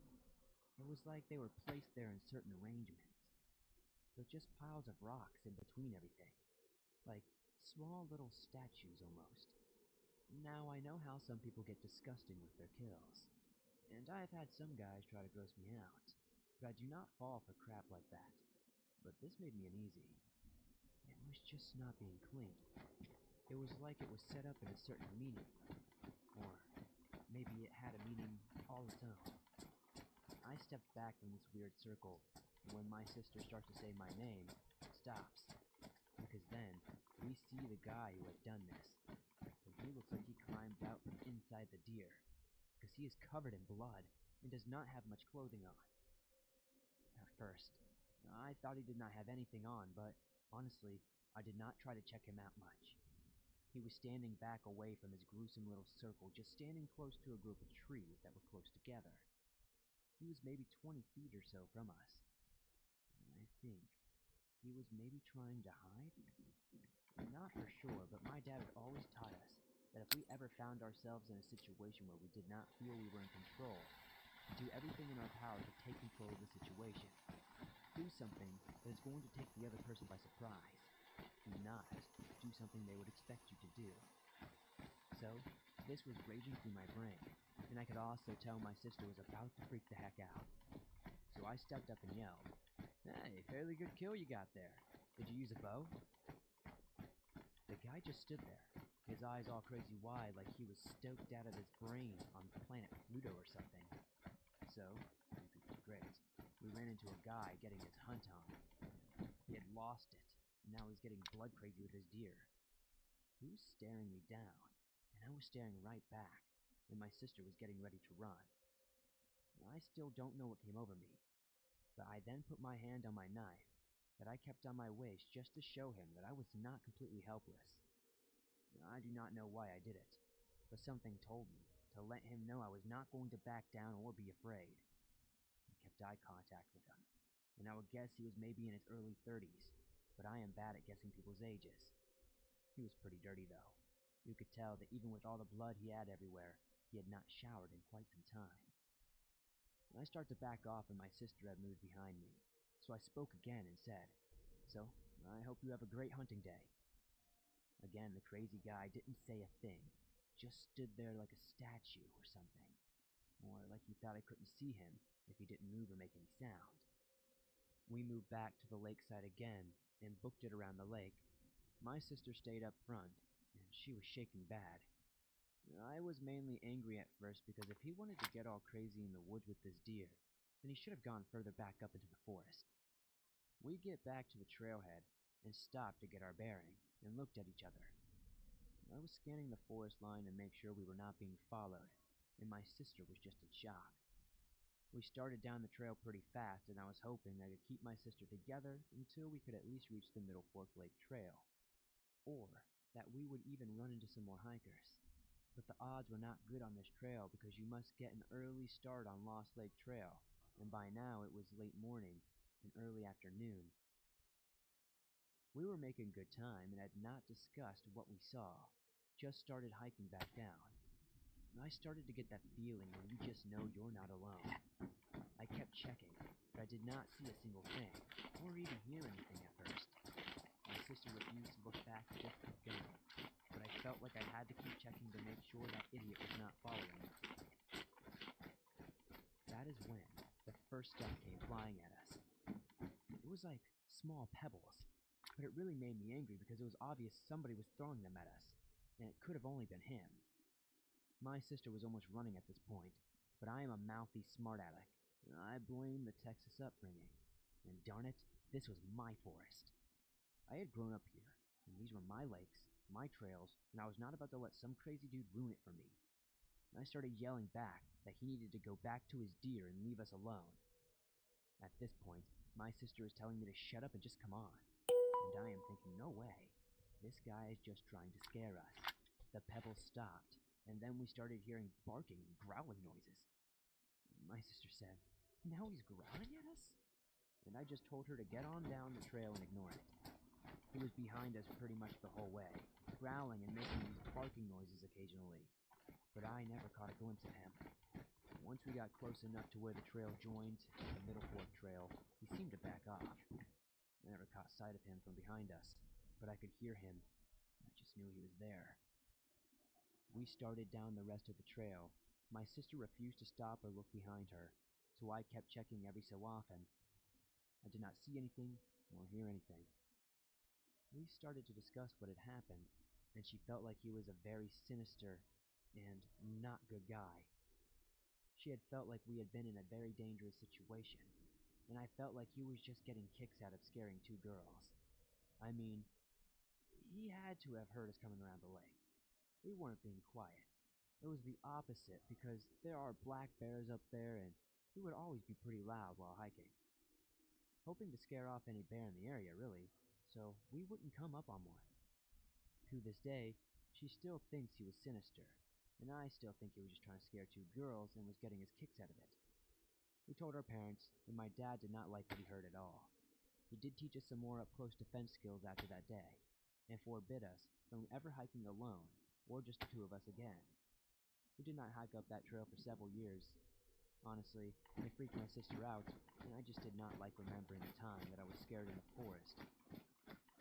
I didn't know it at the time, but after we had gotten back to the house and told my mom, she had called some neighbors, and a few of the men hiked up there the next day to check things out. They did find the deer carcass and some empty hiking packs. They also found a rustic campsite further back in the woods that had been cleared out as well. They found some empty hiking packs as well that day hikers use. And it's not that creepy, I guess, but pretty strange nonetheless.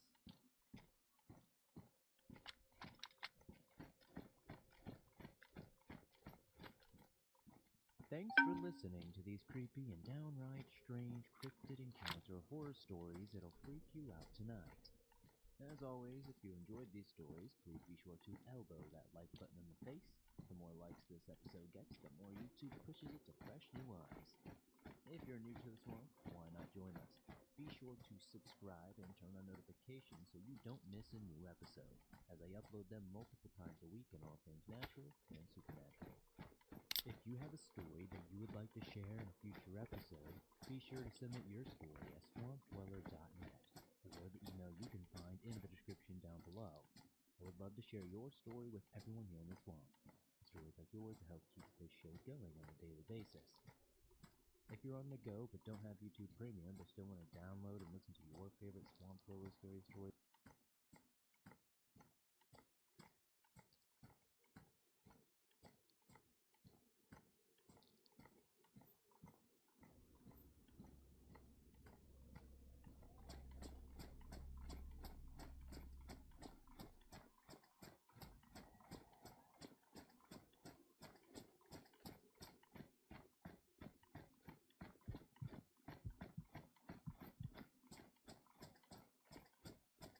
It was the kind of night that made you believe in ghosts. Stars barely twinkled in the dark sky, and the moon was just a thin crescent, hardly shedding any light on the road ahead. I was sitting in the passenger seat of a state trooper's SUV, my heart thumping with excitement and a bit of fear. The trooper beside me was Mr. Joe, a tall man with deep wrinkles etched across his face, telling the tales of his many years on the job. He was close to retirement and had plenty of stories to chill your bones. Mr. Joe was Navajo and had spent the first part of his career working on the reservation. He knew the land like the back of his hand and had an eerie calmness about him that made everything seem more intense. Tonight, he decided to show me a place that wasn't on the usual patrol route, a deserted gas station miles away from the nearest town. Places like these, he said, his voice deep and gravelly, keep some secrets hidden in the shadows. As we drove into the canyon, the only sounds were the gravel crunching under the tires and the occasional howl of the wind. The road was narrow and twisted through the dark like a snake. My imagination started to run wild, filling the darkness with all kinds of spooky creatures. We're here to make sure no one's using the old station as a hideout, Mr. Joe explained. The dashboard lights cast eerie shadows across his face as he spoke. Sometimes people think they can escape notice out here, but they forget that the desert sees everything. When we reached the top of a hill overlooking the gas station, Mr. Joe stopped the car. He pointed down at the small, shadowy building.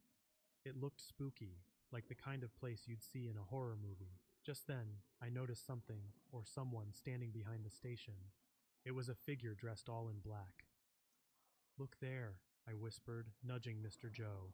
He saw it too. "Let's see what that's about," he said, his voice calm but curious. He called it into dispatch, then steered the SUV down the steep road leading to the station. As we got closer, the figure started walking away. It was tall and moved smoothly, almost gliding. Mr. Joe parked the car, and we both got out. "Stay behind me," he instructed firmly. He called out to the figure, "Police, stop right there."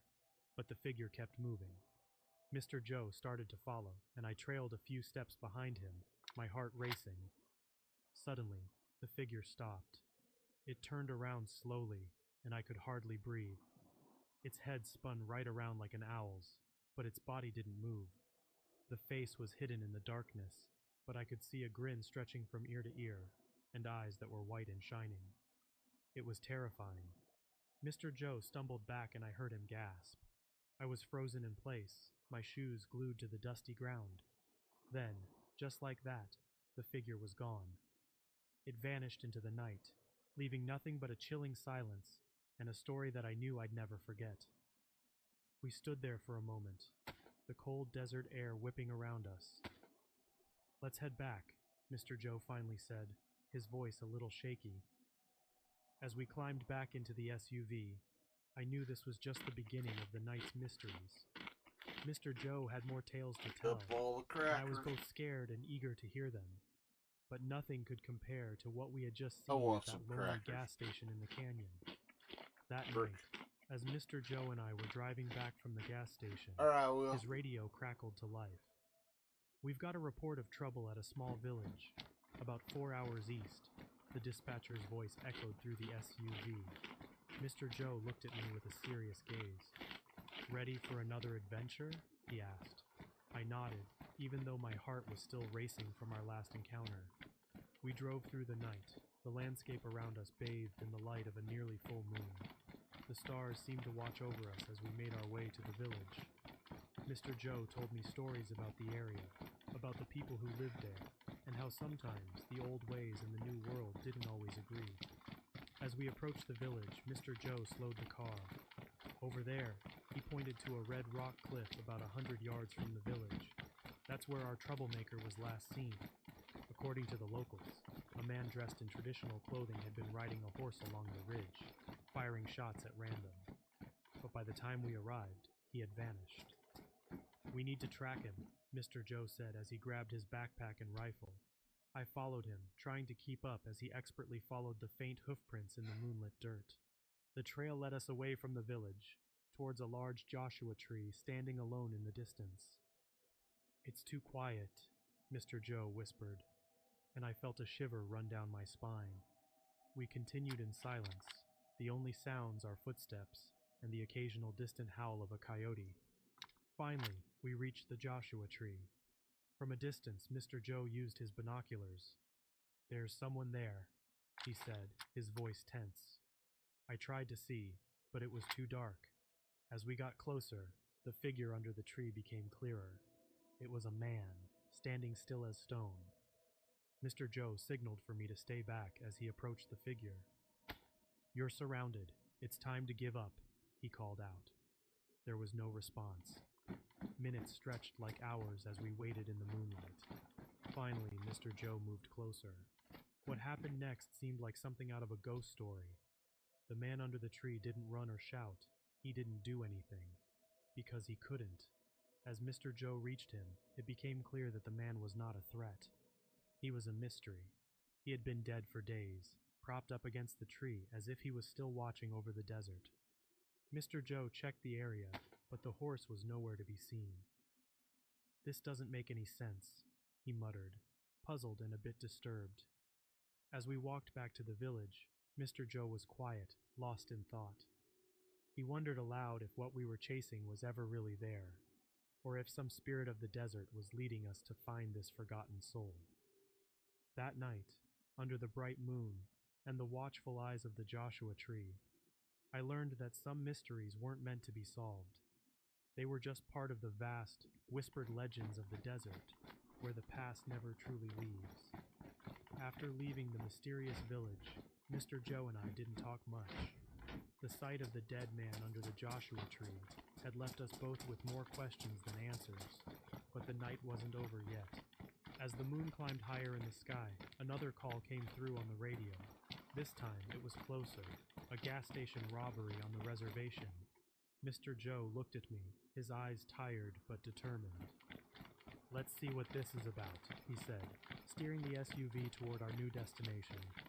The drive felt shorter this time, maybe because I was beginning to get used to the unexpected turns of the night. When we arrived at the gas station, the scene was chaotic. Police lights flashed, casting long shadows across the ground. People were gathered around, their faces anxious and scared. Mr. Joe parked the SUV, and we quickly got out.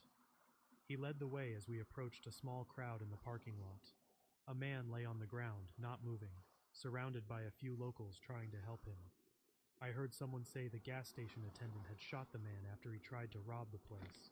The attendant stood nearby, his hands shaking, a look of shock frozen on his face. As we got closer, something strange happened. Just as we reached the crowd, I saw it, something dark and shadowy rising from the body on the ground. It looked like a person getting up, but it was all black and misty, like smoke. Before I could even blink, the shadow darted away, moving impossibly fast. It ran along the wall of the gas station, then disappeared into the night. Mr. Joe saw it too. He stopped in his tracks, his mouth open in a mix of surprise and recognition. "Did you see that?" he asked me quietly. I nodded, unable to take my eyes off the spot where the shadow had vanished. The crowd was too busy with the injured man to notice what Mr. Joe and I had seen. Medical responders arrived, pushing through to take over. They pronounced the man dead and started asking questions. Meanwhile, Mr. Joe pulled me aside. "That was a spirit, an evil one, I'd bet," he said, his voice low. "Sometimes, when someone does bad things, their spirit gets twisted. When they die, it leaves their body like that, looking for somewhere else to go." I looked back at the crowd, then at the dark corners of the parking lot, half expecting to see the shadow again, but there was nothing, just the flickering lights and the murmur of voices. As we drove back, Mr. Joe talked more about what we had seen. He believed that not all spirits were bad, but the ones that haunted places of violence, like that gas station, often were. "It's part of the job, seeing things most people never do," he said, glancing at me to see how I was taking it all in. By the time he dropped me off at home, the sky was starting to lighten, the first hints of dawn peeking over the horizon. I thanked him for the ride along, my mind racing with everything I'd witnessed. That night, I learned that the world was bigger and more mysterious than I'd ever imagined, filled with shadows and spirits that most people only ever heard about in stories. And as I crawled into bed, I wondered about the dark shadow, where it might have gone, and what other secrets the night might hold.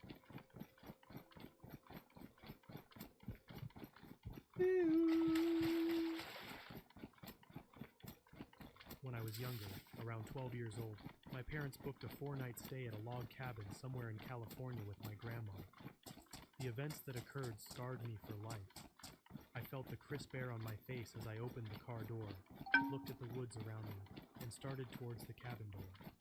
My mother called after me, Ed, sweetie, why don't you go up to your room and unpack? When I opened the cabin door, I was surprised at the sudden creak it made. Just inside was a large space with a sofa parked in front of a flat-screen TV and a kitchen attached to the living room with a counter lined with bar stools. I walked up the stairs, past the bathroom down the hallway, and entered the room I was supposed to be staying in. I screamed because there, right in the middle of the floor, was a dead rat.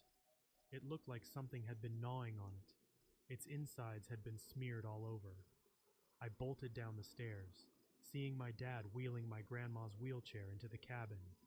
"Dad, there's a dead rat in my room!" I practically screamed. "You're old enough, why don't you just go clean it up?" he replied. I did just that.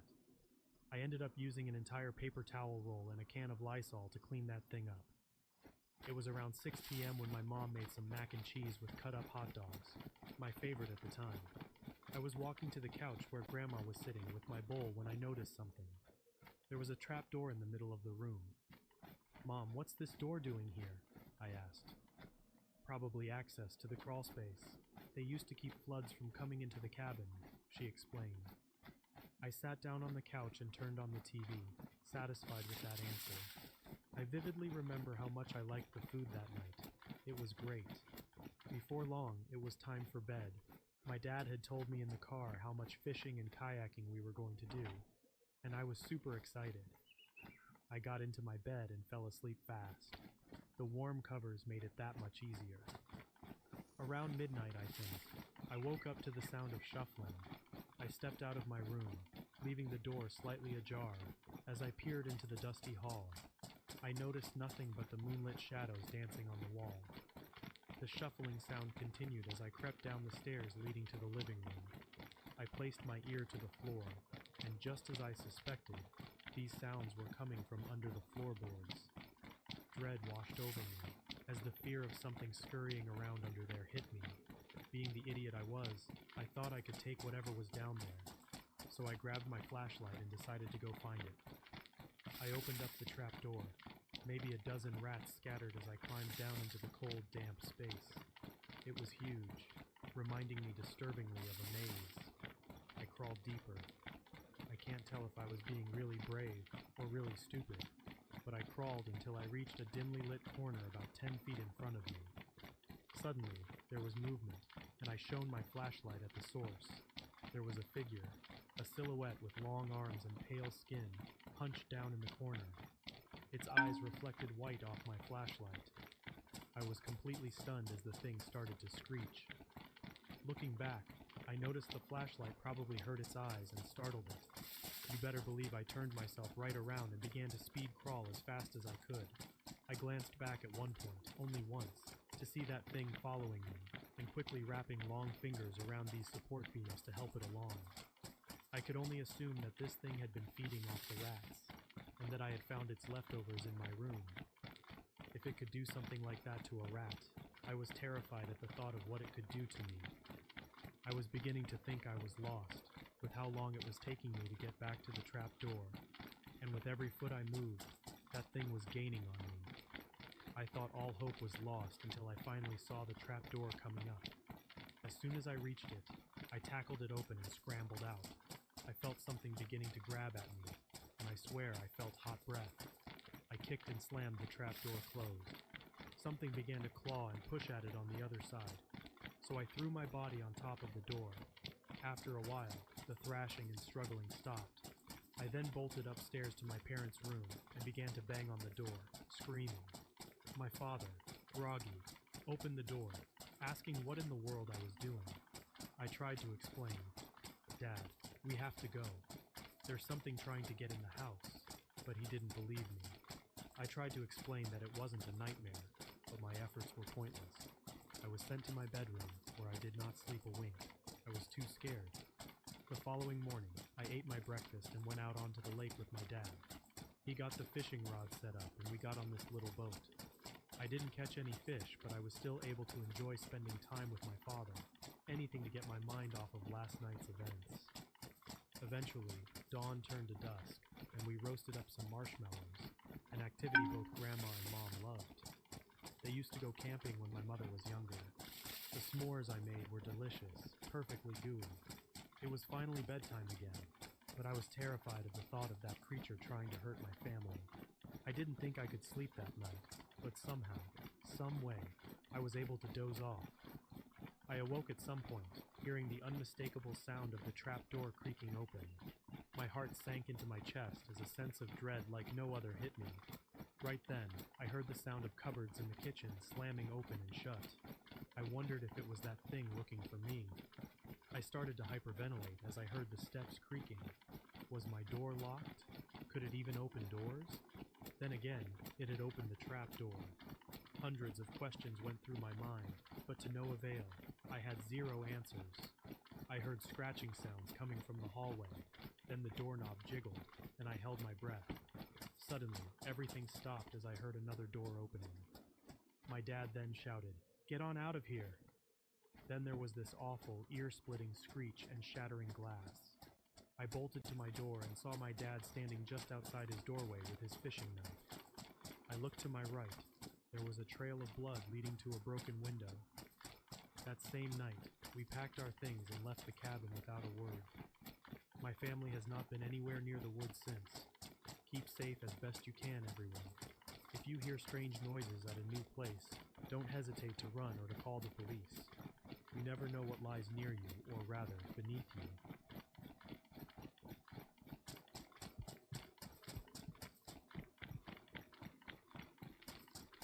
My The question. day had a certain clarity to it, the kind you All only these get in the people mountains have of Wyoming, sightings. where the stuff? sky I stretches didn't- unimpeded and the air bites with the clean, sharp tang of pine. I was practically vibrating in the passenger seat of Mom's boyfriend's old Chevy pickup, the suspension groaning under the weight of our weekend gear. My best friend, Nick, was next to me, both of us chattering about the latest Call of Duty levels we'd conquered and the epic weekend that lay ahead. Gary, Mom's boyfriend, was at the wheel, his eyes hidden behind aviator sunglasses, and Mom hummed along to some old country tune on the radio.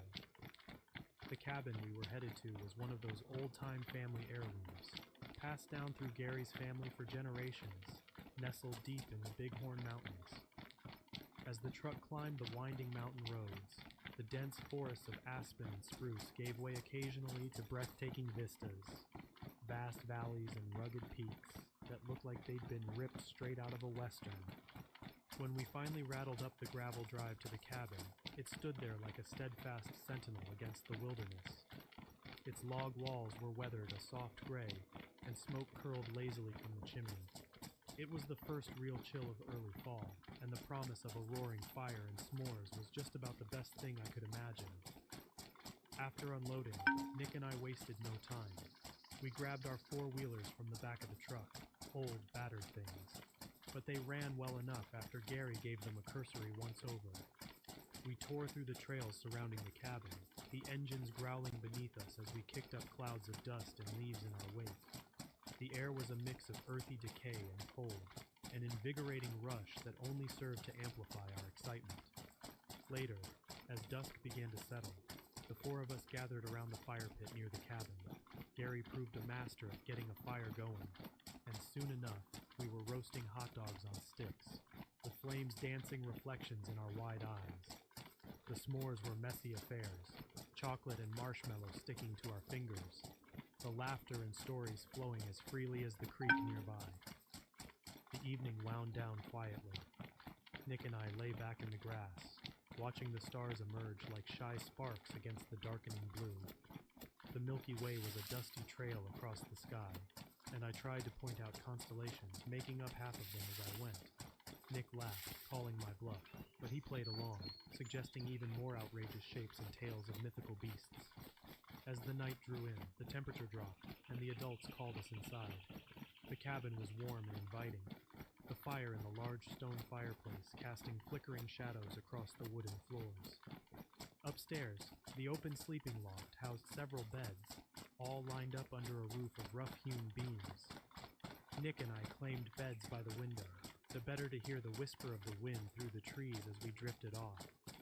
I remember thinking, as I lay there wrapped in the warmth of a heavy quilt, how perfect everything felt. The troubles of school and the usual dramas seemed a million miles away. Little did I know, as sleep crept over me and the fire died to embers, that the peace of this first day was just the calm before a storm. A storm that would shake the foundations of what I thought I knew about the wild, and about fear itself. The sun was already tipping behind the jagged teeth of the bighorns by the time we set out the next day. Mom, always protective, had shooed us outside after lunch, her hands shooing us away as if we were pesky crows at a picnic. Go on, get some fresh air, she insisted, smiling but stern. Gary was busy with some minor repairs around the cabin, the clink of his tools a steady rhythm in the background. Nick and I wandered without real aim, sticks in our hands, carving paths through the underbrush and deep into the woods. We played our usual games, reenacting our favorite video game scenarios, dodging imaginary grenades, and diving for cover behind boulders and trees. It might have looked silly to an outsider, but for us, it was the kind of freedom only wide-open spaces could offer. As the light began to wane, I remembered the old treehouse. It wasn't much, just a triangular platform nestled among the arms of 3 stout trees, about 10 feet off the ground. It had been there since Gary was a kid, he'd told us, built by his father as a lookout, and a place to dream about futures as boundless as the Wyoming skies. Hey, check out the treehouse, I said to Nick, a grin spreading across my face. He nodded, excitement lighting up his eyes as we made our way through the thickening shadows to the old structure. The makeshift ladder creaked under our weight as we climbed, but it held firm. We settled onto the platform, our legs swinging freely, the rough bark of the trees a solid presence at our backs.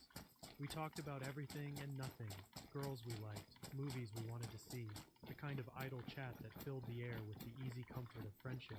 But then, the woods fell eerily silent. The usual chirps and whispers of the forest ceased, as if someone had turned down the volume on the world. Nick's face tensed, his eyes scanning the dense foliage. "Did you hear that?" he whispered, his voice barely a breath. I strained my ears, catching only the faintest rustling, like the soft tread of something large moving stealthily through the underbrush. A chill raced up my spine, instinctively understanding the silence meant danger, predator.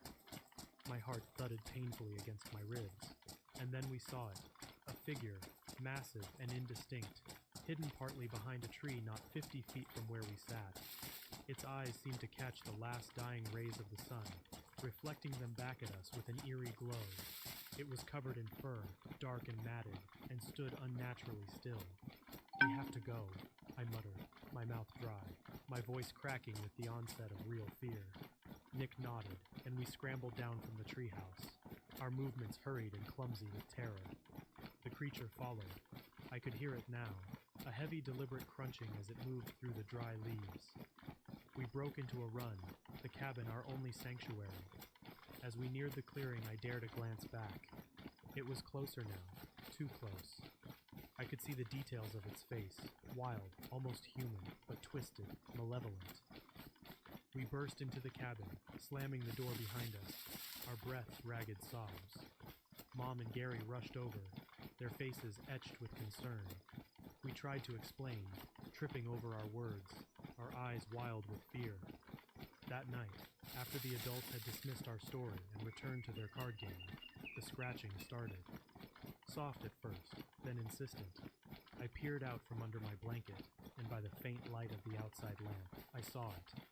A hand, human yet not, scraping slowly along the wooden railing of the deck. Sleep was impossible. The night was long, and every sound was a reminder of what lurked just beyond the walls of our supposed refuge.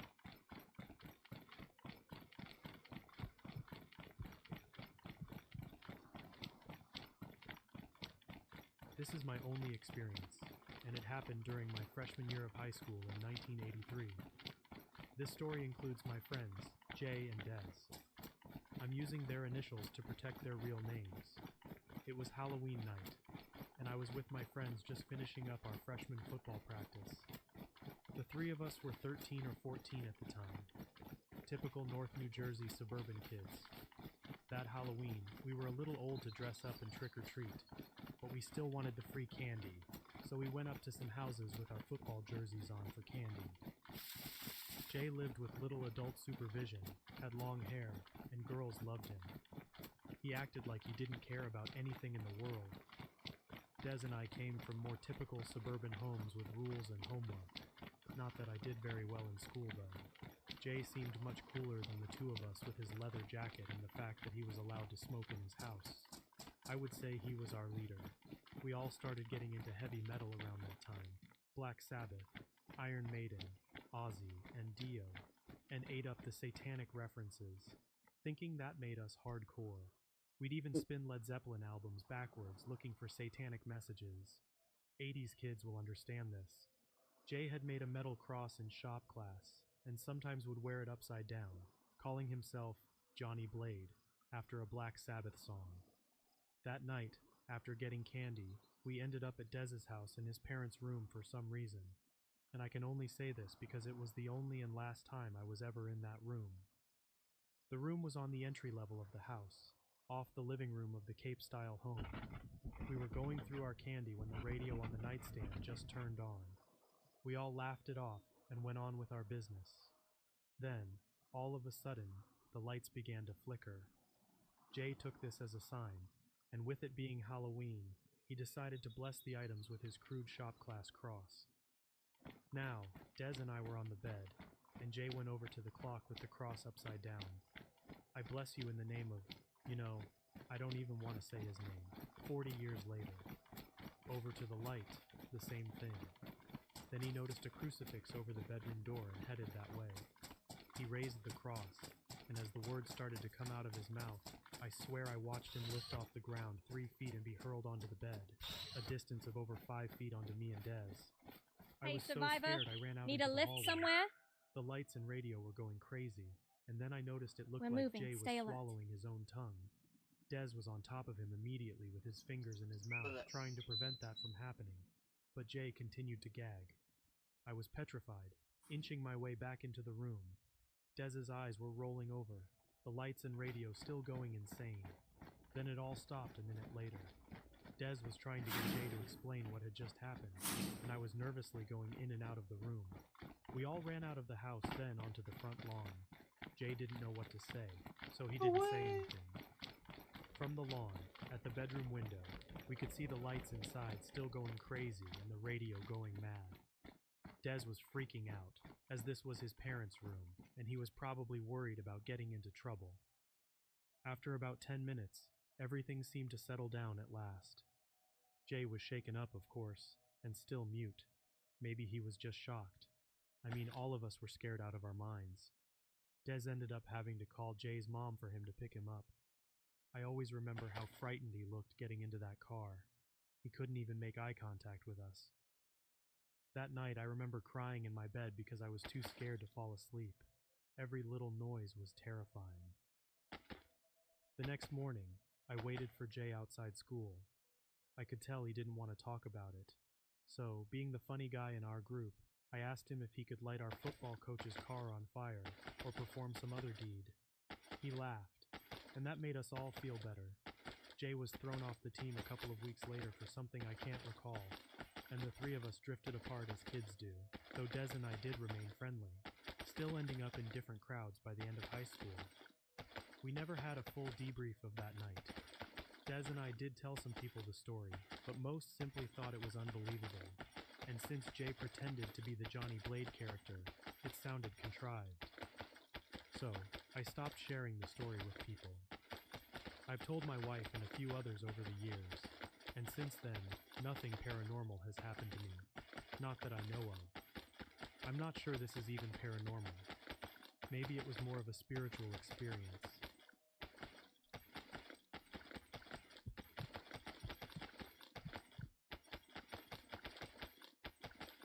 I never thought inheriting Grammy's old house would feel so strange and spooky.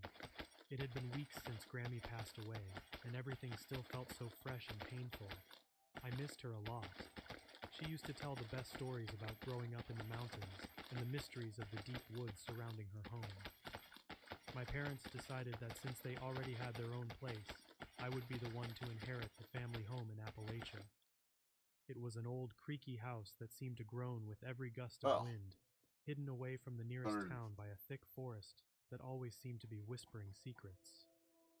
My sister Ellie and I went there last weekend to start sorting through Grammy's stuff. It was a big task, but we thought it might help us feel closer to her, like she was still with us in some way. We laughed and cried as we went through her old photos and clothes, remembering all the times we had spent with her. On Sunday, as we were about to finish up for the day, I noticed a small door that led to the attic. I couldn't remember ever going up there. It was dusty and filled with cobwebs, and we had to use our phone lights to see anything because the bulb in the attic was burnt out. Ellie and I coughed as the dust flew around, making us sneeze repeatedly. In the corner, under a dusty tarp, I spotted something interesting. An old wooden chest.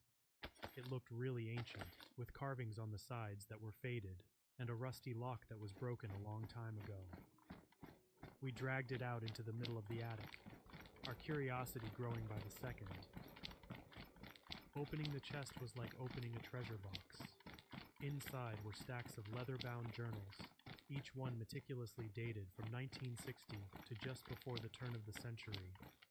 The handwriting was elegant and careful, clearly Grammy's. I flipped through one, seeing dates and tiny drawings here and there. "Look at this, Ellie," I said, my voice a mix of excitement and a bit of fear. Grammy never told us about these. Ellie peered over my shoulder. "Wow, she wrote a lot. What do you think is in them?" "I don't know, but I bet it's filled with stories. Just like the ones she used to tell us," I replied. But as I began to read, I realized these weren't just any stories. They were more like diary entries, talking about her life here. And they weren't all happy. As the sun began to set outside, the wind picked up, and the old house started to make those creepy creaking noises. Reading Grammy's words in that setting made it all feel so eerie. She wrote about the people she met when they first moved here, how the land seemed steeped in stories and mysteries, and how the locals warned her about the woods. "Never whistle after dark," one entry read. "It invites attention from things best left alone." Chills ran down my spine as a gust of wind seemed to whistle past the window.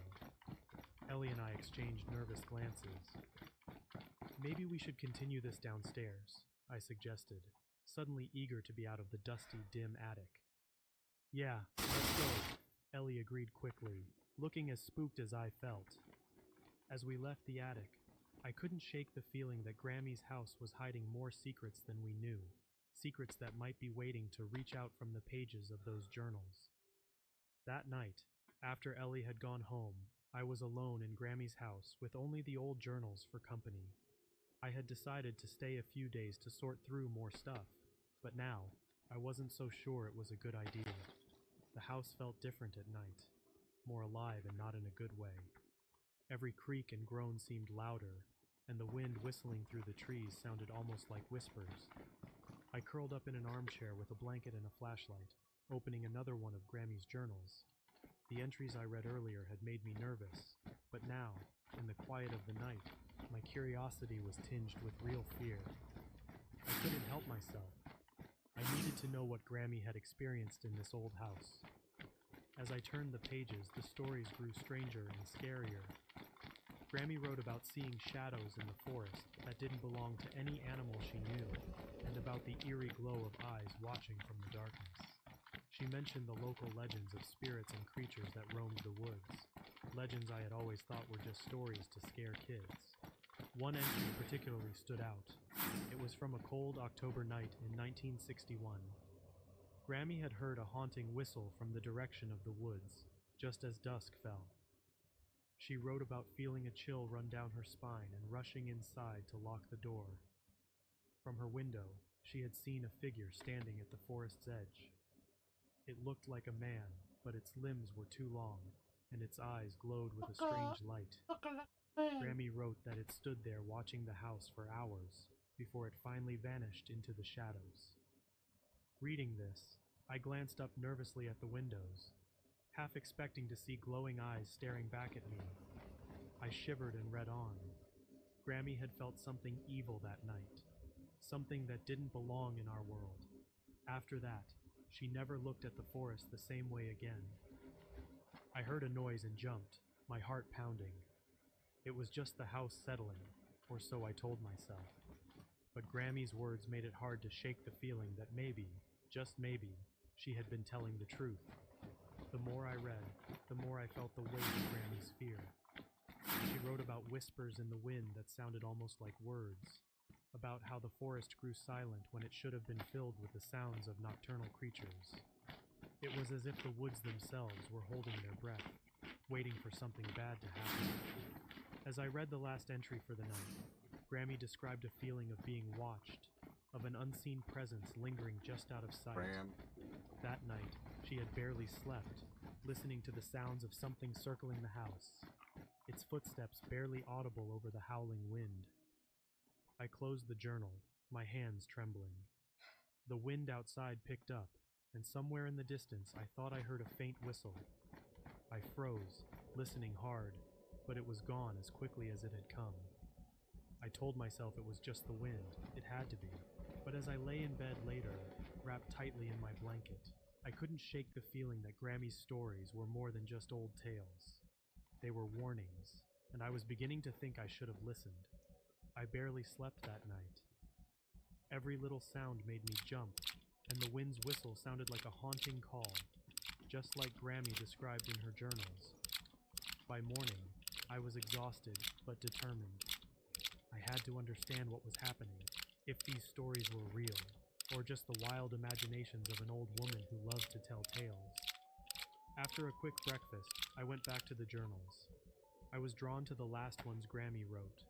They were filled with entries from around the time she stopped writing. The dates were close to the new millennium, and Grammy's handwriting seemed shakier, rushed. In these journals, Grammy talked about the night Uncle Bill disappeared. He'd heard Ma's voice calling him into the woods, a voice he followed despite knowing she had passed away years ago. The search party found only his hat, torn and stained, but Uncle Bill was never seen again. Grammy wrote that the woods lured him away with a voice that mimicked their mother, a tactic used by whatever spirits haunted their land. Reading this, my heart ached for Grammy. She'd lost so much, and here I was, in her house, possibly facing the same dangers. She wrote that after Uncle Bill's disappearance, the air felt charged, heavy with a sense of impending doom. The night seemed to press against the windows, trying to get inside. I couldn't stay inside any longer. I needed to see the woods for myself. Maybe it was foolish, but I had to know. I put on my coat and stepped outside, the cold air biting at my cheeks. The forest was eerily quiet as I approached, the trees standing like silent sentinels. I walked to the edge of the woods, where Grammy had seen the figure with the glowing eyes. The ground was covered in a thin layer of snow, and my footsteps were the only sound. I stood there, listening, waiting. Suddenly, a chill went down my spine. I thought I heard a whisper, a faint call in my grandmother's voice. My heart raced. Was I imagining it? Or was the forest really calling to me? I remembered Grammy's warnings in the journals. With every fiber of my being screaming to run, I took a step back toward the house. As I turned, I thought I saw a shadow move between the trees. I didn't wait to see more.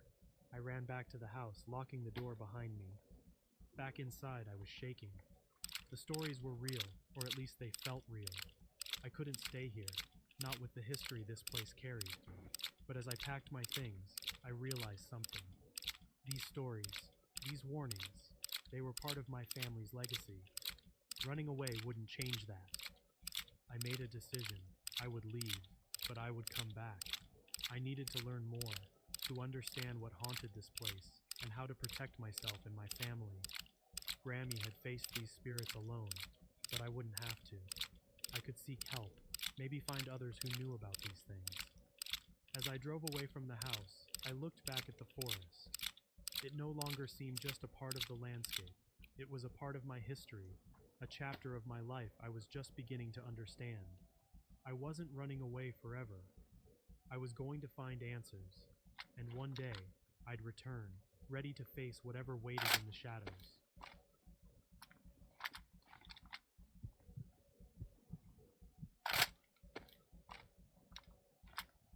I am a 32-year-old woman living in a beach town in Southern California.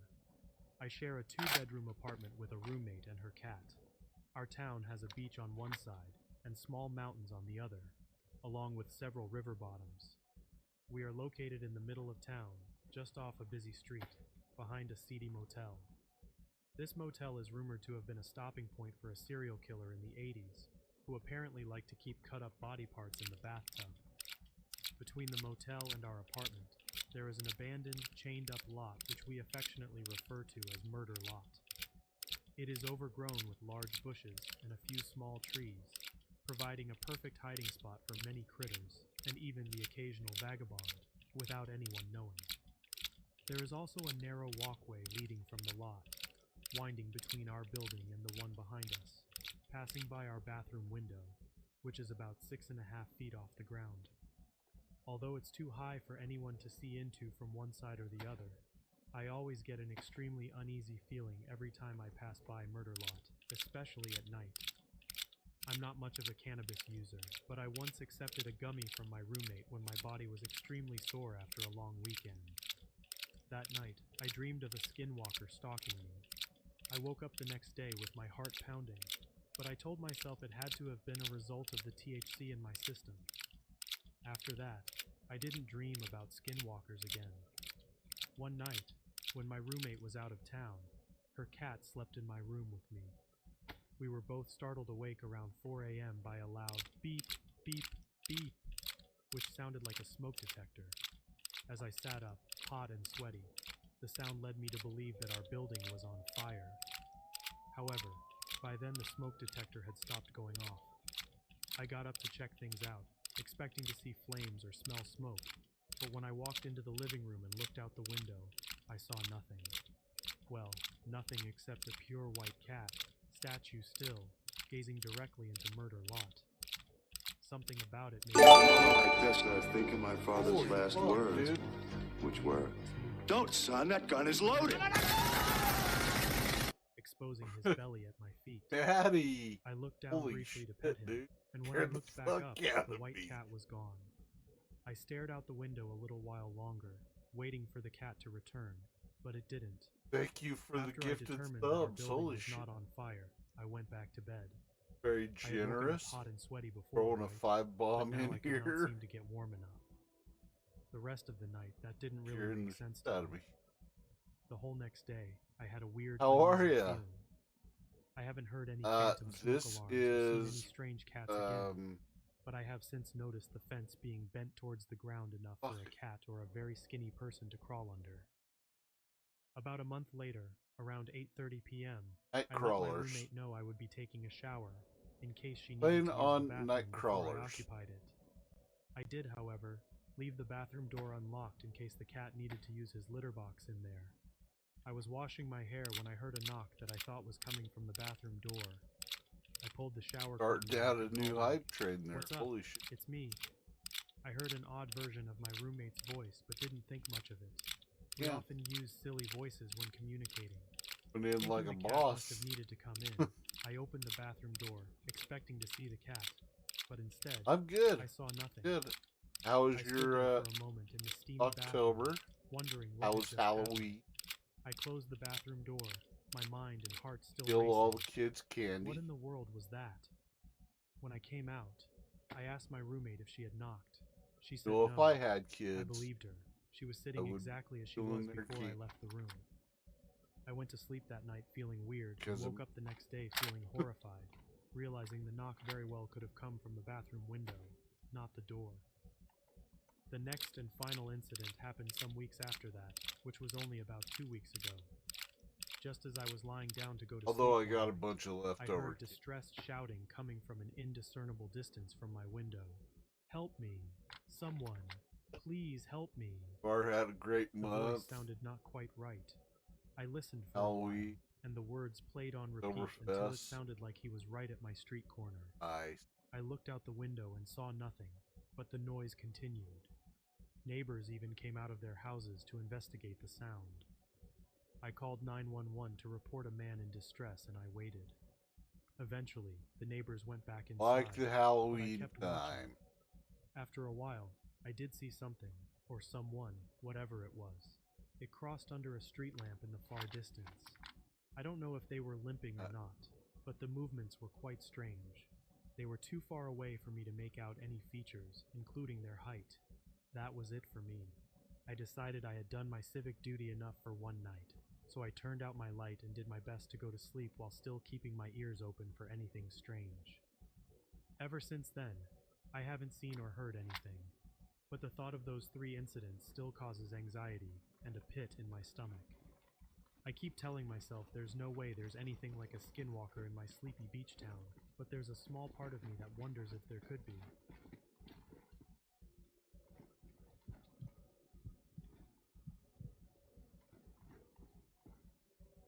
I never put much stock in the old sayings about things hiding in plain sight until the night I started my new job at the local museum.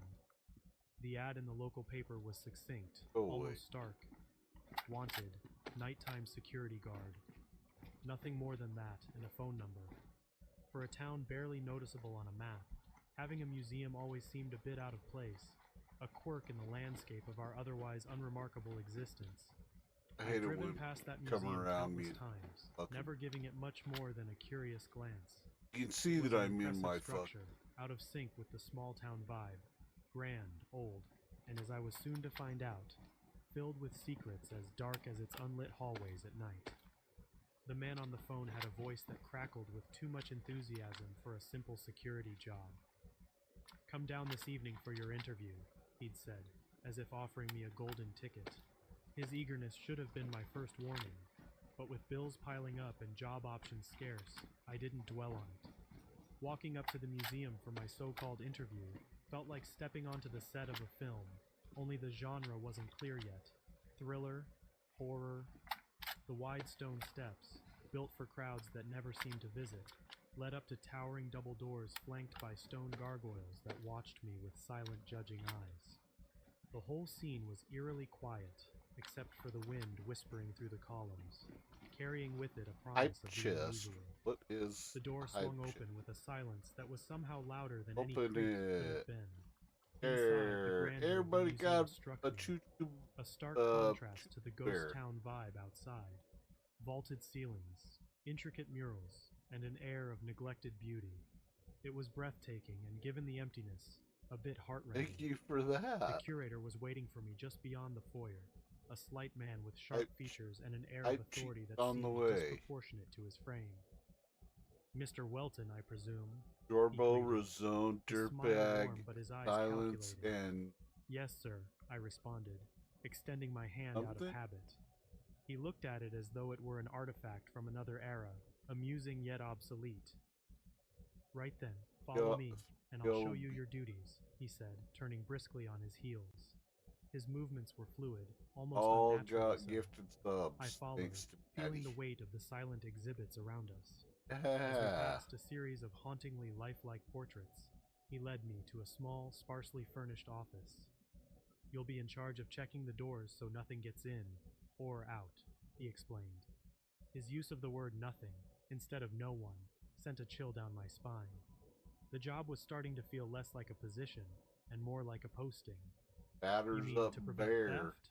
I ventured, trying to find solid ground in what was increasingly feeling like a narrative I hadn't agreed to. "Yes," he said slowly, almost thoughtfully. "Theft." With a few more cryptic instructions and a pointed, "Let's see how your first night goes." He left me with a list of rules. Yeah, that's Matt. The paper felt heavy in my hands, coming in like a darker fucking than boss. necessary. As I read through the bizarre list, rule number 1, there are no All rules. the time. I couldn't shake Scaring the the feeling fuck that I'd out. just stepped into a much larger story, one that had been waiting for me all along. As the door clicked shut behind him, the silence enveloped me. The museum, with all its artifacts and shadows, seemed to lean in, watching, as I stood alone at the threshold of the unknown. The first few moments alone in the museum were heavy with an eerie stillness, like the calm before a storm. With only the echo of my footsteps for company, I unfolded the paper Save the with the rules 308 again. out. The words, "They're watching," were hidden among the odd capitalizations, casting an unnerving pall over my start. I Arizona. took a deep breath, trying to steady my nerves, and decided to begin my Wakey, rounds. wakey. The first room was just off the main hall, a gallery of sorts, filled with sculptures that seemed almost too lifelike in the dim overhead lights. Every shadow seemed to flicker, suggesting movement where there was none, or so I hoped. Moving through the corridors, the air grew inexplicably colder. My breath fogged in front of me, and I rubbed my arms for warmth, regretting the thinness of my jacket. It was then that I first felt it, a presence, as tangible as another person in the room. But when I turned, there was nothing but the lingering echo of my own movements. Pressing on, I entered what I'd later call the cryptid room. The door shut behind me with a soft click that sounded like a gunshot in the silence. The room was filled with figures, a Bigfoot, a Jersey Devil, a Wendigo, all the stuff of campfire horror stories, arranged like a twisted wax museum. My flashlight beam Hopefully danced everybody's across their having two realistic faces, and for a horrifying second, I saw the Wendigo's head turn Friday. to follow the light. A slip of paper was taped to the door. The only way out is through. Taking a shuddering breath, I moved forward, keeping my eyes fixed on the ground. My heart pounded loud enough to drown out the silent prayers spilling from my lips. The room seemed endless, and the more I walked, the more I felt eyes on me, watching, waiting. A low growl echoed behind me, and I resisted the urge to run. The rules were clear: no noise, no sudden movements.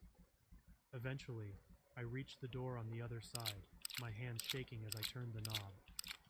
The next challenge was a pitch-black room, the darkness absolute, swallowing the weak beam of my flashlight as if it were nothing. A rustle, the slight hint of movement, and I knew I wasn't alone. Something large moved in the shadows, its presence suggested by a faint hissing sound and the displacement of air. I dropped to the floor, remembering the rule: do not move. The snake, its presence now unmistakable, slithered past, its scales brushing against my outstretched leg. I froze, barely breathing, waiting for it to pass. The minutes stretched into eternity until the room fell silent again. Scrambling to my feet, I tossed the flashlight ahead of me, using its light to guide my crawling escape. The door at the end of the room seemed miles away, but I reached it, my hands trembling as I pushed it open, expecting another round of horrors. But the nightmare wasn't over. The next room mimicked the sky, walls, floor, and ceiling painted in brilliant blues and whites, creating the illusion of walking on clouds. It was disorienting, the beauty of it stark against the terror I felt. Then the scream shattered the illusion, a sound so primal and terrifying it froze me in my tracks. I didn't see it at first, but the shadow grew, a massive bird of prey, diving towards me with claws outstretched. I threw myself to the ground, rolling to avoid its talons, my heart hammering against the floor. The room spun, the painted clouds swirling around me as I crawled toward the door, the creature's screeches echoing in my ears. Bursting through the exit, I slammed the door shut, my whole body shaking with adrenaline and fear. The hall outside was quiet, too quiet, as if the museum itself held its breath. I leaned against the wall, trying to calm my racing heart, knowing the night was far from over. Each step felt heavier, each shadow deeper, and the unknown horrors of the museum loomed larger with every passing moment. As the first rays of dawn crept through the museum's tall windows, they did little to warm the chill that had settled deep in my bones. I leaned against the cool marble of the hallway, every muscle in my body aching from the tension of the night. The silence of the morning was a stark contrast to the chaos that had enveloped the darkness hours before. I was alive somehow, despite everything. The curator found me there, his slight figure emerging almost soundlessly from the shadows, as the building itself seemed to exhale the night's terrors with the coming light. "I see you managed to make it through," he said, a small, knowing smile playing on his lips as if he'd been privy to my every frightful encounter. "Congratulations, you're the first one in some time," he continued, handing me an envelope thick with bills, the agreed-upon amount for surviving the night. His casual dismissal of what I'd just endured felt almost like an insult, or worse, a warning. "Would you be interested in staying on and being my permanent nighttime guard?" he asked, doubling the offer as if money could erase the horrors etched into my mind. I weighed the envelope in my hand, feeling the paper's crispness, a stark reminder of reality against the surreal terror of the museum's challenges. The money was good, better than anything I'd find in this forgotten town, but was it worth the dread that now clawed at my insides? I'd have to think about it, I managed to say, my voice hoarse from the night's silent screams. The mention of the basement by the curator, suggested as an even greater challenge, did nothing to sway me. It hung in the air between us, a veiled threat or perhaps a morbid invitation.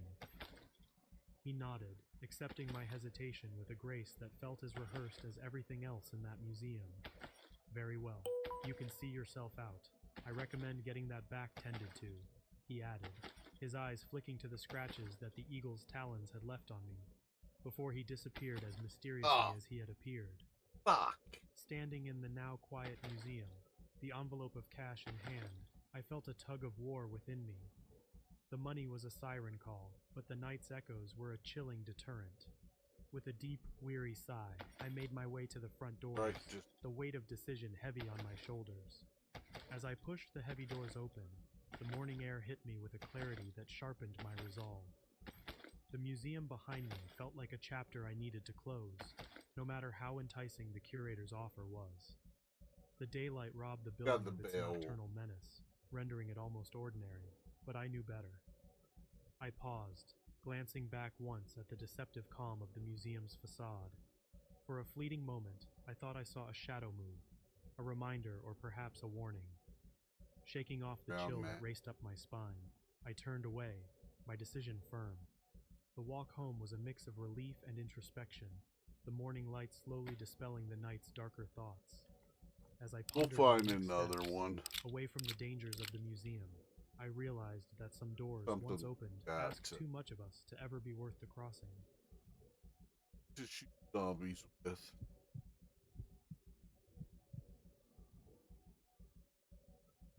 A little background before we begin. Everyone says the same thing. I'm an avid outdoorsman.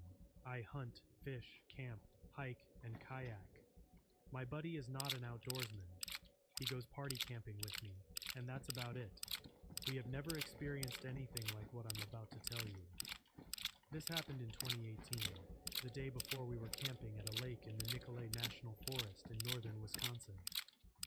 The trees were changing color at the time, and the leaves were starting to fall. It was freezing at night, being October. My buddy got cold quickly and drove around in the mornings to warm up. We would go into town to get gas and supplies, mainly beer.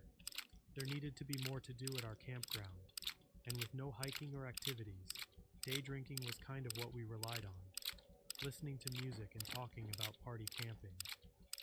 The next day was going to be an overcast, rainy day, so we decided to spend it by driving around, looking at other campgrounds, and scouting them out for other trips. We partied that night and went to bed late. Everything was normal. We heard wolves, owls, loons, and all the other good stuff. But after a while, we heard nothing.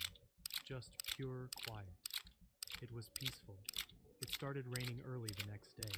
Just a drizzle at first, but enough to make camping a pain.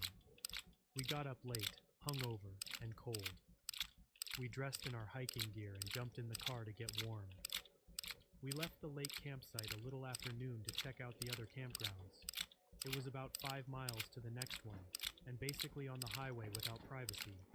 We would generally check them out, but it started raining very hard. We stayed in the car, marking down the campsites we liked, and the ones we didn't. This one we didn't particularly like. Now the thing about this national forest is there are campsites and campgrounds spread out absolutely everywhere. They need to be connected in some sort of way, so you have to get on the highway, find a little sign that says campsites this way, and then drive down a dirt road for 10 to 15 minutes to find them. We made it to about 8 before 5 o'clock. We were at the entrance of what was going to be our last one for the day. It said the road was 15 miles. I went slowly, not trying to kick too many rocks up into my car. The road was honestly pretty eerie. The trees made the street look like we were going down a cave. A couple of minutes in, and the rain had stopped. At the campsites, there was no one there. It was beginning to get dark. We had been in the car all day, and were ready to get out and stretch our legs. We parked at the first campsite and got out. The birds were singing their lullabies and everything was still. There were 5 campsites in a circular clearing with thick trees all around. The sites were open to each other, and could have been better for my camping only if you rented all the sites. Honestly, we walked around the circle and noticed a sign that said Group Camp, pointing up a trail. We started down the gravel path full of wet leaves to the site. After walking for some time, I realized it wasn't even close. I raised this concern with my buddy, but we wanted to see the site anyway. It was almost dark out, but we could still see rather well. I noticed the birds had stopped singing at this point. There was a hushed tone in the forest. All we heard was our own footsteps. When we made it to the group site after walking for quite a few minutes, it was still, and nothing was moving. We were at the end of the trail looking into the area. The hair on the back of my neck started to stand up, and my skin crawled. Standing about 30 feet to our left was a very massive, dark-haired creature. I was frozen with fear. My buddy hadn't noticed it yet and was still walking. I said his name quietly. He must have known something was wrong because he stopped and turned to his left immediately. We were both frozen, standing there what felt like minutes, but it couldn't have been more than a few seconds. I knew what it was, but in my head, I was saying they weren't real. I couldn't even speak. Then it started slowly moving towards us, yelling some deep, throaty gibberish. Against all my instincts to hold my ground and fight back, we ran for it. It ran with us, and it was still screaming. We kept running for our lives. It was running parallel to us. Its scream was replaced by what I can only describe as a deep, throaty huffing noise. It was crashing through the dead brush, keeping up with us effortlessly. We were running, trying not to slip on the leaves or just die. We saw the car and had hope. As soon as we got to the clearing, it stopped. It hit a tree, more like it punched through a tree. We heard a huge crack and crash. We were almost to the car when this massive tree hit the ground next to us. We then listened to what can only be described as a great ape beating its chest in triumph while screaming. We jumped in the car and sped away. The rest was a blur. We got back to the campground, packed up, and left at night. We never spoke about it again, and haven't talked about it since. I'm almost entirely certain what we experienced that day was a Bigfoot.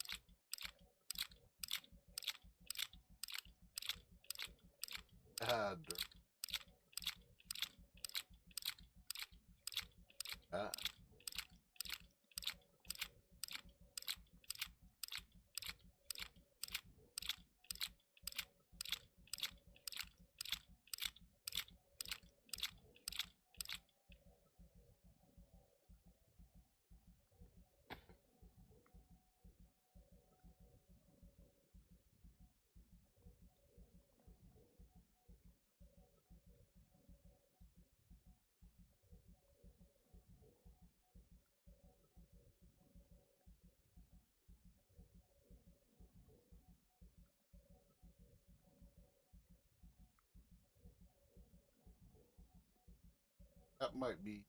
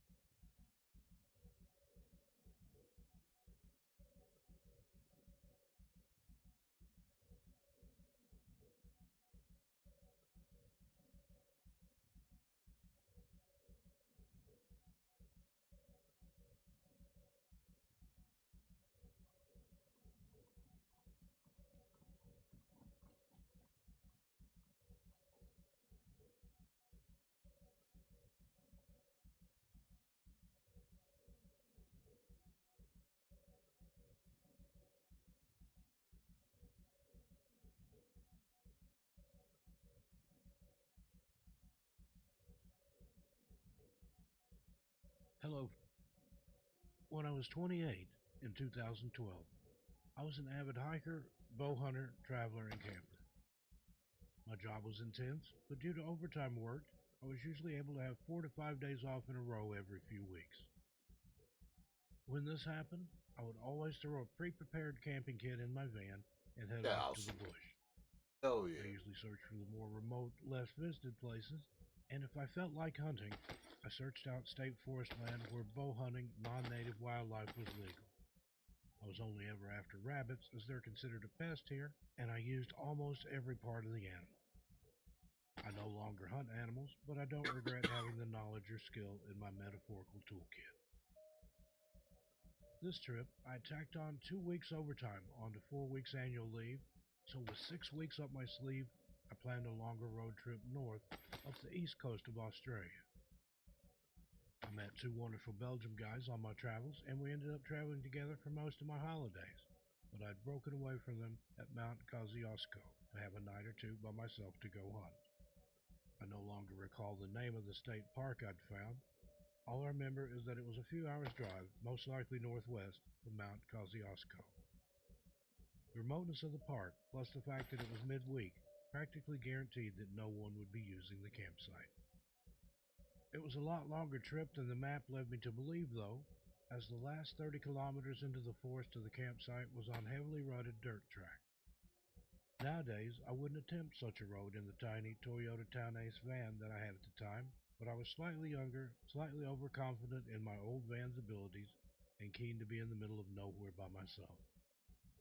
That 30 kilometers of track took me over an hour to negotiate, my rear tires slewing left and right the whole drive. When I finally arrived at the campsite, it was worth the stress of the drive. Settled in the bowl of a valley with a charming meadow, facilities I didn't expect, iron fire cooker trays that hang out onto your campfire, decent long drop toilets, and well-kept grass sites to camp on. I was gratified that I had the place to myself too, as I'd expected. The first thing I did was park up at a fire pit and string up my longbow because, yup, there were rabbits everywhere, not 100 meters away from me. They were leery of humans, though, and I could not get close enough for a confident shot, so eventually I packed my gear in my van and settled in to sip whiskey by the fire and watch the sunset slip below the valley walls. Now, here's the thing. When I was settling in, after the excitement of the rabbits had dissipated, I had a gut feeling that I didn't really want to be there. I've had these feelings before when I pull up to one camp spot or another, and I usually pack up, no questions asked, and move on. Call me paranoid, but I've learned to trust my gut feelings. In this instance, though, I really couldn't face the prospect of that long, hazardous drive back out that late in the day, so I dampened the feelings with another whiskey and retired to my van about 9 p.m. Here's where there is a diverging of my memory. I've told this version of the story more than a few times, and there's a part of me that can still see it and feel it happening. If it's not too confusing for the narrative, I'll share this recall of the events first, then come back to what I believe actually occurred. Gunshots woke me around 1 a.m. I sat up and heard another shot ring out, but it sounded like the shots were fired over the other side of my little valley, and as this was a hunting area, it didn't stress me too much. I went back to sleep. I was woken again around 2 a.m., this time to shots that sounded like they were taken from inside my valley. The report of the rifle was sharper, closer. This made me a little nervous. I hope they knew not to shoot down the valley into the camping ground. But again, I fell back into a fitful sleep. I was woken a final time because it was dark in my van all of a sudden. I heard the crunching sound of tires rolling over gravel. A heavy-sounding vehicle drove into the campsite and parked almost nose to nose with my van, high beams on. My van has a raised platform inside on which I've made a bed and curtains hanging at every window, which were drawn. So no one outside could see in, and I couldn't see out. I remember being terrified and grabbing my hunting knife, curling into a ball in the center of the bed, and sitting there, straining to hear. All I could think was, what did these people think they were doing, coming right up to my van with their high beams on? Were they just locals trying to scare me? Or something worse? honestly thought this was where I became another camper fallen victim to a serial killer in the bush. I remember being so scared, my brain just turned to white noise. No rational thoughts entered, just a rushing of adrenaline and fear. After I don't know how long, the car revved its engine and the headlights started to swing away. I heard the car leave the campsite via the only road in or out. I sat awake until daybreak, still charged with fear they would come back, and as soon as it was light enough, I crept outside to make sure they weren't there, hiding, and packed up and drove out. So that's what I, for a while, believed occurred that night, or taught myself to believe that's what occurred, because it made sense.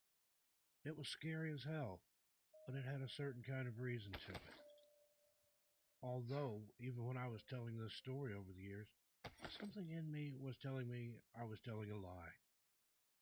It made for a great, scary campfire story, though, so I stuck with it, even when I had niggles that I wasn't telling the truth.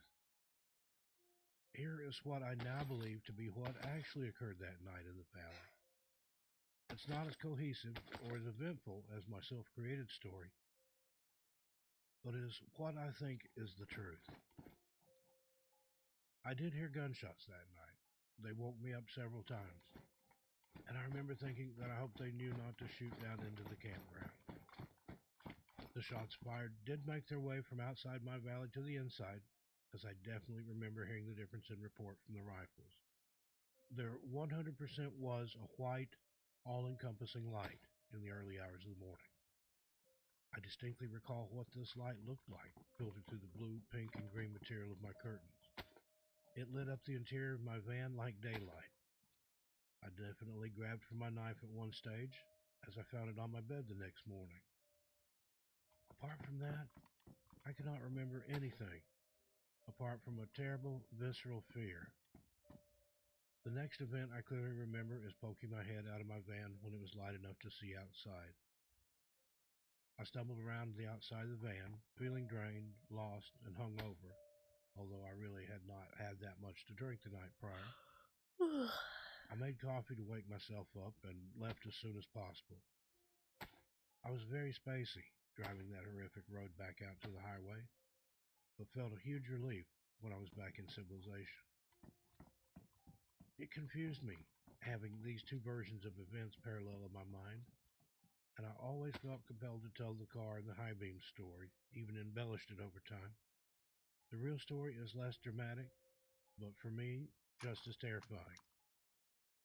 A few years later, 2018, when I turned 33, I started researching all I could about UFOs, ETs, etc., etc. It was a huge passion all of a sudden to find out as much as I could about these topics. I started to come to a sort of understanding about our world that is very different than what we've been taught to believe. I went and had a quantum therapy hypnosis session, which was very interesting and enlightening. And I'd asked the hypnotist to please ask my subconscious the question about what really occurred that night in the valley. Apparently, my subconscious either doesn't remember either or didn't want to say, because the answer was, "You're not ready."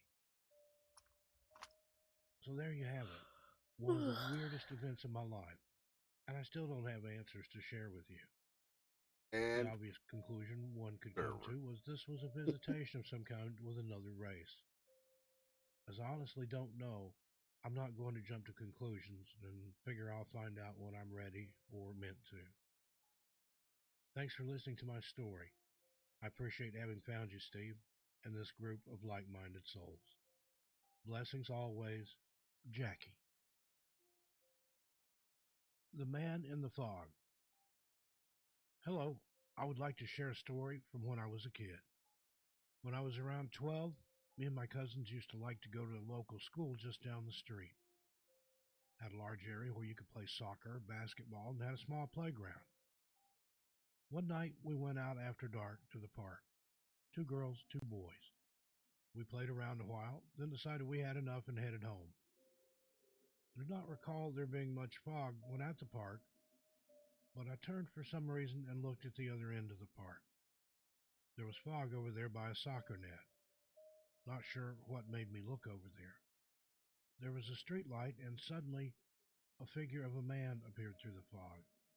He looked big, wearing a long coat. I could not see any of his features. It was just blackness. I told my cousins, and they saw the man. We started to run back home. The boys were faster than us girls. I ran, but didn't feel I was going fast enough. My other cousin, she fell behind, and she screamed at me to slow down, not to leave her behind. She grabbed at me, and I felt terror. Halfway to. We never looked back, but we made it back to the house, out of breath. I'm not even sure if it was a real man or not. That always stayed in my memory. What happened there? Signed, Barbara. Barbara. Maybe it wasn't a ghost? My name is Margaret. 10 but hours people call on. me Marty. I want to share something I recently learned. This is literally the first time I've tried putting this into words, so please make allowances. I've recently found your channel, and I've been catching up with your content. I've listened to the story you told about the first time you saw a ghost. It was the full-bodied apparition of a child. I'd like to suggest that maybe it wasn't a ghost. Here's the reason why. When I was a little girl growing up in the 1960s, that's why we'd never played there, it did not exist. There were houses, then the laundromat on the corner. Laundry was LaTanya and Gwen's house. We played with them most days. The side street or LaTanya's house. That missing field bothered me more importantly, where'd those houses gone? I could never to anyone who could say, there's no field over there. I would tell them about the vanishing man, but not about the vanishing field. I had a few other experiences. Having, isn't it? I heard his voice drift away. But he was a skinwalker? This is not about a translucent humanoid, but something I did see. A few years ago, I was taking a new way for me to the Grand Canyon, Highway 64 from Williams, Arizona. So since I didn't know that route, I drove cautious and slower than normal. Pick up my husband, who was going to be coming up from a week-long hike in the Grand Canyon in the morning. On a desolate part of the road, there were some trees on the right side of the road and a big field to the left of me. The road was higher than the field or where the trees were. I saw a man starting to cross the road from right to left, And so I slowed down forced even it more. to crash. He wasn't running, but walking fast and looked like he was going to fall over frontward. I really slowed down, and he looked at me, then kept looking forward, still falling forward, and he morphed into a deer and jumped the fence to the field. The grass was high, about to the now deer's belly. I stopped my car. I couldn't believe what I just saw. I know what I saw. I've never experienced seeing something like this before and didn't know what I just saw. When I got to my friend's home, a ranger at the park, I told her about it. Her husband said, "Oh no, you saw a skinwalker." I'd never heard of such things. I asked my Navajo friends when I got back to the Verde Valley where we live, and she said, "This is exactly what you saw." They are well known in the Navajo culture, and she told me a lot about them. Well, this is my strange but very true story you might be interested in. Thanks, Michelle. Australian Bush Encounter. Hi guys. First off, I just want to say how much I enjoy your YouTube videos of the strange and unusual, even though they make my blood run cold at times. My bizarre encounter took place around 2000 or 2001 in a remote bush area of the Brisbane Ranges, just northwest of the city of Geelong in southeast Australia. It was a fine afternoon, so my partner at the time, I'll call him Jim, and I decided to go and find a nice spot for some river fishing. We had our large Mastiff dog with us, as we always did when we went fishing. We drove around looking for an area we hadn't fished before and found an isolated spot near a small bridge on a back road. There was an overgrown track running beside the river, what I assume was a fire track where rural fire trucks could refill their tanks during a bushfire. So we drove down this track a short distance, got our rods and gear out, and started fishing. After a while, I became bored with getting no bites, so I told Jim I was taking the dog and going for a walk further down the track to find a better spot to fish. The area was quite heavily wooded, and in a short time I could no longer see Jim. After a few minutes, I came to a clearing by the riverbank. As I stood looking around to see if there was any point throwing a line in, I noticed my dog had stopped sniffing around and she was staring intently across the river. The river at that point was about 30 meters or 100 feet across, and the opposite bank was very steep, at least a 45-degree incline. It was covered in scraggly shrubs, saplings, dead branches, and gum trees. As I realized my dog had spotted something, I saw she was rigid and her hackles were up. She then started growling in a way I've never heard before.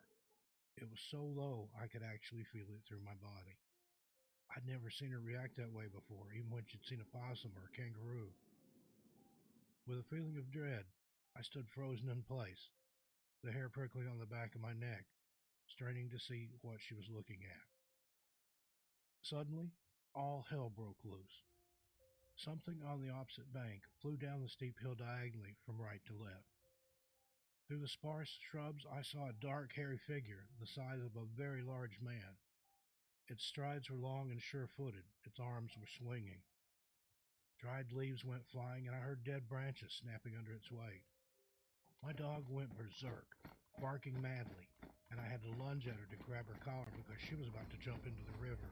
Hey, need a I was ride? absolutely I know the shocked. best routes. What the hell had I just seen? Yes, I do. Still gripping the frantic dog by her collar, I immediately headed back to Jim, my head spinning. Jim met us partway down the track. He'd become concerned when he heard the chaotic barking. I could barely put two words together, but I finally managed to blurt out, "I think I just saw a yowie."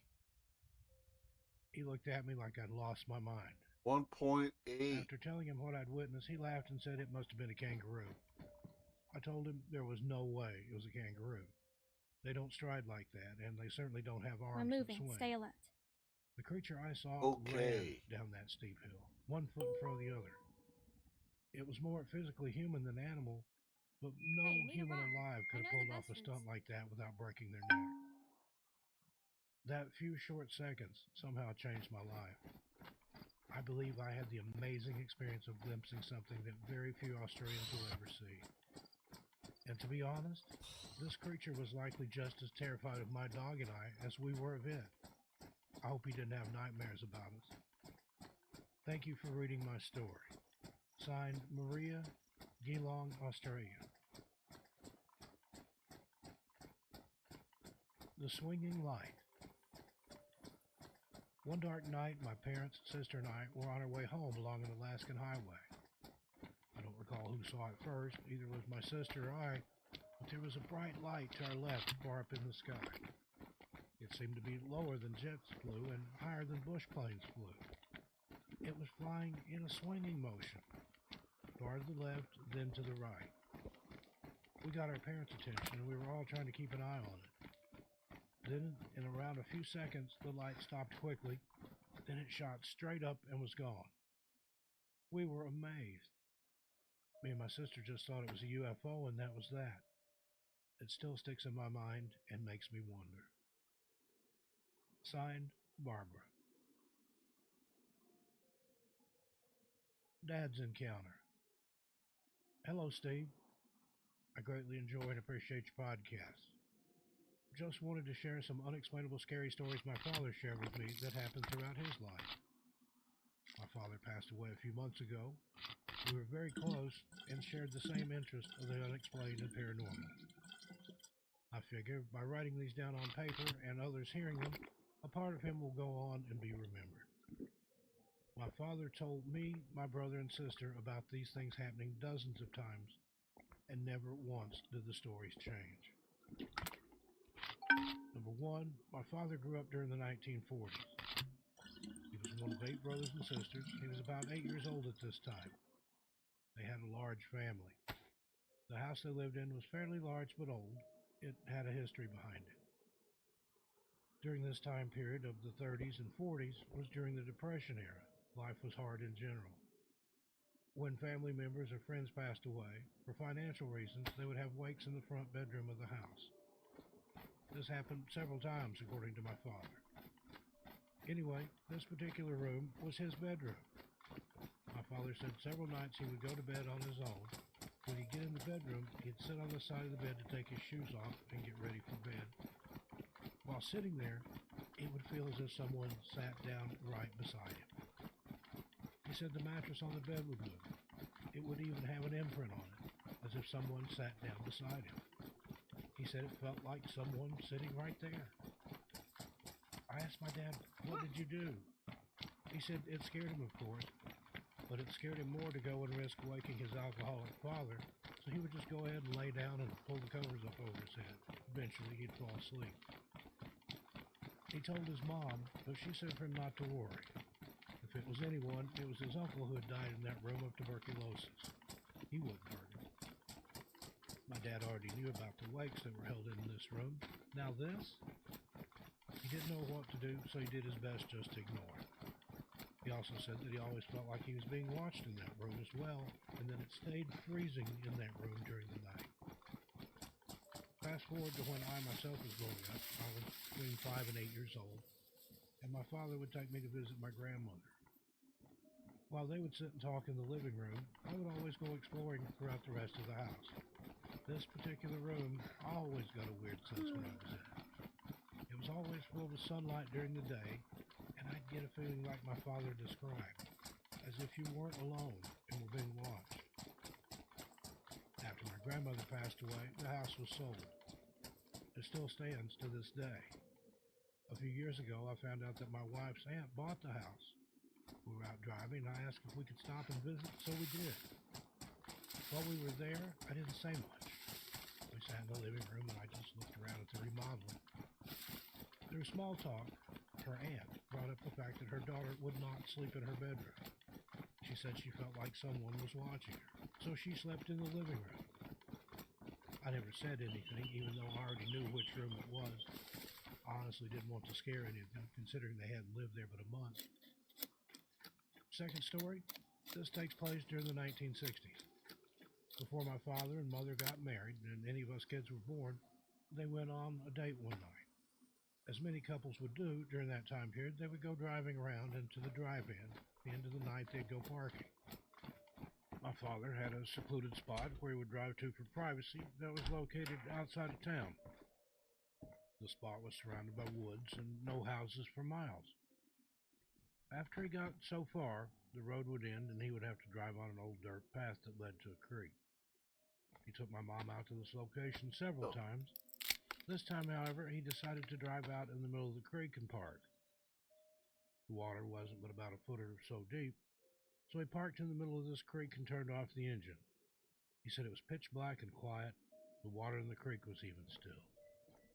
As he sat there with my mother inside the car, they were talking, and all of a sudden they heard a loud thump 2 times on the trunk of the car. When my father heard this, he thought somebody was messing with him, probably someone he knew, so he used his foot to hit the brake light as soon as he heard the 2 thumps.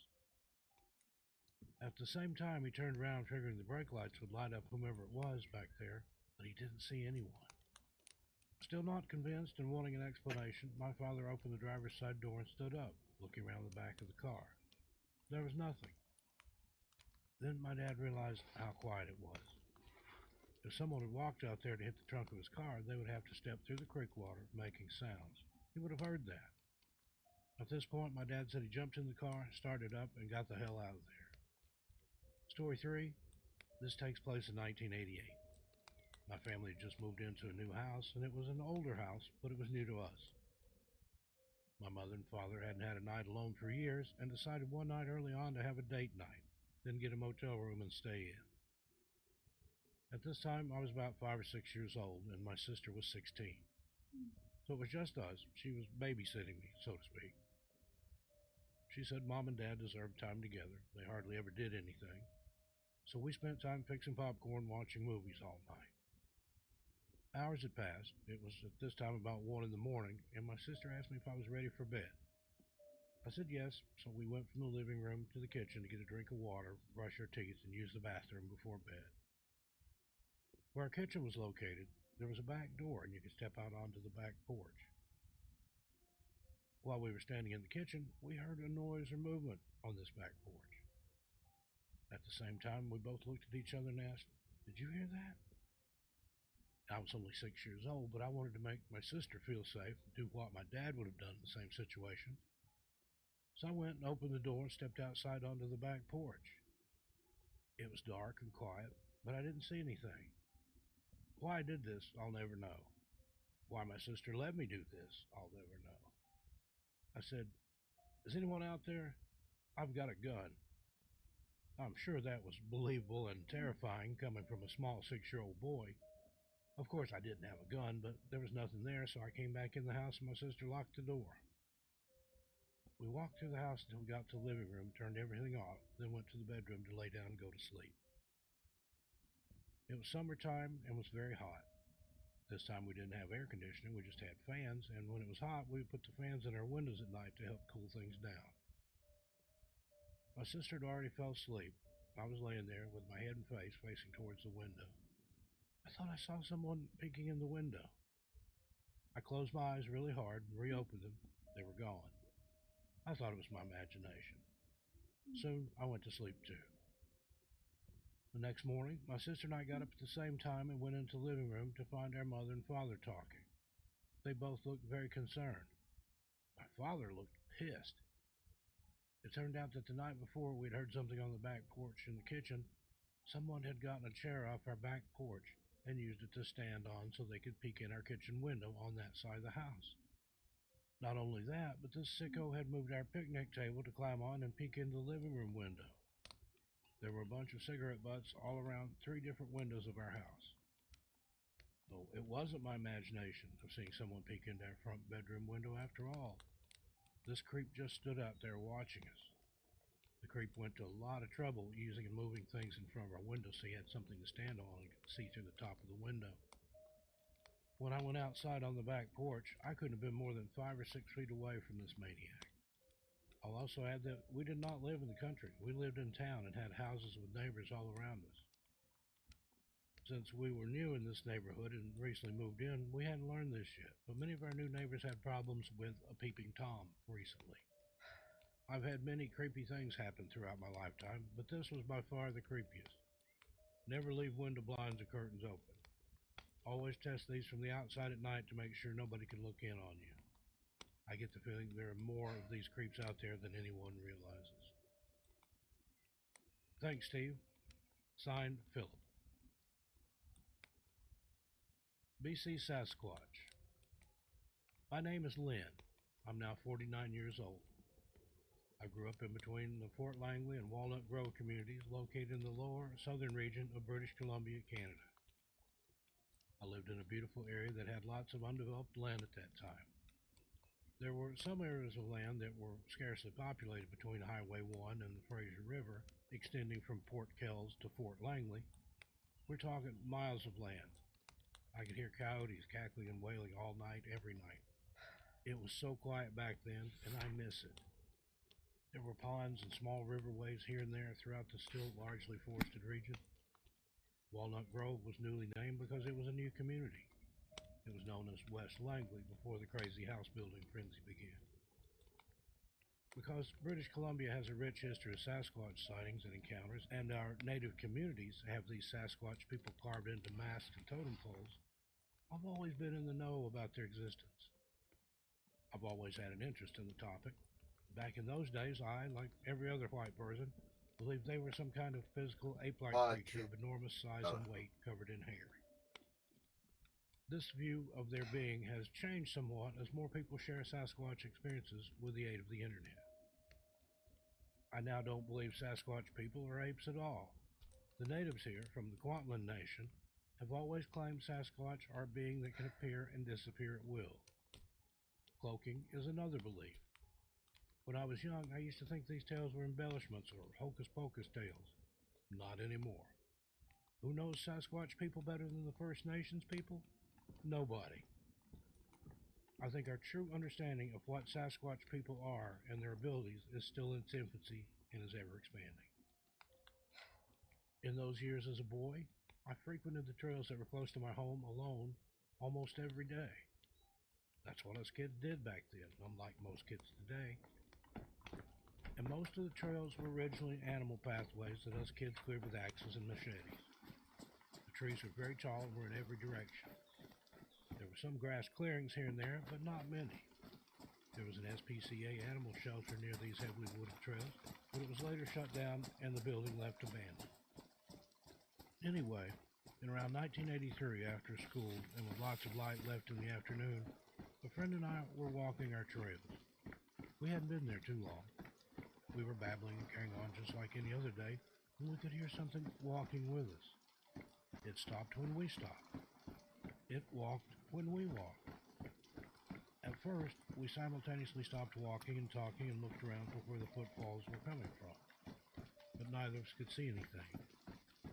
We looked at each other, shrugged, and started on again, and it would start along with us. It sounded like it was right there with us. We stopped and started only a couple of times, and we finally looked at each other one last time, turned and ran as fast as we could. I don't think we touched dirt more than 10 strides before we hit the opening of the trails at the road. We were so scared. We never ended up in those trails together again after that day, and my zest for them was cured from that experience. I tried to go in there a few times again as a kid, but they felt different. I was afraid. By 16, I had a car and discovered girls, so my exploring days kind of ended. In the early 2000s, I did go in those trails as an adult. I did so because, like most of us, I missed my youth. I missed those carefree days as a boy. And because things never stay the same. Walnut Grove was still in the grips of expanding, as was the neighboring industrial community of Port Kells. Just like the song Telegraph Road from Dire Straits, this area has disappeared due to human development. The woods are gone. I'm sure the thing that inhabited them is gone too. This experience never left my memory. Was it a Sasquatch or some other and yet unknown creature? I'll never know. But I swear on my father's grave it did happen. And there was something close, pacing us in those woods. Signed, Lynn, Kelowna, BC, Canada. Well, friends, let us know what you think about these stories in the comments below, but please be respectful of the opinions of others. And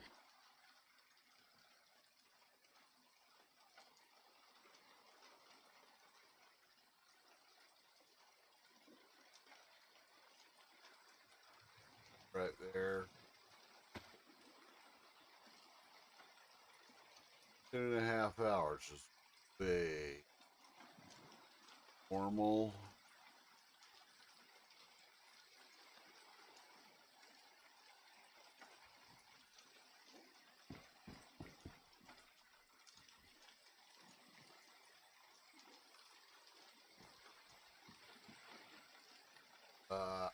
I'm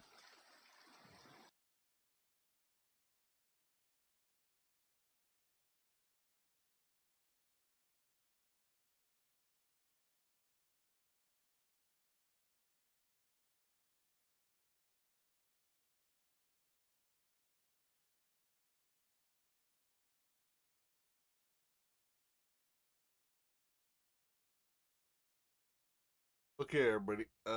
We're gonna call it a day right there. Tomorrow will be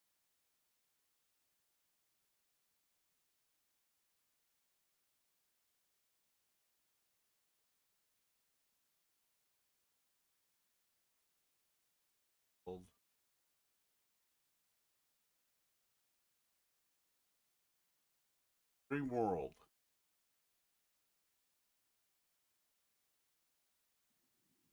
Open. It's free to play. Wants to play it, you play just all the rules, or you go jump on it. Less not following it total.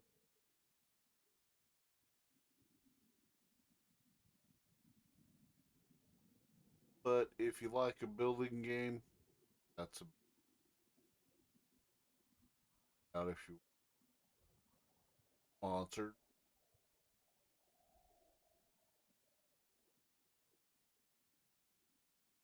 Till tomorrow. Love y'all. Thank you, Maddie, for gifted subs. As always. Fucking.